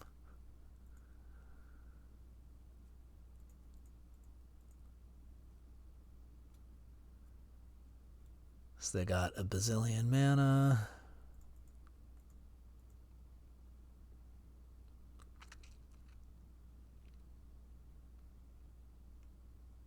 Oh, that's a good one. Don't mind if I do.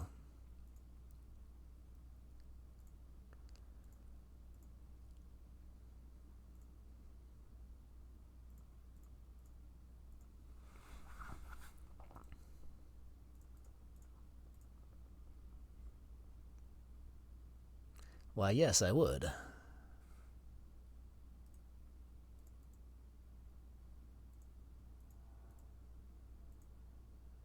And now I've got real Armageddon aspirations. Next turn.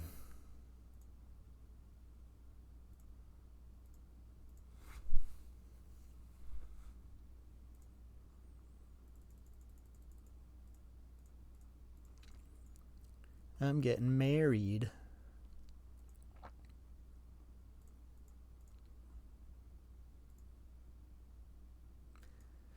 If I draw a land, all the lands are going away.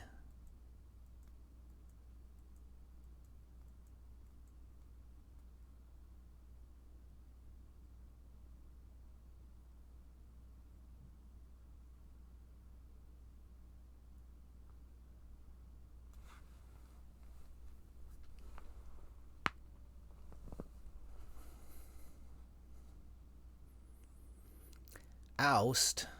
Fine. Armageddon's still good. I believe.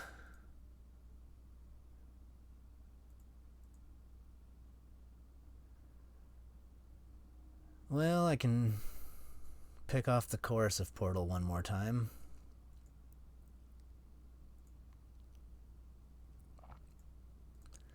I'd rather them have a 4/4 illusion than a Coercive Portal. I can just Solitude that.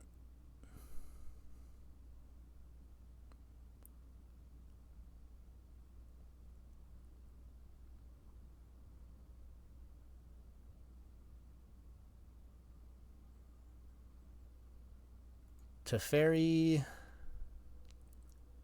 Bounce Skyclave, maybe? Yeah.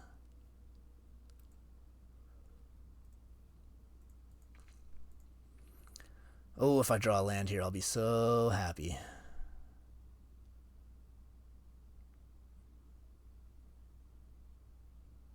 Oh, wait, I knew what I was drawing. It was never going to happen.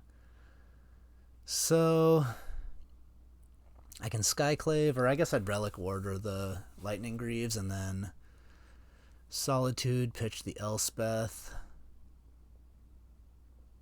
and then play Porcelain.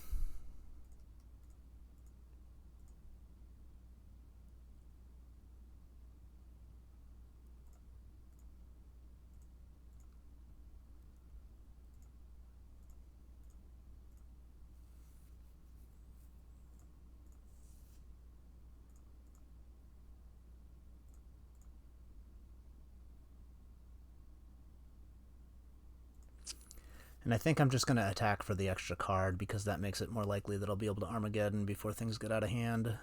I'm worried that they're a land away from Portal to Phyrexia, which would not be great for me.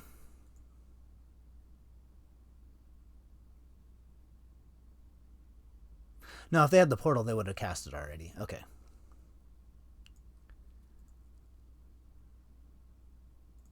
Balance, maybe? I'm not sure why else they would have made that block. But I guess I lose the card either way, so I might as well cast it. I hope they don't balance. That'd be sad.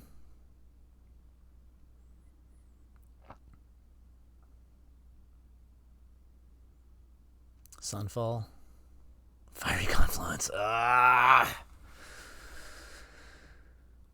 Pain. Oh, and then, of course, I draw the Armageddon mana. Turn late and a dollar short.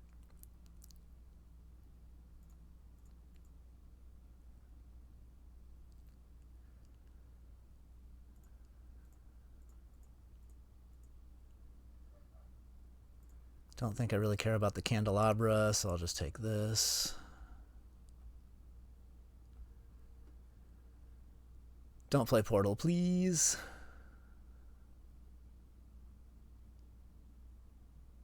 Just pass, and then don't counter my Wrath, or my Armageddon.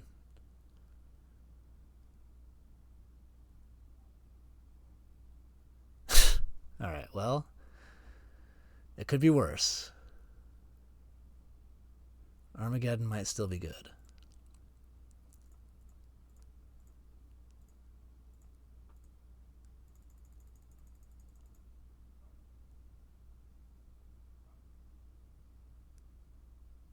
Nice!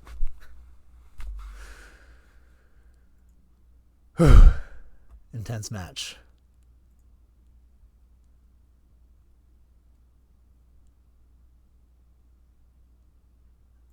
We'll keep it going.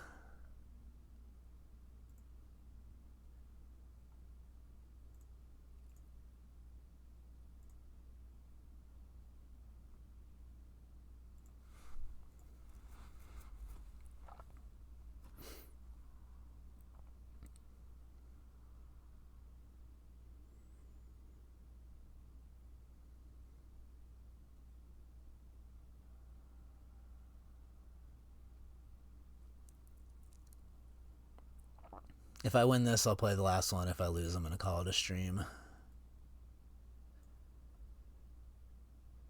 Nice opener. Gotta love the 1-2-3 shot.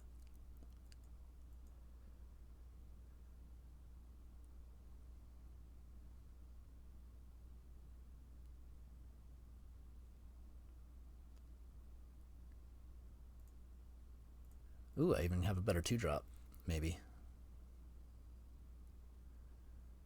Depends on what they do. Maybe versus Islands, I'll just slam the Thalia.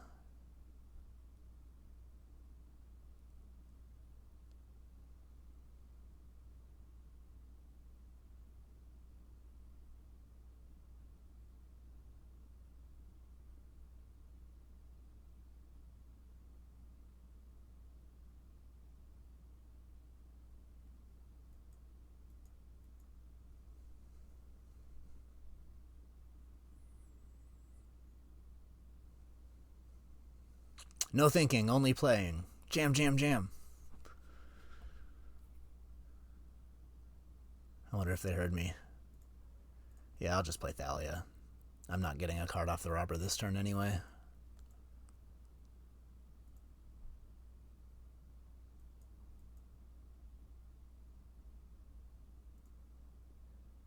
And then I guess probably Skyclave. Eat their mana.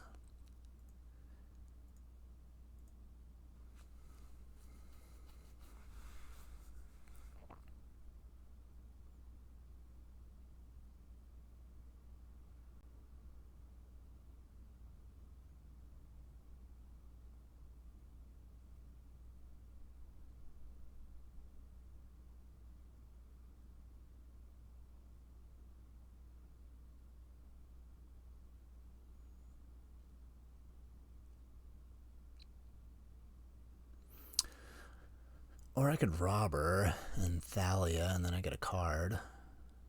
But they have 4 mana.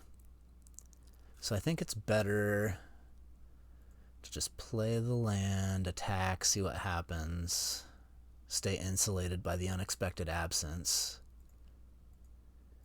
just in case something like a Restoration Angel decides to come down.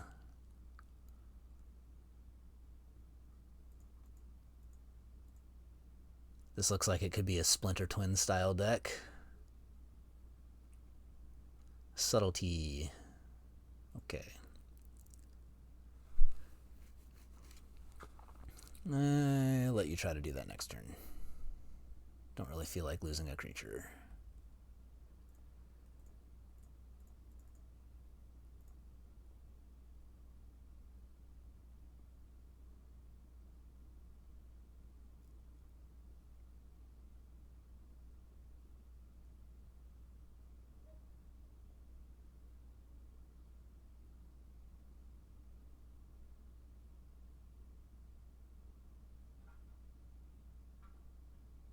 Pia, okay. That's reasonable. I think I'm going to Skyclave the Pia. Play the Thraben. Well, I'll just attack with everything first. If they want to trade the Pia, that's better for me. And I guess there's certain worlds where the Palace Jailer could be cast.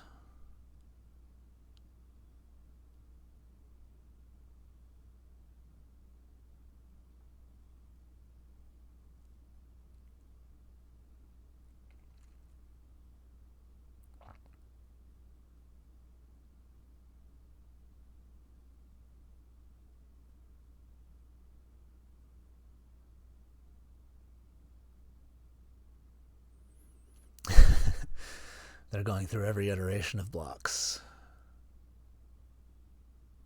So I guess I'll just do this. I don't think I'm going to be greedy enough to Palace Jailer, because if they have like a dragon or something, I'd be real sad. But I will just Skyclave.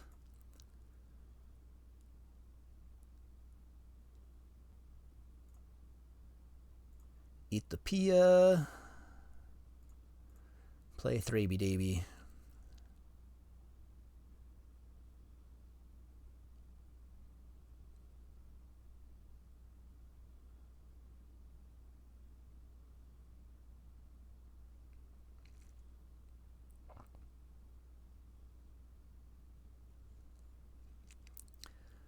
Alright. Pyromancer makes it more likely that the Palace Jailer will be coming down. Wouldn't mind just eating a token and getting the Monarch. I'm glad they discarded that Subtlety. If they just held it and flashed it back in, I didn't really have much out.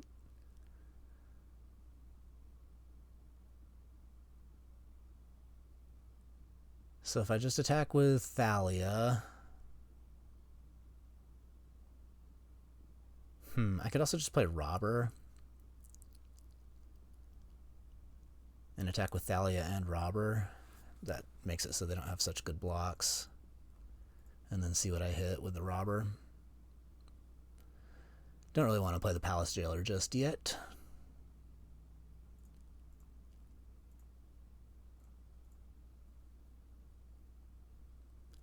Magda. I guess I'll just cast that.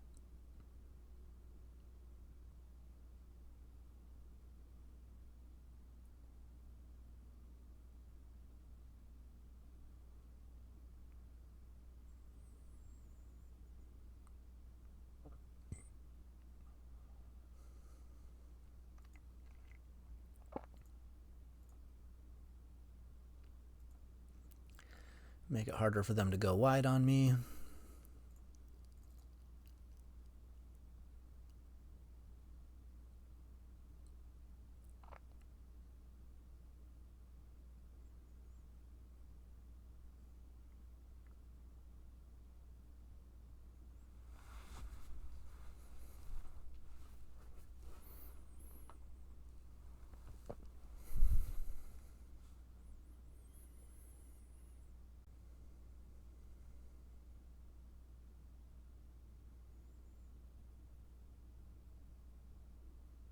Splinter Twin. Well, I called it being a Splinter Twin deck. It's got all the right colors.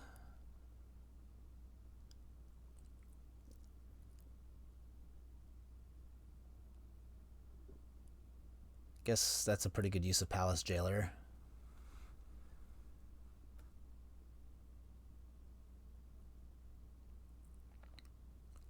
I can Palace Jailer pre-combat, see how many tokens they get off of the twin.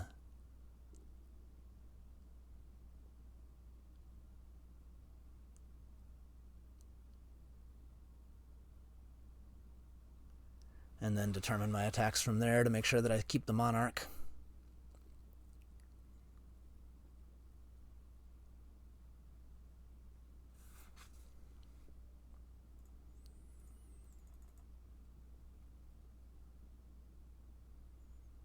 Counter magic.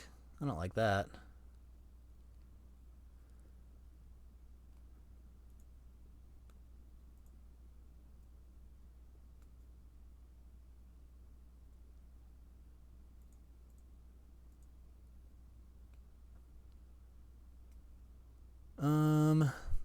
Guess I still just jam with the twos. Well, do I even want to? They just block. Doesn't seem very good. Casting Porcelain isn't that important.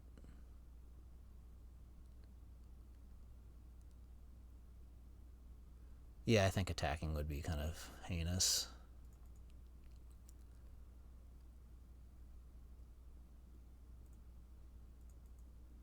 I'll just try the same play next turn and hope it works.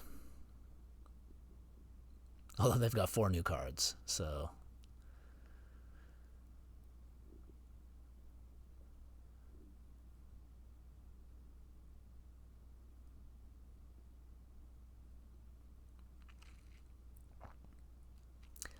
My position is destabilized.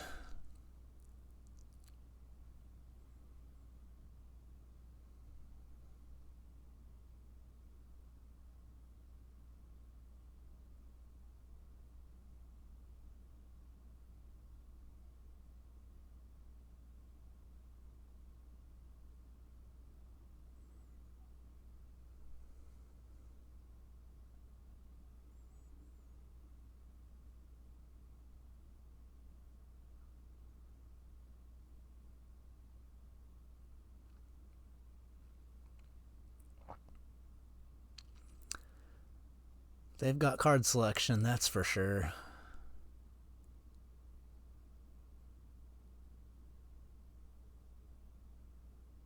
Hopefully they didn't select a counterspell for the Palace Jailer.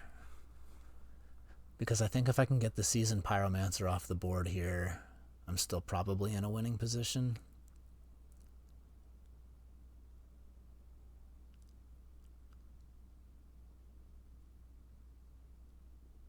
We will see.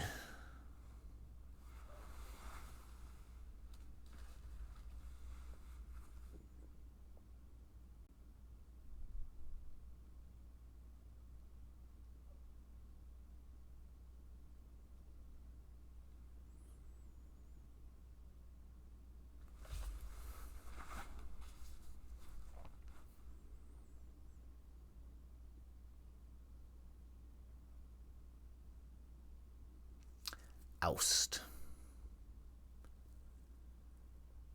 Well, I don't really like this. Now I need to find an answer to this illusion because I still think I want to Palace Jailer the Seasoned Pyromancer because it's just getting out of hand.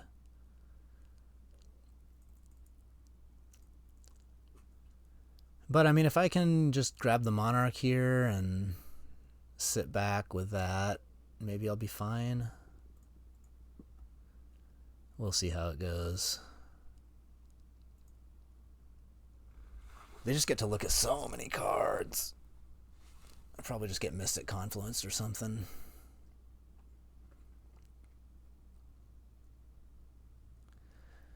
Just don't think I'm going to win through them drawing 2 extra cards each turn off of the Seasoned, so I just got to get rid of it if I can.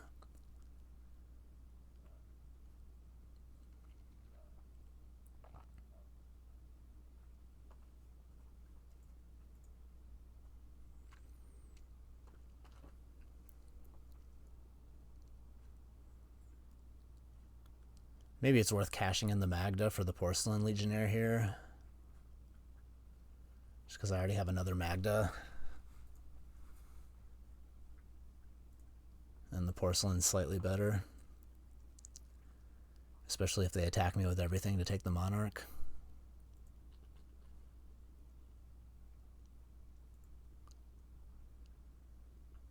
Okay, don't block with the Pyromancer. Interesting.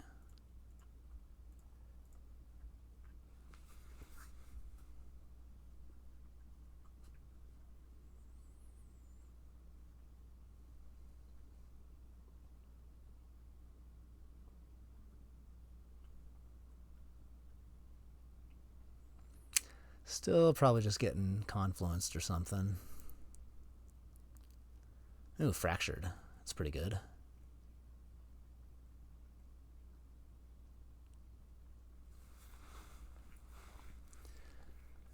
So if they attack wide to take the Monarch, they'll have two blockers. I can Apparition one of them and then get the Monarch back.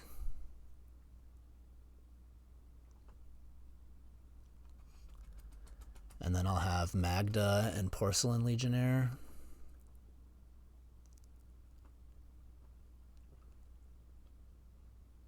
I guess they don't need to attack with the 1/1s because they already have the Monarch off of their own Palace Jailer here. So I don't know how I'm going to reclaim the Monarchy. Just take 4.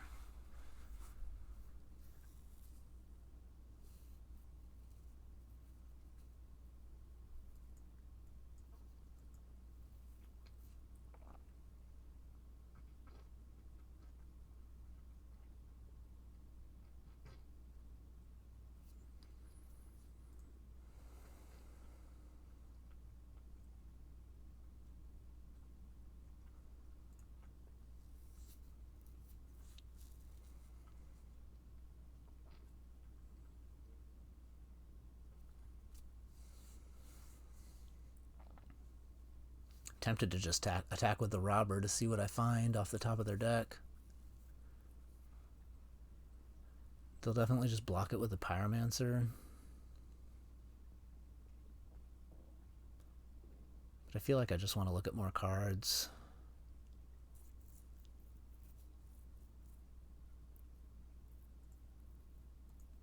Because I'm not winning with the cards that I have. Ooh, Burst Lightning.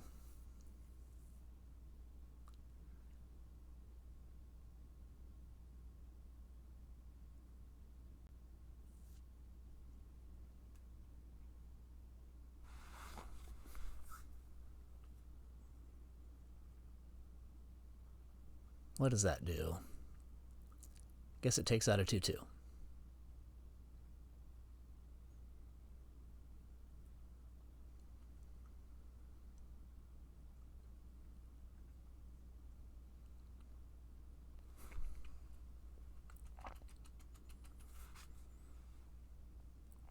I could actually just take out the Seasoned Pyromancer here and keep my Robber and then steal another card next turn.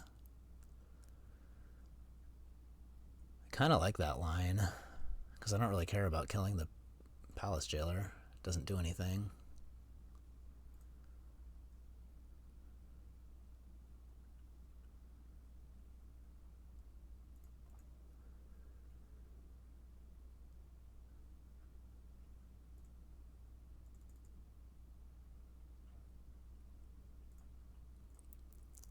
What? Oh, it's a token. Funny.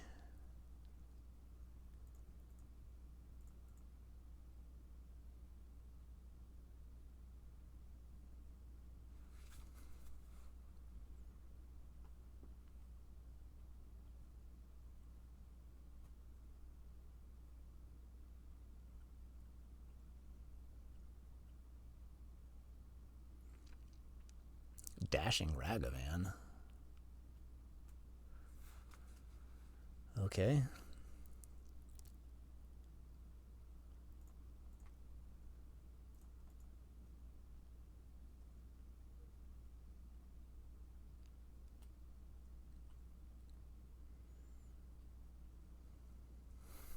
There's no way I can deck them, right? They're definitely going to Kiki combo me before that happens.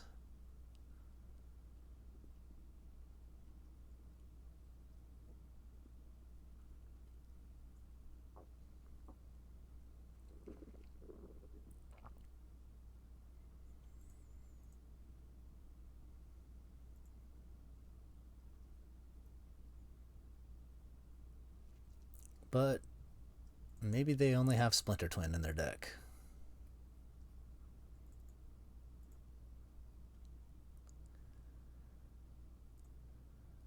We will see. I guess a flyer is nice. I can take the Monarch next turn, maybe.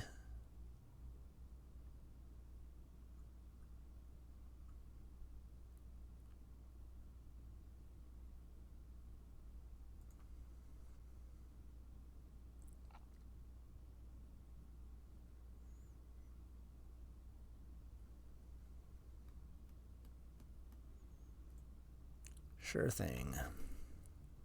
Then hit me for like 6. I wonder if I should just trade if they attack with the Jeller. Uh-oh. This isn't working out well.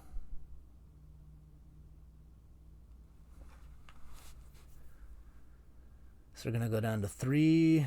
Yeah, they have to attack me here. And double blocking's not going to work because I'm getting exerted on.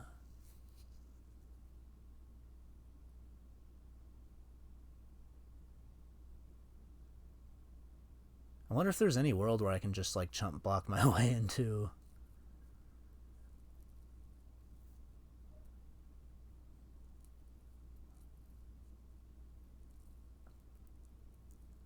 So this gets blown up. I block here, I take 8. And then a 9, and I go to 7. And then they'll have a few different lethals on me.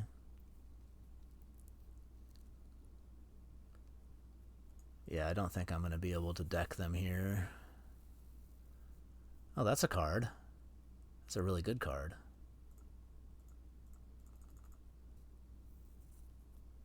That might do it. 2-1. I think I have to take out... No, I have to take out this.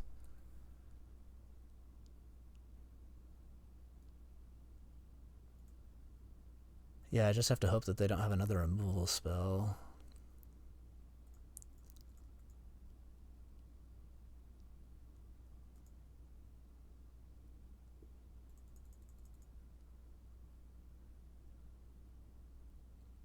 It's so close. I lose to Kiki Jiki.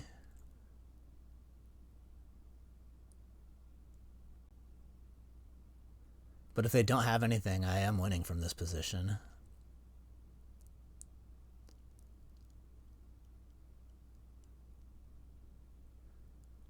I've won 2 trophies in a row, and I'm up a game in this league. Going for the trifecta here, the hat trick. I definitely just block with Solitude, gain some life.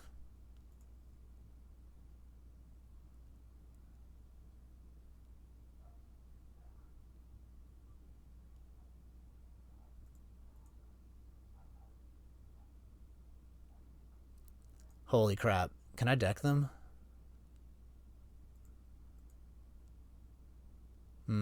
That wasn't a good draw. Well, YOLO.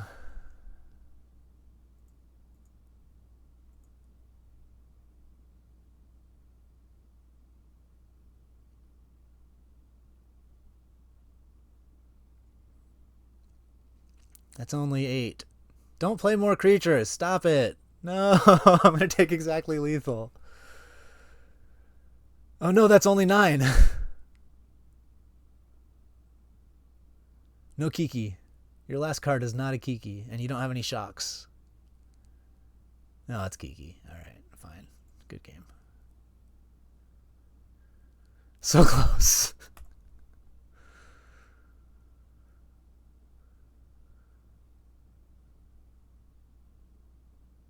I don't have any instant speed removal. I could board in the Roger and try them, and then I have 5 blue, and I can like mana leak. But they even have Teferi. It doesn't seem very good. I think I want to keep the Ravages. There were times where I had a board presence that would have been winning.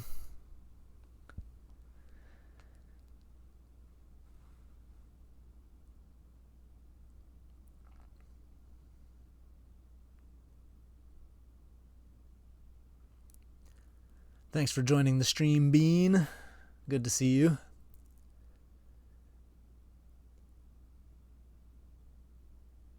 Maybe the Paragon would be worth it. They were like killing my stuff.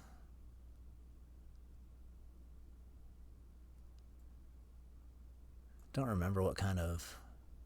Oh, they had like... Was this the person that had Coercive Portal? No, that was somebody else.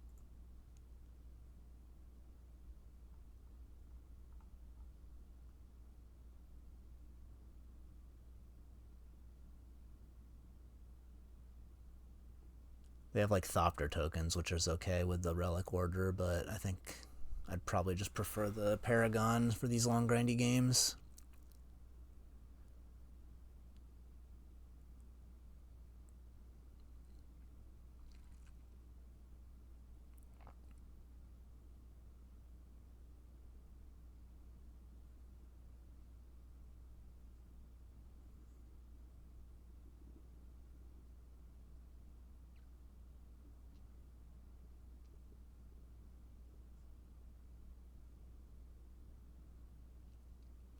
If I'd gotten one more Robber of the Rich attack in, it would have been over.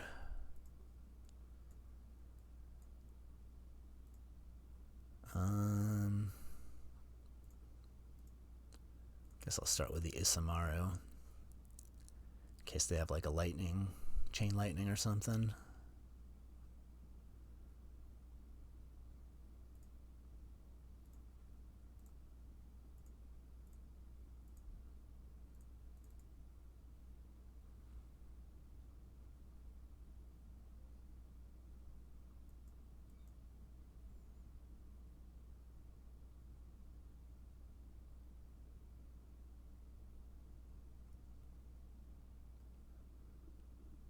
That's a good draw.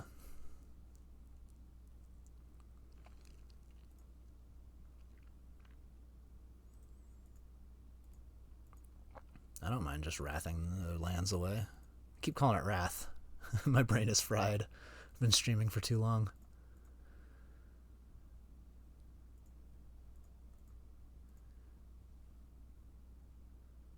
Coming up on 9 hours.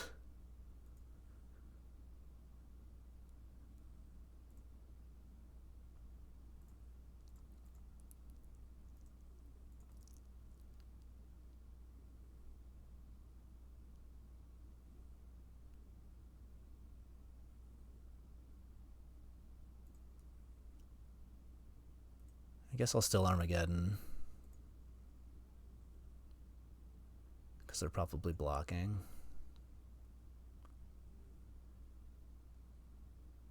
Or do I get greedy?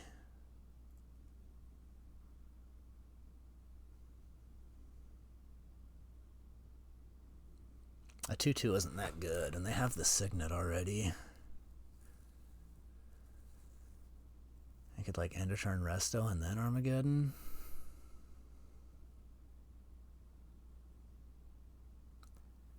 I feel like I might regret that.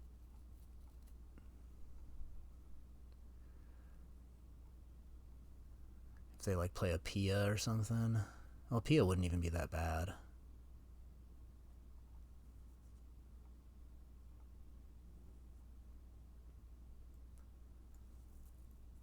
And I didn't really see much counter magic out of them.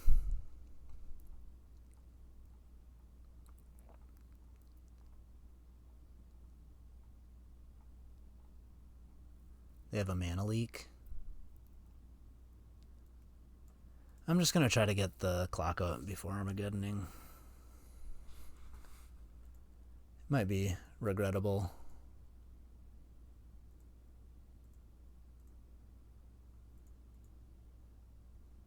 Yeah, I'm gonna regret it. I can already sense it.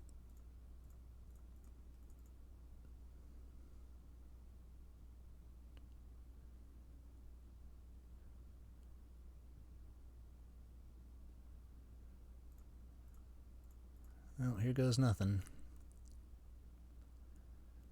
Alright. Okay. I feel okay about this. Got an extra land.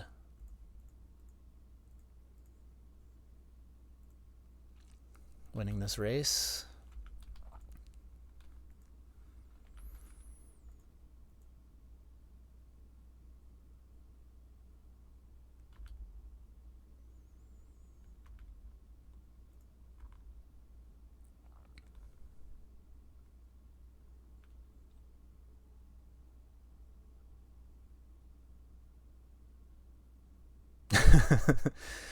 They had all lands, I guess.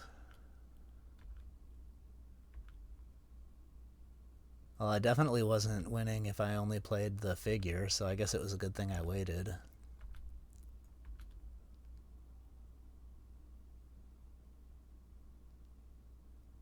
I feel pretty good about this.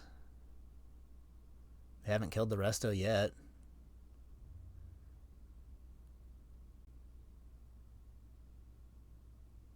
Nice. Alright. That's more like it. I like it when the games don't go through the whole deck. Much prefer that. I guess they have a signet, so the relic order is like maybe better than the porcelain. But I like the first strike actually. Their blockers are kind of annoying.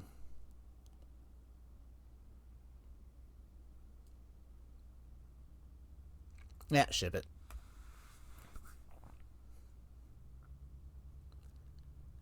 One signet and some thopters I don't think is enough to care that much. I'm gonna draw a mountain, right?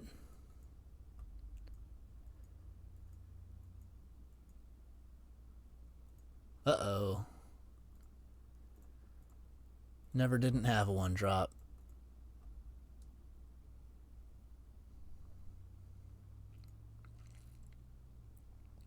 Don't clear a path. You're not. No. Stop.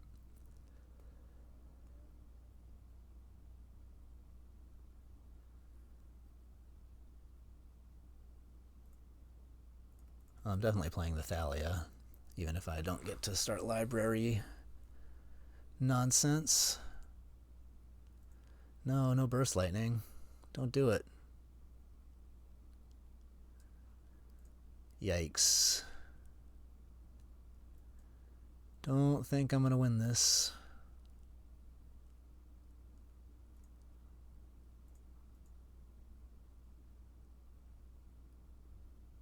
Maybe Paragon can do some work, but I'm up against it. They're going to have about 1,000,000 treasures, so my Armageddon is going to be a stinker this game. I think it's over.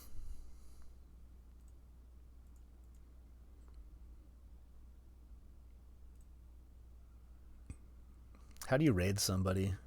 Anybody know?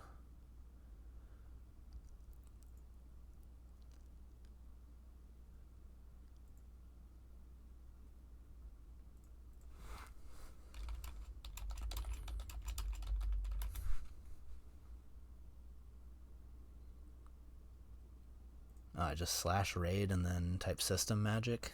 Ooh, I drew a mountain.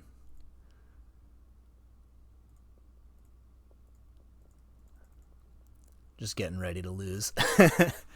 And call it a night. Appreciate everybody who stuck around and all the people who are new to the stream from my raids.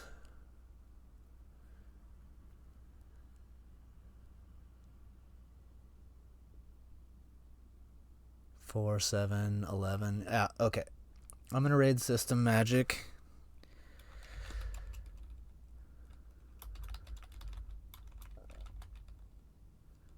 I hope you all enjoy their stream. Thanks for tuning in and have a wonderful evening.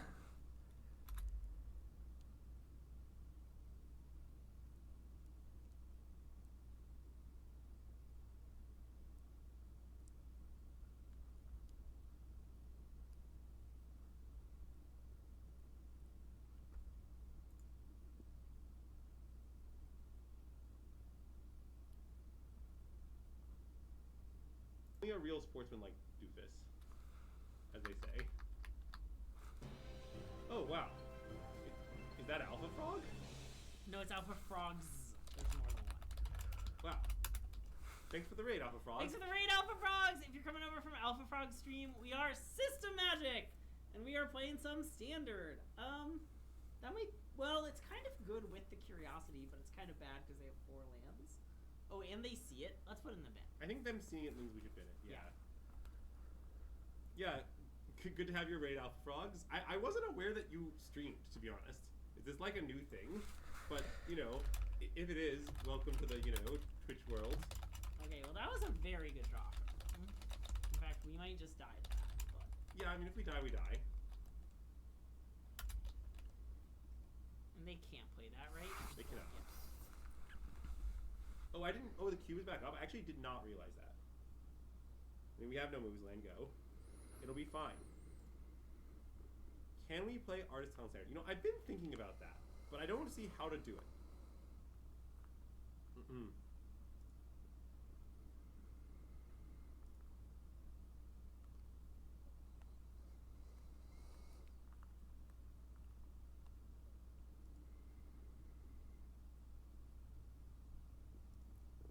So we should make this, is what we should do? Yeah, I think so. And then block and eat the torch? Yeah.